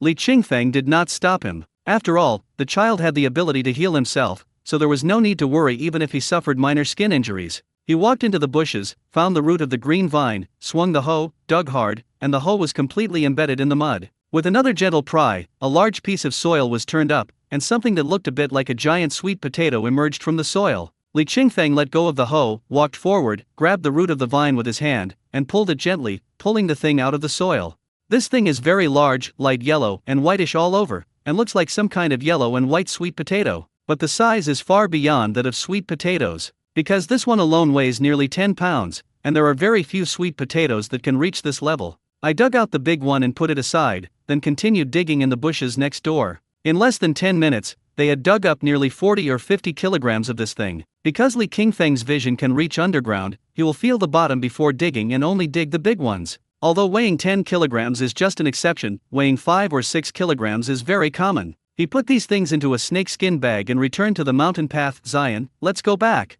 Dad, wait for me. Zion ran out from the depths of the mountain path, holding 2 round objects in his hands. Dad. Li Qingfeng couldn't help but laugh when he saw the little guy's excited look. What are you so happy about? Dad, look. Zion ran to his father and stretched out his 2 little hands. I saw a round, green-brown egg held in the small palm. This egg is smaller than an ordinary egg and looks only about the size of a slightly larger red date. Li Qingfeng took the egg from his son's hand with a look of surprise and asked, Zion, where did you find this? Over there. Zion pointed to the bushes behind him and jumped up happily. There are so many more. There are still many? Li Qingfeng became interested. Let's go and take Dad to see it. Zion immediately jumped around and led the way. Li Qingfeng followed his son along the mountain path for more than 10 meters, then bent down and went into a bush on the side of the road. Zion is not tall, but he can move freely in the bushes. But Li Qingfeng couldn't do that. He had to hunch his body as he walked through the bushes, and he felt that he was not as flexible as his son. His great strength seemed to be of no use at this moment. Apart from being useful in breaking the vines that blocked his way forward, the rest was really mediocre. However, under the guidance of his son, they soon arrived at the center of the bush. Zion pointed to a clump of loblolly trees in front of him and said happily, Dad, look, there are so many eggs. In Zion's concept, all eggs are eggs. Li Qingfeng looked in the direction his son pointed and saw a nest made of dry grass and dead leaves in a dense clump of loblolly trees in front of him. This nest is quite big. It doesn't look like a bird's nest, but more like a chicken coop. There are a lot of eggs in the nest. A rough count shows that there are more than 10 pheasant eggs. Li Qingfeng laughed along. Son, you are awesome. You actually found so many eggs. Seeing the feathers in the nest, Li Qingfeng was basically certain that this was a pheasant nest. These eggs are all pheasant eggs. Zion clapped his hands and jumped for joy. Dad, can we boil eggs for dinner tonight? Of course. Li Qingfeng crouched down and crawled into the loblolly bushes, took off his shirt, carefully picked up the eggs and wrapped them in his clothes. He only picked up a dozen eggs and left 3 or 4. Chickens are accustomed to their own nests. If all the eggs are taken away, they may lay eggs somewhere else. But if you leave a few eggs here for it to find its way home, it will come back here and continue laying eggs. So, taking all the eggs at once may seem like a profit, but in fact it is a loss. It would be wise to leave a few eggs here for the pheasants to build their nests. Maybe I'll be able to come here soon and pick up a nest of pheasant eggs. Thinking of this, Li Qingfeng quickly pulled his son away happily. It is not a good idea to stay too long. If the pheasants come back from foraging and see humans, they will most likely be scared away. Back on the mountain path, Zion clamored to see the eggs. Li Qingfeng had no choice but to let him take a look. Did you see it? Did you see it well? Can we go back quickly? Otherwise, the baby will be looking for his dad later. He looked intently at his daughter lying on the bed. Although she wasn't crying yet, he could tell from her somewhat impatient expression that the little girl was probably tired of lying down and wanted to move around. Zion looked up at his father and asked expectantly, "Will you make me a cake when we get home?" "Yes." Li Qingfeng carried the eggs and the heavy snakeskin bag and walked back. Zion quickly followed. "Is it chocolate cake?" "No." "Is that strawberry shortcake?" "No." "What kind of cake is that?" "Tell me." "It's just cake." "What cake?" "Dad, tell me." "Egg cake." Li Qingfeng lied. "Do you like cake made with this egg?" "Eggs? Cake?" Zion thought he had misheard, and suddenly stopped and looked at his father's tall back in surprise. "Is it a cake made of eggs?" he asked. "Yes." Li Qingfeng turned around and looked at him. "Hurry up and catch up." Zion followed his father in great surprise, his whole little body jumping for joy uncontrollably. Eggs, cake, his 2 favorite things can actually be eaten together? Although he had never eaten cake made with eggs before, he had only eaten cakes made with chocolate or strawberries. But he thought, the eggs are so delicious, the cakes are so delicious. Cakes made with eggs must be more delicious. That must be the most delicious delicacy. Celebrating a birthday is truly the happiest thing. After returning to the hut and putting the eggs away, Li Qingfeng picked up his daughter and took a walk. The little girl was about to cry, but her father picked her up and she immediately started laughing excitedly. After his daughter calmed down, he put her back on the bed, picked up the snakeskin bag, walked to the stream, and poured out everything in the bag. Li Fuan followed and looked puzzled. "Kuan root? Why are you digging up kudzu root? Make a cake for Zion."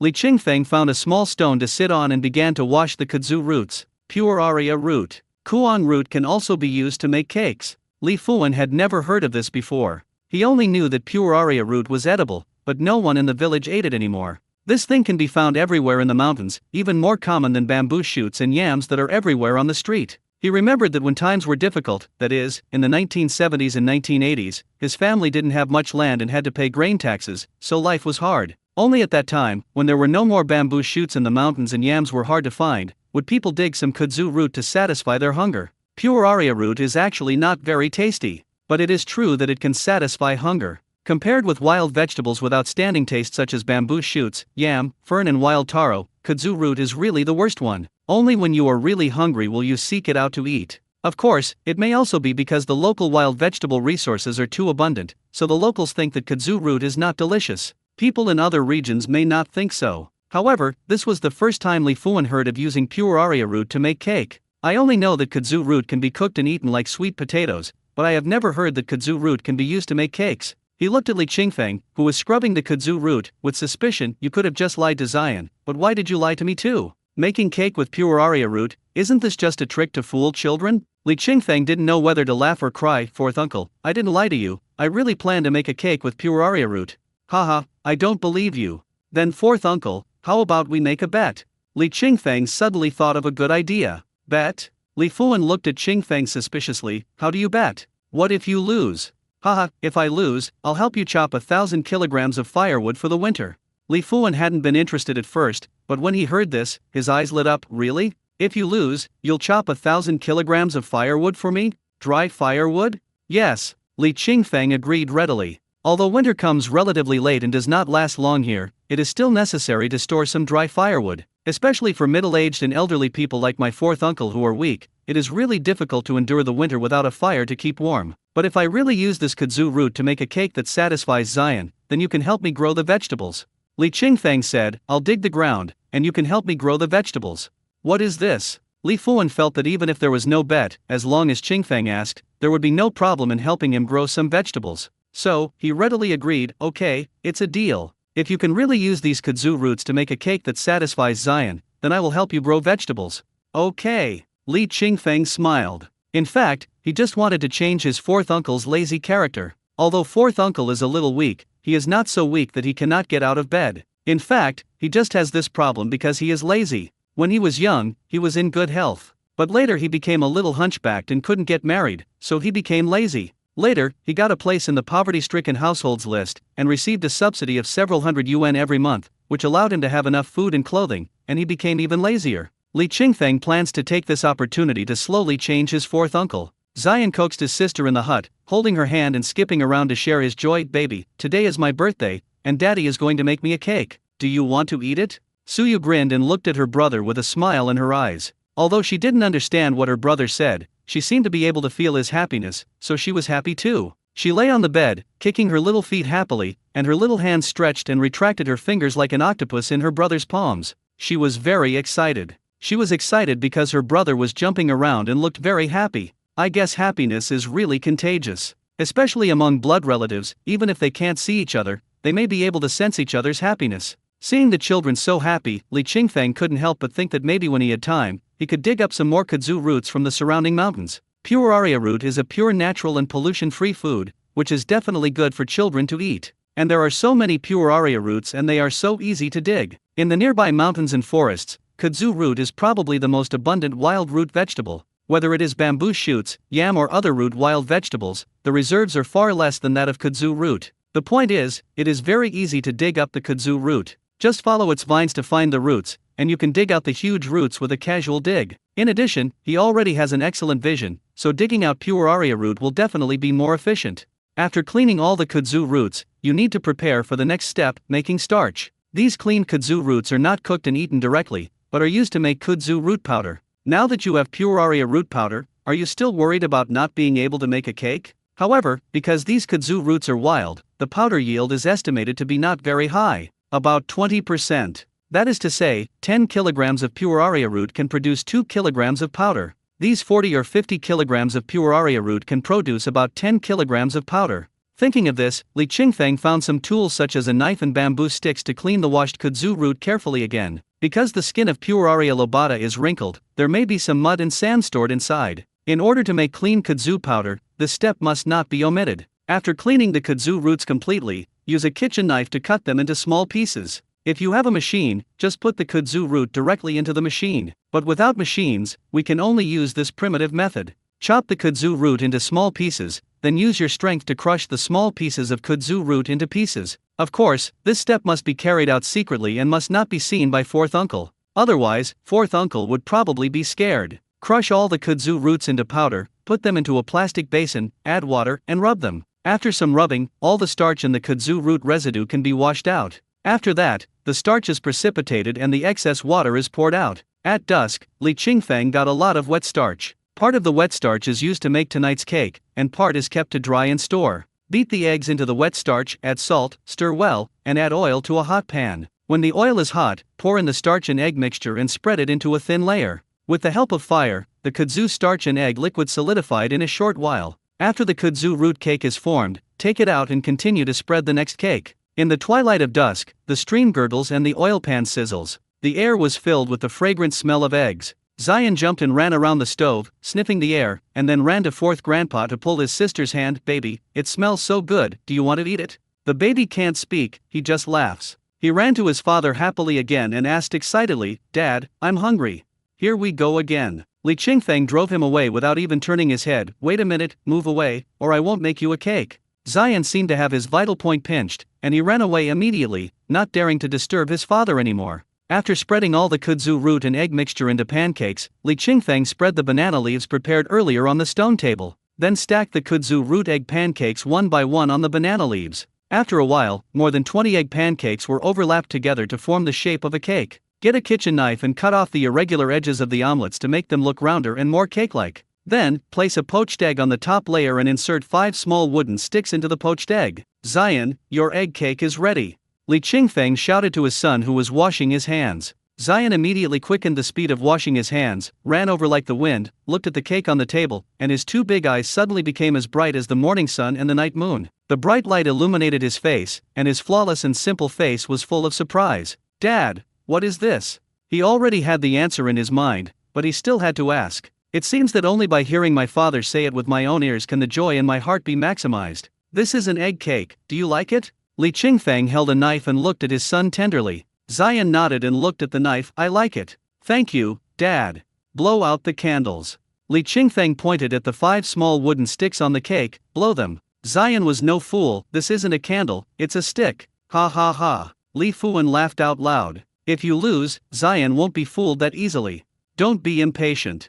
Li Qingfeng put the knife on the table and rubbed his son's head. "Zion, let's pretend this is a candle, okay? You blow it out, and then we can start eating the cake." "Okay." Zion glanced at the kitchen knife and quickly pretended to blow air at the 5 small wooden sticks. As a result, saliva spurted out. Li Qingfeng said disdainfully, "Hey, why are you drooling so much? Wipe it off quickly."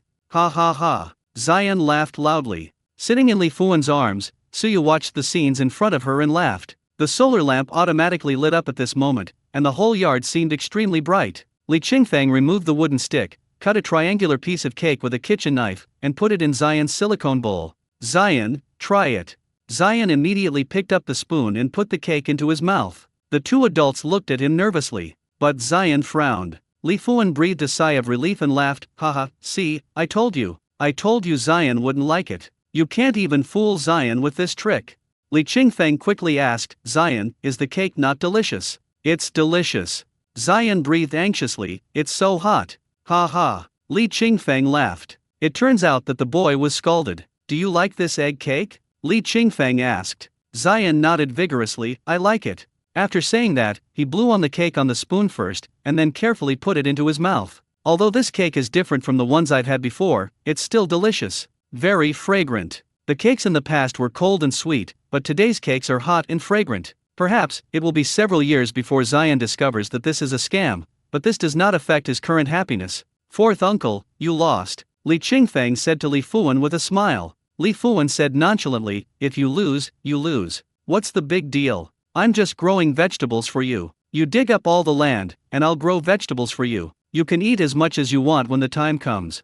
"Okay, it's decided." While Li Qingfeng was having a great time making a fake cake to deceive his son, something unusual happened in Mao Xiaowan's home in the town. Shui Lingling, who used to vomit stomach acid, has never vomited again since Li Qingfeng massaged the acupoints on her back. Not only that, lunch and dinner were both delicious. Especially at dinner, Shui Lingling, who used to vomit everything she ate, actually ate a lot of meat. This scared Mao Xiaowan's old mother. "Lingling, weren't you vomiting violently this morning? Why do you look like you're fine now?" Shui Lingling bit her meat and said happily, "Mom, at noon today, Brother Feng, who sells bamboo shoots at our doorstep, pressed the acupuncture points on my back, and then I stopped vomiting." "Not vomiting at all?" Zhao Lanhua looked at her daughter-in-law suspiciously. She saw that she was not only able to eat, but also looked much better. "Yes." Shui Lingling nodded. "I don't feel like vomiting at all."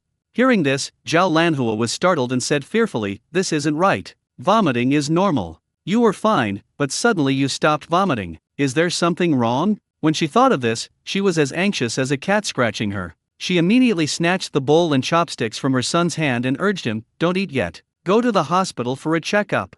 As she said this, she was worried about the two children going to the hospital alone, so she turned around, took out her cell phone, and said she wanted to go with them. Mao Xiaowang originally wanted his mother to stop making such a fuss, but since it was his first child after all, he was nervous, so he said nothing and took his wife and mother to the town hospital not far away. However, there was only a doctor on duty at the town hospital at that time, so the pregnancy test could not be performed until after 8 o'clock tomorrow morning. Zhao Lanhua was anxious and urged her son to go back and drive the car. The family went to the county hospital again. "I went to the maternal and child health hospital in the county and went to the emergency room. The gynecologist who received Shui Lingling was a man in his 40s. Where do you feel uncomfortable?" The doctor turned on the computer, swiped the medical card, and asked. "Doctor, I vomited a lot this morning," said Shui Lingling. "You're almost 2 months pregnant, so it's normal for you to vomit a lot." The doctor was a little helpless, but there was no impatience on his face. She had seen too many young pregnant women like this, who knew nothing and got extremely nervous at the slightest sign of trouble. This tension has both advantages and disadvantages. The advantage is that pregnant women can monitor themselves and quickly detect abnormalities during pregnancy. But the downside is that this tension can cause hormonal disorders in the pregnant woman's body, triggering many things that shouldn't happen. Some pregnant women may even suffer miscarriage due to extreme stress. The doctor explained, "It's okay to vomit. If you vomit severely, I can prescribe some medicine and give you an 4 drip to replenish your body fluids. One injection should provide relief for about a week. If you vomit severely again, you can get another injection. This injection contains vitamins and has no harmful effects on you or the fetus."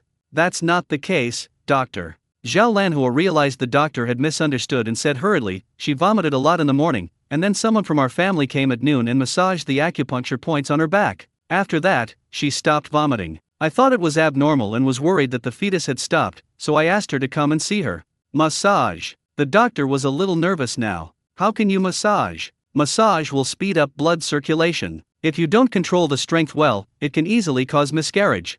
She quickly put on the blood pressure monitor and stethoscope. After the measurement, no abnormalities were found, so he wrote another order, "Go get an ultrasound first to see the situation." Mao Xiaowan was nervous at this moment. "Doctor, my wife and child will be okay, right?" "It's hard to say. We need an ultrasound and blood test to find out. You guys should go quickly." The family of 3 quickly paid the money, and then took the list to check one by one. Because it was the emergency room at night and there were few people, all the tests were completed in a short while and the results were received. The doctor looked at the test results and ultrasound report, and his expression became much more relaxed. "No problem, your indexes are all good." As he said that, he looked through Xue Lingling's previous pregnancy test data and was shocked. The doctor was surprised and said, "Your blood test results are better than last time. There's nothing wrong. Both mother and fetus are healthy. Just relax and don't be too nervous." "Really? That's great, thank you, doctor." Zhao Lanhua breathed a sigh of relief and secretly thanked the Buddha. She was extremely nervous just now, but now she felt relieved after hearing what the doctor said. Mao Xiaowan couldn't help but breathe a sigh of relief. But Xue Lingling has always been very calm, because she is very confident about her body. If something really happened, she would have been feeling unwell a long time ago. But ever since Brother Feng massaged the acupoints on her back, she felt very comfortable all over and had no discomfort at all. When the family left the hospital and got in the car to go back, Zhao Lanhua specifically reminded her, "Lingling, you just heard what the doctor said. Pregnant women can't be massaged casually, otherwise it can easily cause miscarriage. So don't let anyone massage your acupoints anymore, okay?" "I know." Xue Lingling agreed, but she didn't feel that way in her heart. She felt that Brother Feng's massage was different from any she had tried before. In the past, whether I went to a blind massage parlor or a sauna center, that kind of massage mostly relied on brute force. Even if there was some skill, it was still based on brute force. The massage was comfortable, but it really hurt the skin. Brother Feng's massage technique is amazing, as if his strength has become a conscious electric current, which will slowly penetrate into the body following his fingertips, making you feel comfortable without any discomfort. However, facing her mother-in-law's caring advice, she couldn't say these words. Although Zion's birthday was ruined with a fake cake and he seemed very happy, Li Qingfeng felt a little guilty. "I always feel like a big liar." Looking at the children who had already fallen asleep, he turned to his 4th uncle and said, "4th uncle, please help watch over the children tonight. I'm going into the mountains to catch stone frogs." Li Qingfeng planned to take advantage of this opportunity to eliminate his 4th uncle's guilt and have a good night catching stone frogs. Although it is unlikely to get rich overnight, it is still possible to improve your life. Otherwise, even on my child's birthday I would have to fool him with a fake cake. Li Fuan was a little surprised. He didn't expect Qingfeng still trusted him. He nodded emotionally. "Qingfeng, don't worry, I will definitely keep a close eye on the children this time and won't run around anymore." In the afternoon, he was worried that Li Qingfeng would come back very late and he would not have time to cook chicken manure for the chickens at home, so he went back to cook some chicken manure while the children were asleep. But unexpectedly, in just half an hour, Suyu fell off the bed and hit her head. This incident made him feel extremely guilty and he was even afraid that Qingfeng would have a rift with him because of it. But when he saw that Qingfeng still trusted him to take care of the child, he was not only surprised but also touched. He promised, "Don't worry this time. If I let the child fall again, I will die." 4th uncle. Li Qingfeng was shocked by his uncle's oath and quickly interrupted him, "Don't say such nonsense. I don't blame you. I really don't." Looking at the time, it was already past 8 o'clock. Li Qingfeng walked to the bedside and covered the children with quilts, then picked up the flashlight and snakeskin bag and went into the mountains. After watching Qingfeng leave, Li Fuan spread out 2 snakeskin bags under the bed and lay down. In this way, even if Suyu falls, she will only hit him and not her head. Although the night in the mountains is not as noisy as the streets in the city, it is not silent either. But compared to the hustle and bustle of the city, the mountains and forests in the dark night have a different kind of peace. In this endless jungle, besides the sound of streams, there are also the calls of various animals and the chirping of insects. There are even some night birds standing on the branches and chirping intermittently. Li Qingfeng, who has become accustomed to the mountains, feels as relaxed and comfortable as a fish in water whether he goes into the mountains during the day or at night. He searched and caught stone frogs along the mountain stream with great speed and accuracy. With the help of superpowers, there were no missed big stone frogs and no accidentally caught small stone frogs. He only picks on the big ones. At the same time, I will use my vision to check the situation at home from time to time. Seeing the children sleeping soundly in bed, a smile unconsciously appeared on his face, and his eyes were doting and gentle. But as soon as he turned his head, he instantly switched into emotionless stone frog killer mode and started catching stone frogs frantically. Suyu fell on her head today and cried for a long time, so she missed her nap time. Therefore, she slept particularly deeply tonight, from 8 o'clock until 2 o'clock in the middle of the night when she woke up hungry. And during these 6 hours, Li Qingfeng caught dozens of stone frogs in crazy mode. I'm not sure how heavy it is, but it feels much heavier than last time. It seems that this is going to break the stone frog record again. But seeing that his daughter had woken up, he didn't care about anything else. He grabbed the opening of the snakeskin bag and rushed home like a flash. Wow! Li Fuan was awakened by the crying of a baby. As he was struggling to get up, he saw a tall figure taking the lead in picking up the baby. Qingfeng, you're back. Li Fuan was a little surprised by Li Qingfeng's timely appearance. He sat up from the ground and rubbed his eyes. What time is it? Uncle Si, it's 2 o'clock. Why are you sleeping on the floor? Didn't I tell you to sleep directly on the bed? Hey, I'm tough, so it doesn't matter where I sleep. Li Fuan stood up and teased Ziyu, since you're back, I'll go back first. He didn't ask Li Qingfeng what he had gained tonight. He just felt that his mission was accomplished and he had lived up to everyone's expectations. Because there was no place to sleep, Li Qingfeng didn't keep him. But when I saw him walking with ease, I knew that my arrangement had worked. Fourth uncle's heart knot was untied, and he no longer blamed himself for knocking Tsuyu down that afternoon. He held his daughter in his arms and coaxed her for a while, then when she stopped crying, he prepared some milk powder and fed her, and checked the baby's bottom to see if there was any poop. After everything was ready, I held my daughter and walked around the yard, and she fell asleep again. Only then did Li Qingfeng go to take a shower, change clothes, and go to bed. Because I go to bed late at night, I naturally wake up late in the morning. At 9 o'clock, the sun had already enveloped the entire hut in bright light. Zion opened his eyes and was a little surprised that he was not picked up by his father today. Turning around, Dad is still sleeping soundly. He sat up and looked over his father's chest at his sister outside. Baby, hey. Seeing that his sister woke up, he immediately stood up, stepped over his father, lay down on the edge of the bed, hugged his sister's belly, and laughed at his sister who turned her head to look at him. The brother and sister lay in the sun. You looked at me and smiled, and I looked at you and smiled. Although I was hungry, I felt that this kind of time was really good. Dad was sleeping soundly next to me, snoring softly. The warm sunlight shines down, and the surroundings are bright. The stream flows gently, making a roaring sound. Birds flew by in flocks, flapping their wings and singing. Zion held his sister's hand, and his sister's smiling face was imprinted in his bright eyes. Perhaps this memory will pass through his tired brain like an inadvertent breeze many years later, and warm him for a long time. A happy childhood can heal a lifetime. Although the lives of the two children changed dramatically in a short period of time, they still had a happy childhood in their father's arms. Dad, I'm so hungry. Zion gently woke his father up. I'm hungry. Ah. Li Qingfeng opened his eyes, glanced at the two children, then took out his cell phone from under the pillow and took a look. Oh my god, it's already past 9 o'clock. He didn't even stretch, but sat up with a somersault, then got out of bed and boiled water to make breakfast as quickly as possible. Fortunately, there were some omelets left over from last night, so I just had to heat them up and give them to my son. Compared to boiling water before making milk powder for my daughter, making breakfast for my son is much easier. This made Li Qingfeng determined to store more kudzu powder. Although kudzu root powder is very cheap, it feels different if you can make it yourself. After feeding the two children and having a quick breakfast, it was almost 11 o'clock. It was a bit late to go into the mountains to dig bamboo shoots at this time, so he didn't go. Instead, he went to borrow a car from Li Qinghe and took the children and Shiwa to the town. Pan Zhenman is cleaning the yard. There were only a few people coming to sell stone frogs today, and I only received about 10 kilograms in total. This number is actually not small. After all, with the development of the times, many people have gone to big cities to work, and the labor force left in the village is getting smaller and smaller. Naturally, it is becoming increasingly difficult to purchase this stone frog. Therefore, in order to encourage the mountain people to catch stone frogs, he set the price of stone frogs so high. But even so, it is difficult to arouse the enthusiasm of the mountain people. It was not until the appearance of Li Qingfeng that the difficulty in acquiring stone frogs was changed. I don't know how this guy does it, but every time he comes to sell stone frogs, he never tries to sell less than 10. Moreover, although the number of stone frogs he caught was not fixed, it was increasing each time. Somewhat magical. It's also a bit outrageous. When things become increasingly miraculous and outrageous, yet they only happen to others, while one remains as ordinary as before, a strange thought will slowly grow in one's heart. It's all because of me that he can make so much money. If I hadn't bought the stone frog at a high price, how could he have made so much money? Therefore, it is reasonable for me to lower the price a little. This thought came to Pan Zhenman's mind again. He recalled the time when Oyu Chunyi called him. Oyu Chunyi asked him on the phone, "Boss Pan, did Li Qingfeng from our village come to sell stone frogs today?"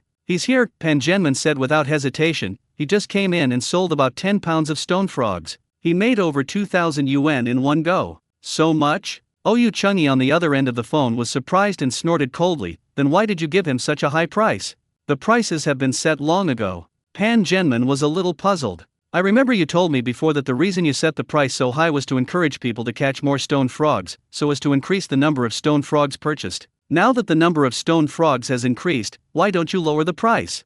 Oyu Chunyi's words were like an electric current, suddenly hitting the jealousy and greed deep in Pan Zhenman's heart. But he was still a little hesitant. "But what if I lower the price and he doesn't sell it to me?" "Haha, don't worry about that." Oyu Chunyi laughed on the other end of the phone. "He has 2 children with him. If he doesn't sell the stone frog to you after catching it, who will he sell it to?" In Oyu Chunyi's view, Li Qingfeng has been tied up by the 2 children. Faced with 2 children and heavy life pressure every day, he has no way to resist the injustice of the world. So what if he knew that Pan Zhenman was deliberately lowering the price? Could he really take his 2 children and travel all the way to the county town dozens of kilometers away to sell stone frogs? Maybe he still has some energy left to hold on once or twice, but what about after once or twice? Is he just going to compromise? After listening to Oyu Chunyi's analysis, Pan Zhenman felt that it made a lot of sense. It's really difficult for a grown man to take care of 2 children. Besides, there are no other adults in Li Qingfeng's family who can help. In other words, Li Qingfeng not only has to take care of the daily life of the 2 children,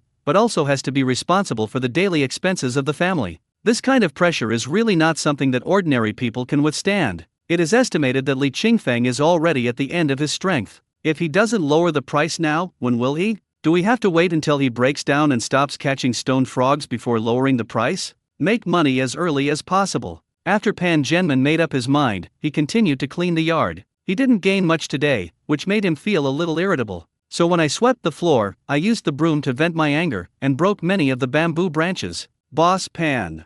Just as he was about to throw the bamboo broom in his hand to vent his anger, the man's clear voice came from the door. When I looked up, it was indeed Li Qingfeng who came. Li Qingfeng came with his 2 children again today, but his eyes were not on the 2 cute little kids, but were staring at the snakeskin bag in Li Qingfeng's hand. "That bag seems to be heavier. Could it be that this guy caught a lot of stone frogs last night? More than the night before? This guy is too evil. I caught more than 10 kilograms the night before last." I thought this was Li Qingfeng's limit, but unexpectedly, Li Qingfeng sent more stone frogs today. Pan Zhenman took the snakeskin bag, opened it and looked inside, his eyes almost popping out. "Damn it! Is this really a ghost? Why are there so many stone frogs?" I saw that the bag was filled with dozens of stone frogs. Although there are many stone frogs, they are all very energetic, which shows that they were all caught last night. He quickly put the stone frog on the scale and took a closer look. It weighed more than 20 pounds. "It's incredible." Pan Zhenman looked up in astonishment at Li Qingfeng, whose face looked calm in the autumn weather.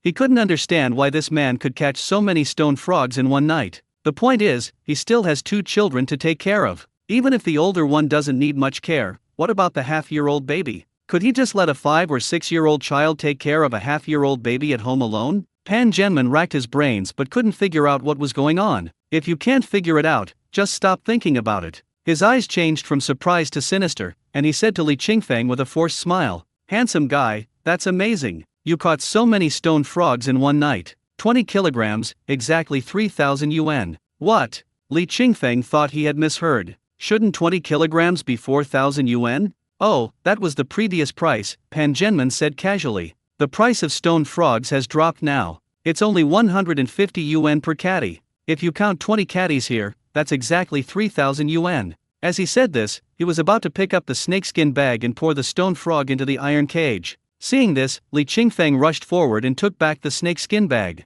Boss Pan, why did the price of stone frog drop so drastically? It dropped by 50 yuan per pound in an instant.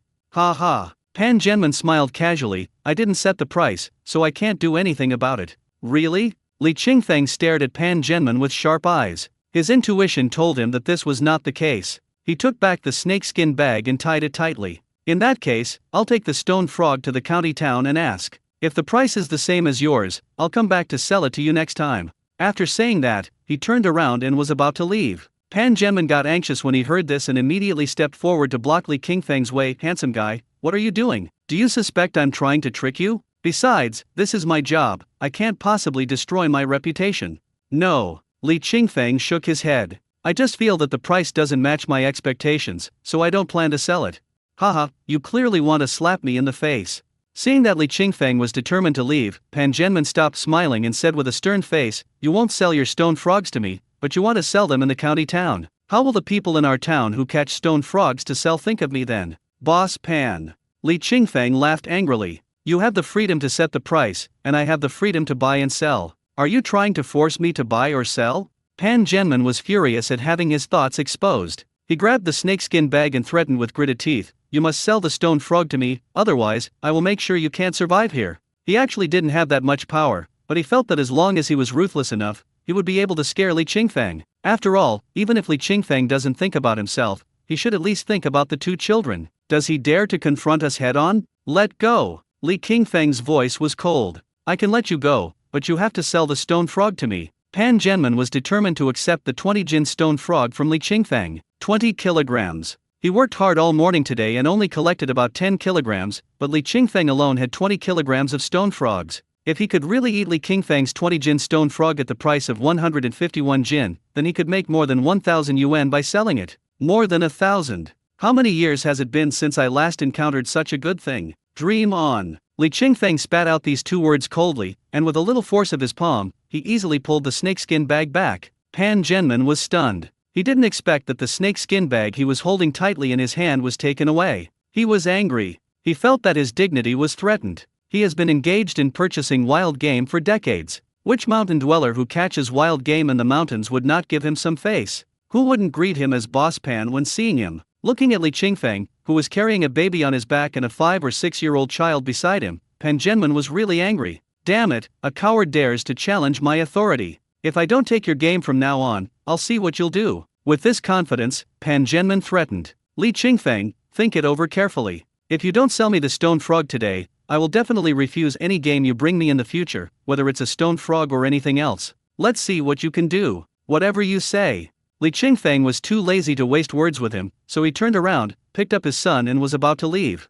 Seeing Li Qingfeng was about to leave, Pan Zhenman became anxious and rushed over to snatch the stone frog again. Li Qingfeng nimbly turned his body to avoid the collision, causing Pan Zhenman, who failed to brake in time, to miss the opportunity and fall flat on his face. Angry. Really angry. Pan Zhenman stood up and pointed at Li Qingfeng, cursing, you son of a bitch, you dare to tease me? I'll kill you. He grabbed the broom beside him and hit Li Qingfeng directly on the head. Li Qingfeng turned flexibly again and avoided the broom. Unexpectedly, Pan Zhenman turned around and raised the broom again to hit Zion. As he waved the broom, Pan Zhenman's eyes emitted a fierce light like a jackal, and he completely ignored the harm that this broom would cause to a 5-year-old child. He only thought that he must tame Li Qingfeng today and make Li Qingfeng afraid of him. Only in this way can we control Li Qingfeng in the future, eat Li Qingfeng's game at a low price, and make a lot of money. Oh, Yu Chengyi was right. Someone like Li Qingfeng, who had 2 children, would definitely not dare to make a big deal out of it and would definitely not dare to confront them head-on. As long as you can grasp his weakness, are you afraid that he won't obey you? In a flash, the broom fell down and was about to hit Zion's head. Although Zion has the ability to heal himself, Li Qingfeng will never allow anyone to harm his child. He suddenly flashed and turned into a shadow, teleporting to his son's side. He raised his foot and kicked Pan Zhenman out. Bang! After a loud bang, Pan Zhenman was lying on his back in the middle of the road in the vegetable market, trembling all over. How is that possible? It only takes a second. It only took him a second to hit the kid, but why did things turn out like this? Why did Li Qingfeng, who had originally moved aside to avoid the broom, suddenly appear in front of him? Puff! Pan Zhenman spat out a mouthful of blood after suffering a heavy blow to the abdomen. Li Qingfeng walked out with his son, looked up at the camera in the vegetable market, then got in the car and left. He ignored Pan Zhenman, who was bleeding the whole time. Instead, the enthusiastic people around gathered around. At this time, Pan Genman not only felt pain in his abdomen, but also a burning pain on his face. Damn it, you actually dared to hit me on my territory and let so many people see it. If I don't make you kneel down and kowtow and admit your mistake, then I'm a bastard. The flames of hatred burned fiercely in Pan Genman's heart. He might not be able to deal with rich and powerful people, but dealing with a poor mountain villager like Li Qingfeng is as easy as eating a meal, right? He struggled to get up and snorted in the direction of the vegetable market entrance. You son of a bitch, I'm going to kill you. Li Qingfeng didn't care about such trivial matters. For him, the only important thing is to make money and take good care of the children, everything else is trivial. Li Qinghe drove his car and took his 2 children all the way to the county town. The autumn scenery has a unique beauty. Although the rice in the rice fields on both sides of the road has been harvested, the piles of rice stalks look like warriors guarding the land and mountains, and they contrast beautifully with the rolling hills in the distance, which makes Zion very excited. Although his heart was in his throat just now, his father did not let him down. His dad is a warrior. He is a great warrior who can protect him and his sister. As long as his father is around, he is not afraid of anything. The autumn wind blew in through the small gap in the glass window. It was very comfortable and pleasant. During the bumpy ride, Suyu fell asleep. Zion didn't dare to make any more noise. He sat down obediently, leaning against the back of the chair, and also felt drowsy. After Li Qingfeng drove to the county town, he asked many people before he found the game purchasing point in the county town. Unlike the game purchasing points in the countryside, the game purchasing points in the county town are more secretive. Pan Genman's yard is right next to the vegetable market, and the county's game purchasing point is hidden in a small alley next to the vegetable market. After Li Qingfeng brought the children in, they discovered that there was a different world here. The alley was originally very narrow, but after crossing it, you can see an open courtyard. The yard was filled with iron cages filled with all kinds of game. There are not only stone frogs, but also civets, snakes, rats, birds and many other wild game. Li Qingfeng walked in and asked a man who was busy working, "Hello, do you buy stone frogs here?" The man turned his head and glanced at Li Qingfeng. After a quick look, he asked, "How much do you have?" Li Qingfeng opened the snakeskin bag, 20 kilograms. 20 jin? The man frowned and said coldly, "Take it. 150 yuan per jin." 150? Li Qingfeng also frowned. When he came here just now, in order to find the purchasing point as quickly as possible, he concentrated from a distance and opened up his supervision and hearing. He clearly saw a mountain villager who came to sell stone frogs like him selling his 3 kilograms of stone frogs for 200 yuan each. But why is it only 150 yuan per kilogram when it comes to him? She looked at the man puzzledly and asked, "Why is it so much cheaper? I could have sold it for 200 yuan yesterday." He didn't expose the truth directly, but instead subtly reminded the man not to treat himself as a fool. The man sneered, "You said it was yesterday? Don't you know the price of this thing changes every day? Just like gold and oil, the price fluctuates every day." Seeing the man's sarcastic expression, Li Qingfeng understood a little. Perhaps Pan Genman saw that he was determined to come to the county town to sell stone frogs, so he called the man in front of him to collude with him. In this way, no matter whether he sells the stone frog to Pan Genman or to the purchasing point in the county, he can only sell it for 150 yuan per catty. If the exact price had not been found out beforehand, Li Qingfeng might have felt a little guilty towards Pan Genman after hearing the price. "What a pity. I see." He nodded and said casually. The man thought he believed it, so he reached for his snakeskin bag and said, "That's how it is. Would I lie to you?" Li Qingfeng took the snakeskin bag back and said, "In that case, I won't sell it." "You're not selling them?" The man laughed mockingly. "You don't want to sell all these stone frogs. Are you planning to keep them for yourself? I can sell it in the city. If the city still sells it at this price, then I have nothing to say." "Ha ha." The man glanced at Li Qingfeng and said, "It's up to you then." He thought Li Qingfeng was just speaking in anger, and after thinking it through, he would still hand over the stone frog obediently. After all, it takes 60 or 70 kilometers from here to the city. Even if you drive there, it will cost a lot of gas to go there and back. This does not include the wasted manpower and time. What's more, this man has 2 children with him. Just when he was confidently waiting for Li Qingfeng to compromise, he didn't expect Li Qingfeng to turn around and leave. Why the hell is this different from what Pan Genman said? Isn't it said that this guy is poor? How can a poor guy have such backbone? He was a little anxious, but his vision was bigger than Pan Genman's, so he did not force Li Qingfeng to stay. After Li Qingfeng left the alley, he took the children back to the car and felt a little confused for a moment. Do I really have to take my 2 children and run to the city again? He is not afraid of hard work, but his 2 children are still too young, especially his daughter, and he is afraid that they may not be able to bear it. Even if it's okay to run it today, what about later? Does this mean I have to run like this every time I catch a stone frog? Li Qingfeng was very confused. Xue Lingling was very excited. When she shared her method of stopping vomiting with pregnant women in the WeChat group on her mobile phone, she looked excited,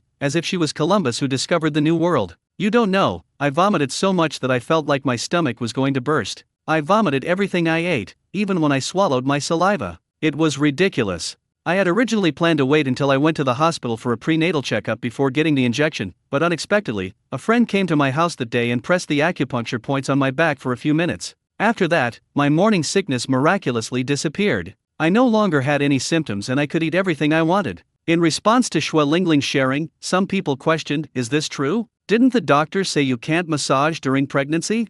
"Yes, last time I asked the doctor, he said I shouldn't massage, especially key areas like the waist and abdomen. Everything I said is true, why would I lie to you?" Xue Lingling was a little displeased to see that other pregnant women actually doubted her. "If you don't believe me, you can ask Dr. Long. After my morning sickness stopped that day, my mother-in-law was afraid that my pregnancy might have stopped, so she asked my husband to take me to the hospital for a checkup that night. It was Dr. Long who examined me at the time, and she said that my blood test results were much better than the last time I had a pregnancy checkup. Is there really such a magical thing?" Seeing the pregnant woman named Xue Lingling speaking so confidently on the phone, a pale-faced pregnant woman holding the phone turned to ask the doctor next to her, "Dr. Chien, I saw a pregnant woman in a WeChat group chat on my phone saying she was vomiting a lot, and then she asked someone to massage the acupuncture points on her back, and the vomiting stopped immediately, and she hasn't vomited since. Is this story credible?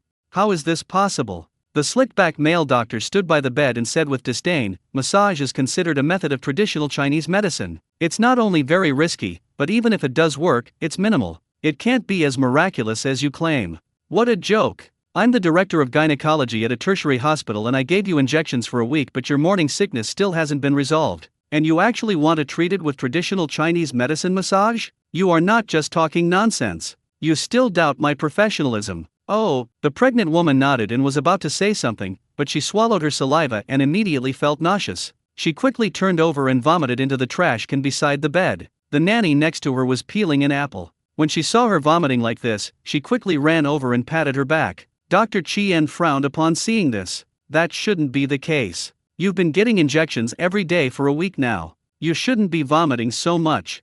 Then he crossed his chest with one hand, touched his chin, and said with a profound look, "You must have some hidden disease in your body that has not been discovered yet. I will draw blood for tests tomorrow, and do an electrocardiogram and ultrasound at the same time." After thinking about it, I decided that pregnant women cannot have x-rays, so I arranged a urine and stool test for her. If the gestational age was not too young, he would even want to arrange for fetal monitoring. "You need to draw blood again?" After vomiting for a while, Zhang Bing stood up and patted his chest, saying, "Director Chien, didn't I just have my blood drawn yesterday? Why do I need it again?" "Just a little bit, not much. If you don't smoke, we won't be able to find the cause of your vomiting." Director Chien sighed in embarrassment, "You're only drawing blood. Some people who vomit so much need to undergo a gastroscopy under anesthesia, which is even more painful." "Ha!" Zhang Bing was puzzled. "Why do we need a gastroscopy? That woman had the same severe morning sickness as you, and injections didn't help. But her condition was even worse. She even developed electrolyte imbalances, low potassium, dehydration, shock, and other issues. Her weight dropped dramatically, so we had to do a gastroscopy on her, and they found she had advanced gastric cancer." These words frightened Zhang Bing so much that he shuddered. She had no idea before that there was such a serious disease behind her morning sickness. Advanced gastric cancer? That's too scary. Originally, Director Chien said this to make Zhang Bing trust him completely, but unexpectedly, it was precisely because of these words that Zhang Bing became more determined to seek massage from that mysterious man. As soon as Director Chien left, she immediately picked up her phone and added Xue Lingling. "Xue Lingling is feeling depressed. She just wanted to share it with other pregnant women who were also suffering from morning sickness because she found a method that was indeed effective in treating morning sickness. However, she did not expect that several extremists in the group would suspect her of having ulterior motives. It's really infuriating." Just when she was about to throw her phone away angrily, she suddenly saw someone adding her through the WeChat group. "Hello beautiful lady, I am also pregnant and I am vomiting a lot." After Zhang Bing successfully added Xue Lingling, he got straight to the point and asked, "Can you give me the phone number of the trainer you mentioned? I'd like to try it out with him." She stated her intentions directly, not caring at all about whether she would be deceived. After all, even if you get cheated, it's only a few hundred or a few thousand yuan. So what if it's tens of thousands? Compared to stomach cancer or something like that, this is nothing. For rich people, spending money to avoid disasters is natural. Xue Lingling on the other end quickly replied, "Wait a moment, I don't know his number. I need to ask my husband." After Shui Lingling sent the message, she turned around and asked Mao Xiaowang, who was introducing motorcycles to a customer, "Husband, please tell me Brother Feng's phone number."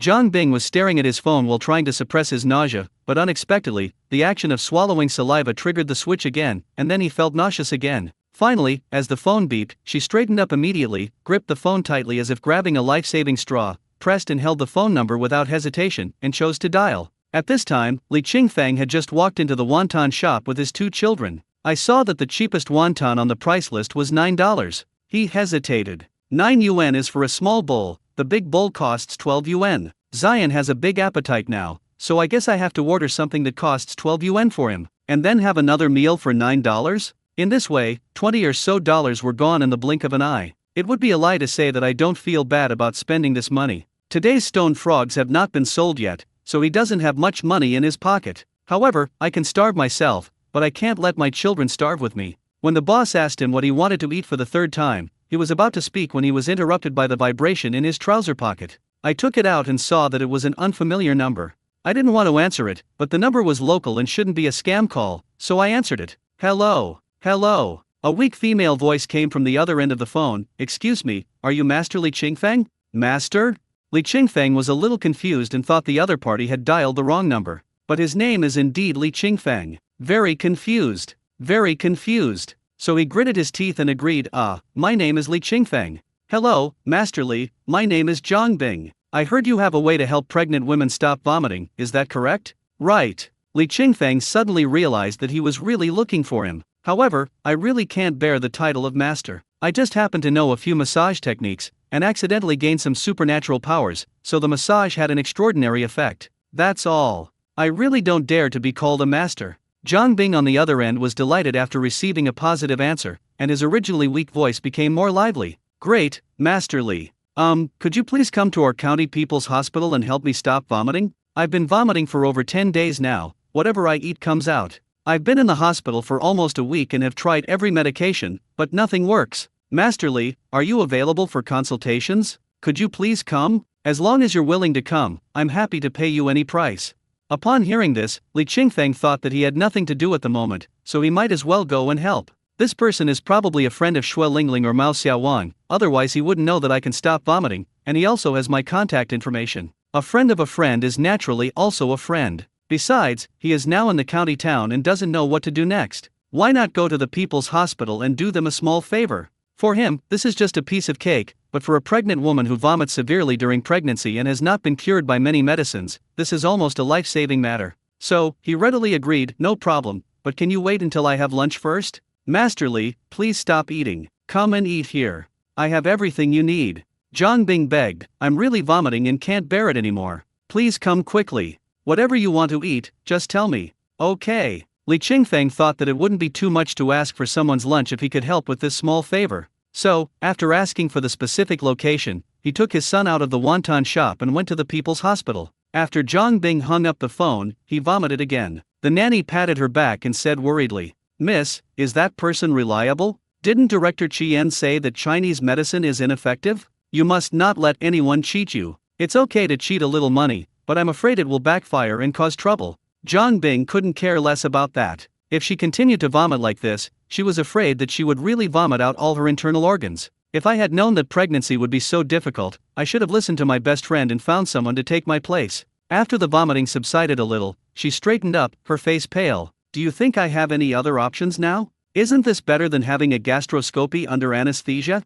After hearing this, the nanny didn't know what to say. After waiting for a few minutes, there was a knock on the ward door. The nanny hurried over to open the door and saw a man who looked to be about 30 years old with 2 children. She frowned and said, "You've come to the wrong room. This is a single room." The implication is that the people living here are not ordinary people. It might be normal to have VIP wards in big cities, but in a small county like this, and in a public hospital, there are no so-called single rooms. The reason why Zhang Bing was able to live in a single room was because she used her connections to get the hospital director to come and arrange for 1 bed to be removed from the original triple room, leaving 2 beds for her and the nanny to use. She is the only one living in this ward. No matter how chaotic the situation is outside, no other patients can be admitted. Moreover, the dean also appointed Director Chien as her attending physician. Although Director Chien is young, he graduated from a prestigious university and has excellent medical skills. The nanny looked at the man in front of her and saw that although he was handsome, he was dressed in rags. She thought that he must be the husband of some woman who brought his children to see the woman.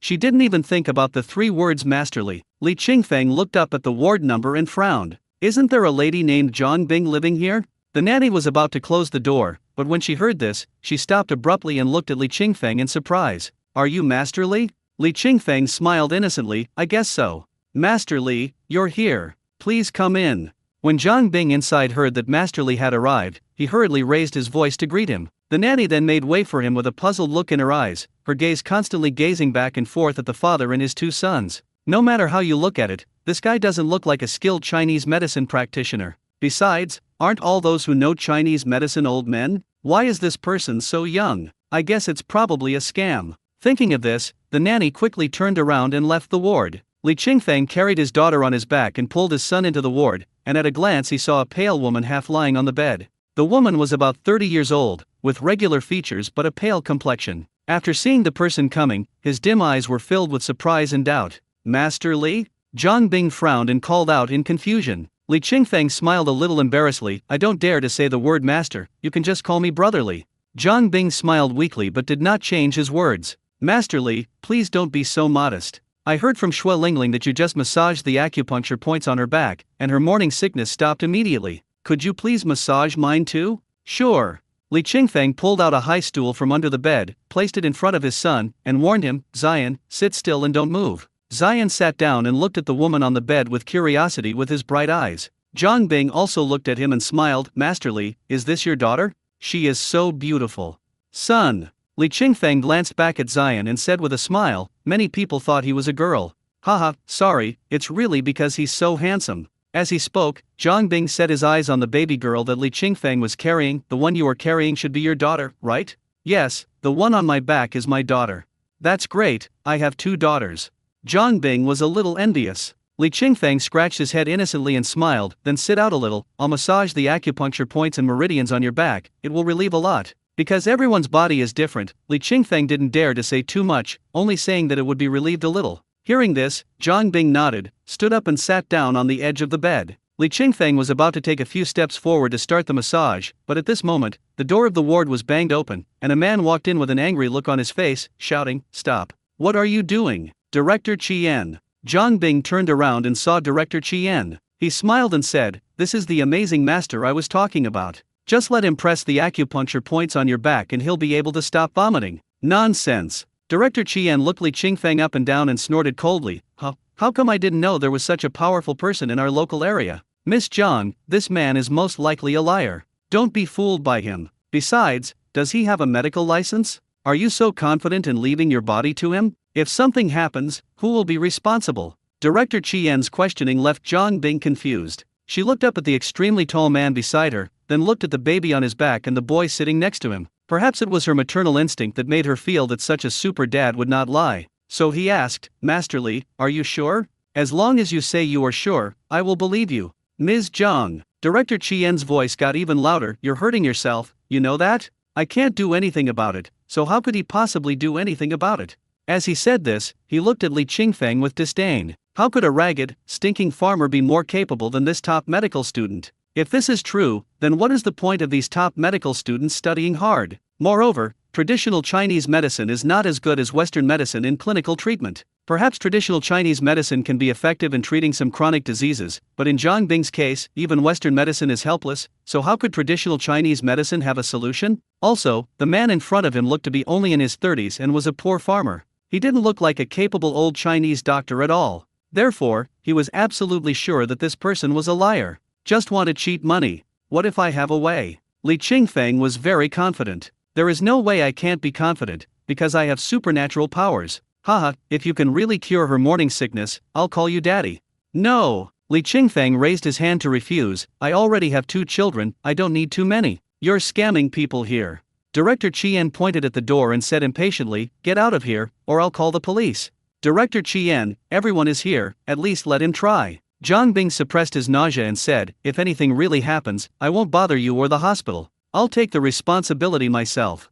After saying that, he immediately leaned over and vomited into the trash can again. It would be better if I could really spit out some rice or something. The most uncomfortable thing is that there is nothing to vomit. He vomited out everything, and in the end he was probably going to vomit out all his internal organs. Seeing Zhang Bing vomiting so severely, Li Qingfeng frowned and said to Director Qian, "Why are you so anxious to get rid of me? Are you afraid that I will cure her morning sickness and then appear incompetent?"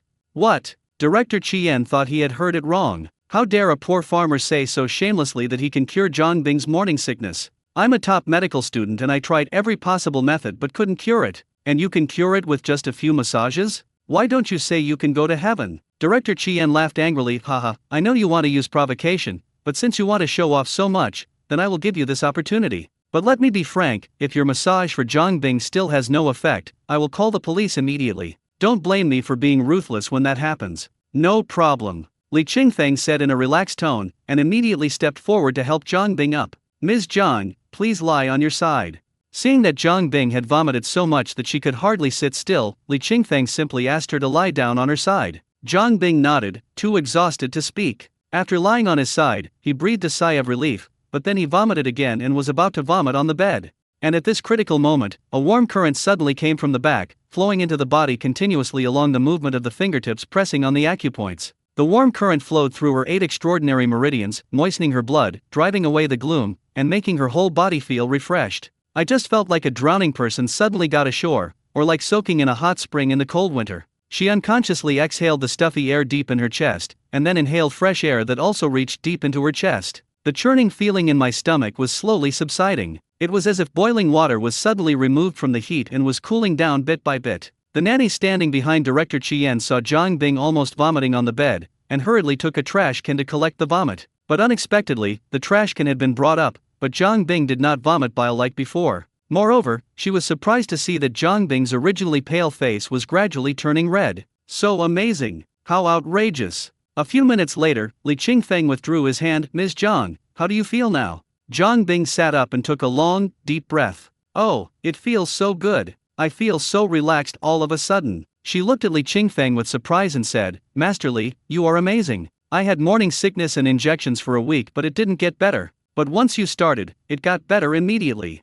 "Humph, nonsense." Before Li Qingfeng could say anything, Director Qian, who was standing beside him, became unhappy. "How can you be sure that his massage worked? Maybe it was the injection you gave him earlier that worked?" "Humph, this kind of trick can only fool those who don't know the business, but it can't fool me." He pointed at Li Qingfeng with an arrogant look on his face. "Also, you practice medicine without a license. Do you know the consequences?" "What do you mean by practicing medicine without a license?"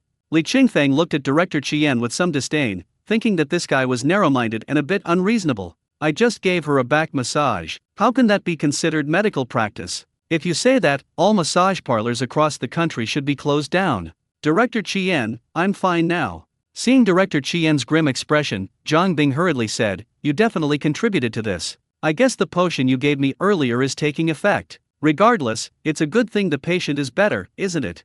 Director Qian's face turned pale, but he had no way to refute it. "The patient says he is cured. If you still insist on it, it would be unethical of you to treat him as a doctor." He snorted coldly, glared at Li Qingfeng, and turned away. "You haven't called me dad yet," Li Qingfeng said with a smile. Director Qian clenched his fists, pretended not to hear anything, quickened his pace and slammed the door as if he was escaping. Zhang Bing looked at Li Qingfeng apologetically. "Master Li, I said that just now mainly because I didn't want Director Qian to embarrass you anymore. Actually, I know that the reason I feel so good now has nothing to do with the potion I took before. It's all because of you. I hope you don't mind." "Hey, what do I mind?" Li Qingfeng smiled easily. "As long as you feel good, it's fine. As for who gets the credit, that's not important." He never thought of becoming a master or a miracle doctor, so he didn't care about these false titles. "I came to help because I sympathized with the pregnant woman, not for the so-called fame." Seeing how open-minded he was, Zhang Bing was even more impressed. She asked the little boy who was sitting beside her obediently, "Are you hungry, little boy?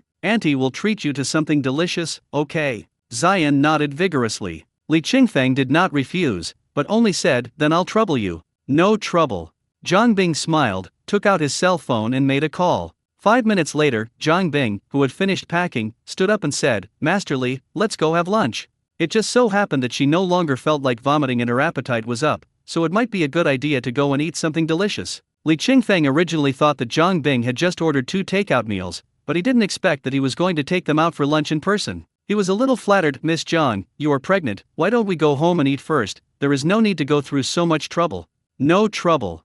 Zhang Bing said with a smile, it just so happens that I haven't eaten much in many days. I'll go eat something with you. Li Qingfeng thought about it and nodded, okay, thank you for your help then. Master Li, I'm the one who's bothering you. Stop being so polite to me. Although he had only known Master Li for a short time, Zhang Bing knew that this man was capable, and he has a good heart. Her maternal instinct made her feel that any man who could raise 2 children alone could not be that bad. When I went downstairs, a spacious nanny car was already waiting downstairs. The driver was standing by the car waiting. When he saw Zhang Bing and his group coming, he hurriedly opened the door and politely welcomed everyone into the car. Seeing this situation and the nanny who had always been with Zhang Bing, Li Qingfeng could almost guess that Zhang Bing's identity was not simple. I'm afraid she is not a girl from an ordinary family. But that has nothing to do with him. If he was doing it for money, then there would be some connection, but he came to treat Zhang Bing's morning sickness out of sympathy and never thought about making money. A few minutes later, the car stopped and the driver respectfully opened the door to welcome everyone out.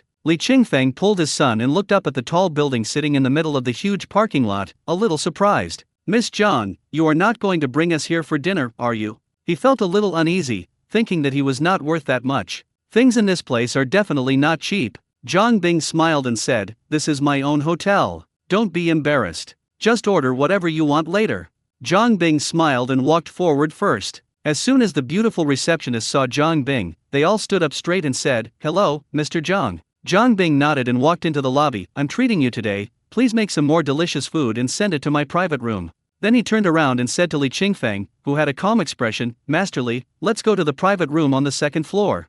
Li Qingfeng looked at the magnificent and crowded lobby and finally understood why Zhang Bing could live in a single room by herself and have a full-time nanny and driver. This net worth is probably several small goals. Although he hadn't been back to his hometown for many years, he knew this building. This is the most luxurious hotel in the county. The 1st, 2nd and 3rd floors are restaurants, the 4th, 5th and 6th floors are bathing centers, gyms and nightclubs, and above that are guest rooms. This building was built less than 10 years ago and is still very new. The facilities inside are also very complete. Zhang Bing said this is his own hotel? Li Qingfeng suddenly had an idea and quickly pulled his son to follow Zhang Bing. When they arrived at the private room, Zhang Bing chatted with Li Qingfeng about family matters. Only then did he realize that Li Qingfeng was neither a Chinese medicine practitioner nor a massage master. He is just an ordinary farmer. When his wife was pregnant, he learned some massage techniques, that's all. But the more this happens, the more shocking it is. He is an ordinary person with no basic knowledge, but he can treat her morning sickness so effectively just by learning a little.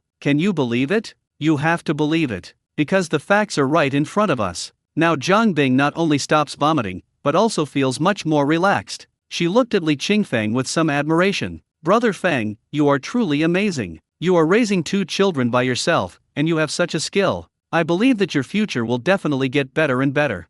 As she spoke, Zhang Bing took out a wad of cash from her handbag and pushed it across the table to Li Qingfeng. Brother Feng, this is a small token of my appreciation. I hope you will accept it. No, no, no. Li Qingfeng was startled and quickly pushed the money back. Ms. Zhang, I can't accept this money. I'm not helping you for money. I know. Zhang Bing smiled. So, this money isn't a thank you for helping me stop vomiting. It's a gift to my 2 children. Li Qingfeng had already taken Suyu off his back. Suyu leaned obediently in her father's arms, her big round eyes rolling around looking around. The completely new environment made her feel novel, but not scared, because Dad is here. Zion seemed to be a little shyer than his sister. He sat right next to his father, but he didn't dare look around. He just stared at the plate of snacks in front of him and swallowed his saliva secretly. When Zhang Bing saw this scene, his nose felt inexplicably sore. Pregnant women have great mood swings. Sometimes they will get angry over trivial matters, and sometimes they will cry because of some small details. From the conversation just now, she had learned that Li Qingfeng was now single and raising 2 children. He relied on selling mountain products to earn a little money to support the children. At this time, the little boy was seen secretly swallowing his saliva at a plate of dry snacks, but he did not ask his father to eat the snacks. It was such a trivial detail that caused Zhang Bing's emotions to explode uncontrollably. Her nose felt sore, and she said to the waiter who was busy washing the dishes, Xiaohong, go tell the chef that I want some snacks and ask him to make some more, and hurry up. Okay. The waitress named Xiaohong was about 16 or 17 years old. When she heard Mr. Jiang's instructions, she immediately put down the work in her hands and ran out quickly. The nanny standing behind Zhang Bing said somewhat dissatisfiedly, Xiaohong is always so impatient and can't even walk properly. What if she knocks someone down? The implication is, what would happen if he ran into Zhang Bing who was pregnant? Zhang Bing didn't care, children are like this. What's good about being lifeless? Don't always criticize her. I think she's fine. Li Qingfeng smiled and said, yes, these young girls work outside at such a young age, most of them are from poor families. Otherwise, at their age, they should be on campus. Most children are the apple of their parents' eyes. Unless absolutely necessary, no parent would be so cruel as to let their children drop out of school and enter society early. Therefore, although it is not the obligation of every member of society to be more tolerant towards these children, isn't this a kind act? Zhang Bing's magnanimity made Li Qingfeng feel that he had not helped the wrong person today. He likes to deal with kind people. Zhang Bing pushed some more money over and said, Brother Feng, use this money to buy some snacks for the 2 children. I loved your 2 children the moment I saw them, and I don't have anything to give them, so please be sure to accept this money on their behalf. Really? Li Qingfeng refused again. Ms. Zhang, don't rush to give me the money. Actually, I have something I want to ask you for help. Oh, Zhang Bing became interested. Tell me quickly. I'll definitely help you if I can. The nanny behind her couldn't help but secretly rolled her eyes. Humph, he says he doesn't want money, but in fact he's just trying to curry favor with our young lady and get her to do things for him? Humph, two-faced, what a hypocrite. Li Qingfeng smiled a little embarrassedly. Well, Miss Zhang, I went into the mountains last night and caught some stone frogs. I wanted to sell them in our town, but the price was so low, so I didn't sell them. I brought the stone frog to the county town, thinking I could sell it at a normal price, but I didn't expect that the other party had already colluded and wanted to buy my stone frog at a low price. So I didn't sell the frog out of spite. It's still in my car. I just want to ask, your restaurant is so big, you must need a lot of game, right? Can you let the purchasing staff take a look at my stone frog? If you think it's good, you can buy it for me. If you don't think it's good, it's okay not to buy it. Li Qingfeng did not seek repayment for the favor, but instead told Zhang Bing about his difficulties in a negotiating tone. Zhang Bing was delighted when he heard this. I thought it was a small matter. I'm in charge. Just bring the stone frogs here. We'll take them all. No, no, no. Li Qingfeng waved his hand. Let's look at the stone frog first. If you like it, then you can ask for it. Seeing that he was a little stubborn, Zhang Bing smiled and said, okay, then after lunch, bring the stone frog over. Okay, thank you, thank you. Although things have not been really done yet, Li Qingfeng is very grateful to Zhang Bing for giving him this opportunity. Otherwise, it would be very difficult for him, a person without any identity or background, to sell his goods to such a big restaurant. The procurement kickbacks alone are enough to give you a headache. After a while, the waiter came up with a few plates of dim sum. The moment the snacks were placed on the table, Zion's eyes were completely unable to move. He stared at the table, wishing he could climb up and look at it closely. Zhang Bing was amused by his appearance. Zion, eat quickly, these are best eaten while hot. Zion looked at his father with a questioning look. Li Qingfeng smiled, if you want to eat, just take it yourself. After getting his father's permission, Zion immediately became obsessed with food. He grabbed a snack with both hands and stuffed them into his mouth. Take a bite of the one on your left first, it tastes good. I took another bite of the one on my right. Wow, I didn't expect it to be even more delicious. In less than a minute, the 2 snacks in his hand disappeared. Then he timidly went to see his father again. I hope Dad doesn't think it's embarrassing for him to do this. Fortunately, his father didn't care. Instead, he asked him, do you want to eat more?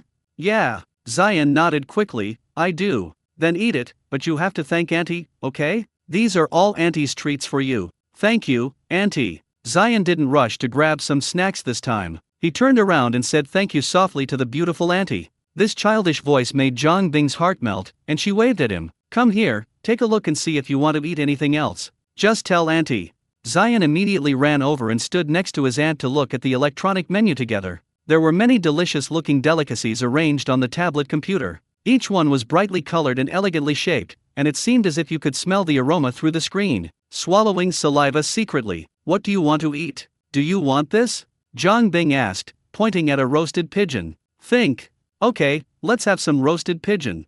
After placing the order, Zhang Bing asked, do you like the braised spare ribs? Like. Then have one. Do you like this prawn? Like. A few minutes later, the kitchen boss looked at the long menu and fell into thought. He turned to the waiter who was rushing to serve the food. Xiaohong, are you sure there are only 3 people dining in Mr. Jiang's private room? And one of them is a 5 or 6-year-old child? Yes. Xiaohong nodded. There are 2 children in total, but one of them won't eat. When I came down just now, her father was feeding her with formula. The baby looks only a few months old. I heard the other boy is only 5 years old. The kitchen boss looked at Xiaohong, then at the menu. Do you want all these dishes? Yeah. Xiaohong nodded again. Boss Zhang told you to serve the food quickly. Damn, he ordered dishes from half of the menu and asked them to serve the food quickly? Otherwise, why not just make me into human sashimi and serve it to you? Although he was complaining in his heart, the kitchen boss did not complain. After all, Ms. Zhang is pregnant now and in a weird mood, so we have to be a little accommodating. Besides, this is someone else's hotel,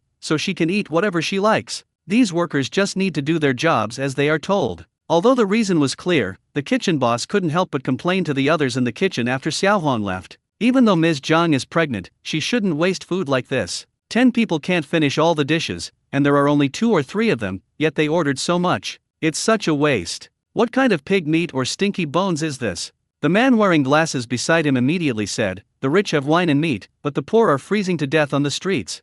Yes, that's it. The kitchen boss complained as he served the dishes. There are so many dishes, I don't know how much will be wasted. I guess we won't even be able to finish a third of them. What if they have a big appetite and eat it all? The chef next to him joked. Impossible. The kitchen boss said firmly. 2 adults and a 5-year-old child, and so many snacks just served. If they can eat all these dishes and snacks, then my name will be pronounced backwards.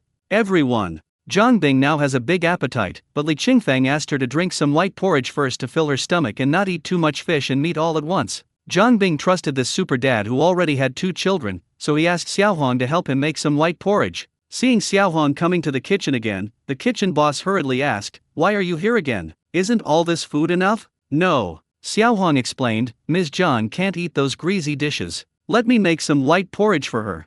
Ha! The kitchen boss was confused. Then why order so many dishes? That's a waste. Xiaohong smiled innocently and said, that kid ordered it. He said he could finish it all and wouldn't waste it. Huh, can a 5-year-old child finish so many dishes? Why don't you say he can fly?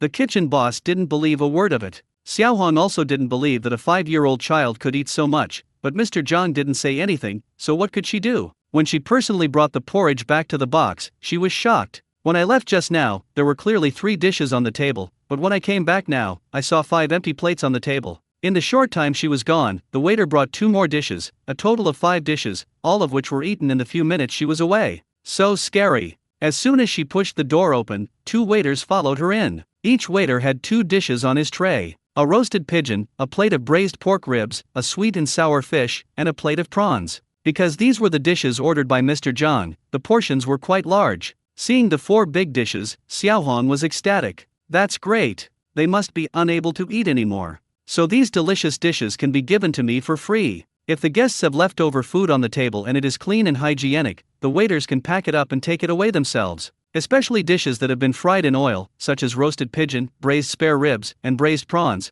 are not only drier than other dishes, but also will not make a mess no matter how the guests pick them up, so they can be taken away. Watching the 4 main dishes being placed on the table, Xiaohong suppressed her joy and served white porridge to Mr. Zhang. Zhang Bing originally thought that she would feel uncomfortable seeing these greasy dishes, but unexpectedly, when she saw the sweet and sour fish, she actually developed a strong desire. Want to eat. I really want to eat it. It looks sweet and sour, and should be delicious. She swallowed and asked Li Qingfang, Brother Fang, can I really not eat it? But I really want to eat this fish. It's sweet and sour fish, sour and sweet. I feel very hungry when I see it. Li Qingfang was stunned. Want to eat something sour?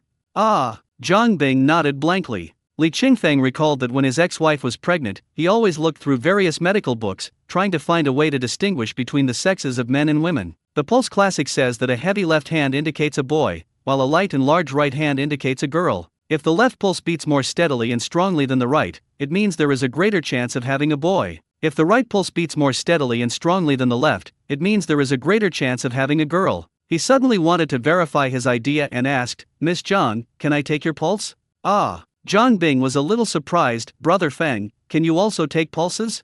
Li Qingfeng smiled embarrassedly, neither saying that he could nor that he couldn't. After all, how can I have the nerve to say that I can do it with just the half-baked level I learned from reading medical books? However, his body has been strengthened now, and his senses are far superior to those of ordinary people. When ordinary people feel someone else's pulse, they will feel it is very weak. But when he felt someone else's pulse, it was as clear as touching a high-voltage wire. Seeing that he was silent, Zhang Bing thought he was being modest, so he took the initiative to stretch out his hand and put it on the table. Brother Feng, then let me see it. The nanny standing behind Zhang Bing rolled her eyes several times and could hardly bear it anymore. This guy is really good at showing off. You accidentally cured a young lady's morning sickness by giving her a massage. Do you really think you're a miracle doctor? Haha, you just said you don't want money, but in the end you asked Our Lady to buy the stone frog at a high price. What's the difference between that and asking for money directly? Hypocrite, a hypocrite who is two-faced. Now he actually wants to continue fooling the lady. I guess she wanted to show that she could still tell the difference between men and women so that he could make more excessive demands later.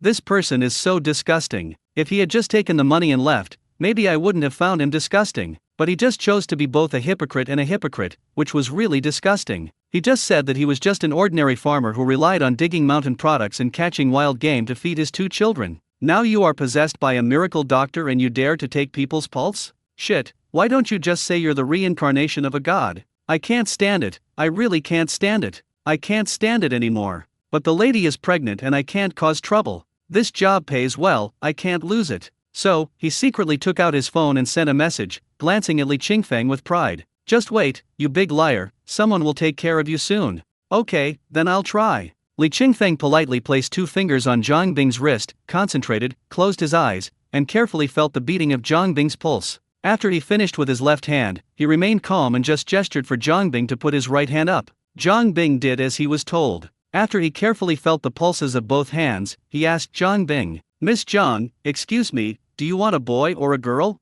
This needs to be clarified. If some people are very obsessed with the gender of the fetus, for example, it must be a boy or a girl, then the gender cannot be revealed easily. But Zhang Bing probably won't be too obsessed with the sex of the fetus. Because Zhang Bing's conditions are there, if she insists on having a certain gender, but the first child is not of a certain gender, it will not affect her at all. With her conditions, it would be easy for her to raise several children in wealth. Zhang Bing smiled shyly. I haven't really thought about this question. I think boys and girls are the same. As long as they are my children, I will love them wholeheartedly. Boys or girls, it really doesn't matter. However, she still said with some expectation. But, ideally, I would like to have at least 2 children, preferably a boy and a girl, just like you. It would be best if the first child is a boy. That way, no matter whether the second child is a boy or a girl, they will have an older brother to protect them. Zhang Bing is an only child with no older brothers. Since she was little, she has always envied her peers who have older brothers to protect them. Li Qingfeng nodded and smiled, Miss Zhang, I wish you all the best. Zhang Bing was overjoyed. Brother Feng, are you saying that my first child is a boy? 90% probability.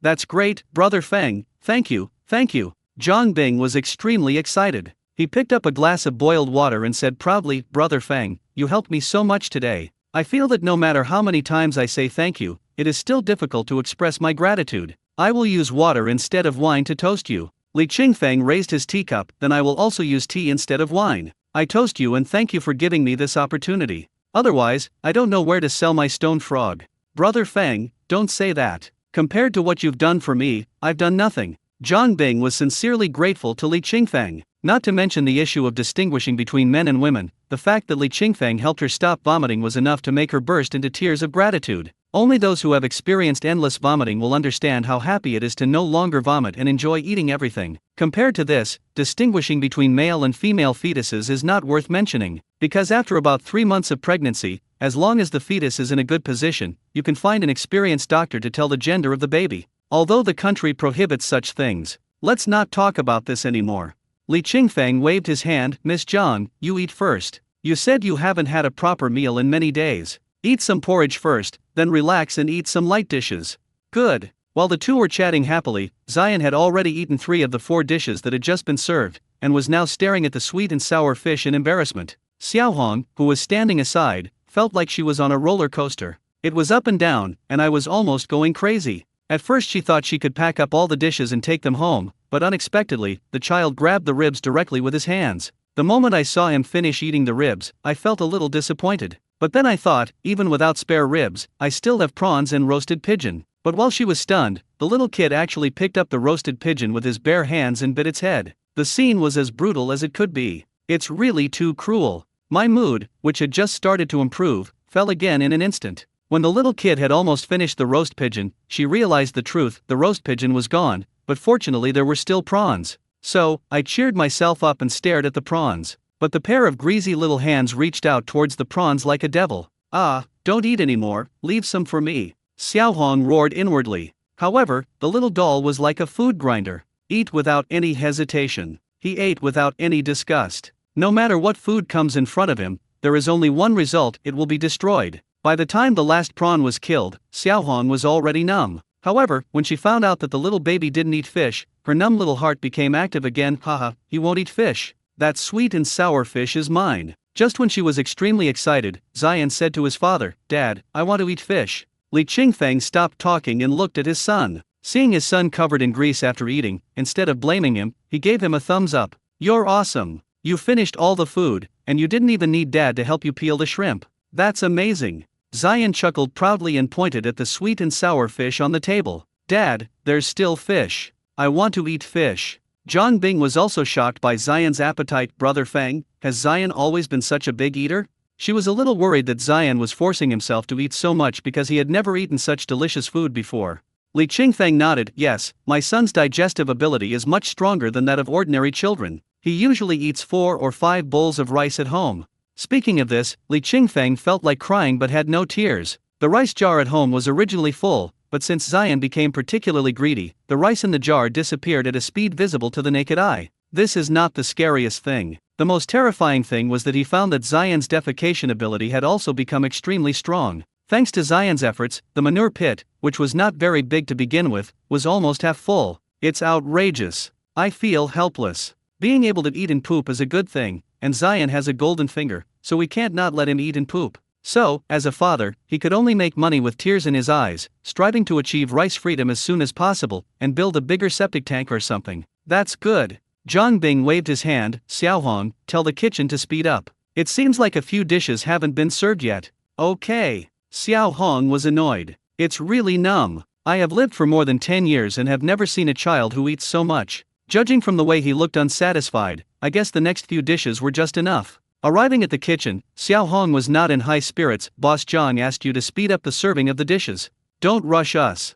The kitchen boss said impatiently, "There are only 2 or 3 people eating, and so many dishes have already been served. Why are you rushing us?" He originally thought of serving some of the dishes first and the rest would depend on the situation. If it's still not enough, stir-fry them one by one and add them slowly. If that's enough, wouldn't it save a lot of food and effort? Although this hotel is not my own, I don't want to see the dishes I made just sitting on the plate untouched and then getting cold. In the end, no matter how beautifully and exquisitely the presentation is, they are all packed up in a plastic bag and taken away. Being packed up is the best case scenario. If the dish happens not to the waiter's liking, there probably won't even be anyone to pack it up. It's very annoying. A chef with great effort would never tolerate the delicious food being treated like that. "I have to urge you," Xiao Hong said helplessly. "You have no idea how much that 5-year-old kid can eat. He ate all the dishes served to him by himself." "What?" The chef was unconvinced. "Xiao Hong, stop bragging. A 5-year-old can eat almost 10 dishes? I don't believe you.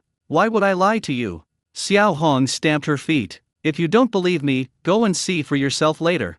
Let's go." The kitchen boss didn't believe it, so he immediately made a dish of sweet and sour pork ribs and brought it to the private room himself. Zhang Bing felt strange that the kitchen boss brought the dishes himself, but he didn't say much and just introduced himself to each other. After putting down the sweet and sour pork ribs, Deng Ji sat down under the pretext of chatting. While chatting with Zhang Bing, he stole glances at the child. The child looked about 5 years old, with a pink and tender complexion, and it was hard to tell whether he was a boy or a girl. After he finished the fish in the bowl, he immediately went to eat the sweet and sour pork tenderloin. While he was eating the sweet and sour pork, the waiter brought up a few more dishes. The child was not shy at all and continued to work on the next one after finishing one. Clean and neat, eating in a heroic manner. The point is, he didn't burp once from beginning to end. It seemed as if all this food couldn't fill his stomach. This time, after witnessing it with his own eyes, Deng Ji had no choice but to believe it. This Nima is simply amazing. A 5-year-old child can eat so much? Could this be the legendary god of cookery?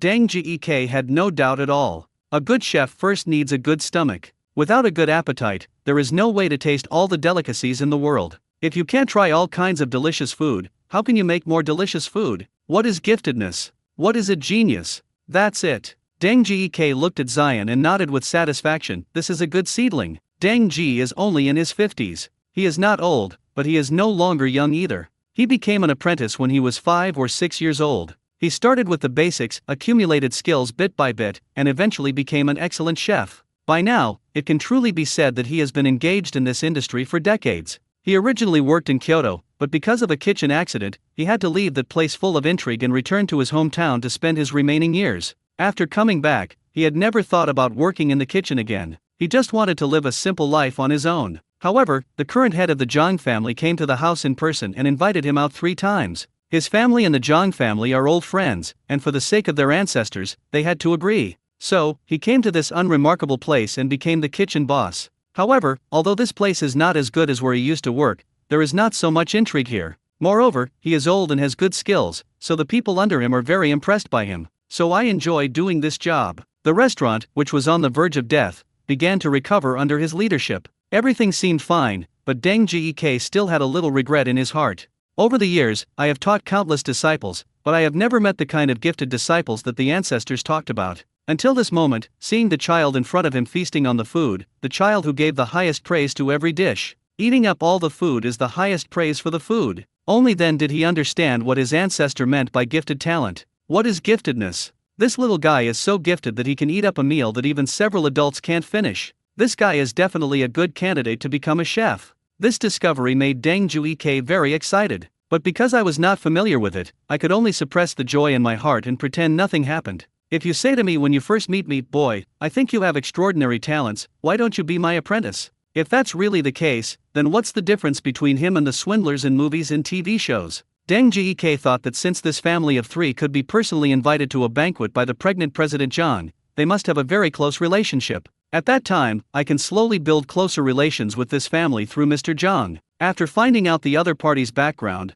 then talk about taking in a disciple. Perfect. After chatting for a while, Deng Ji left. Zhang Bing felt a little puzzled. Uncle Deng has a very strange temper. I have never seen him sit at the guest table. On weekdays, even if my dad comes, it is difficult to invite him to have a meal or a drink together. He said, "I am a chef and I cannot drink during working hours." So, the sun rose from the west today? Just when Zhang Bing was puzzled, the door of the box was opened again. "Husband." Zhang Bing called out in surprise, "Didn't you go to the countryside to look for ingredients yourself? How come you're back so soon?" The man who came in looked to be in his 30s, with a tall figure, fair skin, and regular features. In this small southern county, he is considered a very rare handsome man. "If I hadn't come sooner, you wouldn't even know you were sold." The man glanced at Li Qingfeng unkindly, then quickly walked up to Zhang Bing and changed his voice, saying gently, "Wife, didn't I tell you not to trust outsiders so easily? You are so naive and it is easy to be deceived."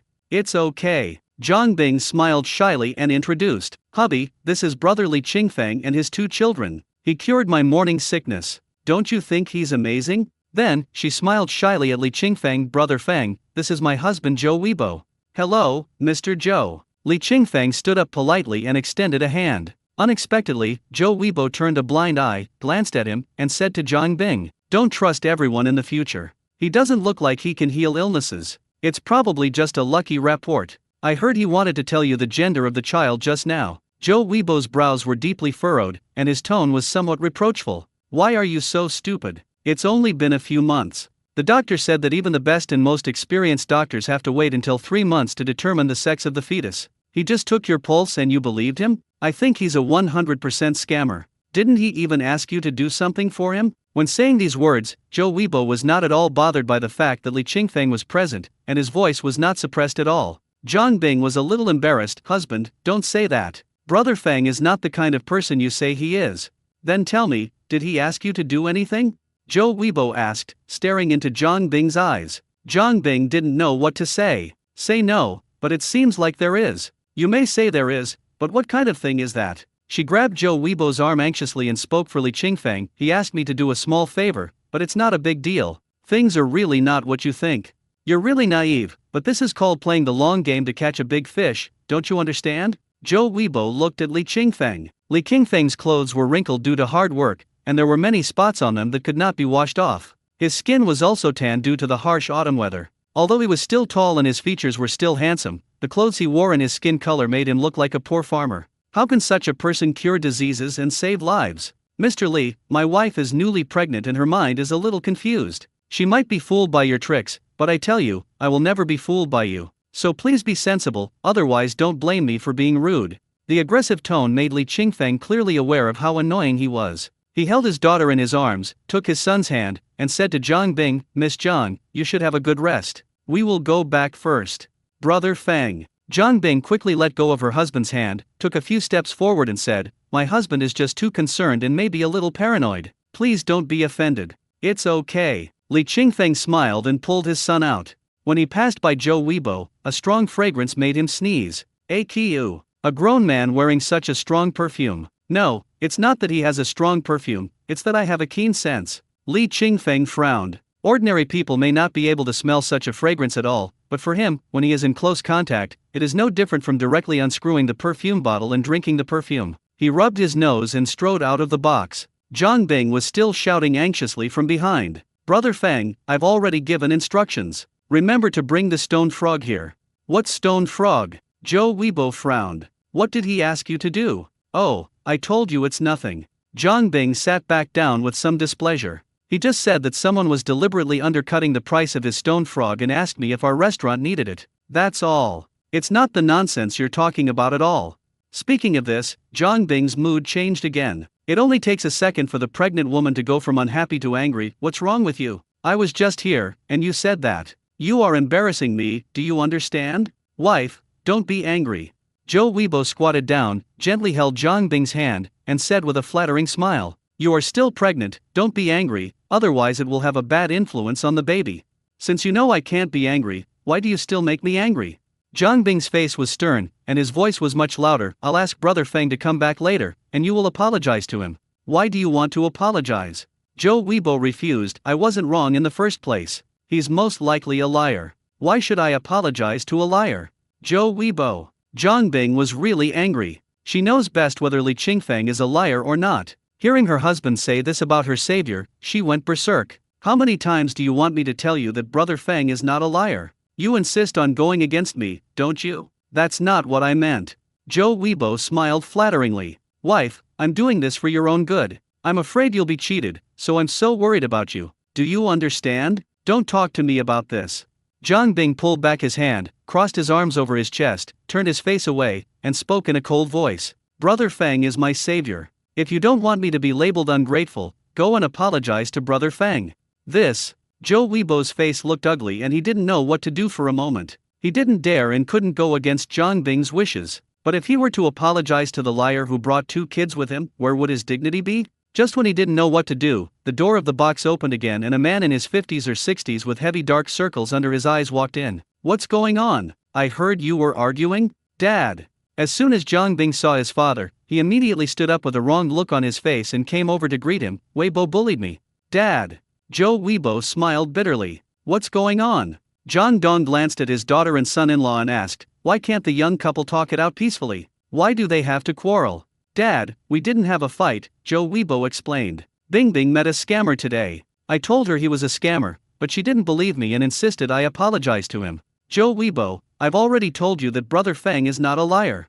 Zhang Bing was a little excited. Zhang Donlei frowned and glared at Zhou Weibo. "Weibo, stop talking. Bing Bing is pregnant and her mood is unstable. You have to accommodate her." "Dad, I'm sorry, I was a little too excited just now." Zhou Weibo said sincerely, "Honey, I'm sorry. I was worried that you'd be bullied. As the saying goes, concern can lead to confusion. You have to understand me." Zhang Bing snorted, turned his head and said to his father, "Dad, you see, I had morning sickness all the time. I vomited so much that I couldn't eat anything. I was hospitalized and got injections for a week but it didn't help. But today I heard from other pregnant women that Brother Feng can treat morning sickness, so I asked him to treat me. And he actually cured my morning sickness right away. Not only do I stop vomiting now, but I can even eat." "Oh." Zhang Donlei looked at his daughter with surprise and asked, "Are you telling the truth? That's great. I was worried you might have come into contact with something unclean, so I was going to find a shaman to see you. Now that you're fine, I'm relieved." "Yeah, the facts are right in front of us, but Weibo still insists on calling others liars." Zhang Bing pouted and looked unhappy. Zhou Weibo smiled bitterly and said, "Dad, I don't know if this treatment for morning sickness is real. Maybe it's just a blind cat catching a dead mouse. Let's not talk about that for now." But that liar actually dared to say that he could tell the difference between men and women. How long has Bing Bing been pregnant? It's not even 3 months yet. The hospital's instruments can't even tell the gender. And he actually claims he can tell the gender just by taking her pulse. If he's anything but a liar, what is he? Joe Weibo. Zhang Bing was really angry. Where does this person who calls her a liar put her?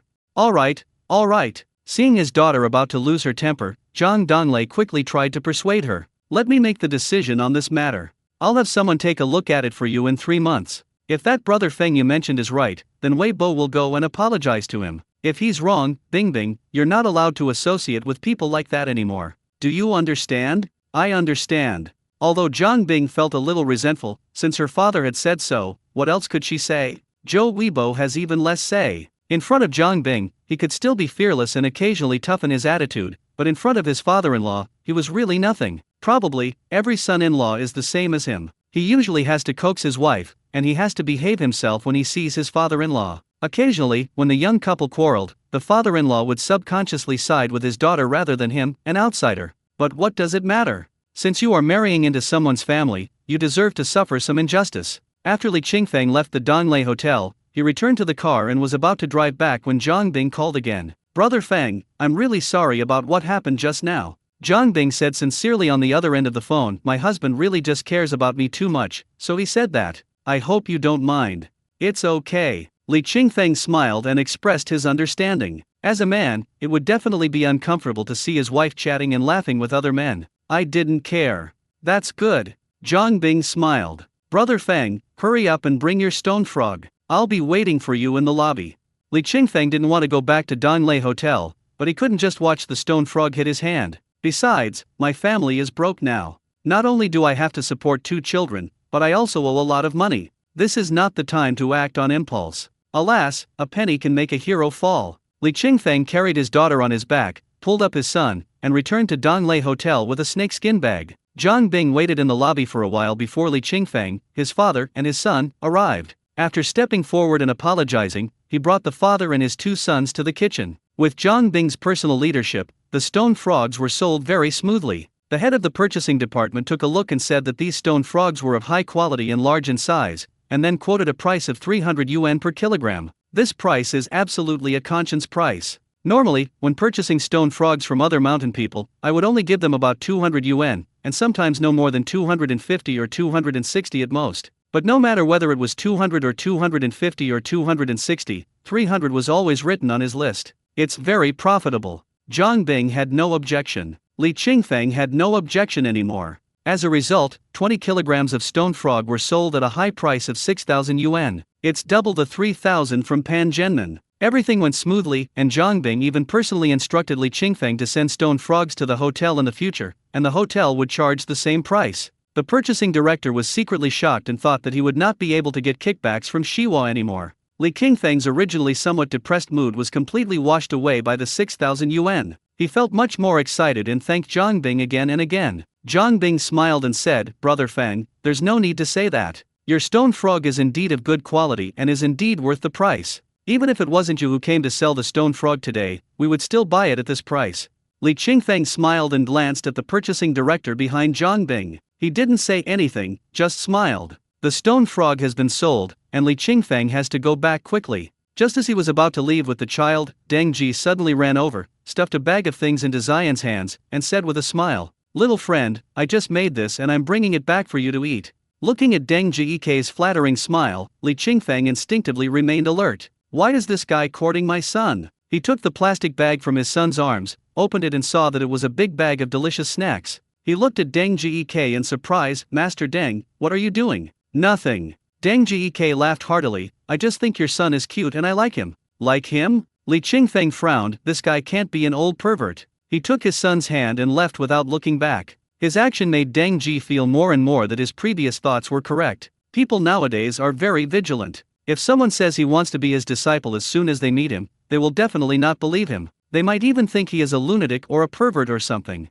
Fortunately, I suppressed my inner impulse and didn't say anything. I was very prescient, he thought. When Li Qingfeng left Donglei Hotel again, his mood was completely different from before. I was a little bored just now, but now I am excited. With these 6,000 yuan, I will pay Lu Qinglan 1,000 first, and there will be 5,000 left. $5,000 can do a lot. However, we still need to save where we can. After all, I still live in a thatched hut. Save money and build a house when you have enough money. But we still have to buy some of the necessary things, otherwise the children will suffer a lot. Zion, is there anything you want to buy?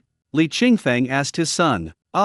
Zion was a little confused. Dad actually asked him what he wanted to buy. I want to buy toys. After a moment's thought, Zion asked, Dad, can I buy a dinosaur toy? No. Li Qingfeng refused flatly. Zion, then why are you asking me? She pouted her little mouth, looking a little dissatisfied. Seeing that he looked aggrieved, Li Qingfeng smiled and asked, Zion, do you want to buy a sketchbook and brushes? Zion's eyes lit up. Sketchbook and paintbrush? Sketchbook and paintbrush? Apart from toys, his favorite things are sketchbooks and paintbrushes. Children inevitably like to scribble and draw, and Zion is no exception. Yeah, I do. He answered without hesitation, Dad, I want to buy a sketchbook and brushes. Okay, Dad will take you to buy it now. So, the father and his two sons went to a stationery store and picked out some cheap sketchbooks and watercolor pens. Zion was so happy holding these two things that he was even more excited than if it were his birthday. In addition to these things, Li Qingfeng went to a home textile store and bought a set of 4-piece bedding sets and a quilt for more than 100 yuan. With these, children will sleep more soundly at night. Then, I bought another 200 kilograms of rice and some dry noodles, eggs and other foods. He couldn't bear to buy luxurious items like chicken, duck, and fish, so he just bought 2 kilograms of pork. Dad, what are we having for dinner tonight? This is the issue that Zion is most concerned about. As soon as he got home, he couldn't wait to ask his father. Most of the snacks he was holding in his arms were gone, and the corners of his mouth were covered with powder and grease. Li Qingfeng handed over a glass of water helplessly. After eating so many hot snacks, drink some water first. When you finish drinking the water, ask me again. Zion took the bamboo tube and gulped down the water. Dad, what are we having for dinner tonight?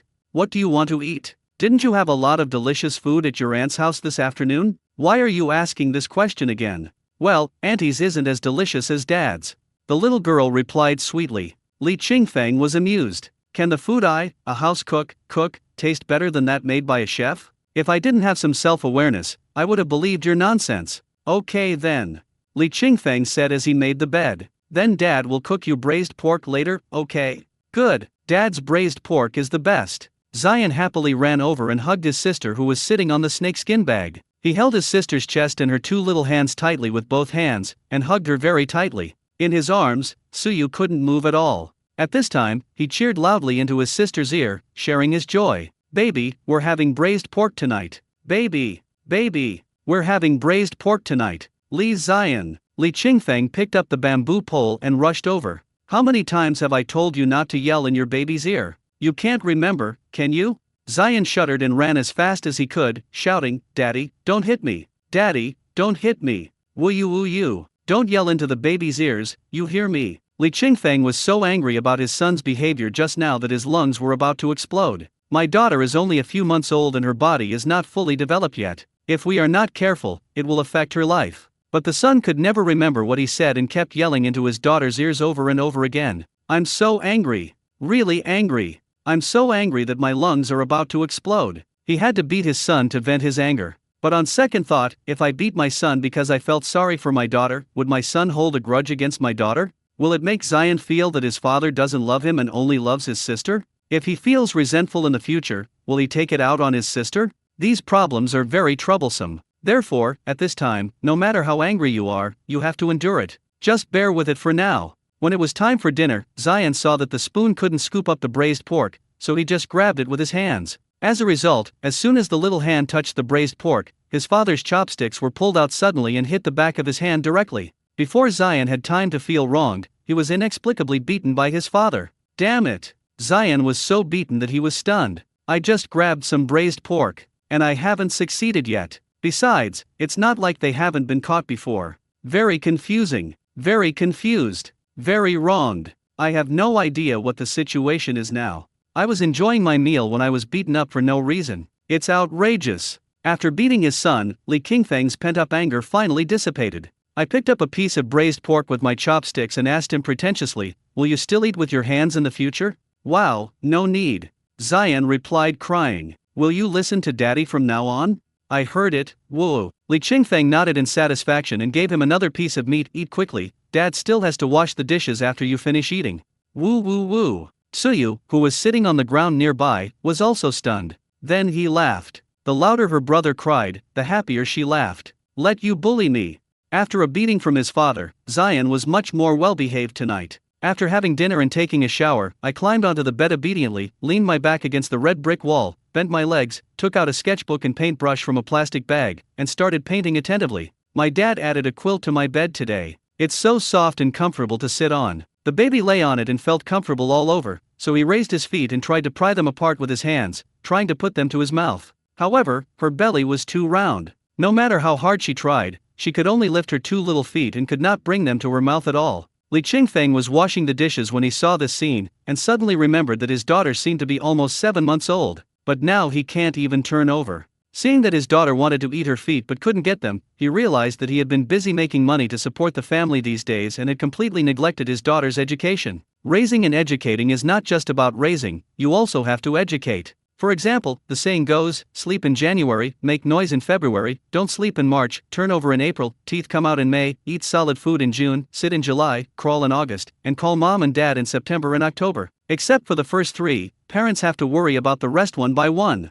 When it is time for her to turn over, she should be trained to do so. If her teeth do not grow when it is time for them to do so, her trace elements should be checked, and calcium should be supplemented. By June, even babies who are exclusively breastfed will not get enough nutrition, so they need to add complementary foods, such as pureed fruits and vegetable juice. The baby must be able to sit steadily at 7 months. At 8 months old, they can crawl. By September or October, the child will be able to subconsciously pronounce simple syllables such as mom and dad. Each of these items requires parents to guide and teach their children slowly. Having a child is not just about giving birth to it and raising it. You have to teach her the skills she needs to have and give her enough love and companionship. And Li Qingfeng has indeed failed to do these things well recently. Every day he was busy trying to feed his family of 3, wishing he could break 1 minute into 2, and he didn't care about his daughter's growth at all. Stop for a moment. He looked at his daughter and thought blankly that no matter how much money he made, he would never make enough. But if he didn't take good care of the child, there would probably be big problems.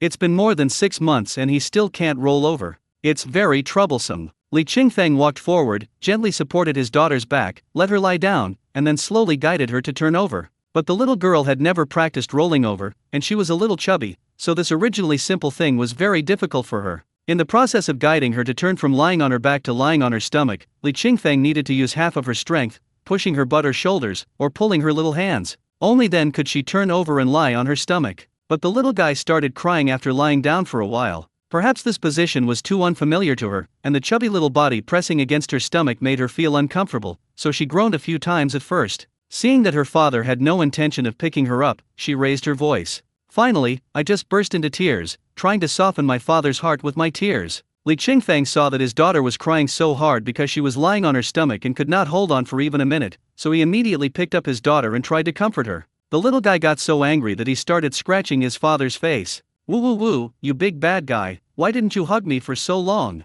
Li Qingfeng felt distressed and blamed himself. I feel sorry for my daughter as she has to work so hard practicing rolling over. I blame myself for being too soft-hearted and forgetting everything when I saw my daughter crying. He clearly wanted to help his daughter practice turning over tonight, but when the little one started crying, he comforted himself in his heart that many children cannot crawl, so it doesn't matter whether they can crawl or not, and they can just learn to walk directly in the future. With this idea in mind, when I practiced turning over with my daughter for the second time, it took less than a minute and I quickly picked up my daughter who was crying. During this process, Zion was drawing the whole time. Li Qingfeng stood beside him holding his daughter and looked at his sketchbook. All I saw in his sketchbook was a tiled house with a pointed roof and a straight road. There is a big tree next to the house. There are clouds and the sun at the top. There is grass on both sides of the road. There are also very many cars and tanks on the road. His drawings were still very immature, but the lines were very smooth. Li Qingfeng asked him, Zion, what are you drawing? This is our house.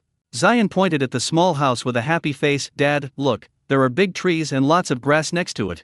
What's that on the road? This is a car, this is a truck, and this is a tank. The little guy pointed at the peanut-sized cars in the painting and introduced them one by one. Dad, when I have money in the future, I will buy you a lot of cars so that you won't have to borrow Uncle's car anymore. Li Qingfeng couldn't help but rub his son's head lovingly. Dad doesn't need you to buy a car. Dad just wants you to be good. If you stop yelling into your sister's ears all the time, Dad will be very happy. Remember?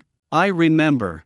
After watching his son draw for a while, he waited until his daughter's emotions had stabilized before putting her on the bed again and guiding her to turn over. After a few rounds, it was already 10 o'clock in the evening. Li Qingfeng forcibly put away his son's sketchbook and paintbrush and asked him to lie down and sleep. After feeding her daughter with milk powder, she held her daughter and walked back and forth in front of the hut. Perhaps because she was weaned from her mother too young, Suya still can't fall asleep on her own. Every time I fall asleep, I need him to hold me like this, or simply carry me on his back and rock me before I can fall asleep. After Tsuya finally fell asleep, he carefully put her into the bed and gently covered her with the quilt. The movements are so cautious that they are comparable to walking on a tightrope. It's already around 10:30. If you go into the mountains to catch stone frogs, you have to come back in 1 or 2 hours at most. Because Tsuya wakes up around midnight every night and needs to be coaxed back to sleep, otherwise she will keep crying. I don't want to catch stone frogs, but I don't want to sleep either. His body has been strengthened and he doesn't need much sleep, although sometimes he would want to sleep or even sleep in because of his laziness.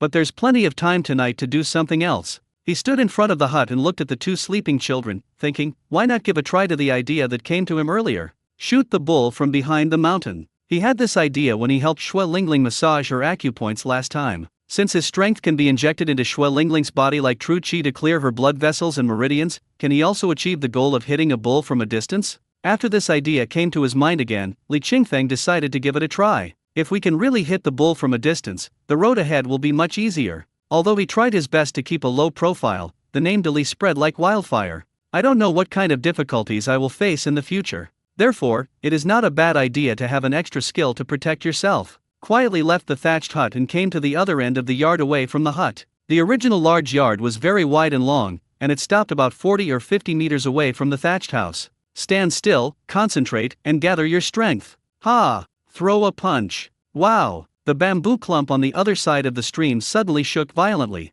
Li Qingfeng was stunned, then looked at his fist with some surprise and disbelief. I didn't expect that I could actually hit the cow from a distance. Haha, that's great. Very good. Although it missed. His original intention was to hit the tung tree next to the bamboo grove to see if he could use his strength to knock down the tung fruits on the tree. But unexpectedly, he missed. It seems that hitting a bull from a distance can be achieved, but the force is a little difficult to control. After the ecstasy, he calmed down, concentrated his mind and strength again, and threw another punch. The bamboo bush shook violently again, and the shaking was even more violent than the previous time. Missed again. Li Qingfeng frowned and looked at his fist, thinking, why not hit the big target first? From big to small, from coarse to fine. It is too much to try to knock the tung fruits off the tung tree at the beginning of practice. You can't become fat in one bite, and you can't reach the sky in one step. Everything must be done step by step. After thinking it through, he simply concentrated his attention and pointed his fist directly at the bamboo bush. The bamboo grove was very dense, covering an area of about 3 or 4 square meters, and was made up of more than a dozen bamboos of almost the same size. Ha! When Li Qingfeng threw this punch, there was a burst of crisp crackling sounds coming from the bamboo bushes. It exploded. The bamboo was blown up. Li Qingfeng has a headache. This force is hard to control. Originally, I just wanted to grasp the accuracy of the direction. As a result, the direction did not go off, but the strength was not controlled well. He destroyed a good clump of bamboo. Very helpless. It's a headache. Just when he was confused, he suddenly heard a rustling sound coming from the thatched hut. He looked at it carefully and immediately became angry. Damn, the stinky rat that stole food last time is here again. At this moment, it has climbed onto the aluminum pot filled with lard and is trying hard to use its small body to push the stone pressing on the lid of the aluminum pot. The point is, the stone wasn't very big, because if it were, it would have crushed the lid. The rat, which was as big as a fist, exerted force and actually pushed the stone away. Without thinking too much, Li Qingfeng immediately rushed over as fast as he could.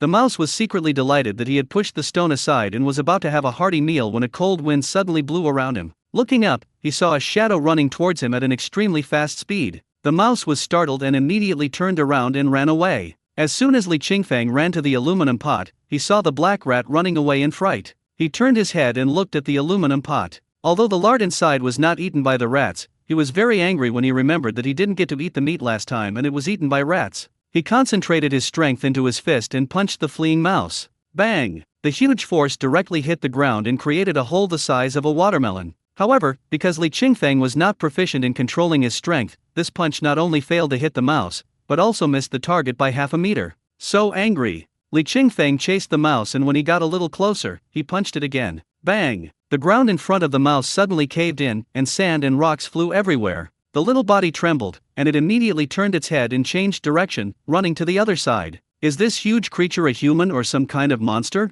I was just trying to steal some oil, and you actually blew me up with a bomb? Very panicked. Very scared. So freaking awesome. Li Qingfeng frowned, feeling a little angry. How come it missed again? It's so outrageous. Feeling somewhat unwilling, he immediately followed the mouse and ran to the side, then threw another punch. Boom! As soon as the mouse drilled into the rat hole in the gable, the soil above it fell down and blocked the entire hole. Damn it! Li Qingfeng cursed inwardly. I didn't expect that the mouse could slip away right under my nose. At this time, the mouse in the hole was struggling hard. There are rocks in the collapsed soil. A slightly larger rock just happened to press down its tail. After struggling for a few seconds, the tail broke off. The mouse looked back in pain at the completely dark hole. Its keen sense of smell and hearing told it that the entrance to the cave was completely blocked. But it's safe too. Then it is absolutely impossible for humans to run into the mountain. Even if he dug up the soil blocking the entrance of the hole, it would be impossible for him to use his huge body to squeeze in through the small mouse hole.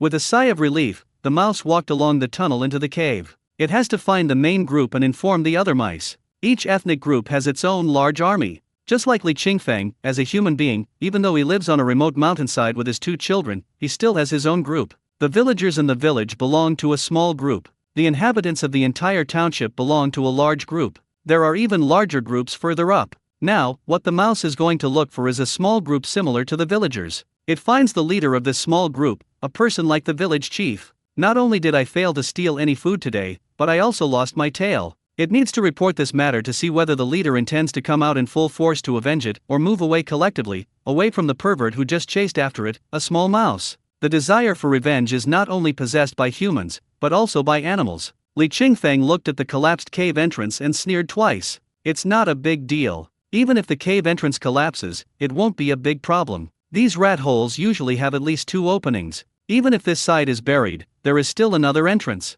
As long as he concentrated and used his supervision to track the mouse, he could find another hole. Thinking of this, he quickly concentrated his attention and followed the path of the rat hole. First, I saw a broken rat tail on the inside of the cave entrance, and then I saw another rat with a broken tail. I followed the rat all the way, and after walking through various tunnels for a while, I actually saw another big rat. The big rat was much bigger than the rat with a broken tail, and was already as big as his palm. This is not the point. The point is that Li Qingfeng found a large amount of crops in these rat holes. In particular, the cave of this big rat was filled with a lot of crops such as sweet potatoes, corn, peanuts, and rice, and the quantity was quite large. If one mouse can destroy so many crops, what would happen if there were dozens or hundreds of mice? Seeing the crops everywhere in the rat hole, Li Qingfeng couldn't help but think of an old event. When he was in elementary school, one evening on his way home from school, he saw an old lady in the village sitting in a field by the roadside crying. When I asked her what was wrong, she covered her face with her muddy hands, sobbed for a long time and couldn't speak, just pointing to the peanut field behind her.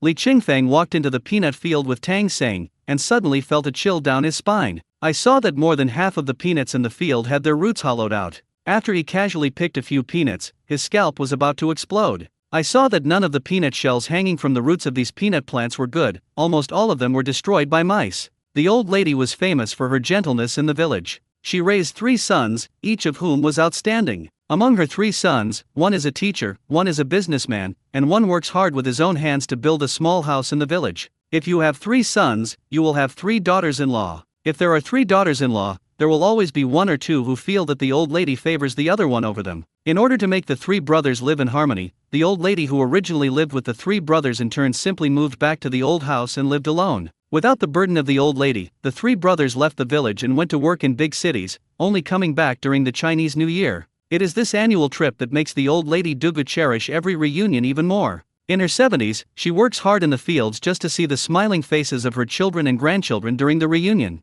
Peanuts, corn, sweet potatoes, taro, tea leaves, tea seeds. She did all the farm work that could be done by one person. At the end of the year, she harvested no less crops than anyone else in the village. But when other people harvest their crops, they keep them for themselves to eat. Only hers will be divided into 3 equal parts and given to her 3 sons when they are reunited. They eat the leftover, less than good crops. Her efforts are witnessed by all the villagers. No one does not admire her and no one does not respect her. But even such a strong woman sat on the ground and cried like a child, her tears flowing through the cracks of her nails and turning black. In sharp contrast to this is her frosty and snow-white hair. Li Qingfeng and Tang Sing both felt uncomfortable watching this. The 2 men comforted the old lady while helping her pick the peanuts. Although there are not many peanuts left, there are still some left. Looking at the crops in the cave at this time, Li Qingfeng couldn't help but recall the old lady's tearful look at that time. I couldn't help but think of how my father hated the mice and cursed them every time he went to work in the fields. These pests must be destroyed.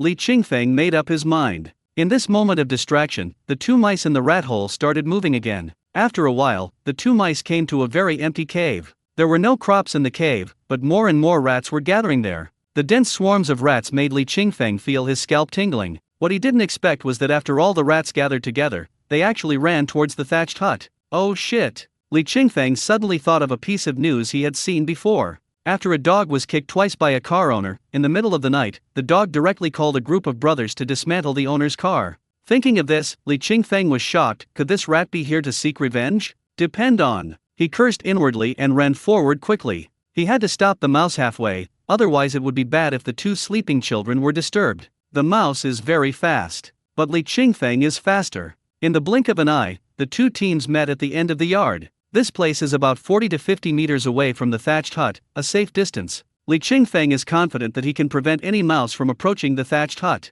The prerequisite is to eliminate all these rats. The leader of the rats was the extremely fat rat that we saw just now. This guy is probably the leader of these rats. Li Qingfeng stared at the big rat and thought, what a pity, if this guy was a bamboo rat, I could have a good meal. But this is not a bamboo rat, but a mouse. Rats carry a large number of viruses, so it is best not to eat them if possible. Just as Li Qingfeng was stunned, the leading big rat rushed towards Li Qingfeng with a whoosh. The speed is amazing. The momentum is very strong. The mice were stunned. You really deserve to be the boss. Just as the big rat was about to rush to Li Qingfeng raised his foot and stomped down hard. Bang! With a dull thud, the big rat turned directly into a meat patty. Just a casual kick. There is no technical content. There's no fancy setup. But just such a casual kick actually accurately crushed the charging rat into pieces. The rats were shocked. But before they could come to their senses, Li Qingfeng threw a punch right in the middle of the rats. Boom! With a loud bang, the originally tight-knit group of rats was instantly torn apart.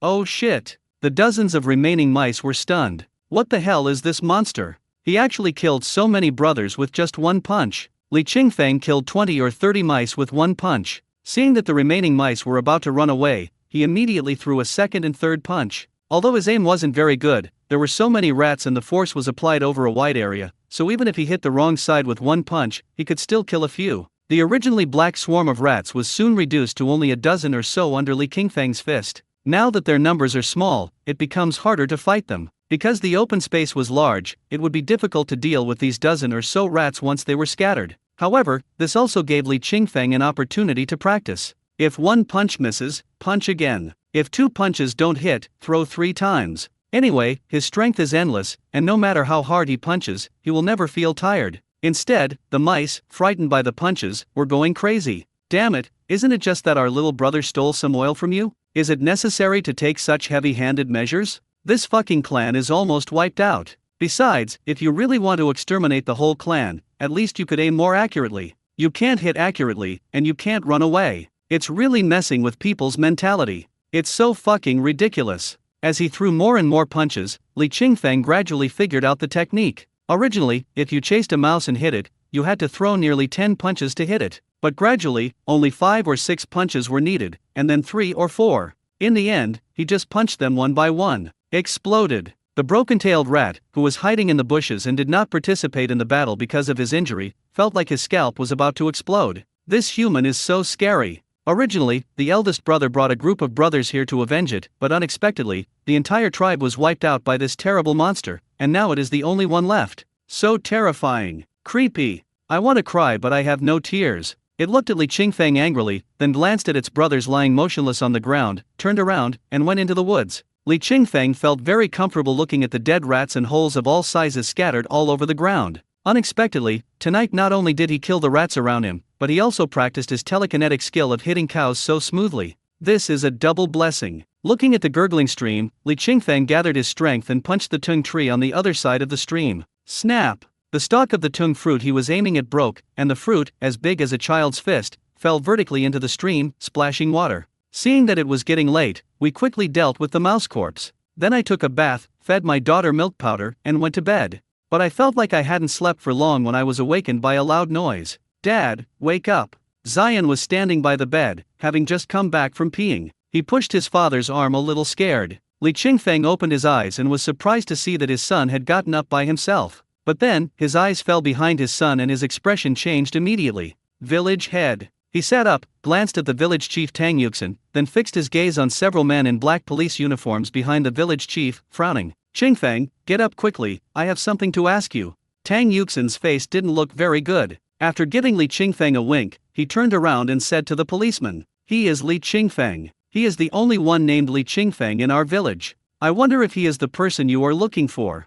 Are you Li Qingfeng? Pan Wyman, the security captain of the police station, looked at Li Qingfeng and the children's hut behind him with a serious face. Yes, Li Qingfeng answered while picking up his daughter who had woken up. When the little one wakes up, you have to hold him first, otherwise he will throw a tantrum. I'm talking to you, stand still. A policeman behind Pan Wyman was very unhappy when he saw Li Qingfeng busying around, and started scolding him directly. Li Qingfeng held his daughter, straightened up, and looked at him. Don't you have children or parents? My daughter is awake, and I won't hold her. Will you come hold her for me? Come on. If you come hold her for me, I'll just stand here and talk to you without moving. You! The police officer was furious and pointed at Li Qingfeng and was about to scold him. Pan Wyman stopped his behavior with a look. Yesterday, did you go to Pan Zhenman's house in town to sell stone frogs? Pan Wyman asked in a cold voice. Yes. Li Qingfeng saw that his daughter had fully woken up and would not cry easily, so he put her back on the bed and changed her diaper. Originally, there was no rush to change the diaper, but when I heard that these policemen came for Pan Zhenman's matter, I changed it, because he knew exactly what was going to happen next.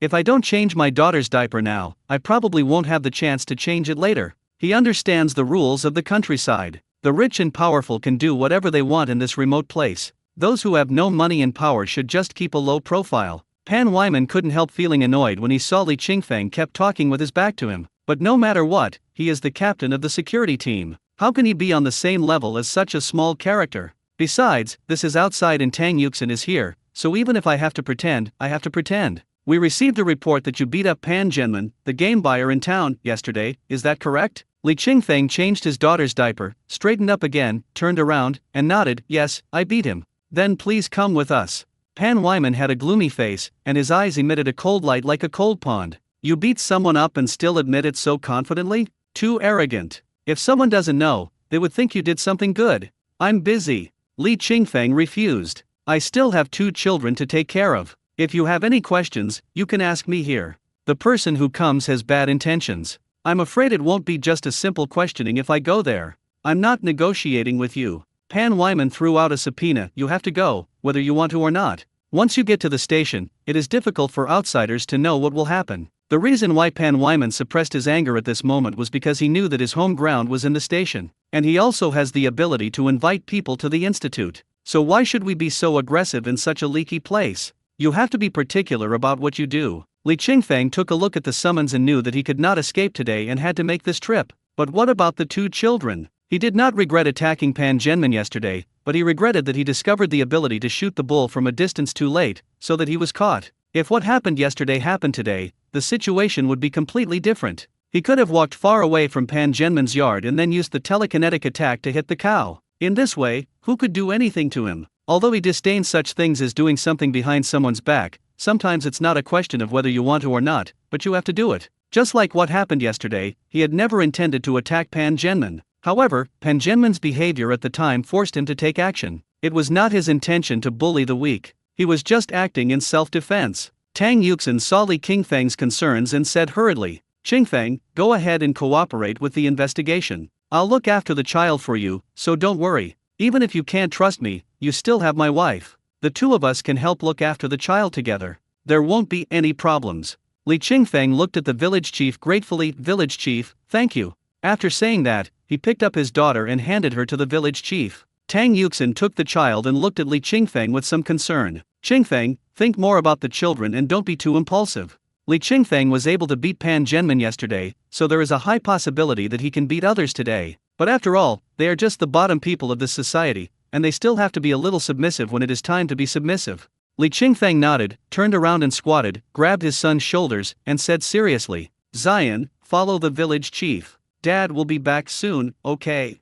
Zion cried out of fear. The kindergarten teacher said that if any child doesn't sleep, the police will come to arrest him. It must be because Dad doesn't like to sleep, so the police came to arrest him. Woo woo woo. He hugged his father's neck and started crying, Dad, I don't want you to be taken away, I don't want you to be taken away, woo. Dad wasn't arrested. He just went with the police to do something and will be back soon. No, I don't want it. Zion cried sadly, hugged his father's neck tightly with both hands, and refused to let go. He cried out, Daddy, please don't go. Daddy, please don't go. Zion, don't be afraid. Follow your uncle home. There are candies at his house. The village chief came over with Ziyu in his arms and tried to pry Zion's hands open. But Zion didn't know where he got the strength from, and he tightly wrapped his hands around Li Qingfeng's neck, unable to pry them open. Li Qingfeng stroked Zion's little head with one hand and gently patted his back with the other hand, his voice gentle but firm. Zion, be brave and take good care of your sister. Daddy is just going to run something and will be back soon, okay? Dad, I'm scared. Don't be afraid, Daddy promises you that he will be back before dark. Come back before dark? The police officers following Pan Wyman couldn't help but laugh secretly. How naive. He probably didn't know Captain Pan's methods. As long as Captain Pan takes out the subpoena, there is no question of going home on the same day. Moreover, rather than not going home, what is about to happen in the interrogation room is what they should worry about. Zion tried hard to hold back his tears and forced himself to nod. Dad, I'll wait for you to come back. You must come back. He was so scared. It wasn't long since he was abandoned by his mother, and now his father is about to be arrested by the police. What will he do if his father doesn't come back? What should I do with my sister? They already lost their mother. If they don't have a father, will they have no home? Wow. Zion wanted to be brave and not cry, but his emotions were out of control and his tears flowed down disobediently. The long black eyelashes were covered with tiny tears, which looked like dazzling diamonds under the reflection of the morning sun. Diamond tears couldn't keep his father away. Even the loudest crying couldn't keep my father away. Watching his father being taken away by the police, he felt like a bird with nowhere to live. He could only flap his wings in confusion and let out hoarse, tearful cries. Dad! Dad! He suddenly broke free from the village chief's hand and chased after the speeding police car. Small feet can't outrun big wheels. The heart-wrenching cries could not shake the police's determination to take my father away. He fell heavily to the ground, and the sharp sand scratched his palms. Woo, Daddy. Dad is gone, and so is the police car. The wound healed automatically, but a crack appeared in his little heart again. Deep within that crack was fear, uneasiness, the fear that his father would get hurt, and the despair that he and his sister would no longer have anyone to rely on. He stared blankly at the direction where the police car disappeared, muttering to himself, Dad, come back soon. Come back soon. Zion. Tang Yuxin walked over holding Ziyu, pulled him up from the ground, and checked his palms first. Seeing that his palm was not broken, he breathed a sigh of relief and went to check his knee. There were 2 holes in the pants at the knees, but the knees were not injured, not even a scratch. Not bad. He took Zion's hand and said solemnly, Zion, go home with your uncle first. Your father will be back soon. Wow. Zion was speechless and just kept crying. Tang Yuxin was still holding Ziyu, and he couldn't hold him, so he could only hold his hand and slowly lead him back home. What's going on? As soon as he entered the house, Tang Yuxin's wife Shimei came out to greet him. Seeing Tang Yuxin coming home with 2 children, he hurried forward to take the baby in his arms and said in surprise, Aren't these Li Qingfeng's 2 children? Why did they follow you back? Tang Yuxin sighed and told him about Li Qingfeng being taken away by the police station for questioning. Shimei hugged Ziyu distressfully, coaxing her repeatedly, but couldn't help but scold Tang Yuxin. You're such an old man, how can you be so unreliable? You only brought the baby back, why didn't you bring the milk powder and diaper pads as well? Oops, I forgot. Tang Yuxin slapped his forehead and said hurriedly, Then you take care of the child first, I'll go get the milk powder and diaper pads. Seeing her husband turn around and leave the yard, Shimei hurriedly chased after him and shouted at him, Remember to bring 2 sets of clothes.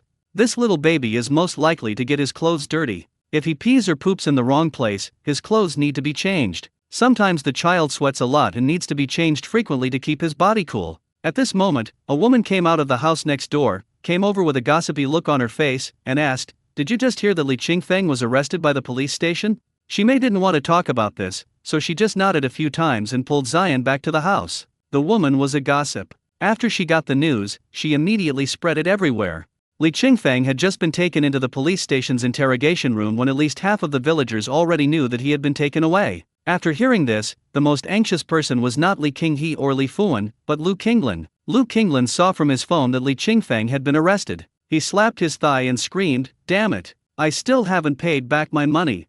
After Huang Mingxiu understood the reason for this, he said with a serious and fierce look, "Hurry up and go to his house to see if there is anything you can take." "Yes, yes, yes." Upon hearing this, Lu Qinglan immediately rushed to Li Qingfeng's home. It was as if he was afraid that if he was too slow, he wouldn't be able to pick anything good. Really? Just as I arrived not far from Li Qingfeng's hut, I saw the village chief Tang Yuxin looking for something. Lu Qinglan thought to himself, this village chief seems upright on weekdays, but I didn't expect that he would also take advantage of such a small thing. He suddenly felt that being a bargain wasn't a big deal. After all, even the village chief does this. However, he was not stupid enough to take things in front of the village chief. The village chief's family is well off, so he probably won't take too much. Find a place to hide first and see what happens. So I hid behind a big rock for a while. Seeing that the village chief had only taken the milk powder and a small bag of other things, I was overjoyed. This way, there would still be a lot of things left. After the village chief walked away, he hurried forward to start picking. Li Qingfeng's family is really poor and they don't have any good things.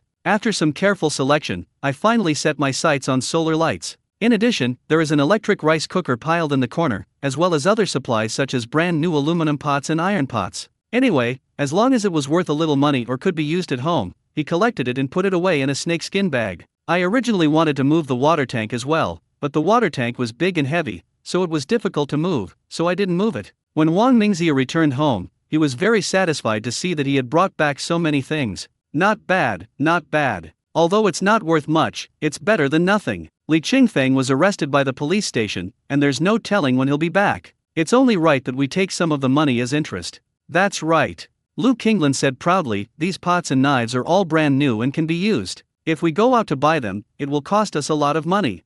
What are you doing? Lu Xiaoyu had just returned with a load of sweet potatoes and saw her parents dividing up Li Qingfeng's belongings in the yard. She heard the conversation between the two and knew that her father actually took advantage of the situation to steal things from Li Qingfeng's house. She couldn't believe it. Although I know that my parents are people who love to get something for nothing, not everything can be taken advantage of. She put down the burden on her shoulders and mustered up the courage to say, even if Li Qingfeng is arrested, he still has 2 children. Dad, Mom, how can you steal their things? Shut up. Huang Mingxia pointed at Lu Xiaoyu and angrily scolded her, if you weren't incapable of making a lot of money, would your father and I be so happy about this? Look at her daughter, and then look at yourself. What qualifications do you have to blame us? I'm telling you, either you find a big boss and make a lot of money, or you quickly find a live-in son-in-law to help with the housework. You're not making any money every day, and you won't listen when I ask you to find a live-in son-in-law. How dare you control us? You're a rebellious person. Lu Xiaoyu bit her lip and stopped talking. She can't be a sugar daddy. She doesn't want to find a live-in son-in-law, so she could only weakly close her mouth amid her mother's scolding, pour out the sweet potatoes, then pick up the snakeskin bag and shoulder pole and go out to continue working. It's so nice to work. Working can make you sweat and strengthen your body. Most importantly, I don't have to stay at home and listen to my mother's scolding. She was just a little woman and could not bear the heavy hard labor like men. However, she was just a little woman and could not bear the endless abuse. Compared to physical fatigue, mental torture is the most painful. So she was willing to work. She was willing to dig sweet potatoes, taro, and ginger alone in the mountains. Looking at the mountains around her, she thought, perhaps, these mountains are her relatives. These mountains fed her and never cursed her endlessly. I really wish I could transform. She wanted to become a bird, fly to a place where there were no humans, and live freely. There is no comparison, no moral constraints, and no endless demands. Free. She longs for true freedom. Maybe one day she will make up her mind and really give up everything to find her own freedom. Li Qingfeng was not free at this time. He was kept in the interrogation room for 2 hours. 2 hours later, Pan Wyman walked in slowly, still followed by the police officers. You admit that you did hit someone yesterday, right? Pan Wyman asked. Yes, I admit that I hit Ban Zhenman. But, just admit it. Pan Wyman interrupted Li Qingfeng and said, since you admit it, things will be easier. The other party is now in the hospital and has asked you to pay 50,000 yuan in compensation. If you agree to pay, this matter will be over. After paying the money, you can go back. What? 50,000? Li Qingfeng frowned. You didn't even ask me why I hit someone and asked me to pay 50,000? No matter what the reason, since you hit someone and admitted it, you should compensate. Pan Wyman's voice was low, cold, and intimidating. Li Qingfeng sneered, this is how you handle cases. You don't investigate the whole story, and you're asking me to pay you 50,000 based on Pan Zhenman's one-sided statement. Are you trying to make fun of me? What the hell do you mean? Pan Wyman slammed the table, stood up, pointed at Li Qingfeng and said angrily, You've already beaten someone into the hospital, and you're still trying to deny it? I'm telling you, if you don't pay me today, you can't leave this room. At this time, a man behind Pan Wyman immediately stepped forward to play the good cop. Brother, it's not that we're trying to embarrass you, but you really beat up Mr. Pan, the boss who bought the game, and he was hospitalized. He's in the health center right now. If you don't believe me, we can show you his hospitalization records. I see it's not easy for you to take care of 2 children. If this matter can be ended sooner, then end it sooner. Don't get entangled in material things, otherwise your 2 children will be left without anyone to take care of them. Are you threatening me? Li Qingfeng raised his eyes and looked at the people in front of him. Everyone who came in was of strong build, and it was obvious that they could carry and fight better than ordinary men. If it was an ordinary person who came in here today, there would be no need to say anything, as he would be scared as soon as he saw this posture. But Li Qingfeng is not an ordinary person. No, the man who played the bad guy laughed. I'm telling you this for your own good. There's really no need to be so stubborn. If you really want this for my own good, please check the surveillance footage from the market. It records why I hit Pan Zhenman. I hit him in self-defense. Pan Wyman frowned at Li Qingfeng's words and said coldly, the surveillance system in the vegetable market is broken. As the voice fell, a man behind him pushed the door open and left. Li Qingfeng found it funny. After beating Pan Zhenman yesterday, he took a special look at the surveillance footage. The monitoring is obviously good. But these people didn't even check and just said the surveillance was broken. Their bias is obvious. He looked at the captain in front of him and found that he looked somewhat similar to Pan Zhenman. Suddenly I seemed to understand something. No wonder Pan Zhenman is so arrogant. No wonder this captain is so biased. He. Li Qingfeng couldn't help but sneer. Haha, what a coincidence. Li Qingfeng's gaze fell on Pan Wyman, full of sarcasm. I checked the surveillance camera when I beat him up yesterday. It was fine yesterday, but it's broken today. Isn't that too coincidental? Pan Wyman was furious. What the hell do you mean? It's meaningless. Li Qingfeng raised his eyebrows and said in a strong voice, it's impossible for me to pay 50,000. I was acting in self-defense. You want to forcibly detain me without investigating? That's impossible. If you're not afraid, we can make this a big deal. Is the county level big enough? If not, we can take it to the city. If there are still people in the city who are protecting you, let's go to the provincial capital, to Kyoto. I don't believe you can cover up everything with one hand. Are you looking for death? Pan Wyman was really angry. This damn bastard actually said he wanted to go to the county to make trouble? Do you really think you are that important? Bang! Pan Wyman overturned the table and kicked the chair away. I'll give you one last chance. Either pay the money or kneel down and apologize. Facing the threat, Li Qingfeng showed no fear and shook his shoulders. Oh, then I'll give you one last chance. Either kneel down and repent, or wait until I give you a beating, and then kneel down and repent. Are you so damn arrogant? Pan Wyman laughed in anger, picked up a baton from the side, and hit his palm again and again. It's too late for you to regret now. You can still kneel down and repent now. Li Qingfeng also laughed. The power has already been concentrated in the fist. Pan Wyman twitched his eyelids, suddenly raised his baton, and rushed towards Li Qingfeng like a vicious beast. Bang! He had just taken a step when he felt a sudden sharp pain in his knee.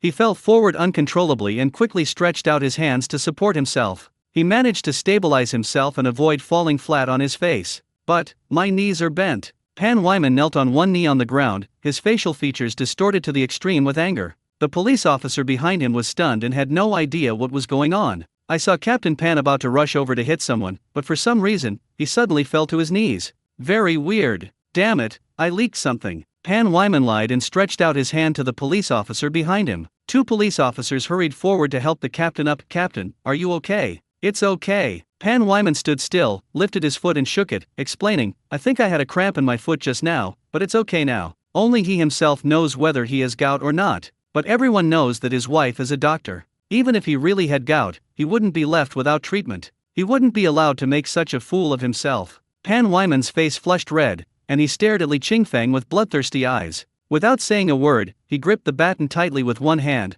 took a tentative step forward, and said, Boy, you're so arrogant. Today, let me teach you how to behave. Having said that, he immediately took big strides and rushed towards Li Qingfeng. Plop. Kneel again. Everyone held their breath and looked at the captain who was kneeling on the ground in disbelief. It seems that the captain's gout might be a bit serious. Pan Wyman was angry. Uncontrollable anger. He was so angry that he wanted to eat Li Qingfeng alive. He was clear that this must be Li Qingfeng's doing. Although I don't know what method he used, it was definitely him who did it. He let out a loud ah and used his hands and feet to crawl towards Li Qingfeng, no longer caring about his own image. This was something Li Qingfeng had not expected. A captain crawled over like a dog in front of so many people. Can you believe it? By the time he reacted, Pan Wyman had already crawled in front of him, stood up suddenly, raised his baton high, and was about to hit him on the forehead. The speed was so fast that the people behind him couldn't help but exclaim inwardly, "He is truly worthy of being the captain, so flexible." He actually thought of crawling to get closer to Li Qingfeng. Wise captain. Captain is awesome. It happened in the blink of an eye. Just as the baton was about to hit his scalp, Li Qingfeng suddenly twisted his body and easily avoided it. Pan Wyman was shocked. He never expected that he would miss the target with a stick at such a close distance. Logically speaking, Li Qingfeng shouldn't have time to react. But unfortunately, he just avoided it. Anger. Unable to hit with the stick, Pan Wyman raised his foot and kicked Li Qingfeng in the crotch. Li Qingfeng was slightly stunned. He never expected that the captain would be so ruthless and every move would be fatal. Without thinking too much, he punched Pan Wyman's calf. The speed is so fast that it is invisible to the naked eye. Click! With a crisp sound, Pan Wyman's leg was broken. Ah! A howl that shook the earth and sky immediately resounded throughout the entire compound. At the same time, the door of the inquiry room was opened, and a man in his 40s pushed the door in with several police officers. He just happened to see Pan Wyman kicking someone and being killed in return. Pan Wyman! The visitor shouted loudly, his face full of uncontrollable anger. Director! The few people following Pan Wyman immediately made way for him, feeling a little uneasy and flustered. How many times have I told you to convince others with reason? You're messing around again, aren't you? Hu Zongzin's eyelids were trembling, like an angry leopard, ready to pounce on someone at any time. He glanced coldly at Pan Wyman, who was lying on the ground wailing, then turned back to look at the police officers who were with Pan Wyman and said coldly, "You'd better give me an explanation for what happened today, otherwise, you will bear the consequences." As a new director who has just taken office, Hu Zongzin seems to have a higher position than the security captain, but in fact, Pan Wyman is a native of the local area, and all the local police officers under him follow his orders, which makes him, the director, very frustrated. When Pan Wyman did this kind of thing before, he could turn a blind eye when there was solid evidence. But today, Pan Wyman did something illegal for the sake of his elder brother, and even tried to confuse right and wrong. This cannot be tolerated. The person who wanted to destroy the surveillance has been captured, and now all that's left is this mess in front of us. Pack up, Pan Wyman, get out. If he can't clean up, he can leave. May I have your name? Walking up to today's victim, Hu Zongzin suppressed his anger and spoke in a gentle tone, "I know everything. Don't worry, I'll take care of this matter for you." Are you the director? Li Qingfeng frowned and asked with a little caution. He originally wanted to defeat that captain, but it would be best if someone came out to resolve the matter. His intention was not to unsettle everyone. He himself is a person who yearns for peace. He just wants to live a peaceful life with his 2 children. But if anyone wants to destroy his peaceful life, or even separate him from his father, then he should ask his fist whether he agrees. People have no intention to harm tigers, but tigers have the intention to hurt people. That's how the world is. Where there are people, there will be rivers and lakes. Many times you want peace, but others may not want to see you at peace. Therefore, at any time, we must improve ourselves and become stronger. Let yourself advance to defend your country and retreat to maintain peace. Yes, I am the director here, my name is Hu Zongzin. When Hu Zongzin opened the door and came in, although he couldn't see clearly how Li Qingfeng made his move, he clearly heard the sound of broken bones. Then Pan Wyman was seen falling to the ground wailing. His agility is probably not something that ordinary people can do. Isn't it stupid to make an enemy of such a person? Looking at Pan Wyman lying on the ground with sympathy, Hu Zongzin continued, "I heard you have 2 children waiting for you at home. You can go back first and leave the rest to me. No one will bother you about this. If anyone does, just call me directly."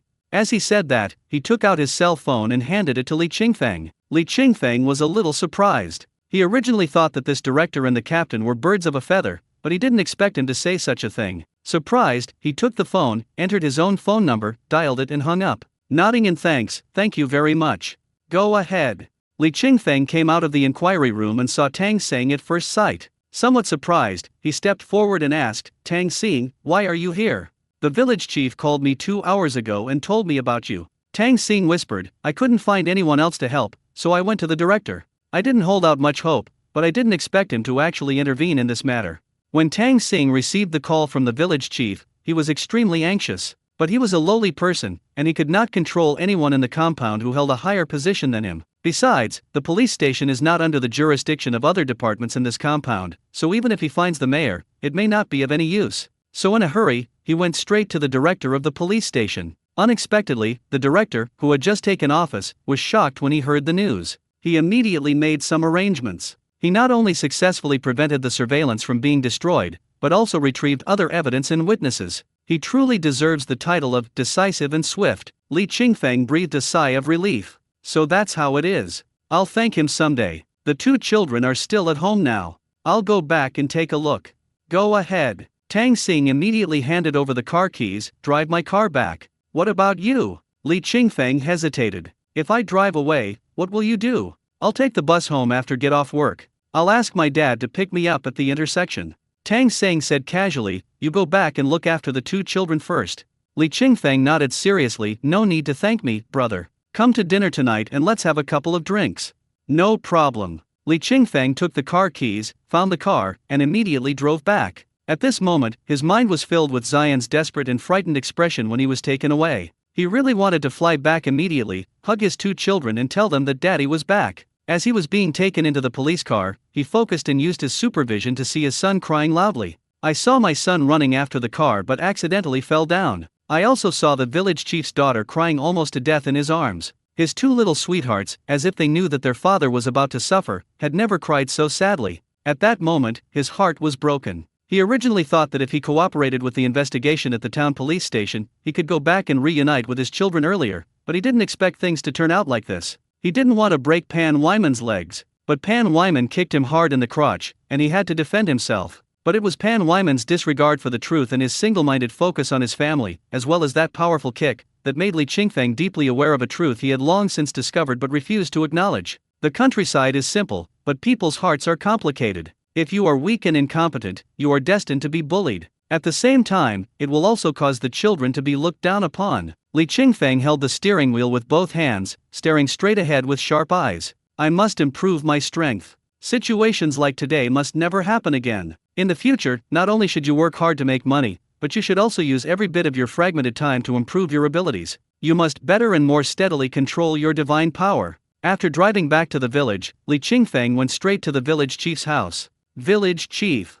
Li Qingfeng walked into the yard quickly and lightly and called out in a low voice. Dad! Xian, who was nervous, suddenly heard his father's voice and rushed out from the living room. In just a few hours, he had already jumped out countless times. Whether the gate was opened or a rumbling motorcycle passed by outside, he would rush out to check if his father had returned. The two little feet seemed tireless, running out at the fastest speed again and again, but were met with disappointment again and again. This time, he finally saw his father's tall figure. Her tense nerves suddenly relaxed, tears burst out, and she rushed forward, threw herself into her father's arms, hugged his waist tightly with both hands, and asked while crying, Wow, Dad, why did you take so long to come back? I've been waiting for you here just now, why didn't you come back? Wow. Silly boy, isn't Dad back now? Li Qingfeng hugged his son tightly and smiled distressfully. Don't cry, Dad promised you that he would be back before dark. Dad is back now, isn't he? Don't cry, be brave.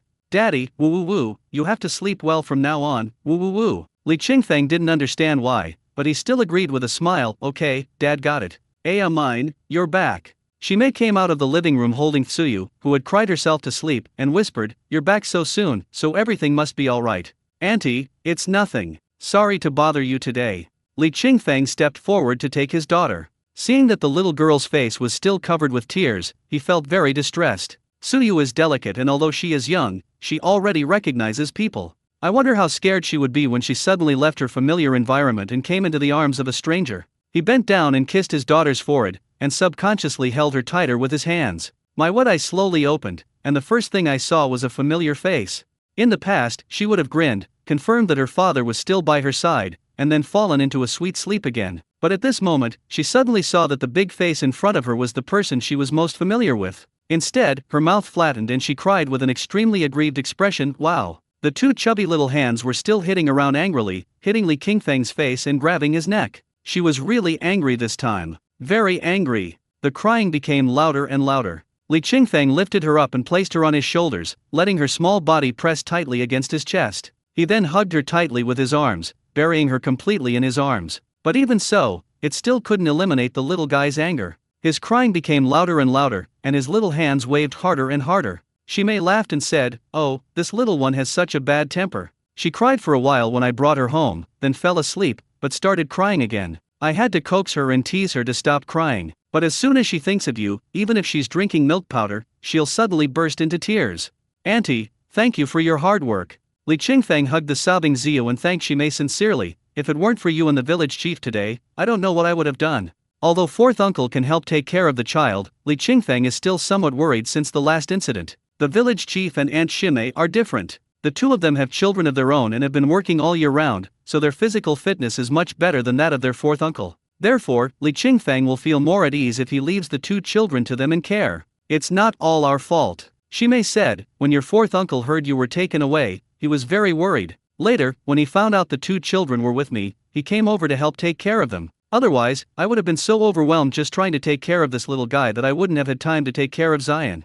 Where is my fourth uncle now? Li Qingfeng looked around and didn't see his fourth uncle, so he asked. He went home for lunch. I asked him to eat here, but he refused and insisted on going back to eat. Shimei suddenly thought of something and asked hurriedly, Qingfeng, you probably haven't had lunch yet. There are a lot of sweet potatoes cooked in the pot. Go eat some. When your uncle comes back, we can stir-fry 2 more dishes. Auntie, it's no trouble. Li Qingfeng gently rocked Suyu and said, let's go home first. I was taken away so suddenly, I guess everything in the house must have been taken away. Ah, who would move your things? Shimei said with a smile, there's no such bad people in our village, don't worry. Li Qingfeng recalled the last time Lu Qinglan took away the solar lamp and smiled without saying anything. After thanking Shimei, he took his 2 children home. As he expected, almost everything that could be moved out of the house was taken away. So, after a short rest, he took the child and went straight to Lu Qinglan's house. Uncle Qinglan. A voice came from the yard. Lu Qinglan immediately frowned in alertness, thinking, did I hear it wrong? Why does this voice sound a bit like Li Qingfeng?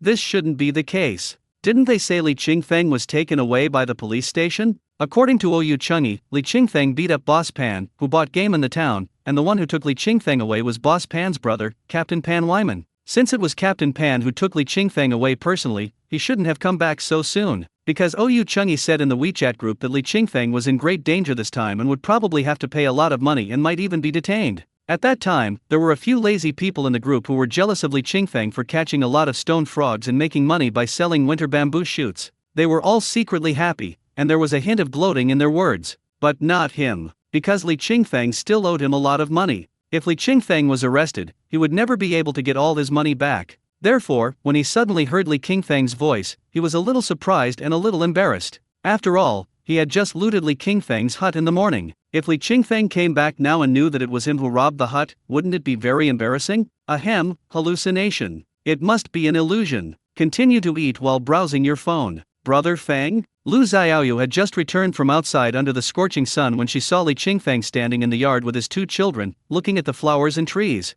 Somewhat surprised, you're back, that's great. I heard that you were taken away by the police this morning. I hope they didn't give you any trouble. His words were full of concern, but it was definitely not the kind of concern that was deliberately feigned just to get some gossip. Li Qingfeng smiled at her. It's nothing, Xiaoyu, thank you for your concern. The flowers in your yard are so well planted, so beautiful.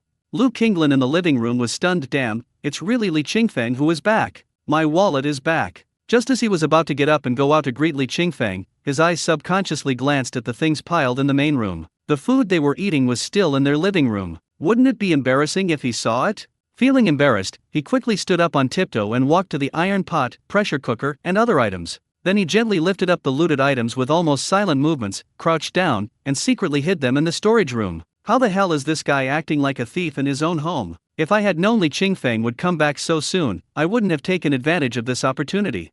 Li Qingfeng was still chatting with Lu Xiaoyu about flowers and trees in the yard. Lu Xiaoyu was very surprised to see that Li Qingfeng had a lot of insights into gardening. In this village, planting flowers and plants in the yard like her would only attract ridicule and mockery, not any praise. Because in the eyes of most hard-working villagers, these flowers and plants can neither be eaten nor used, and planting them in the yard will only waste land and effort. It would be better to plant a few red-backed cabbage or leeks at the foot of the yard wall. At worst, leaving the yard empty and piling up some firewood or something is better than planting flowers and plants. Her mother Huang Mingziu also thinks so. If it weren't for the aunts and cousins from the city who would praise the yard's beauty every time they walked into it, it would be wishful thinking for Lu Xiaoyu to occupy the yard and plant these flowers and plants under the nose of her extremely powerful mother. Li Qingfeng could be said to be the first person in the village to praise her flowers and plants. I was happy and relieved at the same time. It seems that not all people in this village are so closed-minded. At least there are people like Brother Fang. Li Qingfeng also discovered that when he met Lu Xiaoyu a few times before, although she would smile, her smile had never been as bright as it was now.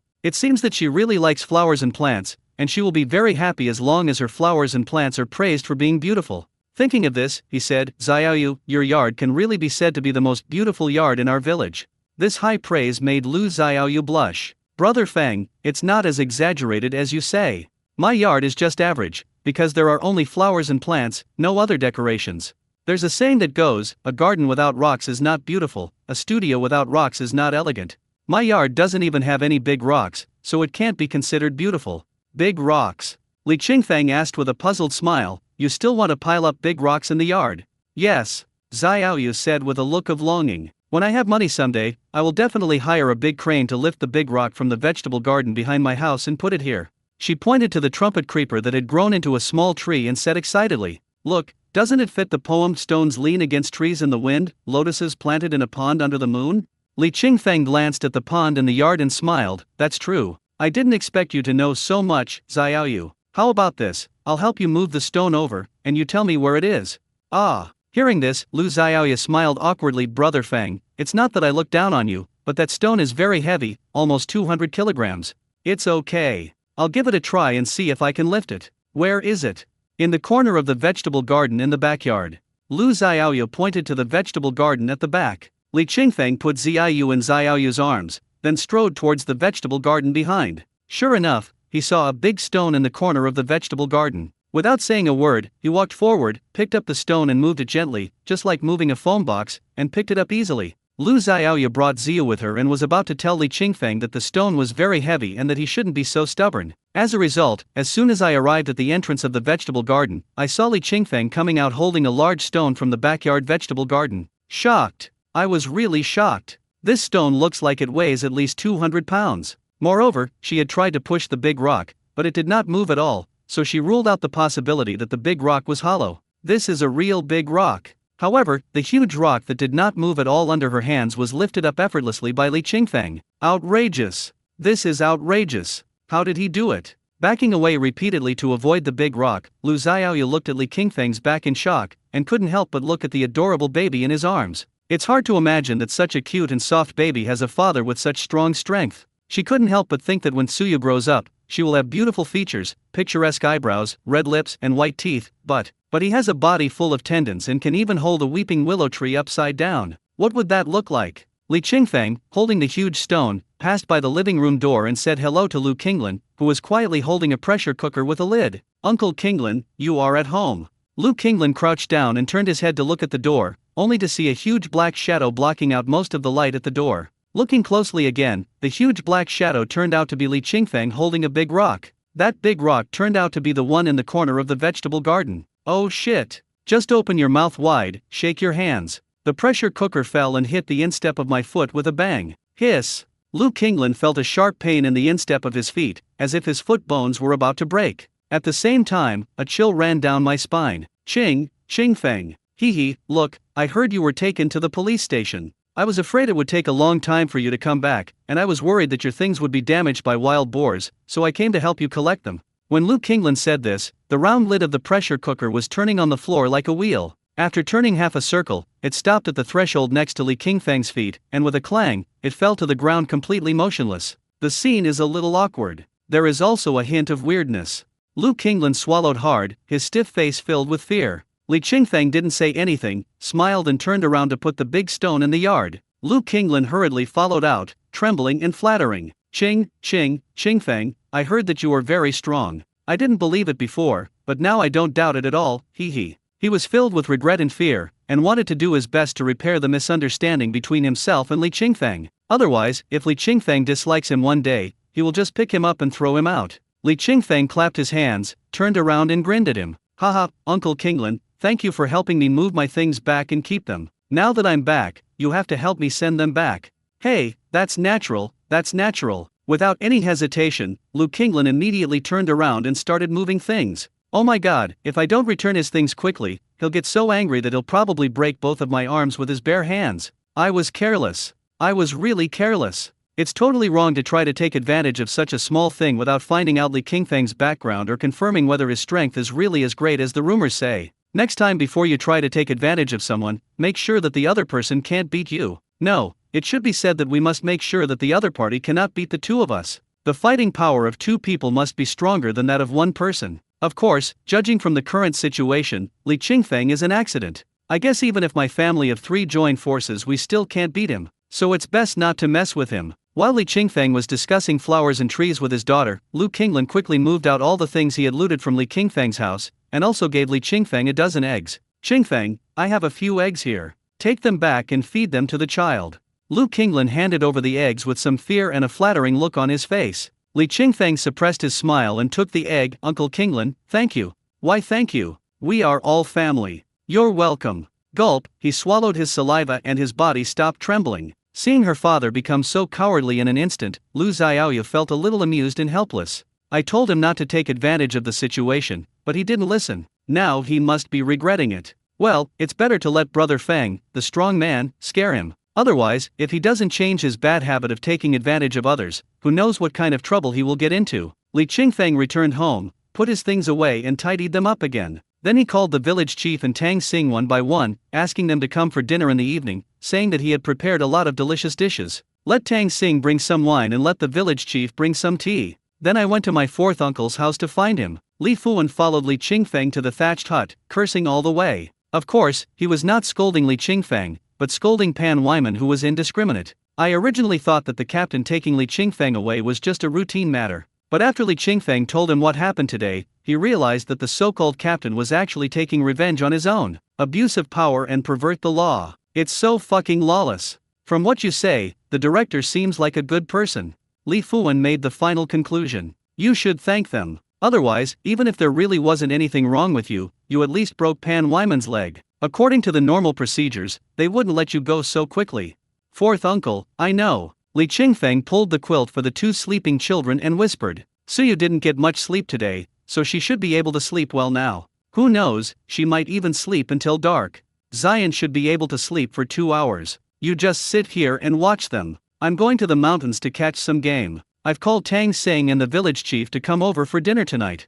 Go ahead. Li Fuan waved his hand. I'll just sit here and not go anywhere. Okay. With his 4th uncle's words, Li Qingfeng picked up his weapons and went into the mountains. Although he keeps his eyes and ears open, it wouldn't be a big problem even if 4th uncle didn't look after the child. But the 2 children are emotionally unstable today, so it would be better if someone could watch them. Otherwise the 2 children would wake up and cry, and he would not have time to pick them up. I'm having dinner tonight, so of course I can't just have scrambled eggs or something. Even with his current situation, no one would say anything to him if he ate some scrambled eggs. However, he really wanted to thank the village chief and his wife and Tang Xing. If the village head and his wife hadn't helped him today, and if Tang Xing hadn't called the director, he probably wouldn't have been able to get home before dark. Although he has a strong fist, sometimes power overwhelms people, and no matter how strong your fist is, you cannot withstand certain rules. Unless your fist is so hard that you fear nothing. Li Qingfeng walked quickly along the mountain path, reaffirming his previous thoughts. Be sure to use every fragmented time to improve yourself. This improvement can be an improvement in military strength or an improvement in knowledge. If a person wants to be strong, force alone is not enough. If one only has force but no intelligence, he is a reckless man. Similarly, knowledge alone is not enough without a strong physique. Otherwise, a flu can take your life. So what if you are well educated? Only when you have both can you live a happy life. Thinking of this, his expression became stern and he suddenly punched a watermelon-sized rock in front of him. Bang! The stone instantly shattered into powder, which floated in the air for a long time before dissipating. Li Qingfeng passed through the white smoke and headed straight for a pine forest ahead. In his field of vision, he could see several pheasants at the lower edge of the pine forest. They are for dinner tonight. Follow the small mountain path opened up by the mountain people, reach the pine forest, and then walk all the way down. Walking to the edge of the pine forest, he once again focused on the movements of the pheasants. Pheasants usually only live in forest edges, bushes, or weedy areas. Occasionally, they will enter some woods with sparse trees, but rarely enter dense forests. Moreover, they are difficult to see in most cases. They only come out to forage for food in the 2 hours before dusk and in the early morning from dawn to 9 o'clock in the morning. It is a bit difficult to encounter pheasants at other times. Most nocturnal pheasants spend the night in trees to avoid attacks from enemies. During the day, although they will come out to move around, their activity range is not large and their personality is cautious. As a result, it is relatively difficult for ordinary people to catch pheasants or even encounter pheasants. However, these are not a problem for Li Qingfeng. First, he had exceptional eyesight and hearing, and an inhuman physique. Secondly, he has now mastered the skill of shooting bulls from a distance through his battles with rats, so catching pheasants is extremely easy. After determining the pheasant's location, rush over directly. The pheasant in the bushes ahead was startled and turned around to see a huge creature rushing towards it at an extremely fast speed. Frightened, it flapped its wings and flew away. However, although this pheasant is also a kind of bird, compared with other birds that are light and fly easily, the pheasant's flying flexibility is about the same as that of a fat man. Yes, but not many. Generally speaking, a frightened pheasant will hide quietly in a secret place, but if it finds that its position has been exposed and the enemy is rushing towards it, it will suddenly flap its wings and fly away. Although the pheasant's flying distance is not far, it is very fast. After landing, it will take small steps and run at a fast pace, and will soon disappear from the enemy's sight.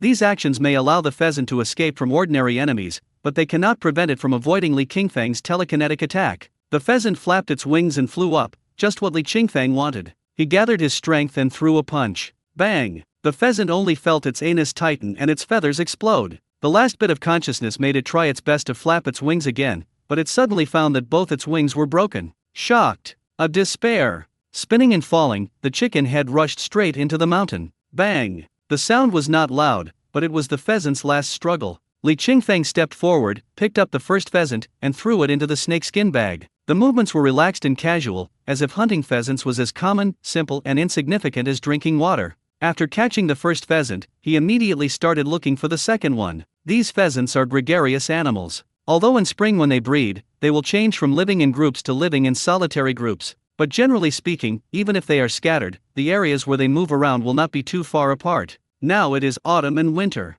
After completing their breeding mission in spring and summer, pheasants have returned from scattered activities to group living. From dividing the mountains to gathering in groups, from scattering everywhere to gathering in one place. Catching pheasants will also change from extremely difficult to generally difficult. This so-called difficulty only applies to ordinary people. For Li Qingfeng, it is equally easy to catch pheasants regardless of whether they live in scattered or group forms. After catching this pheasant, the other pheasants were caught in the same way. In just about half an hour, 3 pheasants, each weighing 2 or 3 pounds, were caught. But pheasants alone were not enough, so they dug some winter bamboo shoots and caught a few stone frogs. Stone frogs hide in the cracks of rocks during the day and are difficult to catch. Therefore, Li Qingfeng could only use the telekinetic skill to kill the stone frog first, and then use a stick to pull the stone frog out of the crevice of the stone. There are pheasants, stone frogs, and winter bamboo shoots. There are some eggs at home. Enough! When Li Qingfeng returned home, Li Fuan had already lit the fire and there was hot water boiling on the stove. Seeing this, Li Qingfeng couldn't help but laugh and said, "Fourth uncle, you're really smart. You knew I was going to catch pheasants, so you boiled the water. How would I know you were going to catch pheasants? I just had nothing to do, and seeing your kettle was empty, I wanted to boil some water for you." Li Fuan walked forward, opened the snakeskin bag, and was surprised to see so many good things inside. "Oh my god, you've only been in the mountains for an hour or so, and you've brought back so many interesting things? There are stone frogs and pheasants. How did you do that?" To avoid his uncle's suspicion, Li Qingfeng smiled and said, "Haha, it's not bad, not too many. I set up quite a few pheasant traps in the mountains before, and just went in to check. I didn't expect to actually trap 3 big pheasants." "Oh? You still remember how to lasso a pheasant?" Speaking of pheasant trapping, Li Fuan's thoughts inevitably went back to his childhood. "Our family was poor at that time, so poor that we can barely afford to eat. There are several brothers and sisters in the family, and there are also grandparents and great-grandparents above me. Basically, the work can only be done by my parents and eldest brother. Those of them who are younger, as well as their elderly grandparents and great-grandparents, can only do some housework. 3 working people supported a whole family, and in that era, they really had no idea where to put their food. Fortunately, the village is surrounded by mountains, so even if we are poor, we will not starve to death." At that time, the whole village was scrambling to catch pheasants, stone frogs, and other animals. It's not like now. Even if you see a pheasant in the mountains, few people are willing to take the trouble to catch it. However, this also shows that the country is now stronger, the people are richer, and their lives are getting better day by day. While Li Fuan was sighing, Li Qingfeng poured the boiled water into the thermos, filled another pot and put it on the fire. You have to use hot water to kill the chicken, otherwise the feathers won't be removed cleanly.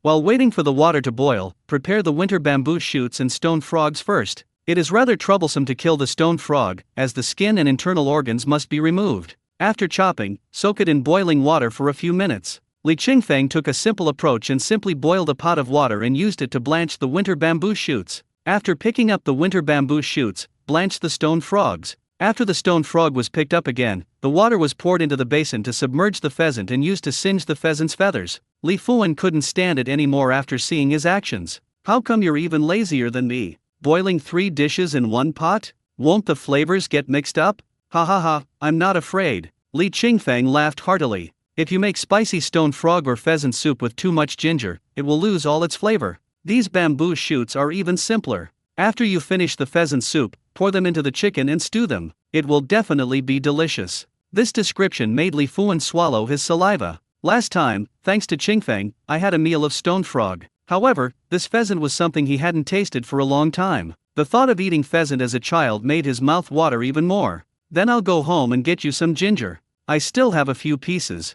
Li Fuan looked around the stove and didn't see any seasonings like ginger, so he said he would go back and get some. Li Qingfeng hurriedly stopped him. No, fourth uncle, no need to take it, I have it. You have it? Where is it? Why can't I see it? In the bag. Li Qingfeng plucked the chicken feathers and nodded. In that bag. Li Fuan was suspicious. Did someone send you ginger? No, who would give me ginger? Li Qingfeng shook his head in denial. Then where did you get the ginger? Li Fuan had already walked to the snakeskin bag that Li Qingfeng had just brought back and looked inside again. There was indeed ginger at the bottom of the bag, and quite a lot of it. At least 10 pounds. Could it be that this guy stole the ginger that someone else planted in the field? Thinking of this, Li Fuan became anxious. Qingfeng, you can't steal other people's things. No matter how poor we are, we can't do such sneaky things. Fourth uncle, please look carefully. Li Qingfeng was speechless. After hearing this, Li Fuan turned around and looked at the ginger in the bag again. It's ginger, for sure. Oh, that's not right. This is not ginger. Is this wild ginger? Li Fuan was a little confused and simply poured all the ginger in the bag onto the ground. Take a closer look. Hey, it really is wild ginger. You scared me. I thought you were stealing someone else's ginger. Li Fuan breathed a sigh of relief, picked up a few pieces of wild ginger from the ground, and went to the small ditch next to the water tank to wash them. While washing, he began to teach earnestly. It doesn't matter if we're poor, as long as we don't starve to death. But stealing will shorten your life and bring retribution, so you absolutely must not do it. Look at Oyu Changyi. He usually does all sorts of sneaky things in our village. So now he's been bitten by a snake. I heard that even though his leg is healed, it's still lame. Li Fuan had nothing to do every day and loved to gather with other like-minded people in the village under the big banyan tree to chat about gossip. There is almost nothing going on in the village that they don't know. Ah, so serious. Li Qingfeng didn't expect that Oyu Changyi's leg would become like this after being bitten by a snake. Alas, what a sin, what a sin. If he hadn't taken advantage of me that day, none of what happened later would have happened. Now, not only did I not get any benefit, but I also lost half my leg. Why bother? Before sunset, Tang Xing and the village chief and his wife arrived at Li Qingfeng's hut one after another. Originally, the 3 of them had not planned to come, but after Li Qingfeng called them several times in a row, they had no choice but to come and disturb them. However, when they thought about how Li Qingfeng's house was bare, the 3 of them felt embarrassed to come empty-handed. Tang Xing not only brought wine, but also a roast duck. Tang Yuxin and his wife brought tea, about 10 pounds of ginger, and 20 to 30 pounds of sweet potatoes and taro. But in the end, when we arrived at the hut, in the interplay of orange-red firelight and solar lights, we saw 2 steaming and fragrant dishes being cooked on the stove. Tang Xing walked over quickly and exclaimed, "Holy crap! Dry pot stone frog." As he spoke, he took a deep breath, and the fragrance that filled his lungs made him feel extremely satisfied. Then, he turned his attention to the bubbling soup nearby. I saw chicken wings in the soup and thought it was chicken soup. I couldn't help but say excitedly, "Brother Feng, that's great. You spent a lot of money today. Not only did you make a big pot of dry pot stone frog, but you also made such a big pot of chicken soup." Li Qingfeng smiled but said nothing. He was holding his daughter in his arms and feeding her. If he spoke, the little girl would immediately throw away the pacifier and look up at him. Zion had been sitting by the big square rock with a silicone bowl in his hand and had been waiting for a long time. I felt like my neck had gotten longer, but the food still hadn't arrived. At first, Dad said he wanted to feed the baby first. I was feeding the baby milk powder, but he said he had to wait until the village chief and others arrived before he could eat. Now that the village chief is here, it should be time to eat. Dad, I'm hungry. Obviously, he really wanted to eat meat, but he didn't say, "I want to eat whatever I want," he just said he was hungry. You have so many delicious things cooking in your pot, and I'm hungry. Are you going to just let me eat white rice? The little guy looks young, but he is very smart. Saying directly that you want to eat the meat in the pot seems impolite. But if it was Dad who spoke, it would be different. However, what Zion didn't expect was that the devil is always one step ahead of you. If you're hungry, go wash your hands first.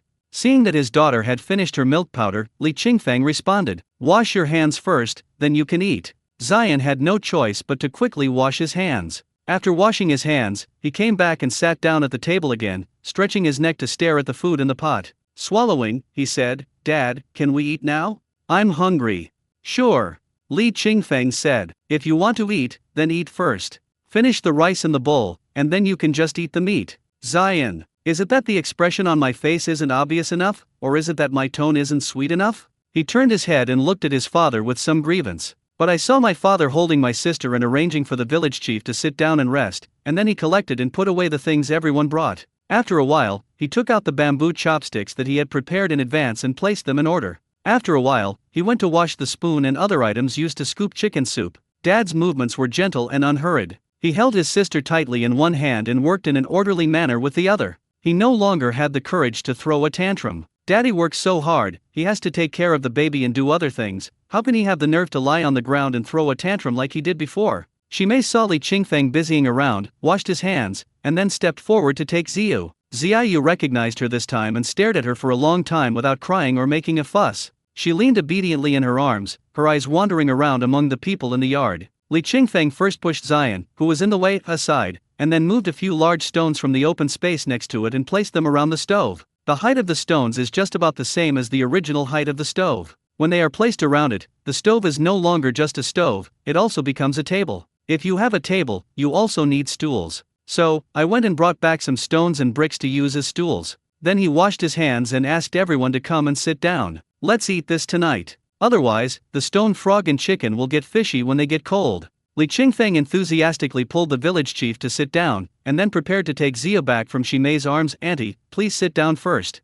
It's okay. It's okay if I eat later.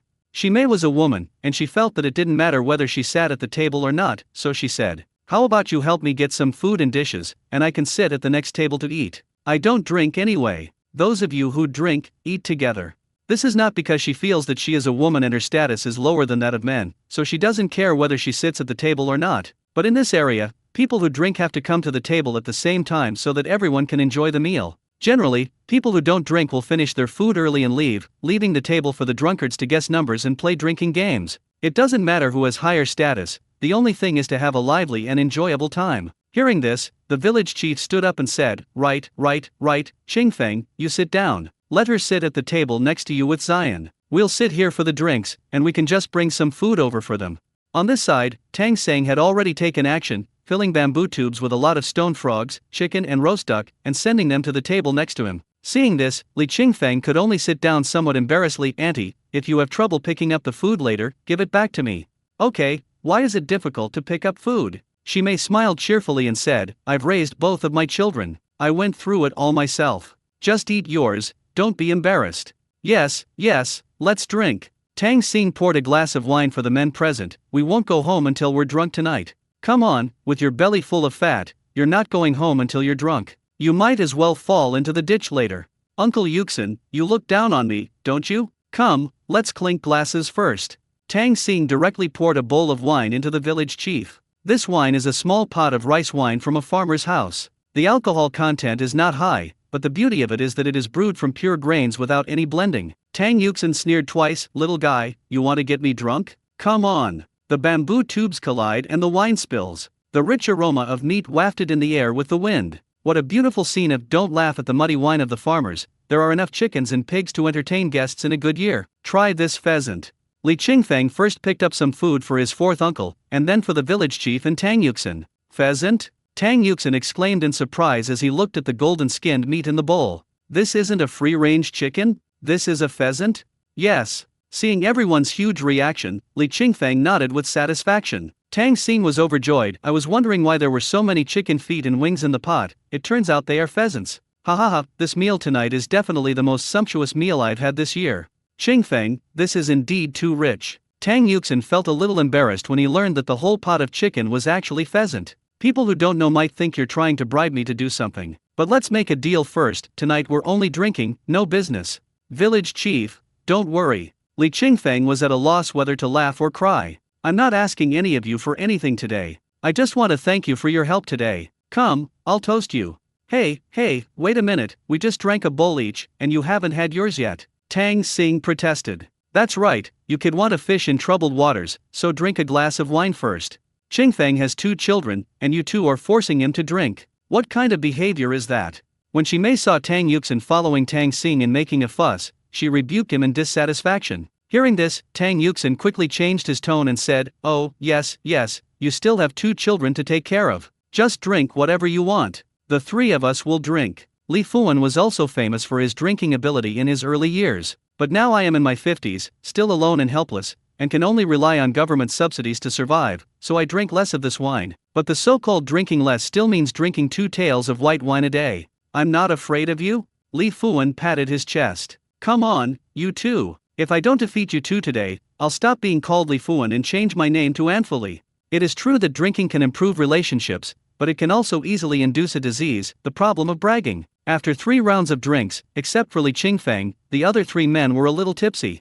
Especially the village chief, he even speaks with a lisp. I'm telling you, I'm a wimp as a village chief. Everyone thinks I've embezzled tons of money, but they don't think about the fact that our village has nothing. Where the hell did I get the money from? The news often reports that a village chief in a certain place has embezzled hundreds of millions or even tens of millions. In fact, those are all exceptions. In many villages, the total savings of all villagers are less than tens of millions. For example, Lushui village has neither factories nor workshops, nothing at all, it is just a natural village. There is no village committee in natural villages. The village committee is in a big village 3 or 4 kilometers away. All the cotters in that big village are well-groomed. Being the village chief in this small natural village really only means a salary of 1 or 2,000 yuan a month, and nothing else. But unfortunately, there are many people like Oyu Chungi and like Huifeng in the village who always think that being a village chief is very profitable. Spreading rumors of corruption today will spread corruption tomorrow. It seems that all the village heads across the country are the same, and there is not a single clean one. Tang Yuxin felt aggrieved. After a few drinks, he became emotionally vulnerable, his eyes moist, and he said, "If I really had that much money, my life wouldn't be so miserable. As you know, my daughter eloped with her boyfriend when she was very young. She was only a teenager at the time. It's been almost 10 years now, and we still don't have a child. She was looked down upon by her husband's family. In the past, they thought that I, the village chief, was very powerful and didn't dare to bully her. Later, seeing that I was nothing and she couldn't have children, I became unhappy with her every day. She would call me crying every now and then, saying she wanted to go to the hospital for surgery to get something done, but she had a special physical condition and the total cost would probably be over 100,000 yuan. I'm just a small village chief, earning only 1,000 to 2,000 yuan a month and supporting my son's college education. Where would I get 100,000 yuan? Just keep your mouth shut." Shimei looked a little unhappy. "I told you not to drink so much, but you didn't listen. Now you're talking nonsense again. And, let the village chief relax occasionally. There are no outsiders here. We are all family, so there is nothing to be afraid of." Li Qingfeng said something pertinent. The village chief seems to be very open-minded on weekdays, but in fact he has a lot of troubles in his heart and has nowhere to vent them. I told my family members about it and they had the same worries. If you tell outsiders about it, they will just treat it as a joke and few people will take it seriously. Enough talking, come, drink. Tang Yuxin raised the bamboo tube and drank it all in one gulp. The wine became spicier and spicier as he drank it, so spicy that tears came to his eyes. At 9 o'clock in the evening, everyone dispersed. Li Qingfeng gave the 2 children a bath and put them to bed. Zion took his hand and whispered, "Dad, are you still going to work in the mountains tonight?" Li Qingfeng nodded, "Yes, Daddy still has to go to the mountains to catch stone frogs. You just go to sleep well, okay?" Zion was a little scared. "Dad, can you go to sleep? If you don't, the police will arrest you." Li Qingfeng felt a little distressed. He sat beside the bed, picked him up and held him in his arms, whispering, "Then Daddy won't go out to catch stone frogs tonight, okay? Can Daddy stay home and tell you stories tonight?"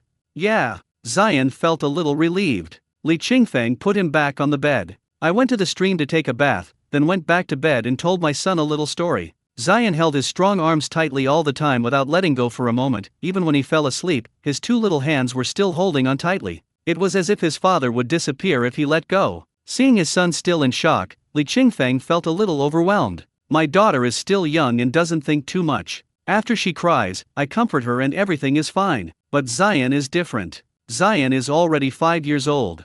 He can think, be afraid, and associate many unrelated things. But this 5-year-old child only half understands what you say. If you talk to him about worldly affairs, he will be even more confused. A 5-year-old child is at the age of vigorous growth. However, his small body and strength could not keep up with the growth of his small head. Therefore, the fear of the unknown will be deep. He will need more companionship to eliminate his fear. Li Qingfeng rubbed his sleeping son and looked at his daughter who was sleeping beside him. I closed my eyes and fell asleep. However, I slept very restlessly that night. In less than 10 hours, Zion woke up from his sleep 6 or 7 times. Every time I cry and shout, "Dad, don't leave." Every time, Li Qingfeng would hug him and tell him, "Dad is here." After tossing and turning all night, Li Qingfeng felt like he hadn't slept much. But fortunately, his physical strength has been strengthened, so it doesn't matter if he doesn't sleep. Therefore, the next day, Li Qingfeng simply did not go into the mountains to dig bamboo shoots, but stayed at home to take care of his 2 children. By the way, I cut some firewood near the foot of the mountain and stored it, and dug some kudzu root to dry into powder.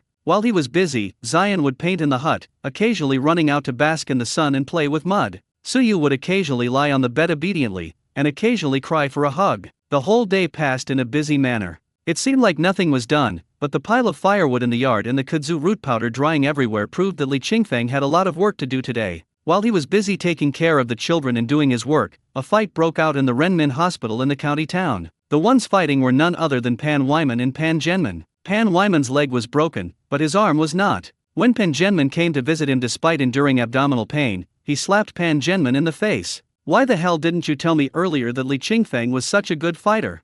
A shout and a slap completely stunned Pan Zhenmin. He covered his face, his eyes full of anger. "How much of a fight can a poor bastard have? You can't even beat a wimp, and you still have the nerve to lose your temper at me. You dare to hit me, I'll beat you up."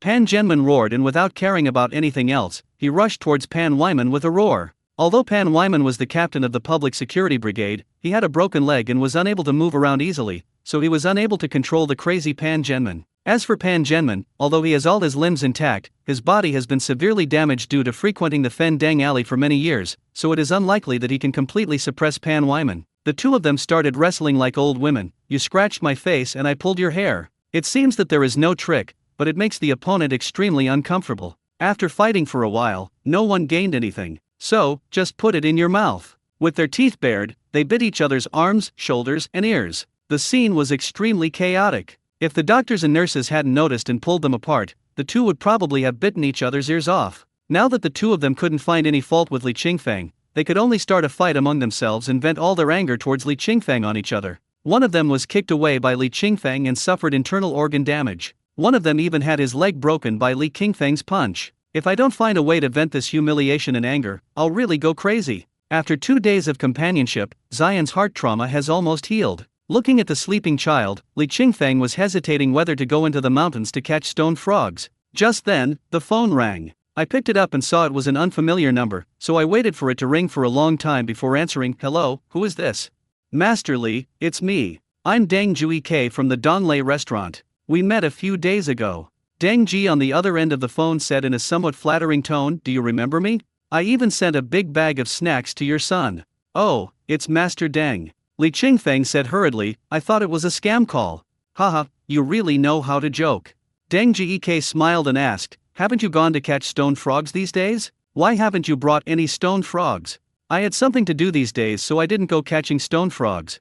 "I see. Then can you go into the mountains tonight and catch some stone frogs? Someone here has ordered 5 pounds of stone frogs for tomorrow's lunch. If you go catch them, you can send them to us tomorrow morning. If you don't go, we can buy them from somewhere else."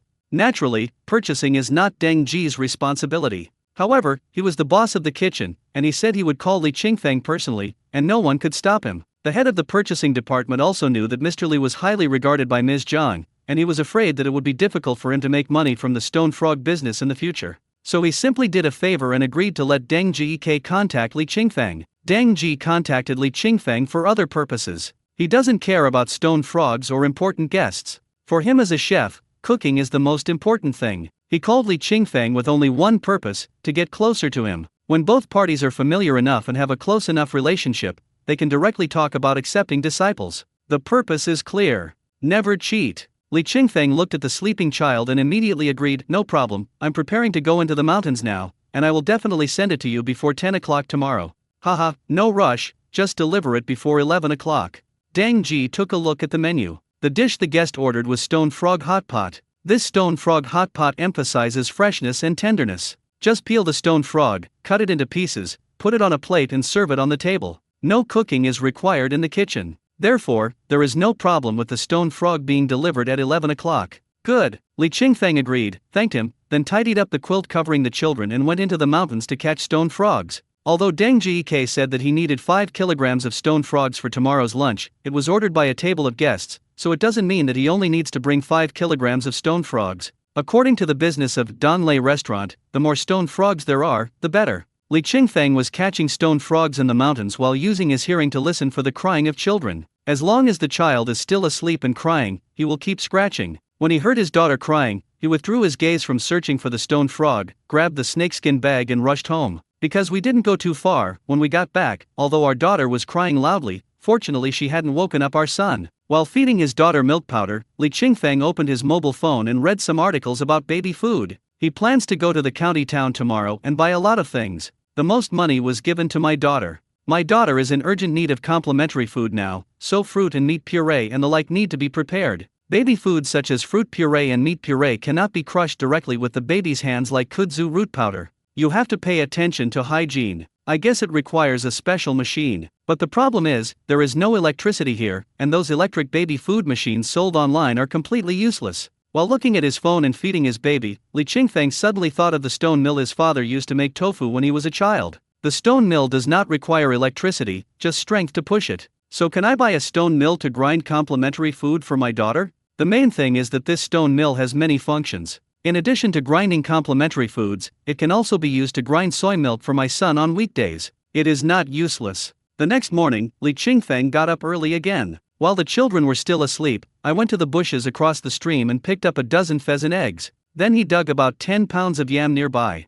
He planned to send these things to the police station director Hu Zongzin to thank him for his help that day. After digging up some things and feeding the children, he went to borrow a car from Li Qinghe. But Li Qinghe's expression today returned to its original state, a little unhappy. He looked at the father and his 2 sons standing in the yard and asked, Qingfeng, I heard you caught several pheasants and stone frogs a few days ago and treated the village chief and Tang Xing and the others to a big meal? Li Qingfeng nodded, yes, I was taken away by the police station that day. Fortunately, there was the village chief and Tang Xing, otherwise I don't know what would have happened. Oh. Li Qinghe nodded without a smile on his face and handed over the car keys. Drive carefully, don't scratch anything.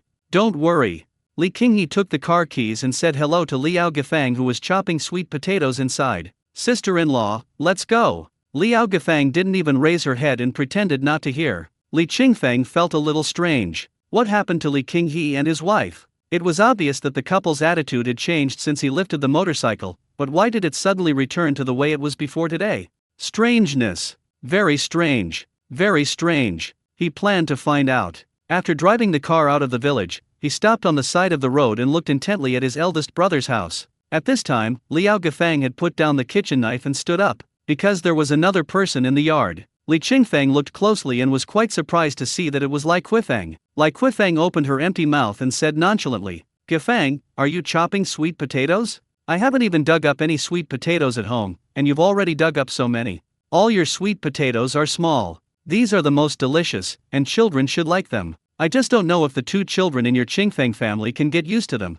When Liao Gifang heard Lai Quifeng mention Li Qingfeng, her face darkened. What does it have to do with me whether he likes it or not? I'm not giving it to him. If he wants to eat it, can't he buy it himself? 2. Lai Quifeng said, he caught so many pheasants and stone frogs, but he would rather invite Tang Yuxin and his wife and Tang Xing to eat them instead of you brothers and sisters-in-law. He really has no manners.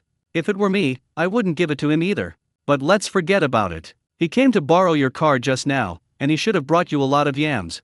Just now I saw him carrying half a bag of something that looked like yams. Bullshit. Liao Gifang cursed. I've never seen him before, so where did he get the yam? Oh, that's his fault. He dug up so many yams and didn't even offer you some to try. He's such a bad boy. Lai Quifeng talked a lot. As she instigated her, Liao Gifang's expression became uglier and uglier. Finally, she started cursing Li Qinghe, you're a fucking coward. Why are you so afraid of him? What's wrong with him being strong? Does he dare to beat you to death? Next time he comes to borrow the car, if you dare to lend it to him, we'll get divorced. When he heard the word divorce, Li Qinghe's face instantly stiffened and he stammered. Didn't Qingfeng just say that inviting the village chief and Tang Xing to dinner was to thank them? You still dare to talk back, don't you? The more Liao Gafang thought about it, the angrier she became. Seeing that Li Qinghe dared to speak, she started to scratch him. Looking at the couple in chaos, Li Quifeng left the yard contentedly. Haha, I don't have much strength, but I can talk. After all this provocation, who can find fault with her?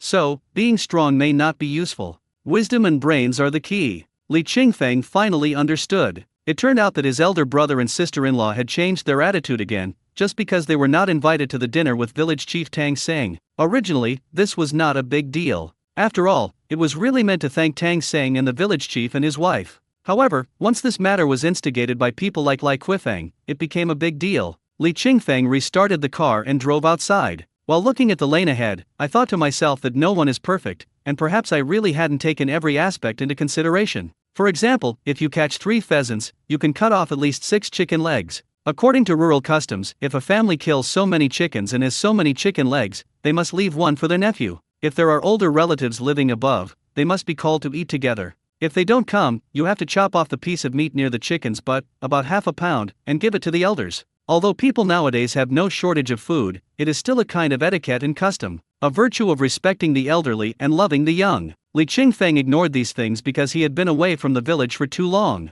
Now that I think about it, I really didn't do well enough. Regardless of what Li Qinghe and Liao Gafang are like, Hoki is a good boy. No matter what, he should have left 2 chicken legs for Hoki. As the saying goes, if there is something wrong, correct it. If there is nothing wrong, try harder. Now that I realize my shortcomings, I will correct them in the future. When they arrived in town, it was still early, so Li Qingfeng went to find Hu Zongzin first. In order to avoid trouble, I called Hu Zongzin before entering the compound. When he drove into the compound, he happened to see Hu Zongzin coming out to greet him. Hu Zongzin actually looks like an ordinary person. Normally he doesn't look too authoritative and rather friendly. Director Hu. Li Qingfeng stepped forward and handed over a snakeskin bag. Here are some yams. I dug them this morning. Take them home and make some soup. Yam. Hu Zongzin originally thought that Li Qingfeng came to him because he was threatened by Pan Wyman or was looking for trouble, so he came to him for help. But I didn't expect that he actually came to deliver something. Yes, Li Qingfeng said, and quickly and carefully took out a plastic bag from the trunk. The plastic bag was filled with withered yellow leaves, and a few round eggs could be vaguely seen among the leaves. Captain Hu, here are a few pheasant eggs. Take them too. Pheasant eggs? Hu Zongzin thought to himself, wow, these are all rare wild game. This wild yam is currently sold for more than 10 yuan per pound in the vegetable market, and it's not very fresh. As for the pheasant eggs, they were even more outrageous. He had only heard of them but had never seen them. I heard from others that one pheasant egg can be sold for 7 or 8 yuan. Although these things are good, he cannot accept them. So the pusher refused and said, no, I can't have these things from you, take them back. Director, these are worthless. Li Qingfeng forced the egg into Director Hu's arms and said sincerely, if it weren't for your help the past 2 days, I don't think the problem would have been solved so easily. This is a small gift from me, you must accept it. I'm not helping you, I'm just doing my job. I would have done the same thing to anyone else that day. So, I really can't take these things from you. You can take them back and sell them for money, or eat them yourself, but you can't give them to me. This is a principle, understand? Hu Zongzin went straight to the trunk of the car, put the pheasant eggs back, turned around and pressed Li Qingfeng's hand, not allowing him to pick it up again. Just listen to me, stop nagging. If I take your things, what will happen? Wouldn't that be like providing paid service to the people? How can I justify my clothes? Director Hu, that's not what I meant. Li Qingfeng smiled a little embarrassedly. I just feel that there aren't many people like you these days, and we should cherish you. What do you mean by liking or not liking me? Hu Zongzin laughed. Don't do that. Otherwise, if someone sees it, they'll come to trouble me. Having said that, Li Qingfeng understood immediately and didn't insist anymore. He simply said, Captain Hu, in a few days it will be the 15th day of the 10th lunar month, Panwang Festival. Although our village doesn't hold any grand celebrations or any special events, every household will make some delicious food to celebrate the festival. When the time comes, come to my house for dinner and I'll prepare something delicious for you. Okay. This time Hu Zongzin didn't refuse and said straightforwardly, I will definitely go when the time comes. Okay, then just call me when the time comes. I won't disturb you from working. Li Qingfeng waved his hand, got in the car and left. Hu Zongzin nodded and waved. This person is too honest. Hu Zongzin couldn't help but smile as he watched the car drive away. According to Tang Xing, Li Qingfeng is currently penniless. He lives in a thatched hut and doesn't even have electricity. I guessed that he really didn't have money to buy any nice gifts, so I went to dig yams and find pheasant eggs as gifts. This sincerity is very real and very heavy. It makes people feel that he did this out of genuine gratitude, not to curry favor with power. He refused Li Qingfeng's thank you gift, partly as a matter of principle and partly because he really couldn't bear to accept it. Not only that, he also thought that next time he went to eat, he should bring some practical things with him, and by the way, he should take the opportunity to investigate the living conditions of Li Qingfeng's family to see if he could help in any way. After Li Qingfeng drove his car out of the township, he headed all the way to the county town. It was around 10 o'clock when we arrived at Donlei Hotel. As soon as I got off the car, I saw Deng Jike coming over enthusiastically and said with a smile, "Brother Li, you're here so soon. I thought you wouldn't arrive until 11 o'clock. After saying that, he brushed past Li Qingfeng and came to the car. He opened the back door and said to Zion in the car with an even brighter smile, "Little friend, do you still remember me?" Zion looked at the kind-faced uncle in front of him, nodded without saying a word, then quickly got out of the car and ran to his father. Deng Ji deliberately frowned and said, "You little brat, I gave you so many delicious foods last time, why are you afraid of me now?" "Hee, sorry, Master Deng." Li Qingfeng said with a smile, "I'm a little shy." It's okay. First time is new, second time is familiar." Deng Jike waved to Zion, bent down, and said flatteringly with a smile on his face, "Little boy, do you still want to eat the snacks made by uncle?" "Yeah. As long as there's food, there's no need to worry about giving birth." Zion nodded immediately and said, "Yes." "Then come on, follow uncle to the kitchen and tell him what you want to eat, and he will make it for you." Zion looked up at his father, and when he saw that his father didn't say anything, he turned to look at his uncle who was smiling. After hesitating for a moment, he ran over happily and held his uncle's hand. Deng Jike's eyes lit up. Ding, kidnapped successfully. Li Qingfeng looked at the backs of the two and frowned. Why was Master Deng so familiar? Was he a little too enthusiastic? Did he really have some strange feelings towards Zion? Zion is beautiful and is often mistaken for a girl. And now Deng Jike was trying to please Zion in every possible way, which made Li Qingfeng feel a little wary. He picked up his daughter, who was sucking her fingers, grabbed some food, and quickly followed him. "Master Deng, I caught a lot of stone frogs last night. Is that a problem?" "No problem," Deng Jike said lightly, "even if you catch 100 kilograms of stone frogs, I can sell them all." "What a joke. Did I get my skills by bragging?" This is the result of painstaking research day after day and year after year. Not to mention a few kilograms of stone frogs, even if it's dozens or hundreds of kilograms, you won't have to worry about not being able to sell them. As long as he puts in a little more effort and makes the stone frog taste better, wouldn't those diners be lining up to eat it? That is to say, this place is small. If it were in a first-tier city, he dared to say that as long as he was there, the business would definitely be booming 24 hours a day, with no idle time throughout the day and no off-season throughout the year. However, he doesn't want to go to the big city anymore. This little place is nice too. That's good. Li Qingfeng breathed a sigh of relief. After arriving at the kitchen, Deng Ji took Zion to the dim sum counter and personally made dim sum for Zion. Li Qingfeng handed the stone frog to the purchasing department. 25 kilograms? The young man from the purchasing department exclaimed, immediately attracting a lot of attention. He looked up at Li Qingfeng in surprise and said enviously, "Brother, did you catch all these stone frogs last night?" "Yes." Li Qingfeng was stunned and asked hurriedly, "Is there something wrong with the stone frog?"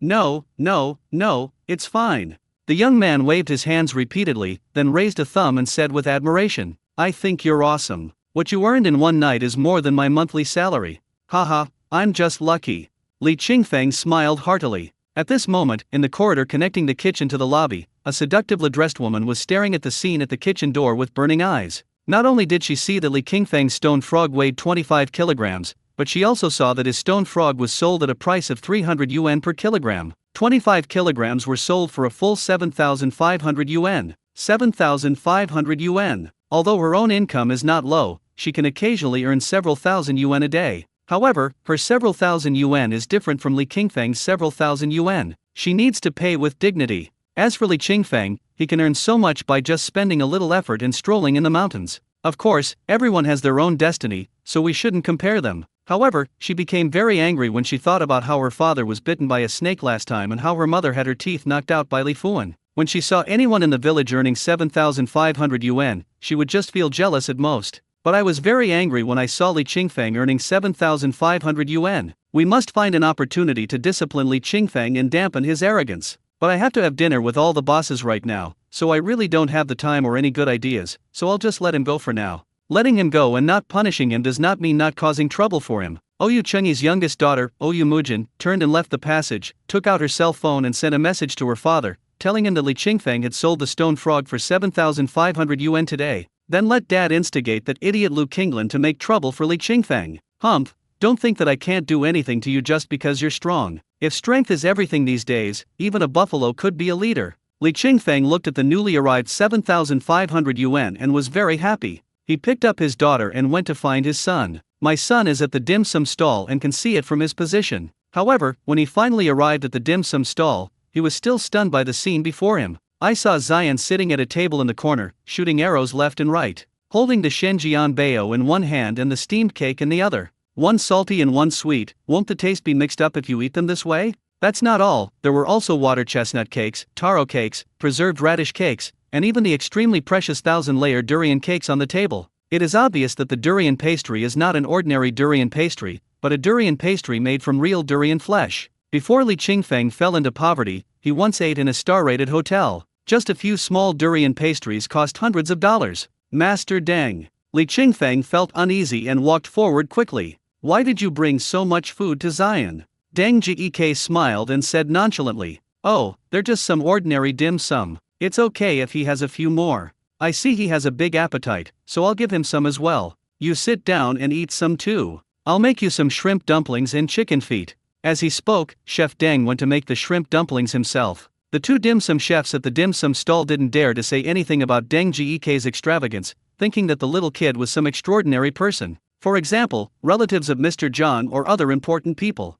But when he saw the little baby's father appear, he couldn't help but feel angry when he saw that he was dressed in rags and didn't have the slightest air of a rich man. Damn, this must be Master Deng's own poor relative. This old guy is so cunning. He brought his poor relatives to the restaurant to eat and drink as much as he wanted, and took up most of the ingredients originally prepared for the guests. It's too much. Do you really think you are so great just because you are a great chef? In 10 or 8 years, maybe I can become a chef. Seeing Deng Jike going to eat the few shrimp dumplings he had left, the two of them looked at each other and came up with a plan. One of them picked up a list, looked at it, then picked up a bowl of rotten leek dumplings that had been returned by a customer and delivered it personally. Zhang Bing was eating in the box. Although the fetus is still young, it doesn't need to eat too much. However, because I was vomiting all the time and didn't eat properly before, now that I'm not vomiting anymore, I have to make up for the nutrients I didn't eat before little by little. Just as I was complaining to Xiaohuang about why the shrimp dumplings hadn't arrived for so long and was planning to ask Xiaohuang to urge them to come, the door of the private room opened. The master chef from the dim sum stall personally brought in a bowl of dumplings. Looking a little embarrassed, Mr. Zhang, these are the dumplings you requested. Xiaohuang took the dumpling, looked inside, and immediately screamed, no, this is not it. What's wrong? Zhang Bing asked. Xiaohuang hurriedly said, Mr. Zhang, you ordered shrimp dumplings, and this bowl is leek dumplings. Zhang Bing frowned. Is our restaurant's business so bad that we can't even afford shrimp dumplings? No, no. The chef said hurriedly, we do have shrimp dumplings, but what is it? Zhang Bing was a little displeased when he saw him hesitating. Is there anything you can't tell me? That's right. The master chef hesitated for a moment before saying, because the shrimp dumplings in our restaurant are all freshly made in-house, they are more expensive. People who come for dim sum don't usually order much, so we don't prepare a lot on a regular basis. We only prepare just enough. But today, Chef Deng brought his relatives to the restaurant. Not only did they eat a lot of dim sum from our dim sum stall, but they even picked out the precious dim sum like the 1,000-layer durian pastry and shrimp dumplings. So, Zhang Bing heard this, but before he could speak, Xiaohuang beside him couldn't help but say, you can't eat Mr. Jiang's portion. Mr. Jiang is pregnant with a baby. Yeah, I think so too. But, Chef Deng is the head chef and he's in charge of the entire kitchen, so we can't say anything. The master chef deliberately wiped his forehead to show his nervousness. It seemed as if he was very afraid of offending Deng Jike. Zhang Bing was pregnant and seemed to be in a state of being stupid for 3 years after pregnancy. She didn't understand the master chef's intention at all. He said casually, oh, so that's the case. Never mind. I won't eat shrimp dumplings today. Ha! The chef was stunned. Boss Zhang, aren't you going to take care of Master Deng? Why should I care about him? Zhang Bing said indifferently. Master Deng condescending to be the head chef in our restaurant is a waste of his talent. Don't even mention that he just brought relatives over to eat. Even if he brought ingredients from the restaurant home, we can't say anything. He helped us revive our restaurant business. Do we really want to argue with him over such trivial matters? The master chef was ashamed. I never expected President Zhang to say such a thing. Originally, he came to tell tales in a roundabout way, hoping to make the hot-tempered general manager Zhang scold Deng Jike. But unexpectedly, I now appear to be a mean person. Wiping the sweat off his face as he walked out of the private room, the chef saw Deng Jike at a glance. Deng Jike is making egg pancakes. Seeing this, the master chef immediately rushed over. Master Deng, what are you doing? What are you doing? Deng Jike didn't even raise his eyelids. Can't you see I'm making omelets? Master Deng, this is not an ordinary egg. Seeing the only 2 pheasant eggs being ruthlessly cracked open by Deng Jike and spread on the grill, the chef was so angry that he jumped up and down. These are pheasant eggs, prepared for President Zhang. Ah! Deng Ji's hand froze, and then he looked up and smiled a little embarrassedly. Well, I'll prepare it. It's the same if you send it to Mr. Zhang. It's different. The chef was anxious and angry. Why don't you just stay in the kitchen and take care of your own kitchen? Why are you coming here to cause trouble? Don't you know that Mr. Zhang doesn't eat coriander? The chef was so angry that his lungs were about to explode. After the previous head chef was fired, this position of head chef should have been his. But unexpectedly, this Deng Ji suddenly appeared out of nowhere and directly sat on the throne of the head chef. He was so angry that he volunteered to go to the dim sum stall. Deng Ji shrugged indifferently. Then there's nothing we can do. Then tell Ms. Zhang not to eat it. It's not good for pregnant women to eat too many eggs. You've gone too far. The master chef pointed at Deng Jike angrily. Not only did you eat my durian pastry and shrimp dumplings, you also stole my pheasant eggs. Do you know how valuable this pheasant egg is? I tell you, these pheasant eggs are hard to come by. You. The master chef was trembling all over and could hardly breathe. Seeing this, another dim sum chef rushed forward to support him. Li Qingfeng also persuaded with some embarrassment. Sorry, don't be angry. Master Deng didn't mean it. We'll just compensate you. Compensate? The chef roared. These are pheasant eggs. Can you afford it? What's going on? Zhang Bing walked over after hearing the noise. Seeing Li Qingfeng, his father, and his son were all here, he was very happy. Brother Feng, when did you come? I just arrived a while ago. Li Qingfeng smiled a little embarrassedly. People gave me the opportunity to come here and sell stone frogs at high prices, and I made a lot of money. But he brought the greedy Zion with him to eat and drink to his heart's content, and even ate the only 2 pheasant eggs. It's so embarrassing. He felt even more ashamed when he saw the dim sum chef caring so much about the 2 pheasant eggs. I shouldn't have listened to Deng Jike. I should sell the stone frog and leave. That way it wouldn't have turned out like this. After listening to the master chef's report, Zhang Bing couldn't help but smile. Master Ma, don't be angry. This isn't a relative of Master Deng's, this is my friend. Ah! Master Ma was stunned. He looked at Li Qingfeng and his son, then at Mr. Zhang, and smiled awkwardly. But even if you are Mr. Jiang's friend, you can't do this. I specially found those 2 pheasant eggs and prepared them for you, but it doesn't matter, really. As soon as Zhang Bing saw Zion with his mouth full of oil, all his worries disappeared. Master Ma, I have received your kindness. As for the 2 pheasant eggs, give them to Zion. As he spoke, he walked over and touched Zion's little head, and asked softly, Zion, is it delicious? Delicious. Zion, who knew nothing, nodded vigorously, stuffed another shrimp dumpling into his small mouth, chewed it lightly and swallowed it. Zhang Bing was delighted by this scene. Haha, you're so cute when you eat. And more. Deng Juike quickly presented the fragrant egg pancake. Freshly baked pheasant egg pancakes, they're hard to come by, come and try them and see if they're delicious. Zion looked at the omelet, but didn't have much appetite. I don't want to eat omelets.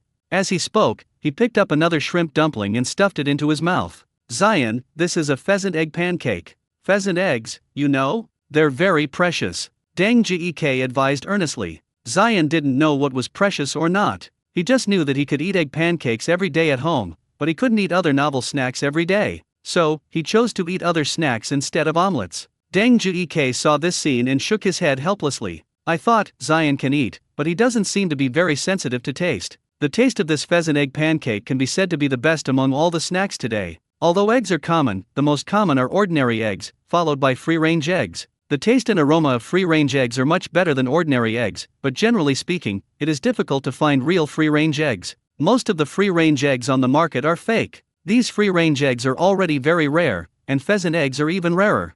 Pheasant eggs are eggs laid by pheasants. Pheasants live in the mountains all year round, without any constraints and without eating any feed. They really grow up on the small insects and wild fruits in the mountains. The taste of pheasant eggs laid by such pheasants can be said to be unparalleled. However, even such precious pheasant eggs did not arouse Zion's interest at all. This made Deng Jike suspect that Zian's sense of smell or taste might not be very developed. If this is the case, then the matter of accepting disciples needs to be reconsidered. After all, people with poor sense of smell and taste are not worthy of being his disciples. Zian, these are pheasant eggs. They're delicious.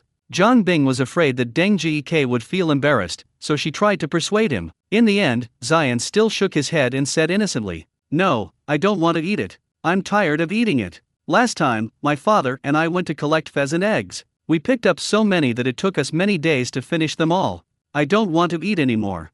Puff. Blood spurting. Except for Li Qingfeng and his two sons, everyone else present was so overwhelmed by Zian's words that they almost spit out blood. "Damn, I'm tired of eating pheasant eggs. Why don't you go to heaven? It's not a good thing to brag like this at such a young age." Master Ma couldn't help but sneer. "You're probably being fooled. Tired of pheasant eggs? I don't believe you. Master Ma, how can you say that? He's only 5 years old, so even if he's bragging, it's harmless."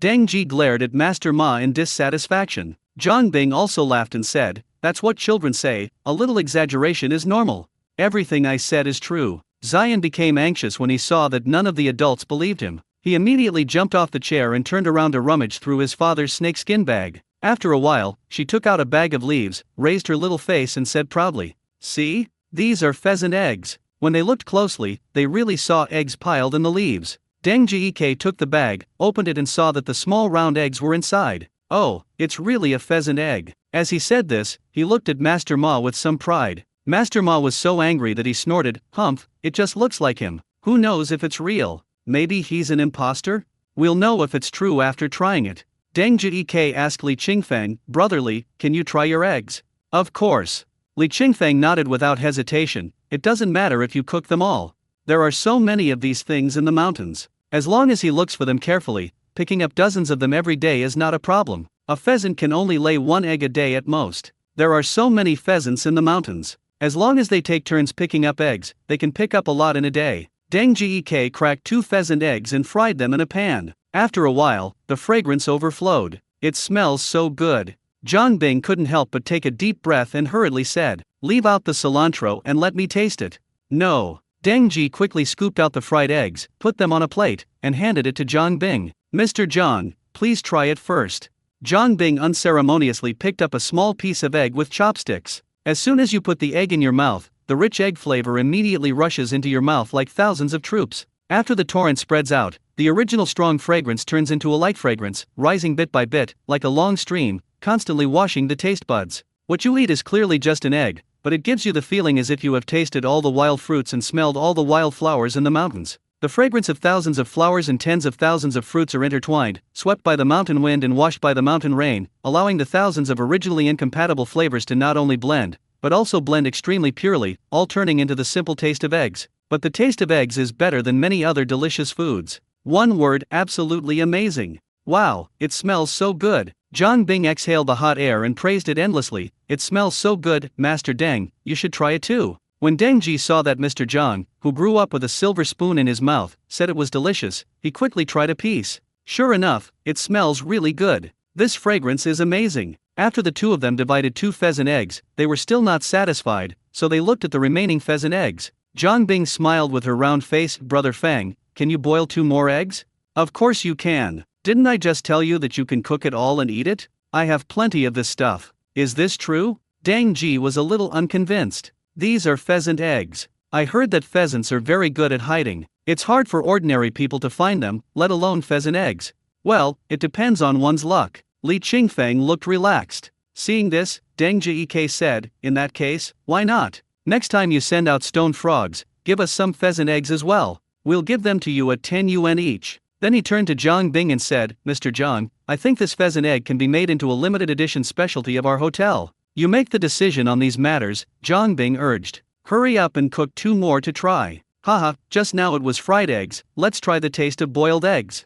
Deng Jike said this and started working again. Zhang Bing then turned around and said, "Brother Fang, our restaurant will have to rely on you to send more ingredients like this from now on." "Haha, Miss Zhang, you're too polite. You give me money and still say you rely on me. It makes me feel embarrassed." "I'm not embarrassed. Zion eats and drinks as much as he wants here, and people even give him change." Li Qingfeng scratched his head, looking a little silly. Seeing this, Zhang Bing couldn't help but say happily, "Brother Feng, please don't be embarrassed. We are brothers and we should settle accounts clearly. You help us provide such scarce ingredients, so it's only natural for us to pay you." "That's right." Dang Ji nodded in approval. Pheasant eggs may not seem expensive, but they are truly rare. There are countless counterfeit eggs on the market that are passed off as free-range eggs. This shows how rare free-range eggs are, let alone pheasant eggs.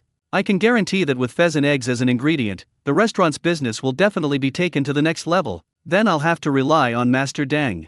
Zhang Bing was very happy today. The biggest reason is that I ate the best eggs ever. It turns out that delicious food can really make people happy. All three of them were in a very happy mood. But Master Ma was not so happy. He even felt his face burning hot, as if someone had slapped him several times. Looking at that little brat who eats and drinks as much as he wants, I get really angry. The 2 pheasant eggs that I had worked so hard to find and that I treasured as treasures turned out to be something that others were tired of eating. Are you angry? It's so fucking infuriating. After leaving Donglei Hotel, Li Qingfeng took his 2 children for a walk. Now I have more than 10,000 yuan in savings, so I can buy some better things. In addition to the children's clothes, shoes and socks, she also bought 2 pieces of clothes for herself. Although it doesn't matter what he wears, he can't be dirty and messy every day. He may not care about other people's opinions, but we can't let the child be embarrassed with us. I bought clothes, some fruits, food like soybeans, and some other things. Finally, all that was missing was a millstone. Li Qingfeng asked Zhang Bing and learned that there was a very large stone factory on the outskirts of the county town, so he drove over to try his luck.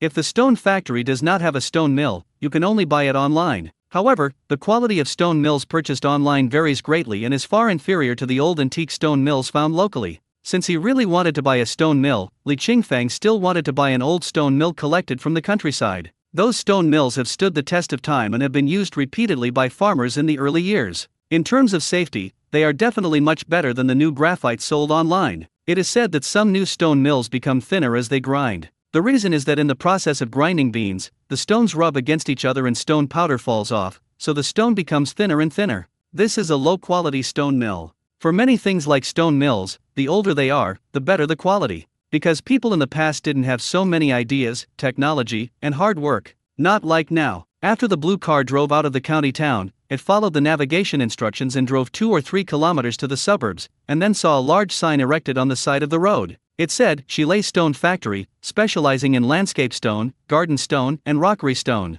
Mr. Shi 132 ********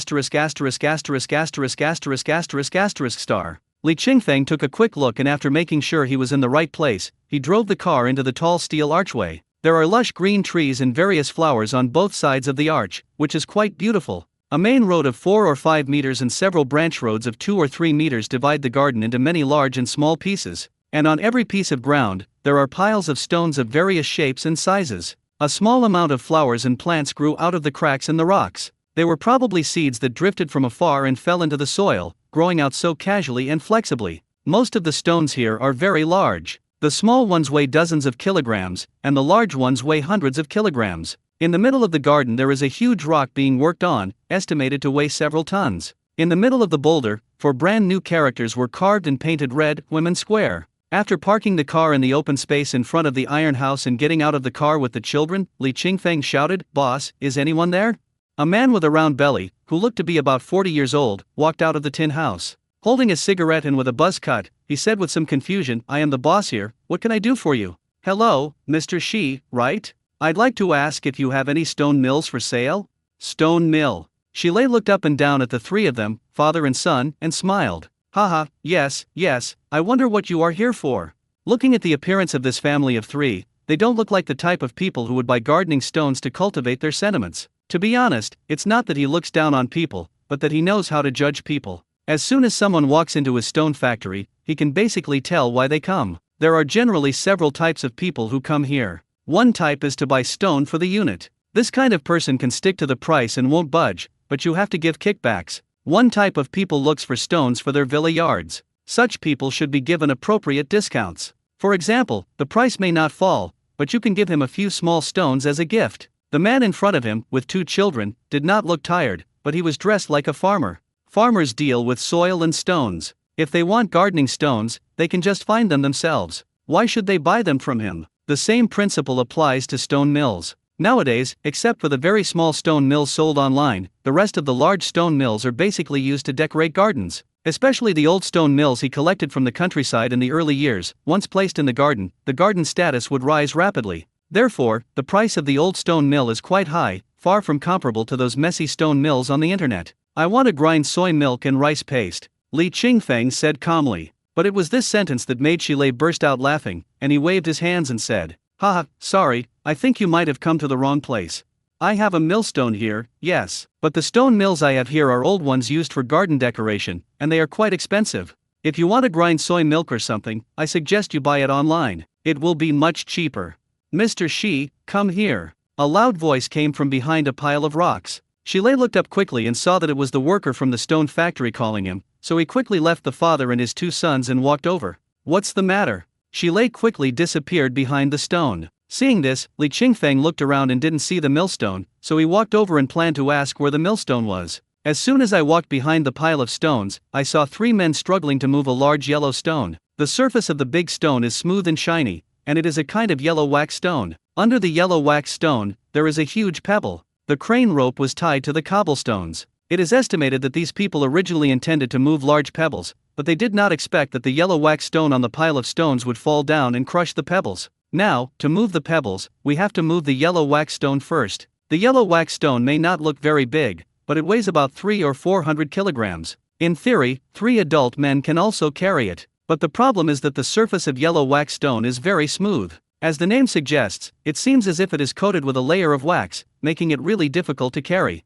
Ouch, no, my waist is about to break. Shilei hadn't done such heavy work for a long time. He stood up in a few seconds, holding his waist and waving his hands. "Use a crane to first remove the yellow wax stone, then the pebbles." Hearing this, the 2 workers, who were about the same age as Shilei but had dark skin, frowned in embarrassment. Originally, 3 people could move the yellow wax stone together, but who knew that Mr. Shi was so weak? Just as the 2 were about to tie the yellow wax stone with a rope, Li Qingfeng stepped forward and said, "Boss Shi, please help me hold the child down, and I'll help you move the stone." "Haha, okay, you try it." Shilei didn't hesitate and immediately took the baby, then pulled the other child back a few steps. As Li Qingfeng stepped forward, the 2 workers immediately said enthusiastically, "Handsome guy, it would be great if you could help me. You're definitely more useful than our boss."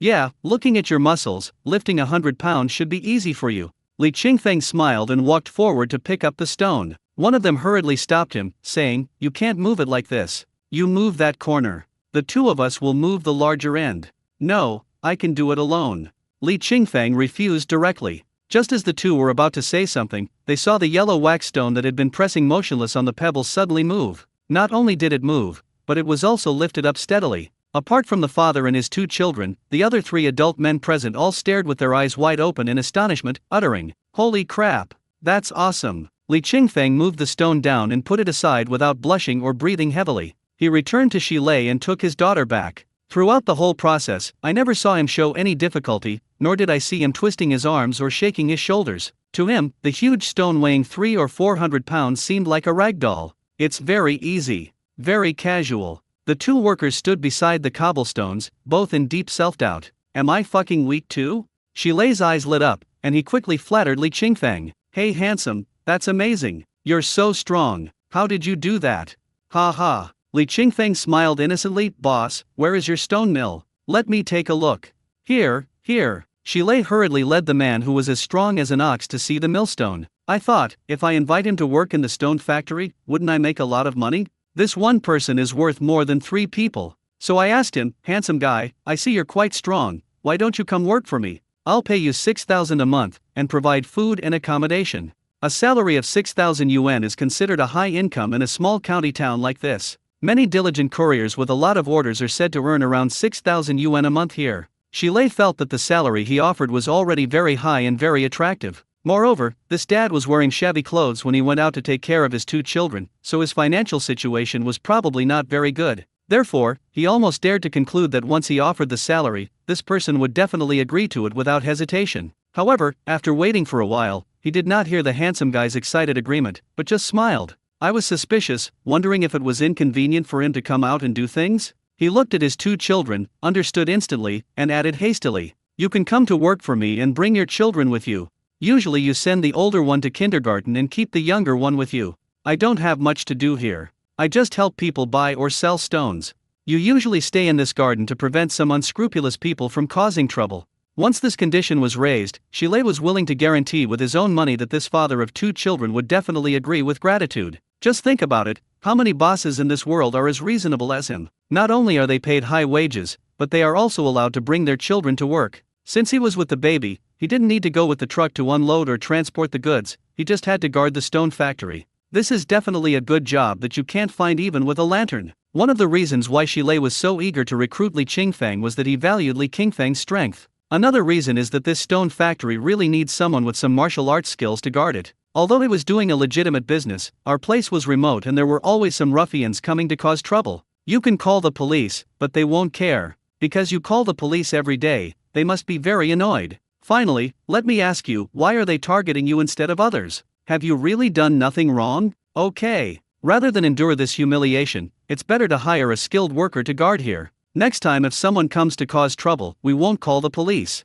Let them report it. I could just knock out all their teeth with 1 punch and break their noses with 2 punches. I don't believe they wouldn't call the police. While I was thinking about this wonderful thing, I heard a sentence. No, boss Shi, thank you for your kindness, I have my own things to do. What a joke. I earn more than 7,000 yuan a day by catching stone frogs, and you pay me 6,000 yuan a month? Want to play with me? Handsome guy, think about it again. Shilei said earnestly, my treatment is very good, and I provide food and accommodation. I don't think you're very rich. This job is really good and suitable for you. If you want to take a break on weekdays, just tell me. It won't prevent you from taking the children to other places. Besides, we are close to the county town, so it's convenient for children to get injections if they have a fever or a cold.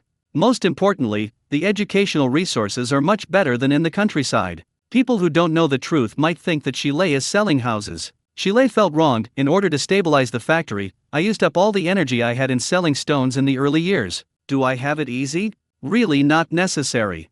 Li Qingfang shook his head. Boss Shi, stop trying to persuade me. Let's take a look at your stone mill. My home is really far from the county town, so after seeing the stone mill, I have to hurry back. Oh, all right. Shilei didn't force it and took Li Qingfang to see the stone mill. He has collected quite a few old stone mills, some big, some small, some light, some heavy. But because it is an old stone mill, the smallest one has a diameter of 50 to 60 centimeters. In addition, the thickness of each stone slab is about 10 centimeters, so the whole thing looks not small and is quite heavy. Li Qingfang took a fancy to the smallest one, pointed at it and asked, Boss Shi, how much is this? This 1,000. 1,000. Li Qingfang couldn't help but exclaimed. Damn, I originally thought it would be only 200 or 300 yuan at most. I didn't expect that the smallest one would cost 1,000. Shilei smiled when he saw his reaction. This is a complete set. It's still usable. The stone is very hard. Look, there's not a single bit of corrosion on it. At this point, Shilei chuckled twice and said like a big bad wolf trying to trick Little Red Riding Hood. Hey, handsome guy, as long as you work for me, I'll give you this millstone set. How about it? Li Qingfang looked at him with amusement. Boss Shi, forget it, don't talk about this anymore.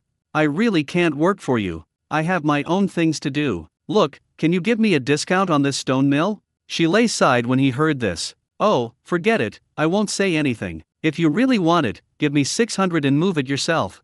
Li Qingfang was a little surprised to see that Boss Shi gave him a discount of 400 yuan at once. Boss Shi, why are your prices fluctuating so much? Since you brought 2 children with you and offered to help me, I gave it to you at cost price. I didn't make any money from you. Thank you very much. Li Qingfang hurried to pay. Shilei opened his personal QR code and said, just add WeChat and transfer it to me directly. Also, if you ever change your mind, just tell me so I can help you vacate the house in advance.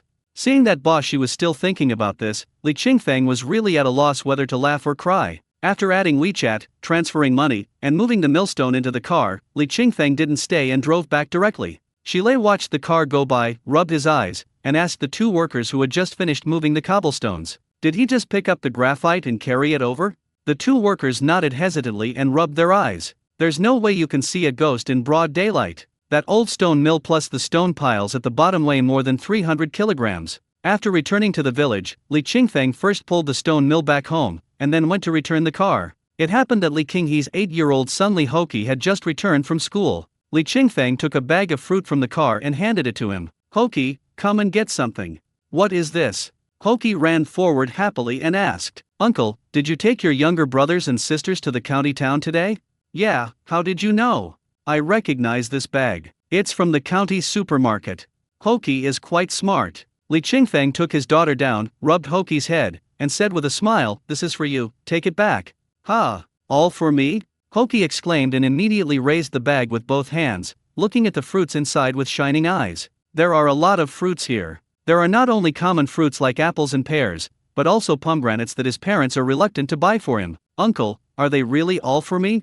Hoki looked at so many fruits and was a little bit unbelievable. "My parents always say that my uncle is stingy, but why doesn't he think so? Isn't uncle very generous? He even bought him such a big bag of fruit." "Yes, all for you." Li Qingfeng looked around the yard, but didn't see Li Qinghe and his wife, so he asked, "Where are your parents? Where did they go?" "My parents went into the mountains together." Hoki said, "My dad has a few beehives in the mountains, so we have honey. Mom said she was afraid someone would steal it, so she had to move it back first. They told me to eat by myself, saying that the bees would go home after dark and then they could bring back the hives with the bees." As he said that, the little guy ran into the living room quickly with the fruit in his arms. After a while, he ran back and stuffed something into Zion's hand. "Brother, this is for you." Zion opened his little palm and saw that it was actually an Ultraman. Ultraman is not big, only the size of his finger and only as long as his finger. The purple Ultraman is small and delicate, and looks quite lifelike. "Thank you, brother," Zion said softly. Hoki chuckled, scratched his head, glanced at the 2 chickens that came in from the courtyard gate, and said hurriedly, "Oh, my mom called me to feed the chickens, I forgot, I went to feed the chickens first." As he said that, he quickly picked up an empty plastic bucket and ran to the kitchen to collect the chicken manure. An 8-year-old child is neither too small nor too big. He has average strength and does his work carelessly. Li Qingfeng walked to the kitchen door and saw a large aluminum pot with a diameter of about 70 to 80 centimeters on the stove, boiling hot chicken dregs. He shouted to Hoki, "Hoki, be careful. Put 1 foot on the stove. And don't scoop too much at once. Just scoop half a spoonful. It will be the same if you scoop more a few times." Listening to his uncle's teaching, Hoki, who was originally standing next to the stove, raised 1 foot and stepped onto the cement stove. "Hey, this really makes things easier." Then he poured some of the chicken gizzard that was full of the spoon back into the bowl, and suddenly his wrist felt less strained. Seeing Hoki's clumsy movements, Li Qingfeng knew that his job of feeding the chickens today was like forcing a duck to climb a tree. I guess the couple didn't teach him much in their daily lives. Li Qingfeng could have helped feed the chickens directly, but he felt that helping was only once, so it would be better to keep an eye on him and let him do it slowly on his own. With his uncle watching, Hoki relaxed his movements a little. "After scooping the chicken manure into the bucket, I went to grab the feed, then mixed it evenly according to the method my uncle told me, and then slowly carried it to the backyard to feed the chickens. Don't put it all in one basin, put some in each basin," Li Qingfeng said while standing at the backyard door. Hoki did as he said and poured chicken manure into each plastic basin. The chickens swarmed over and quickly pecked up all the chicken manure he had just poured out. Hoki was a little afraid of the big rooster and quickly stepped back. "The memory of the big cock biting my ass is so vivid." "You're so big, why are you afraid of him?" Li Qingfeng laughed, "If it dares to bite you, just kick it." Encouraged by his uncle, Hoki plucked up his courage and continued to add chicken manure into the plastic basin. When the damn big rooster saw that the person he was feeding today was a little kid, he immediately walked towards Hoki with a proud and arrogant look. Hoki panicked and shouted, "Uncle, uncle, it's coming, kick it." Hoki was a little scared, but when he saw the big rooster getting closer, he kicked it hard. The big rooster was caught off guard and was kicked away by him. It was as if I had suffered a great humiliation. After landing, the big rooster immediately regained its strength and flapped its wings to attack Hoki. Seeing this, Li Qingfeng secretly threw a punch. At the same time, Hoki also kicked out. The big rooster felt a powerful force hit his body, and then he flew out again, and this time it flew farther and fell harder. Hoki was stunned. "How am I so powerful? I can kick a big rooster so far with 1 kick. So awesome." Only after Hoki fed the chickens did Li Qingfeng take the 2 children back. "Uncle." Hoki chased him to the gate of the yard. "What's wrong, Hoki?" Li Qingfeng turned around and looked at him. Hoki asked a little embarrassedly, "Uncle, can I go and play with my brother when I have a day off this weekend?" "Of course." Li Qingfeng smiled. "Brother also likes to play with you. When you don't go to school on weekends, go to the old house to play with your brother. Then uncle will cook delicious food for you." "Okay." Hoki grinned, revealing his broken teeth, and smiled happily. He used to be the only child in the family, but now he has younger brother Zion and younger sister Ziyu, so he doesn't have to envy other children anymore. He can also be a big brother and take good care of his younger siblings. It's just that his mother doesn't let him go to his uncle's house, otherwise he would have gone to play with his younger brothers and sisters long ago. Before, his mother always said that his uncle was not a good person and told him to stay away from him. But the brief time they spent together today made Hoki feel deeply that his uncle was a good man. Good man Li Qingfeng still has to go catch stone frogs tonight. I had originally planned to tinker with the stone mill in the evening to see if I could grind some soy milk, rice paste, or something. However, it was found that the stone mill had been left for too long and the surface was covered with dust and moss. It needed to be cleaned and exposed to the sun for disinfection before it could be used. So he cleaned the millstone, coaxed the child to sleep, and went into the mountains to catch stone frogs. While catching stone frogs, pick up some pheasant eggs nearby. Kill 2 birds with 1 stone. As soon as Li Qingfeng entered the mountain, a man walked into the yard. This person was none other than Li Qingfeng's creditor, Lu Qinglan. Lu Qinglan stood in the yard, only seeing the 2 sleeping children, but not Li Qingfeng, and couldn't help but wonder, how could Li Qingfeng be so bold? He actually left his 2 children at home and went into the mountains alone to catch stone frogs.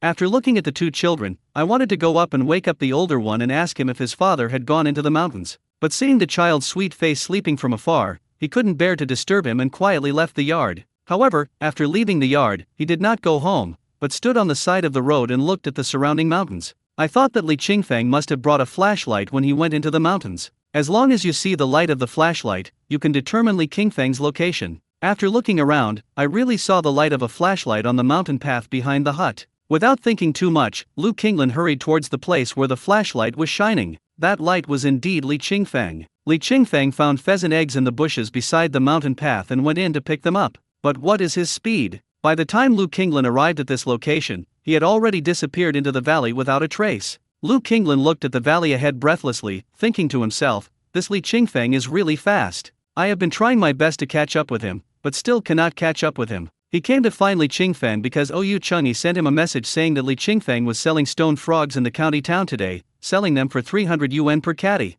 He sold a full 25 caddies and made a net profit of 7,500 yuan in one go. 7,500 yuan. But this guy Li Qingfeng only transferred 1,000 to him today. When Lu Qinglan thought of this, he became very angry and started complaining to his wife. As a result, his wife Huang Mingxia changed her attitude and said that 1,000 was 1,000, and it didn't matter if it was more or less. Just when he thought his wife's brain was struck by lightning, he heard his wife say mysteriously, think about it carefully. Li Qingfeng can make 7,500 yuan a day. Doesn't that mean he can make 75,000 yuan in 10 days? Then he can easily pay back our 50,000 yuan. Lu Qinglan didn't react at the time, he just nodded, that's right. Huang Mingxia looked at him with some disdain. So you don't know how to calculate. Let me ask you, do you want to force Li Qingfeng to pay back your 50,000 yuan as soon as possible, or do you want Li Qingfeng to teach you the skill of making 7,500 yuan a day?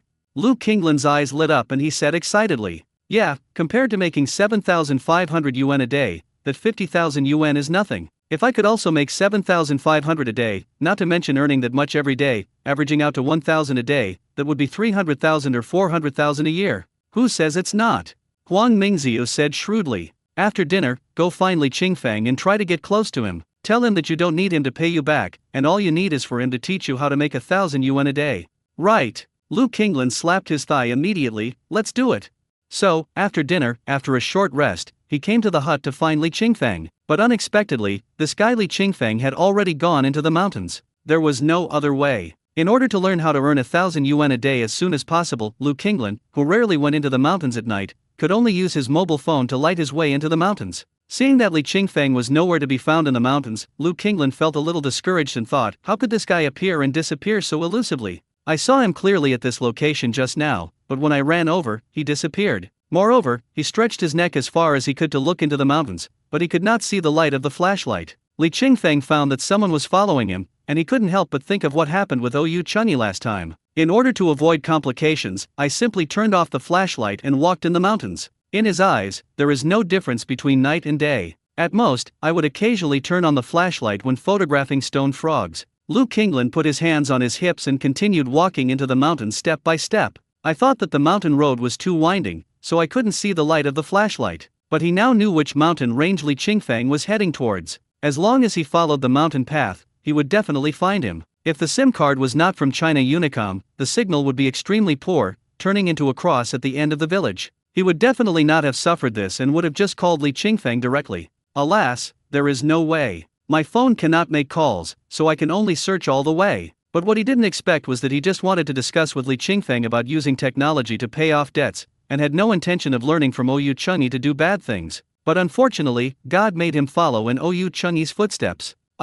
In order to avoid unnecessary trouble, after catching a few stone frogs and picking up a few pheasant eggs, Li Qingfeng hurried home and did not stay in the mountains. Because the daughter woke up, the son was also woken up by her crying. When he returned home as quickly as possible with the bag, there were only 5 stone frogs and 3 pheasant eggs in the bag. I picked up my daughter and coaxed her, then looked at the time on my phone. It was around 9 o'clock. Why did this little baby wake up so quickly tonight? And he's a little hard to coax. Thinking she was bitten by insects, Li Qingfeng undressed her to check. There were no bite marks on the chest, back, or arms, and the whole body was smooth, like white jade. Since it wasn't a bug bite, it was most likely that he was woken up by his son kicking him. Li Qingfeng thought naturally. Then, he asked his son, Zion, did you kick the baby while you were sleeping just now? I didn't. Zion denied it outright. The baby was sleeping soundly, why was she crying? You must have kicked her. I didn't, it wasn't me. Zion felt wronged. She cried on her own. I was sleeping and she started crying. Impossible, how could she cry if you didn't kick her? Li Qingfeng made a mistake that many parents would make at this time. When 2 children, one big and one small, are together and the smaller one cannot speak yet, if the smaller one suddenly starts crying and you are not at the scene and did not see what happened, you will often think that the larger one is bullying the smaller one. Faced with his father's accusations, Zion felt very aggrieved. I was sleeping soundly, so why did the blame suddenly fall from the sky? Tears fell uncontrollably, and she cried out with her mouth wide open, it wasn't me. It wasn't me. I didn't kick her. When the older child is forced to cry, the parents will blame themselves. Okay, it's not you, Dad misunderstood you, okay? Dad wronged you, Daddy says sorry to you. Zion. They wrongly accuse others and then casually admit their mistakes and apologize. Humph, I don't want to pay attention to Dad anymore, I'm angry. Zion lay down on the bed, curled up without saying a word or closing his eyes, and turned his back to his father. Li Qingfeng had no time to take care of him. He held his daughter and walked around in the yard again and again. The little girl's crying finally stopped. Just as I was about to put the baby down to take a bath, I saw Lu Xiaoyu hurriedly walking up the ramp. Lu Xiaoyu first quickly scanned the courtyard. Not seeing his father, he looked at Li Qingfeng anxiously. Brother Feng, my dad is here to look for you. Did he go home or somewhere else? Looking for me? Li Qingfeng was stunned, a little confused. Your dad is looking for me? What does he want from me? He didn't come? Lu Xiaoyu looked around anxiously and said, he said he wanted to discuss something with you. He's been here for 2 hours, but he hasn't left yet. I can't get through on the phone either. I'm worried about him, so I came to see what's going on. Li Qingfeng realized it a little later. It turned out that Lu Qinglan ran to the mountains not to learn from Oyu Chunyi and do bad things, but to discuss something with him. Since you have something to discuss, why don't you call? If I knew he had something to talk to me about, I would at least wait for him. But because of what happened with Oyu Chunyi last time, when Li Qingfeng saw Lu Qinglan following him, he didn't even have time to run away, so how could he wait for him? However, Lu Qinglan shouldn't be so stupid as to keep chasing the person in the mountains even though he couldn't catch up with him. Li Qingfeng frowned, and the not-so-bright appearance of Lu Qinglan involuntarily appeared in his mind. Could this guy still be in the mountains now? I didn't see him. Li Qingfeng said truthfully, I went into the mountains before 8 o'clock. However, when I first entered the mountain, I seemed to see someone following me. I wonder if it was your father. Oh, it must be him. Lu Xiaoyu stamped her feet anxiously and asked hurriedly, Brother Feng, what happened next? Did he catch up with you after following you? Or did he chase after her for a few steps and then turn around and go home? Li Qingfeng thought for a moment and said, it seems that he didn't go home, but followed me all the way into the mountains. But I was walking fast and he didn't catch up. I didn't know it was your dad, and I didn't know he wanted to discuss something with me. When Lu Xiaoyu heard this, she was so anxious that she almost cried. I immediately turned on my telecom phone and called my dad again, but the call still didn't go through. As soon as Lu Xiaoyu heard the voice announcement on her mobile phone, she turned around and headed into the mountains. Although Dad is not a responsible father, he is still her biological father after all. No matter what, she would go into the mountains to find him. Xiao Yu. Seeing Lu Xiaoyu preparing to go into the mountains, Li Qingfeng caught up with his daughter and called out to her, What are you doing? Lu Xiaoyu kept walking. My dad is a bit of a jerk and his brain is not very smart. I have to go into the mountains to find him, otherwise I'm afraid something will happen to him.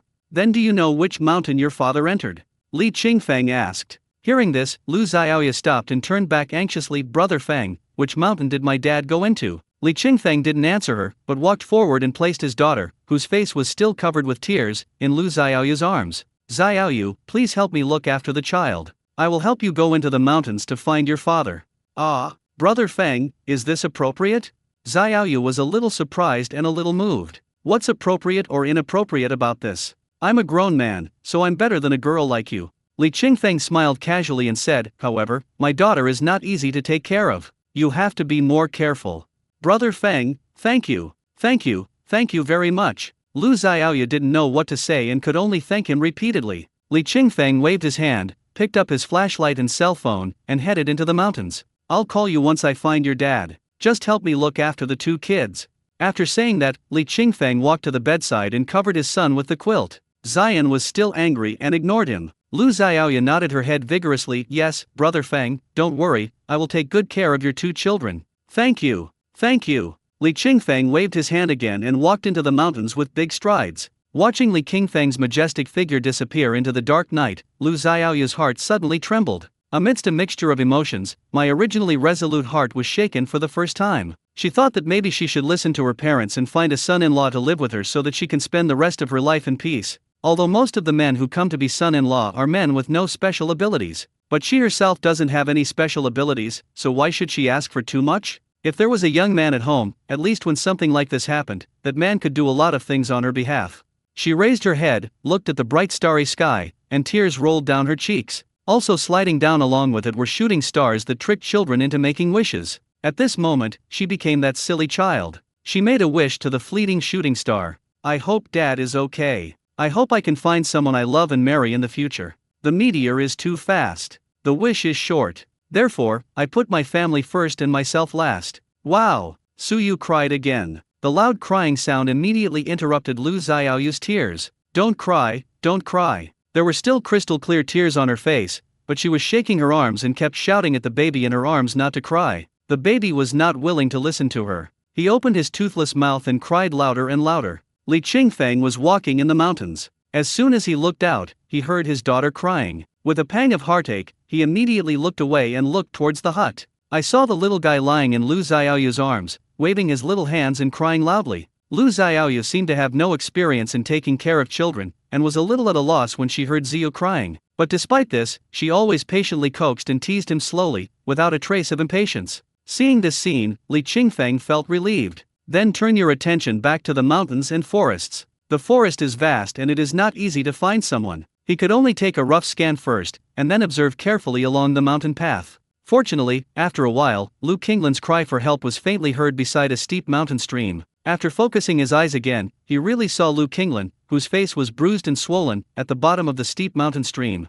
Lu Qinglin never imagined that he followed Li Qingfeng all the way with his mobile phone as a light, and it seemed that he didn't lose him, but in fact he never caught up with him. In his haste, he missed a step and fell directly into the mountain stream, which was dozens of meters high. Fortunately, he was cushioned by some vines, otherwise he would have become a wandering ghost by now. However, if no one finds him, he will become a wandering ghost sooner or later. I feel a little desperate inside. I don't know where my phone fell. Without light, I couldn't see my wound, but I could vaguely feel that there seemed to be a deep cut on my back. The blood was flowing out bit by bit, warming his cold back. In addition, one of the legs was completely immobile, apparently broken. In such a tragic situation, if no one found him, he would not be able to survive until dawn and would have to meet the mountain god. He could only rely on his last bit of strength to call for help again and again into the darkness where he couldn't tell east from west. But the sound of the rushing mountain stream beside him seemed to be deliberately against him, covering up his shouts with the tireless and non-stop sound of the water. Not to mention that no one would come to the mountains in the middle of the night.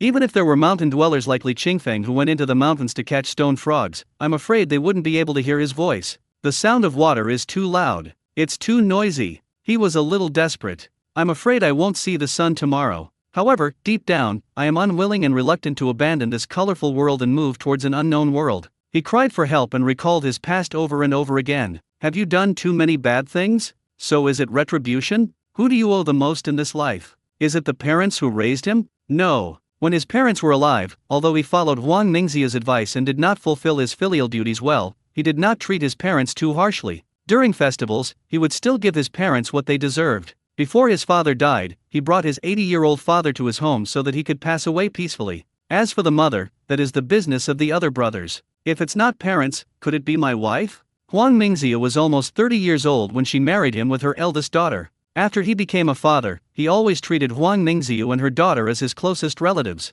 He listens to Huang Mingxiu and does whatever he says, so how could he owe him anything? As for that cheap eldest daughter, there is no need to mention her. Who in the village wouldn't say that he has a conscience and treats his eldest daughter, who is not his biological daughter, as his own, even surpassing her own daughter? It was not until this moment, after he had gone through everyone in his mind, that he slowly remembered his biological daughter, Lu Xiaoyu. Xiaoyu. She is a good child. But unfortunately, she was born into the wrong family and had the wrong gender. I originally thought that if she was a boy, she could become the pillar of the family, but she turned out to be a girl. Her sister is already a girl, and she is also a girl, so she seems dispensable. Moreover, she is his biological daughter. If he treats her too well, it might make his eldest daughter unhappy. Also, his wife often whispers in his ear that he must treat his eldest daughter well and be nice to her. If a person's heart is split into two parts, it will always be uneven. It is normal for one petal to be large and the other small. Therefore, it is normal to give the eldest daughter a little more love.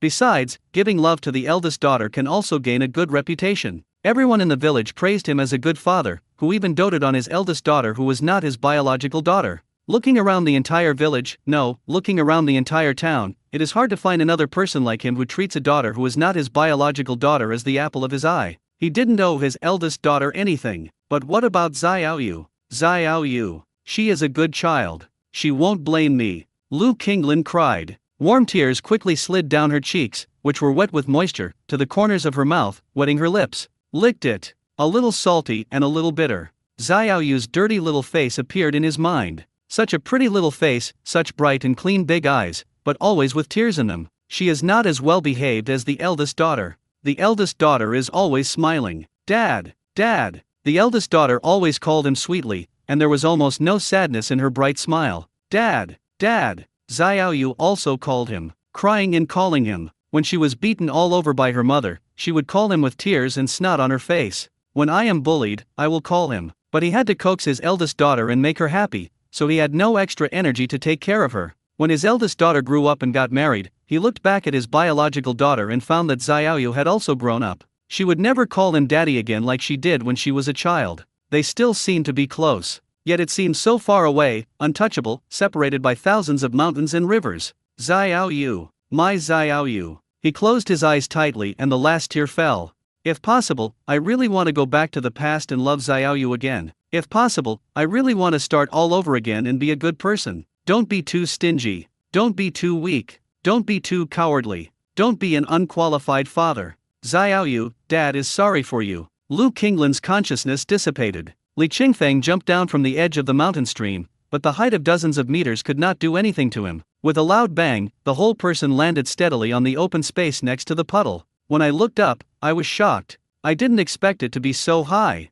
When I looked at it from above just now, it didn't seem very high, and I was in a hurry to save Lu Qinglin, so I didn't think too much about it. But after jumping down, I found that the height difference was dozens of meters. It's so scary. Li Qingfeng felt a little scared. Fortunately, my body has been strengthened, otherwise I would have been smashed into a meat patty. Without thinking too much, he rushed to Lu Qinglin to check his injuries. The old guy had multiple injuries and was breathing weakly. Even if he is sent to the hospital immediately, he will probably be in great danger. Never mind. Li Qingfeng gritted his teeth and immediately focused his attention on his thumb. Then use your thumb with full strength to press on Lu Qinglin's Ren Zhong point. The Ren Zhong point has the functions of awakening the mind, calming the nerves, relieving spasms, and unblocking the meridians. It has always been regarded as the first choice point for first aid. Pressing the Ren Zhong point not only increases blood pressure but also stimulates the respiratory center. It can even provide first aid when patients suffering from stroke, heat stroke, poisoning, or allergies suddenly become unconscious, stop breathing, have low blood pressure, or even go into shock.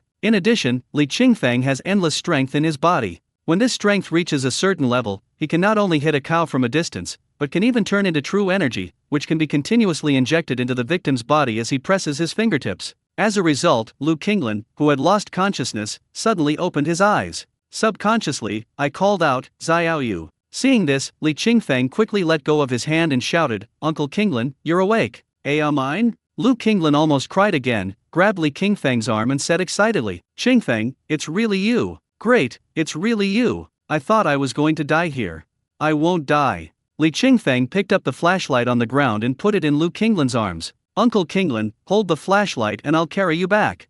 Okay, okay. Lu Kinglin immediately grabbed the flashlight tightly. It's like grasping at the hope of life. At this moment, for some reason, he felt that he trusted Li Qingfang immensely. Li Qingfang first simply fixed his legs with vines and branches, and then carried him on his back. Lu Kinglin kept muttering to himself the whole time, saying that he had to be a good person and a good father in the future. Li Qingfang didn't pay attention. Because he was worried about his daughter who was crying a little hard today, he had to look back at the hut from time to time. In the thatched hut, Lu Xiaoyu held Zia tightly in her arms the entire time. This little girl has a stubborn temper and will burst into tears if something goes against her will. At the beginning, Lu Xiaoyu was a little tired of holding the baby and wanted to sit down and rest for a while. But unexpectedly, as soon as the little guys but touched the edge of the bed, he started crying loudly. Helplessly, she could only endure the pain in her arms and continue walking back and forth in the open space in front of the hut with the baby in her arms. At first, the little girl looked at her with her bright big eyes, and her little mouth was flattened into a line, even in the shape of an arch. But with Lu Xiaoyu's patient coaxing, the little girl's arched mouth gradually smoothed out, and in the end she even grinned and laughed twice. When she smiles, she is like the warm sunshine in the early morning, which makes people feel warm inside. Lu Xiaoyu couldn't help but kiss her lightly on the forehead. The little girl was so excited that she immediately laughed out loud and jumped up and down excitedly. She loves this soft and fragrant embrace. Gradually, in this soft and fragrant embrace, Suyu finally stopped making noises, but closed her eyes comfortably and fell asleep with a look of enjoyment on her face. Suyu fell asleep, but Zion, who was lying on the bed sulking, was still awake. He finally turned over and looked at the figure in the dim light of the sun lamp without saying a word. Seeing that he was still awake, Lu Xiaoyu came over with Ziyu in her arms and whispered, "Zion, why aren't you sleeping yet? It's already very late, close your eyes and go to sleep." Zion kept his mouth closed and didn't say anything. His two big eyes looked a little tired, but he stubbornly refused to close them. Seeing this, Lu Xiaoyu hugged Ziyu and sat down on the edge of the bed, and asked him softly, "Zion, tell me why you don't want to sleep? Are you scared?" Zion shook his head. He is not afraid. Usually his father goes to the mountains to work, and he is the only one at home taking care of his sister. Now that there is an adult here, he is even less afraid. "Are you hungry then?" Still shaking his head, Lu Xiaoyu was at a loss. "After all, I have never given birth to a child, so I can only guess, do you miss your mother? I thought that a child of this age who hasn't seen his mother for a long time would probably miss her." Mother? These two familiar yet unfamiliar words made Zion's eyes wet instantly, but he still shook his head stubbornly. Lu Xiaoyu felt like slapping herself in the face. Seeing Zion's tears falling, he quickly freed a hand to wipe them away for him, then gently patted his back and whispered, "Zion, I really envy you. Look at how much your father loves you. Unlike me, no one loves me." Zion listened silently without saying a word. Lu Xiaoyu continued, "I have an older sister, and my parents have always only loved my sister and not me." With a wry smile, he continued, "Look how lucky you are. Your father works so hard to earn money to support you and your sister, and he even remembers to buy you new clothes." As he spoke, he tugged at Zion's new clothes and asked, "Is this the new clothes your father bought for you?" The previous part was too complicated and Zion didn't quite understand it, but he understood the last question. Nodding, "Yeah, it's so beautiful." Lu Xiaoyu touched the pattern on his clothes and frowned. "Who's this red guy? Why does he look so much like Batman? Is he Batman?" "No, this is Spider-Man," Zion corrected immediately. Oh, Lu Xiaoyu pretended to understand suddenly. "It's Spider-Man. I thought it was Batman. What does Spider-Man do?" "He is catching the bad guys." Zion's attention was distracted and his enthusiasm for speaking was aroused. He stood up, performed Spider-Man's standard moves, and introduced, "This is how Spider-Man shoots spider silk, swish swish swish. Bend your ring finger and middle finger with the palm facing up and the fingertips facing outward, and swing your wrist flexibly. It really looks like Spider-Man shooting spider silk." Lu Xiaoyu looked at his lively and cute appearance and smiled, "Then why is Spider-Man so powerful?" This question immediately stumped Zion, because he can shoot spider silk. Really? Then spiders also have silk, so why aren't they powerful? Zion stood on the bed motionless. Even if he thought about this problem till his brain exploded, he still wouldn't be able to figure it out. Lu Xiaoyu laughed again and said, "Spider-Man is so powerful because he goes to bed early every day. If you get more sleep, your body will be healthy. If you are healthy, you will be very powerful, don't you know?" Zion nodded blankly, as if he understood. Lu Xiaoyu struck while the iron was hot, "Then let's go to bed early, okay? If we go to bed early, we will grow taller and bigger, and then we can be as powerful as Spider-Man." "Good." Zion was successfully fooled. "Lie down, cover yourself with the quilt, and close your eyes without wasting a moment." Li Qingfeng carried Lu Qinglin back to the yard. Seeing that both children were asleep, he urged Lu Xiaoyu, who had rushed forward. Xiaoyu, please help me look after the child while I take your father to the hospital. Ah, okay. Lu Xiaoyu really wanted to do it herself, but she wasn't strong enough and probably couldn't even carry her father. I could only quickly thank Li Qingfeng. Brother Feng, thank you for your trouble. Fine. Dad, are you okay? Does it hurt? Lu Xiaoyu didn't want to cry at first, but she couldn't help crying when she saw her father covered in bruises. The crystal clear tears were like two huge diamonds hanging on the long black eyelashes, swaying precariously. His voice was hoarse and choked, and every syllable was filled with deep concern. Although she had never felt the love of her parents since she was a child, she even endured her mother's physical pain and beatings for a long time. But when she saw her loved ones imprisoned, she still felt heartbroken, worried, and couldn't help crying. This unique kindness made her look extremely pure and clean, like a spring in the mountains, without a trace of dust or dirt. Lu Qinglin grinned and shook his head. It doesn't hurt, I'm fine, don't worry. Yeah. Xiaoyu nodded and shook off the heavy tears to the ground. But soon, new mist rose and the vision became hazy again. Li Qingfeng said, Xiaoyu, if I don't come back so soon, please help Zio change the diaper. If you don't know how to change it, I will. Before Li Qingfeng finished speaking, Lu Xiaoyu hurriedly said, I'll check it online right away, I definitely will. Okay. Li Qingfeng left a word, turned around with Lu Qinglin on his back and strode out of the yard. Because I had a good relationship with Tang Xing, I called Tang Xing to borrow his car. Tang Xing drove to pick up Li Qingfeng without saying a word. Brother Feng, I'll go with you guys. It'll be easy to help. Tang Xing opened the car door and helped Lu Qinglin carefully move into the car. Li Qingfeng shook his head. No, don't go. You have to get up early for work tomorrow. I'll go, and you can go back and rest early. Tang Xing insisted for a while, but Li Qingfeng still refused, so he had to give the car keys to Li Qingfeng and told him to call him if he needed help. Li Qingfeng took the key and immediately drove to the town hospital. Lu Xiaoyu hardly slept that night. She either looked up various parenting tips on Baidu on her phone, or various methods of caring for human injuries on Baidu. In the end, there was nothing left to watch on my phone, but I still couldn't sleep, so I just helped wash the dirty clothes in the yard. It was not until dawn that he finally couldn't bear it anymore and fell asleep on the edge of the stone bed. After sending Lu Qinglin to the hospital, Li Qingfeng did not go home immediately, but stayed in the hospital to take care of him, help him serve tea and water, and help him go to the toilet. After all, Lu Qinglin only has one leg to walk now. When I got home after finishing all these, I saw this scene. 3 people were lying on the spacious stone bed. Xian was lying at the innermost position, Zio was lying in the middle, and Lu Xiaoyu was lying at the outermost position. Lu Xiaoyu was not covered with a quilt because it was pressed down by Xian. Although the 3 of them had different sleeping positions, they all slept soundly without exception. Li Qingfeng couldn't bear to wake them up,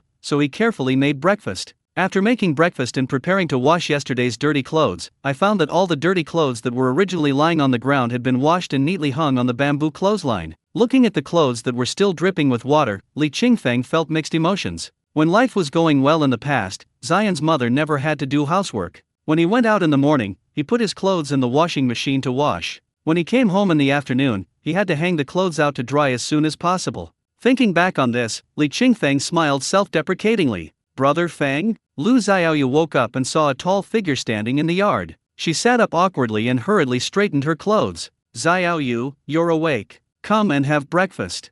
Li Qingfeng glanced at Lu Xiaoyu and saw that she was busy tidying up her clothes, so he quickly turned around and moved breakfast from the stove to the stone table. Lu Xiaoyu came over and saw the steaming hot egg pancakes on the stone table, but she had no appetite. She just asked, Brother Feng, how is my dad? Your dad is fine, he just broke his leg. The doctor said it takes 100 days for a broken bone to heal, so he'll probably be out of work for about 6 months. He's already in the hospital. It's good that you're all right. It doesn't matter whether you work or not.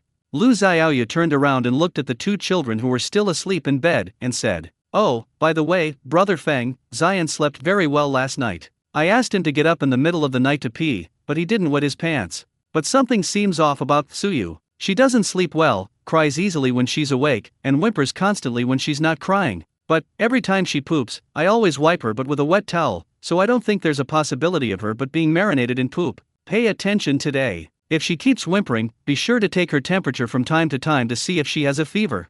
She didn't have a fever last night. I took her temperature 3 times and it was normal every time. Xiaoyu didn't understand these things. She learned them bit by bit from the internet at the last minute. Li Qingfeng nodded gratefully. Okay, Xiaoyu, I understand. thank you so much for last night.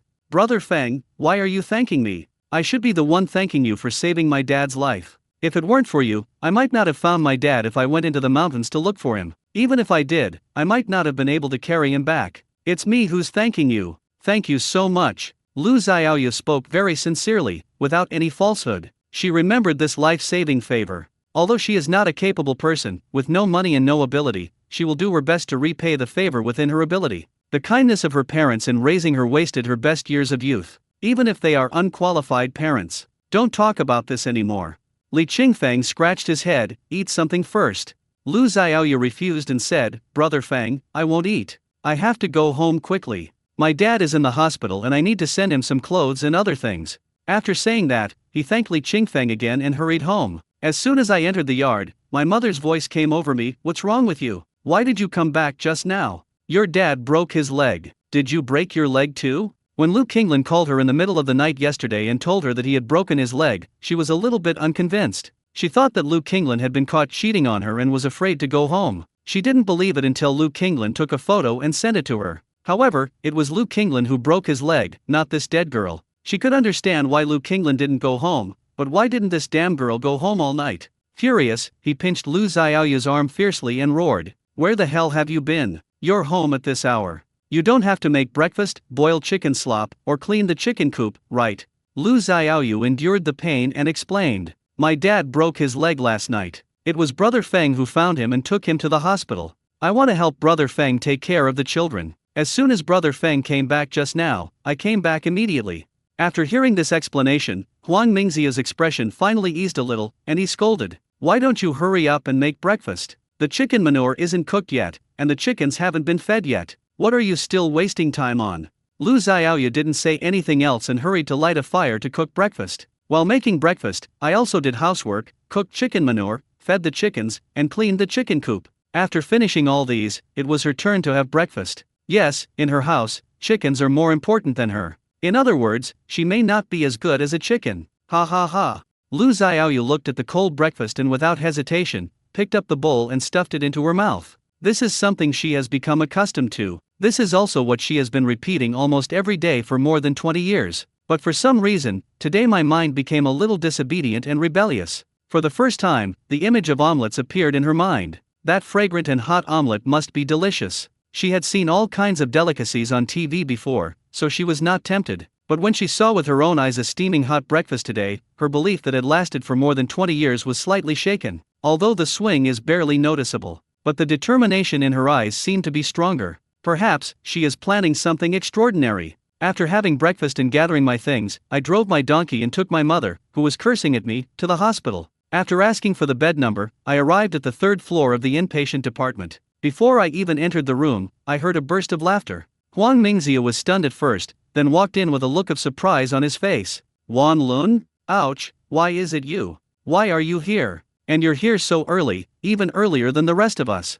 Look at you, how come you are so sensible? Lu Xiaoyu followed him in and saw the man standing next to the bed at a glance. The man was not tall, only about 1.6 meters, but he was very strong and had dark skin. His eyes are small and short, his nose is flat and wide, and his lips are thick and big. In a word, the facial features are flat and wide, except for the eyes. At first glance, one would think that he had fallen down badly, landing face first. Lu Xiaoyu herself has never been to the outside world and has not met many people. Logically speaking, she should not judge people by their appearance. Even if it was a hunchbacked old man like Li Fuan, she was happy to help. But the man in front of her made her feel very uncomfortable. This man's name is Zheng Wanlun. He lives in the next village and makes a living by growing Lipu taro. He also buys mountain products. He didn't know Lu Xiaoyu originally, but he met Lu Xiaoyu by chance when he went to Lushui village to purchase mountain pepper in the summer a few years ago. It is no exaggeration to say that it was a sight that lasted for 1,000 years. He had never seen such a beautiful girl. With her big watery eyes and smooth, delicate skin, she doesn't look like a village woman who has toiled by farm work all day,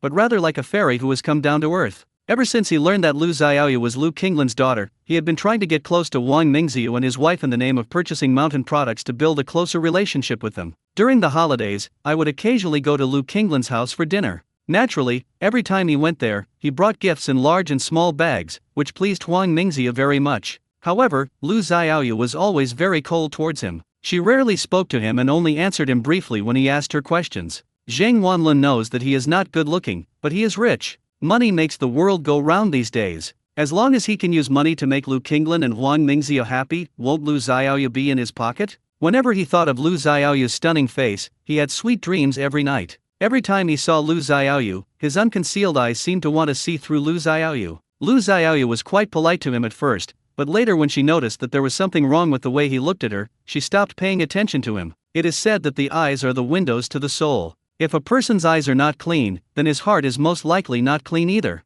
Seeing Lu Xiaoyu walk in, Zhang Wanlun was shocked. He swallowed hard, tensed his body, and greeted Lu Xiaoyu with a chuckle. Xiaoyu. Lu Xiaoyu nodded, smiled, put the things on the bedside table, and said nothing. Huang Mingzia saw this and cursed, "What's wrong with you? People greeted you, but you didn't say a word. Are you mute?" It's okay, auntie, don't scold Xiaoyu. This is Xiaoyu's personality. I can understand it. Zheng Wanlun walked towards Lu Xiaoyu with an expression that said, I understand everything. Xiaoyu, uncle just said he wanted to eat 3 fresh rice noodles. How about we go buy some for him together? No need. Lu Xiaoyu said expressionlessly, I made breakfast for my dad. If your dad wants to eat it, go buy it. Huang Mingzia scolded angrily, your dad is injured now, can't he even have something delicious to eat? Hurry up and go buy some with Wanlun.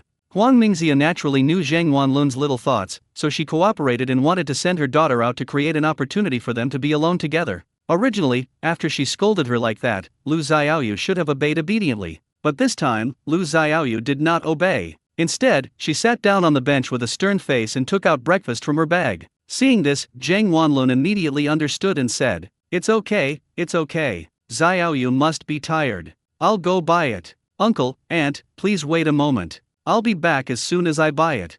Then he asked Lu Xiaoyu, what do you want to eat? I've eaten. Lu Xiaoyu replied indifferently. Oh, that's fine. I'll go buy it for uncle then. After Zhang Wanlun left the ward, Huang Mingziu immediately walked over to Lu Xiaoyu in anger and pushed her hard. Are you dead? Who are you showing your displeasure to? Lu Xiaoyu shook her body violently and almost fell to the ground. Fortunately, she grabbed the iron frame of the bed in time and managed to stabilize herself. Huang Mingzia cursed with a cannibalistic look. You really think you're a nobody, don't you? For someone like you to catch the eye of Zhang Wanlun, it's a testament to the kindness of your Lu family, don't you understand? If you dare to turn your back on Wanlun again, you'll be in for a rough time. Oh, keep your voice down. Lu Qinglan glanced at his daughter and said with a pained look on his face, You're making my head explode. It would be better if it blew up. You deserve to die. What were you doing in the mountains so late at night? Tell me, did you go into the mountains to mess around with some shady woman from the village? Lu Qinglan, I'm telling you, if I catch you, I'll castrate you. Lu Qinglan complained, What nonsense are you talking about? Didn't you ask me to go to Li Qingfeng to discuss things? I asked you to go to Li Qingfeng's house to discuss things with him, not to go into the mountains to find him. Huang Mingzia poked Lu Qinglan's head hard and cursed, You'd better be careful, or I'll skin you alive. After scolding Lu Qinglan, he turned around and continued scolding Lu Xiaoyu. And you, damned girl, don't have any evil thoughts about me. I'm telling you, you'd better get along well with Zhang Wanlun as soon as possible and let him come to our family as a son-in-law. Why? Lu Xiaoyu's voice was low, but she was unwilling to give in. I don't like him, why should I be with him? Is it up to you whether you like it or not? Do you think you are a fairy? You still want to be picky? Let me tell you, for someone like you, it's a blessing that someone is willing to marry you, and you still look down on them. Besides, what's wrong with Zhang Wanlun? He is healthy, strong, and can make money. Besides, he has many brothers and it will be difficult for him to find a wife. If he really comes to our family as a son-in-law, it won't be your ability, but the merits of your Lu family's ancestors. No. Lu Xiaoyu refused with a look of grievance on her face. I said I don't like him, I won't be with him. Then I'll tell you, whether you like him or not, that's your own business, but you must marry him and let him come to our house as a son-in-law. Huang Mingzia's attitude is also very firm. Lu Xiaoyu's eyes turned red. She suddenly raised her head, looked at her mother, and asked, Why? I've already said I don't like him, why are you still forcing me? Just because you're my daughter. Just because I carried you for 10 months and gave birth to you, you must obey me. Lu Xiaoyu couldn't help crying, her big watery eyes were filled with tears, so clear, yet so sad. Am I really your daughter? She didn't roar, but suddenly became unusually calm and her voice became cold. If I really am your daughter, the one you carried for 10 months, then why is it that from childhood to adulthood, no matter how hard I try, no matter how well I do, I never get a single word of praise from you? Why do I do the same thing as my sister and do it just as well? but you only see my sister and not me. Why are you only worried about my sister and ignore me when we're both injured? Why do I get scolded and beaten even though I do everything, and you still call me lazy, while my sister doesn't have to do anything, but you praise her for being diligent? Why is it that from childhood to adulthood, whenever there's something delicious, my sister always eats it first, and only after she's finished and can't eat anymore, is it my turn to eat?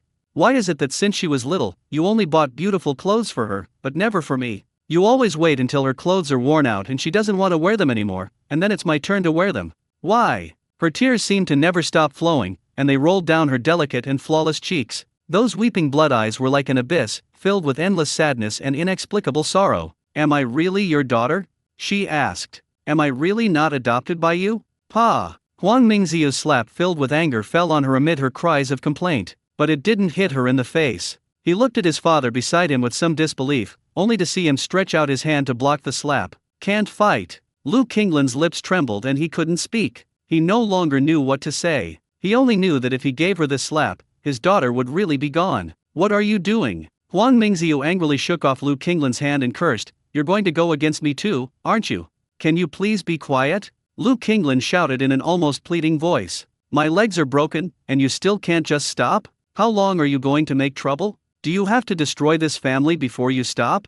Am I the one making a scene? Do I want to make a scene? It's obviously this damn girl who's making me angry. Huang Mingziyu pointed at Lu Xiaoyu and threatened, you'd better obey me, or I'll break your legs. Xiaoyu, go back first. Lu Qinglan pulled Huang Mingziyu away and said in a deep voice, you don't have to come back when you go back. Come back when I'm discharged from the hospital. Your mother will be able to take care of me here. If you need anything, just call me. Lu Xiaoyu's tears stopped and she looked at her father in disbelief. Why do you think he has changed? In the past, no matter how his mother beat and scolded him, he would turn a blind eye. Why does he seem like a different person now? Lu Xiaoyu nodded, then I'll go back first. Looking at his daughter's back as she turned and left, facing the light and against the wind, Lu Qinglan suddenly felt that it seemed too late. It seemed like his awakening was too late. Xiaoyu, she is no longer the little girl who had no opinions, no independent thoughts, and was easily bullied by others. In the white light, he seemed to see his daughter walking farther and farther away without looking back. Very decisive. Very determined. Even family affection can't keep her. Morality can't restrain her. She opened her arms, turned into a flying bird, flew towards the vast green ocean, and disappeared in an instant. This sudden illusion made Lu Qinglan panic. Will his daughter, the daughter he never loved, really leave them? Was it an illusion, or a premonition? Huang Mingziyu slapped him in the face. What's wrong with you? I'm disciplining that damn girl. Why are you stopping me? Are you crazy? You are crazy. Lu Qinglan lay down with a thud, not even looking at Huang Mingziyu. If you continue like this, Xiaoyu will be heartbroken sooner or later. It's heartbreaking, but she is my daughter. Can she fly away? Anyway, she must listen to me. Huang Mingziyu also sat down, clasped his hands together, and had a firm attitude. The sun is very strong today. The wind was a little cold. Winter will come eventually, it's just a matter of time. Fortunately, Lushui village is surrounded by mountains, so even if the cold wind is raging outside, it is hardly felt in the village. Because when the cold wind passes through countless hills and valleys, and winds around for thousands of miles to reach this small village, not only will the wind become weaker, but the temperature will also increase. Li Qingfeng first boiled water, then moved the stone mill out and refreshed it. After completely removing the dust and moss on it, blanch it with boiling water. This operation must be repeated several times to thoroughly clean the millstone. Zion was responsible for taking care of his younger sister. They sat together on the big quilt on the stone bed, one drawing and the other sucking her fingers. Perhaps tired from painting, Zion turned to look at his father and asked, Dad, who was that person last night? Which one? Li Qingfeng didn't react at first. The one who slept with me and my sister last night. Oh, that's Sister Xiaoyu. Li Qingfeng asked, is Sister Xiaoyu okay? Zion didn't answer, but raised his head slightly and looked forward with a confused look. Okay. His voice became much softer. Li Qingfeng smiled and said nothing more. After drying the stone mill, I took the children to my fourth uncle's house to prepare some land for him to plant vegetables. Although the small vegetable garden in my fourth uncle's backyard is not particularly big, it is not small either. If all the vegetables are planted in it, there will not only be enough to eat, but we can also pick some vegetable leaves to cook chicken manure for the chickens. Uncle Si, you take care of the child. I'll go tidy up the vegetable garden in the back. When you have time, you can plant some vegetables. Li Fuan held Ziyu in his arms, looking embarrassed. He thinks growing vegetables is too hard work. He has no need to grow vegetables. Now the government gives him 500 or 600 yuan a month, which is enough for him to eat and drink. Half a pound of pork costs 5 or 6 yuan a day, a pound of rice costs only 2 or 3 yuan, and 2 ounces of wine costs less than 1 yuan. All in all, $10 is enough for food. If I spend 10 yuan a day, it would only cost me about 300 yuan a month. There are a few hundred left, and I can buy some other things. Moreover, during festivals, the government would send a lot of things, including rice, milk, noodles, cooking oil, etc. There are also cotton-padded clothes and quilts in winter. So, he doesn't need to grow vegetables on a daily basis. If he wasn't reluctant to give up the leftovers, he wouldn't even want to raise chickens. By raising chickens, you can avoid wasting leftovers and use them to feed the chickens. That's why he raises chickens. There is really no need to grow vegetables. However, I lost the bet with Qingfeng last time and promised to help him grow vegetables, so I have to keep my promise. Besides, you don't have to do the hoeing yourself, and the rest of the work such as sowing seeds, planting seedlings, weeding, and fertilizing are relatively easy and do not require much effort. He nodded reluctantly. Go ahead, hurry up, I think Tsuyu seems a little unhappy. No. Li Qingfeng originally planned to turn around and leave, but when he saw his daughter twisting and turning in her fourth uncle's arms, looking very uncomfortable, he couldn't help but frown, walked over to her fourth uncle, squatted down, took his daughter's chubby hand, and said distressfully, "Baby, why are you unhappy? Can you tell your daddy? Come on, call daddy, okay? Dad. The little guy's pretty and cute facial features drooped, his nose was slightly wrinkled, and his 2 eyebrows, which were neither thick nor thin but lively and flying, were almost twisted together. She seemed to be resisting something with her whole body and looked very uncomfortable. It's okay, go ahead, Li Fuan said, I'll call you if there's anything. Li Qingfeng touched his daughter's forehead and saw that the temperature was normal, so he nodded and left. Zion was originally squatting in the yard playing with sand. When he saw his father leaving, he hurried to follow him. What are you doing here? Go back and look after your sister. Li Qingfeng saw his son following and hurriedly said, Baby, she likes to see you. Go back and play with her. Zion refused. No, I want to follow you. Why are you following me? Li Qingfeng was already standing in the vegetable garden, with his hands on his hips, thinking about where to start. I want to follow you.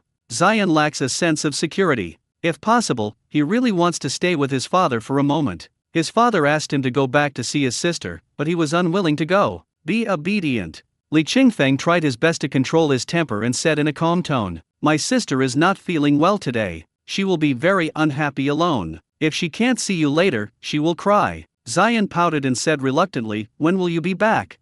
I'll be back soon. I'm not going anywhere. I'm right here. If you miss me, just call me. Okay. Zion turned around and went back to the yard. But as soon as he walked into the yard, he saw that his sister could no longer hold back and burst into tears. Not caring about his dirty hands, he immediately ran over and hugged his sister's belly, pretending to coax her. Oh, baby, don't cry, baby, don't cry, brother is here. Tsuyu was stunned and actually forgot to cry. However, the little body twisted around very uncomfortably. Zion didn't understand all this, but when he saw his sister stop crying, he felt a sense of accomplishment. Li Fuan smiled and said, Brother, look, I really like your bow. You have to be nice to me, okay?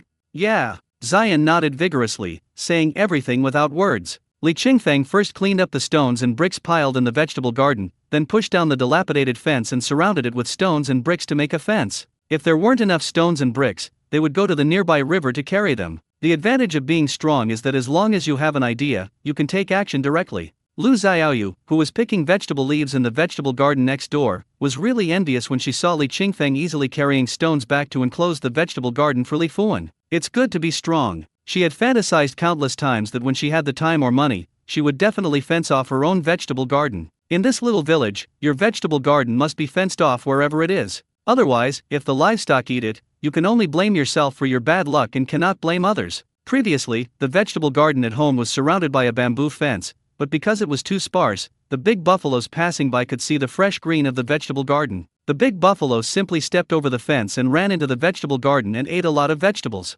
She said a few words to the owner of the big buffalo, asking him to keep an eye on the buffalo. As a result, the buffalo's owner blamed her. Why don't you make your fence better? If you do, will the buffaloes be able to see your vegetables? It's just weird. Outrageous. Lu Xiaoyu didn't say anything in the end. After all, they were neighbors and they would see each other every day. But since then, she has been thinking about replacing the vegetable garden fence with brick. If you enclose the vegetable garden with bricks, neither buffaloes nor chickens or ducks will easily set foot in. This makes it easier to manage the vegetables in the garden. It's a pity that she is a girl, not strong enough, and has no money. Seeing that Li Qingfeng had quickly surrounded most of Li Fuan's vegetable garden, she was really envious. Brother Feng, it's great that you're strong. You don't even need to buy bricks. You can just bring rocks from the river back to build the wall. When Li Qingfeng saw that it was Xiaoyu, he smiled innocently. I don't have any special skills, I'm just a little stronger, I can only save a few bricks. Don't say that. Being strong has its advantages.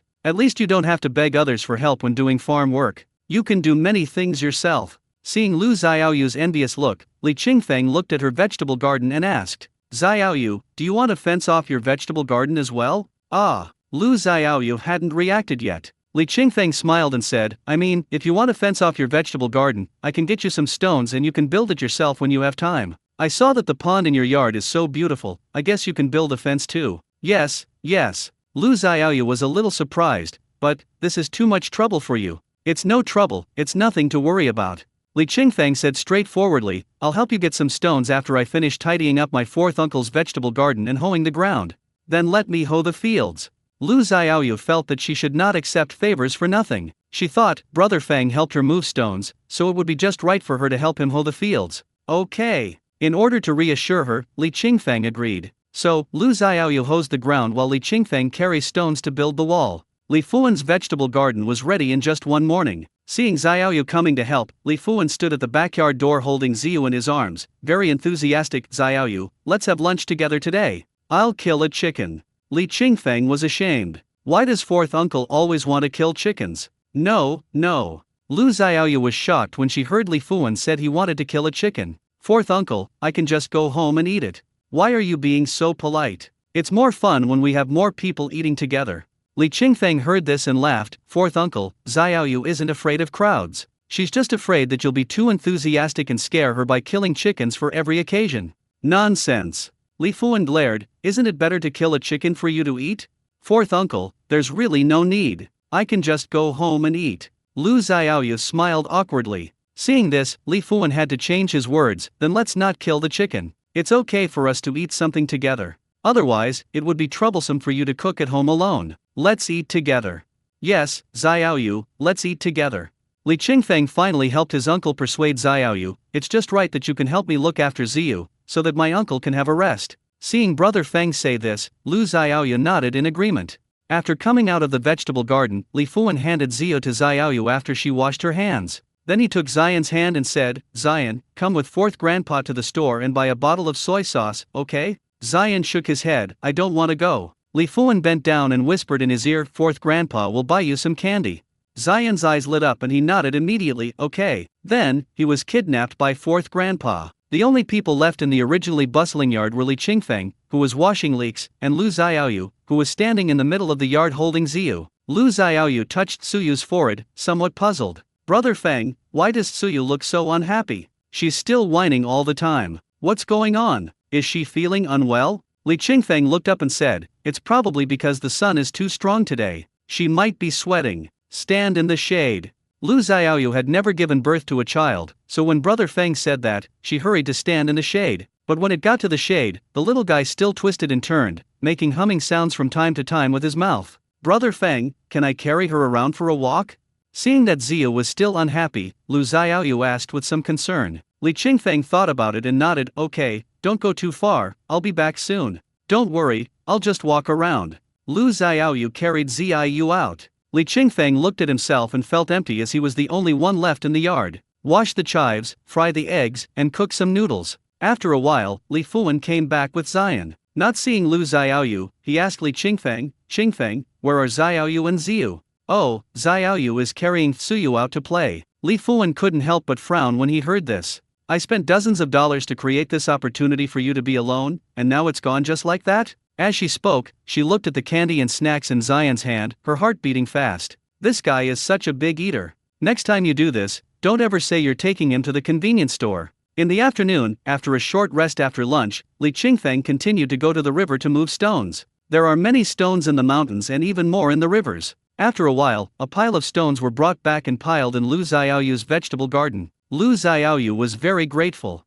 She carried Ziyu over and handed her a glass of water. Brother Feng, drink some water.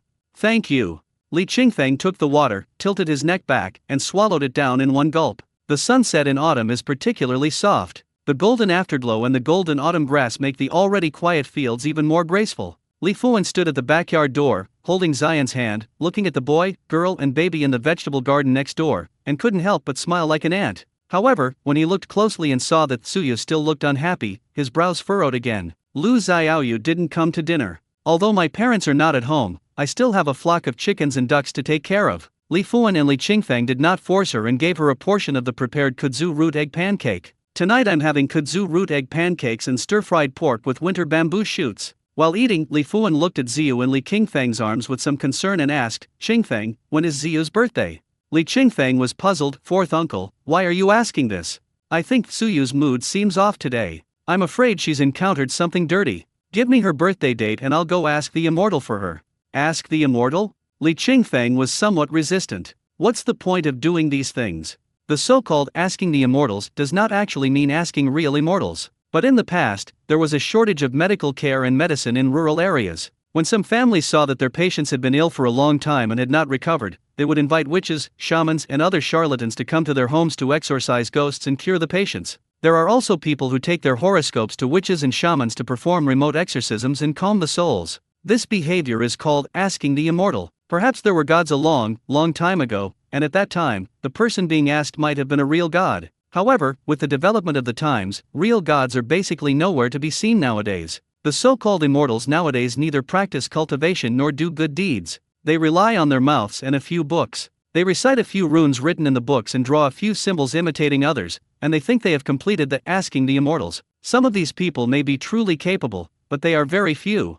I guess only 1 or 2 out of 10 are true. Whether or not you can meet a true god depends on fate. Li Qingfeng resists these things, not because he doesn't believe in the existence of gods. Ever since his body was strengthened, he believed in these things. He just didn't trust those ordinary people who claim to be immortals. Don't do this stuff. He emphasized, "What era is it now? Why are you still doing this?" Li Fuan became unhappy when he heard this. After all, the older generation still believes in these things. He thought Li Qingfeng didn't believe him, so he got a little angry. "What do you mean by doing all this? What's wrong with this? When you were little and felt unwell, I was the one who asked the gods for help. Now that you've grown up and become capable, you don't care about it anymore, right? It's not that I'm disdainful." Li Qingfeng was speechless. "I just think that if the child is not feeling well, he should just go to the hospital. There's no need to mess around with all this." What a mess. Li Fuan became angrier as he listened. "You've forgotten how you grew up. Do you remember how you got out of the wild boar trap you fell into in the mountains when you were a kid? That 2-meter deep trap, with no ladder or rope, you climbed up with your own hands. You came back and said there was someone holding your butt from behind. Did you forget? This happened before Li Qingfeng was 5 years old. Once, he followed his father and elder brother into the mountains to do some work. His father asked his eldest brother to look after him when he was young, but his eldest brother was distracted and playful, always running around in the mountains. He was still young at that time and could not keep up with his older brother, so he got lost and fell into a deep trap. The trap was a pit used to catch wild boars, and it was 2 meters deep. Logically speaking, a little kid under 5 years old shouldn't be able to crawl out. But, strangely enough, when he was crying and struggling to climb up, he actually felt a pair of strong hands from behind, supporting his buttocks and pushing him up. A child who was less than 5 years old climbed out of the wild boar trap so easily and without relying on anything. Everyone who heard about this thought it was fantastic. Li Qingfeng has never forgotten the feeling at that time. When he fell down, he was extremely scared. He kept crying and scratching the 90-degree vertical wall with his hands. The first few times I managed to climb up a little bit, but it was only 10 centimeters from the ground. Then I couldn't climb up anymore and fell back down. However, for some reason, he felt someone holding up his buttocks from behind. As long as he kept his body steady and exerted a little force, he climbed out of the pit very smoothly. It felt so real. There really was someone supporting him from behind. However, when he climbed out of the pit and looked back, he saw nothing. It's a magical thing. So even though I was young at that time, my memory of it is extremely profound. If this happened now, experts would probably say this is the energy that the human body explodes when faced with extreme fear. Fuck you. The 90-degree vertical gable has no fulcrum. Unless you turn into a gecko or Spider-Man, it is impossible to defeat gravity. Speaking of this matter, Li Qingfeng did not soften his attitude and still refuted. Is this the same thing? Fourth uncle, could you please not confuse these things? How is it not the same thing? Do you dare to say that you climbed out of the wild boar pit by your own ability? Li Fuan snorted. Now that you've grown up, you've forgotten your roots? You can stop believing in these things? Then what's the difference between you and being ungrateful? Forget your roots? Ungrateful? These words were said with some anger, and were spoken without any seriousness. Li Qingfeng was a little unhappy when he heard this and said, Yes, I have forgotten my roots, I have been ungrateful, I have forgotten everything, okay. His daughter looked uncomfortable today, and he felt unhappy too, so he said something without thinking. You are the only one who hasn't forgotten. You are the only one who respects the gods and Buddhas. Then why are you still living in this poor family's house when you've revered these things your whole life? Why do you still want the country to support you? Then why didn't the gods and Buddhas bless you to be rich and prosperous? Li Fuan looked up at Li Qingfeng in disbelief. He didn't expect Li Qingfeng to say such a thing. He was stunned, but had no way to refute it. Yes, he has believed these things his whole life, but why is his life still such a mess? Why is life still so poor? Why can't many things go as planned? There are some things that we clearly know the answers to in our hearts, but because of habit and unwillingness to change, we choose to avoid them and pretend not to know. It is not until one day when someone exposes your true intentions that you will be caught off guard and reflect on it with red faces. Am I really wrong? Wrong. Totally wrong. I shouldn't mind my own business. He is not my son, why should I care so much about him? He can believe it or not, so be it. Li Fuan closed his mouth and stopped talking, but when he accidentally caught sight of Tsuyu, his heart couldn't help but tremble and he couldn't help but feel heartbroken. Li Qingfeng stood up holding Ziyu, fourth uncle, we're going back first. Having said that, he pulled Zion, who was eating and drinking, and turned away. Li Fuan looked at the table full of dishes without looking up, chewing the omelette bite by bite, but he could not smell the fragrance. When Zion was dragged to the door by his father, he looked back. I saw fourth grandpa sitting alone next to a small table piled with dishes, with his head lowered, and his face could not be seen clearly. The lights in the house were dim and the campfire was weak. The black cement brick walls were covered with soot. He didn't know what pity meant yet. He just felt that fourth grandpa was like him when he was locked up in the house by his mother and was all alone. Dad, why don't we have dinner with fourth grandpa? After returning home, Zion asked this question when he saw his father cooking again. Li Qingfeng held his daughter in one hand and cooked with a spatula in the other. Dad is in a very bad mood right now, can you please stop asking so many questions? Zion stopped asking, shut his mouth, and ran to the bed to draw. After dinner, I boiled some water and quickly gave my daughter a bath. Because the weather is a bit cold now, he has been bathing his daughter extremely quickly these days. Put her down, scrub her quickly and pick her up immediately, wrap her in a large towel, then quickly and skillfully dress her, and finally put on a diaper. If it is a hot day, he will put on a diaper first and then put on clothes. But the current weather and environment do not allow him to do so. If I really do this, my daughter will most likely catch a cold. After dressing my daughter and putting on her diaper, I thought the little girl would have a moment of happiness. After all, babies like to take a bath when they reach a certain age. However, today my daughter is not like she used to be. She would not happily jump around with her chubby little legs when getting dressed. She still looked the same as she did during the day, with a wrinkled nose, knitted eyebrows, and an unhappy look on her face. But Li Qingfeng looked at her chest and back and didn't see any scars, not even a mosquito bite. Ever since he started collecting mugwort, there are rarely any mosquitoes in his home. Since there are no insect bites and the body temperature is normal, what exactly went wrong? Li Qingfeng, who was already a father of 2 children, suddenly felt that his parenting experience was still lacking. Because his daughter was not feeling well, he did not go into the mountains tonight. Instead, he held his daughter for a walk in the yard and took out his mobile phone to check the information. However, after comparing the information on the phone, I still couldn't find the root cause of Tsuyu's unhappiness. The phone said that the child might have bloating. Then he gently massaged the child's belly, but there was no other change in the child, and he continued to hum. The phone call also said that the child might have a low fever. So, I put a thermometer on the child. The temperature was normal the first time, but I was worried that the thermometer was not clamped properly, so I clamped it again. The second temperature was still normal. Li Qingfeng was a little confused. What happened to my daughter? There was nothing I could do. I couldn't understand it, so I could only hold her, rock her gently, and let her fall asleep slowly. Even after falling asleep, his brows were still slightly wrinkled. Li Qingfeng sighed and lay down in the middle of the bed. My daughter fell asleep, and my son fell asleep too. Only then did he have time to think about the unpleasant quarrel that had taken place at his fourth uncle's house tonight. When I think about it carefully, I realize that what I said at that time was very hurtful. I guess fourth uncle must be feeling very uncomfortable. Although fourth uncle is not their biological father, he is no different from his biological father to them, especially when I was a child. At that time, the family relied on their father alone to support the 2 brothers. My fourth uncle couldn't bear to see this, so he would often come to help or provide some food and other items. Moreover, fourth uncle saved Li Qinghe's life. If my fourth uncle hadn't carried my eldest brother to the hospital, I really don't know what the outcome would have been. At that time, if something really happened to my eldest brother, my father probably wouldn't be able to handle it. I guess a good family will collapse. On the surface, fourth uncle only saved the eldest brother's life, but in fact, he saved the entire family. Although this fourth uncle is poor and a little lazy, he is much better off than many people. At least he is not as sneaky as Oyu Chungi, nor as talkative as Lai Quifang, nor as cruel as Pan Zhenmin. My fourth uncle is so cute,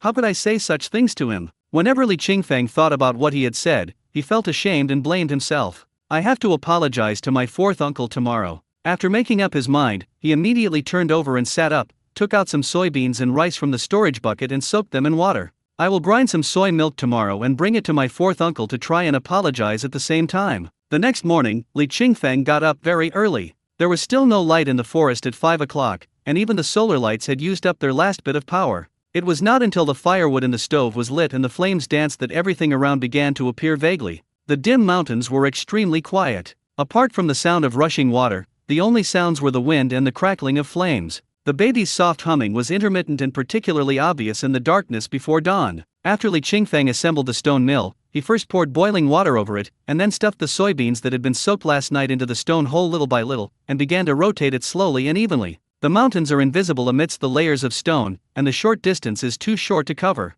Thunder rumbles but no rain falls, and heavy snow falls but no one feels the cold. This is referring to the stone mill. Stone mills have been a common tool for processing grain in rural areas for thousands of years. It has been passed down from ancient times for thousands of years, incorporating the wisdom of generations of craftsmen, and is still being continuously improved. The stone mill is divided into two parts. The upper part is called the grinding fan and the lower part is called the grinding disc. Some convex and concave diagonal lines are specially carved in the middle of the two grinding fans. The texture spreads out from the grinding axis. The lower grinding fan is fixed on the grinding disc, and there is a corresponding sleeve in the middle of the upper fan. After the two fans are combined, the upper fan sleeve can rotate around the axis. The two opposite sides are engraved with many patterns, and the pattern grooves are also a dense hollow cavity, called a grinding cavity. The outer circumference of the chamber is made into grinding teeth that go up and down. There are two grinding holes on the upper fan. When grinding flour, the grain is evenly distributed around the grinding holes and is ground into powder or slurry, which flows through the gaps onto the millstone. At this time, Li Qingfeng was grinding soybeans with water, and the soy milk foam would gather on the grinding disc little by little, and then flow into the bucket below that contained the soy milk foam. Grinding soy milk is different from grinding dry noodles. To grind soy milk, you not only need to soak the soybeans overnight, but also add water when grinding. The ratio of beans to water is generally around 1:5. And you have to add it little by little, not too much at one time, otherwise it will cause the grinding fan to not grind, or the ground soy milk will not be fine enough. Therefore, although Li Qingfeng's great efforts gained some benefits in this work, the benefits were not much. He had to control the force and turn the fan slowly and evenly, not rushing it. After all the soy milk is ground, it needs to be filtered. The filtrate is divided into two parts. One part is the white liquid with increased fluidity, which is soy milk. The other solid part wrapped in gauze is bean dregs. Li Qingfeng put the soy milk into the pot and slowly boiled it while the child was still asleep. At the same time, put the bean dregs into a bowl, beat in a few eggs, and add a little kudzu powder, salt, cooking oil, etc.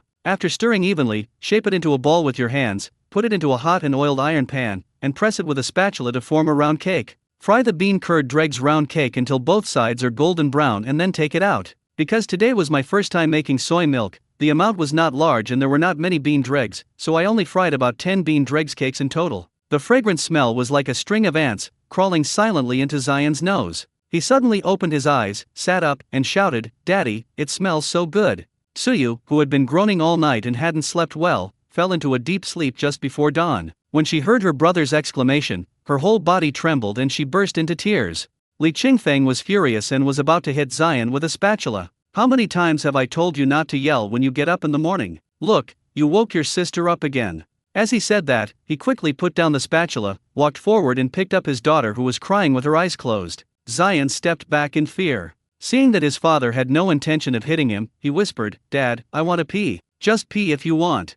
Zion immediately went to pee, washed his hands, and returned to the stove. Looking at the fragrant pancakes still sizzling in the pot, he shouted, "Dad, I'm hungry." Li Qingfeng glared at him unhappily and muttered in his heart, my own son, my own son." Holding his daughter in one hand, he shoveled out the bean curd cake with the other. The soy milk had already been boiled. I sprinkled a handful of sugar into it, stirred it evenly, and then scooped out a bowl. On the stone table, there is soy milk and bean dregs cake. Zion sat aside and ate voraciously. Looking at this scene, Li Qingfeng couldn't help but recall the first day he moved into the thatched hut. At that time, there was nothing at home but white porridge. Zion kept drinking white porridge and started crying, clamoring for meat. But unexpectedly, not long after that, I was drinking soy milk and eating soy dregs egg pancakes. Although this progress is not great, it still gives people infinite hope. But when he looked down at his daughter who had fallen asleep in his arms again, he still felt a little anxious. What is going on? What happened to Tsuyu? Dad, I'm full. Zion wiped his mouth with his sleeve and shouted. Li Qingfeng was furious. How many times have I told you not to wipe your mouth with your sleeve? Why can't you remember? Zion, afraid of being beaten, immediately ran away. Li Fuan was in a very depressed mood. After Li Qingfeng took the children away last night, he felt a little depressed. While lying in bed, looking at the dark ceiling, he even felt a little guilty. Why did you say that to Qingfeng? He and Qingfeng are from two different eras. Moreover, Qingfeng is not like him, who has never left the mountains in his life. Qingfeng is a man of insight. So, why say that to him? He also knew that young people nowadays were very resistant to things like asking questions about immortals. Many young people in the village often quarrel with their elders over such things. He shouldn't have said those words yesterday. I shouldn't have said those things to Qingfeng. But he was indeed anxious at the time. He saw Tsuyu whining and being in a bad mood all day, so he got anxious and said those words. He felt regretful and blamed himself, but he couldn't bring himself to apologize to Li Qingfeng. Just as he was standing in the yard feeding the chickens in a daze, the gate was pushed open and Li Qingfeng, his father and son, walked in. Uncle Si, I brought you some soy milk. Li Qingfeng, carrying his daughter on his back and holding an aluminum pot in his hand, said with a smile, this is the soy milk I ground this morning. Come and try it. Li Fuan was surprised for a moment, then came over with a moved expression, took the aluminum pot and asked, you also grind soy milk? How do you grind it? Hey, I bought a stone mill. Li Qingfeng took the plastic bag from his son and said, we still have some bean curd cakes. They're hot. Come and try them and see if they're delicious.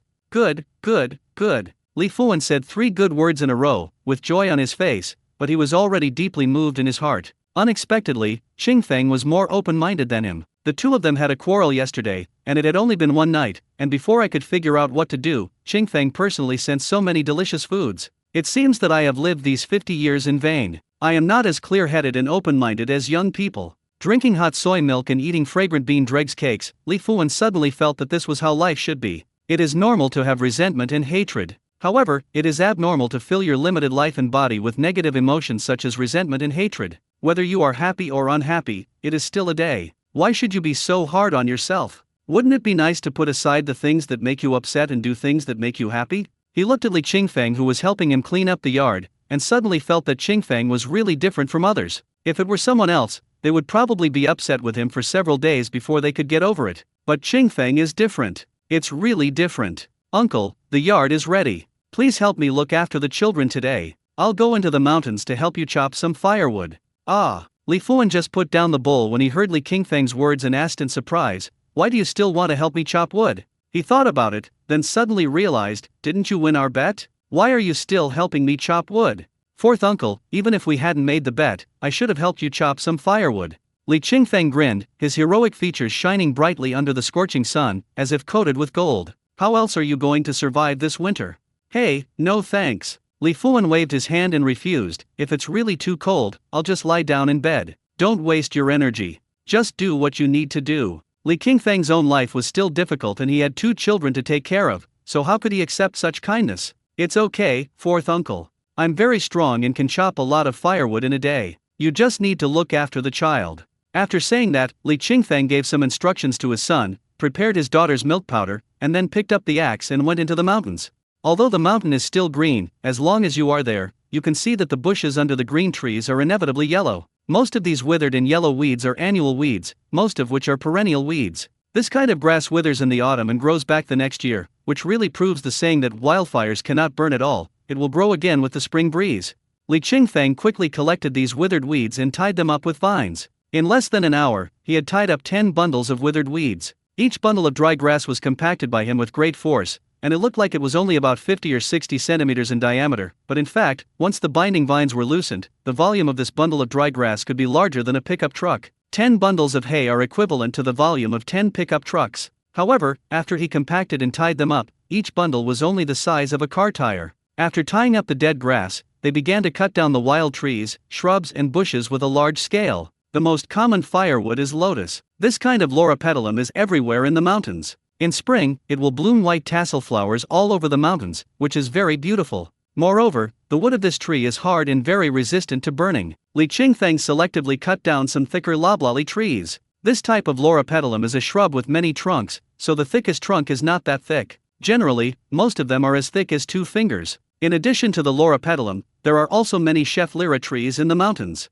Chef lyra is not resistant to burning, but is easy to collect. By adding together various miscellaneous woods and chopping some side branches of the fir trees in his own fir forest, it was really easy to collect more than 10 bundles of firewood. Of course, this is for Li Qingfeng. Among them, the fir trees grow very tall, and it is not easy to cut off their side branches using ordinary methods. Therefore, he needs to make use of his ability to hit the bull from behind the mountain. He concentrated his strength into his palm and threw a punch. The fir tree, which originally had side branches growing everywhere, shook violently, and more than 10 thicker branches immediately broke off with a crackling sound. At this time, use an axe to shave off the branches and leave only the trunks. As for the fir leaves and the like, just leave them in the mountains to be exposed to the sun. Once it's dried, it doesn't matter when you pick it up. With his strength to hit a cow from a distance and his skills, Li Qingfeng not only chopped a lot of firewood today, but also picked up a lot of pheasant eggs in the woods. When I went back for lunch at noon, I took bundles of dry grass back with me first. When we returned to the village, we passed by the big banyan tree in the village and saw fourth uncle holding Ziyu and Zi Hung sitting under the tree chatting with the villagers. Li Qingfeng called out Zion, and then the dozen or so old men and women and the idle middle-aged villagers present all looked over at him. Everyone present learned from Li Fuan that Li Qingfeng had gone into the mountains to help Li Fuan chop firewood today, so he left the child in Li Fuan's care. But unexpectedly, Li Qingfeng, who went into the mountains to chop firewood, actually brought back a pile of grass. Ha ha ha ha! With a bang, the crowd burst into laughter. Someone laughed and said, "Qingfeng, what kind of wood are you chopping? How come I haven't seen it before?" "Qingfeng, haven't you been into the mountains to chop wood for so long that you don't even know how to chop wood anymore? Qingfeng, you cut so much grass, are you planning to feed the cows? I don't think your family has any cows." Li Fuan saw that everyone was mocking his nephew, and said with displeasure, "What do you know? This grass is perfect for making fire, and you can't find it even if you want it. What a joke! These dead grasses are everywhere in the mountains. There's plenty of them. How can we not find them?" "Exactly. In a mountain like ours, who would burn these things? There are so many branches and wood that we can't even burn them all. Who would want these things? Li Laozi, you're relying on these grasses to survive the winter this year. I guess you'll need to prepare a few more boxes of cold medicine, ha ha ha ha." Everyone was telling jokes without any scruples, which they thought were harmless. Li Fuan's face was extremely ugly, and he stood up. "Zion, let's go home and eat." Originally, he was the core figure of this idle gang. On weekdays, everyone gathered here to gossip about other people's affairs. But unexpectedly, the situation changed today and I became the object of laughter among my friends. I'm so angry. Seeing Li Fuan taking the children away and Li Qingfeng also leaving carrying the dry grass, the people present spoke again. "Isn't it said that Li Qingfeng is very good at catching stone frogs? Isn't it said that he can sell the stone frogs he catches in one night for several thousand yuan?"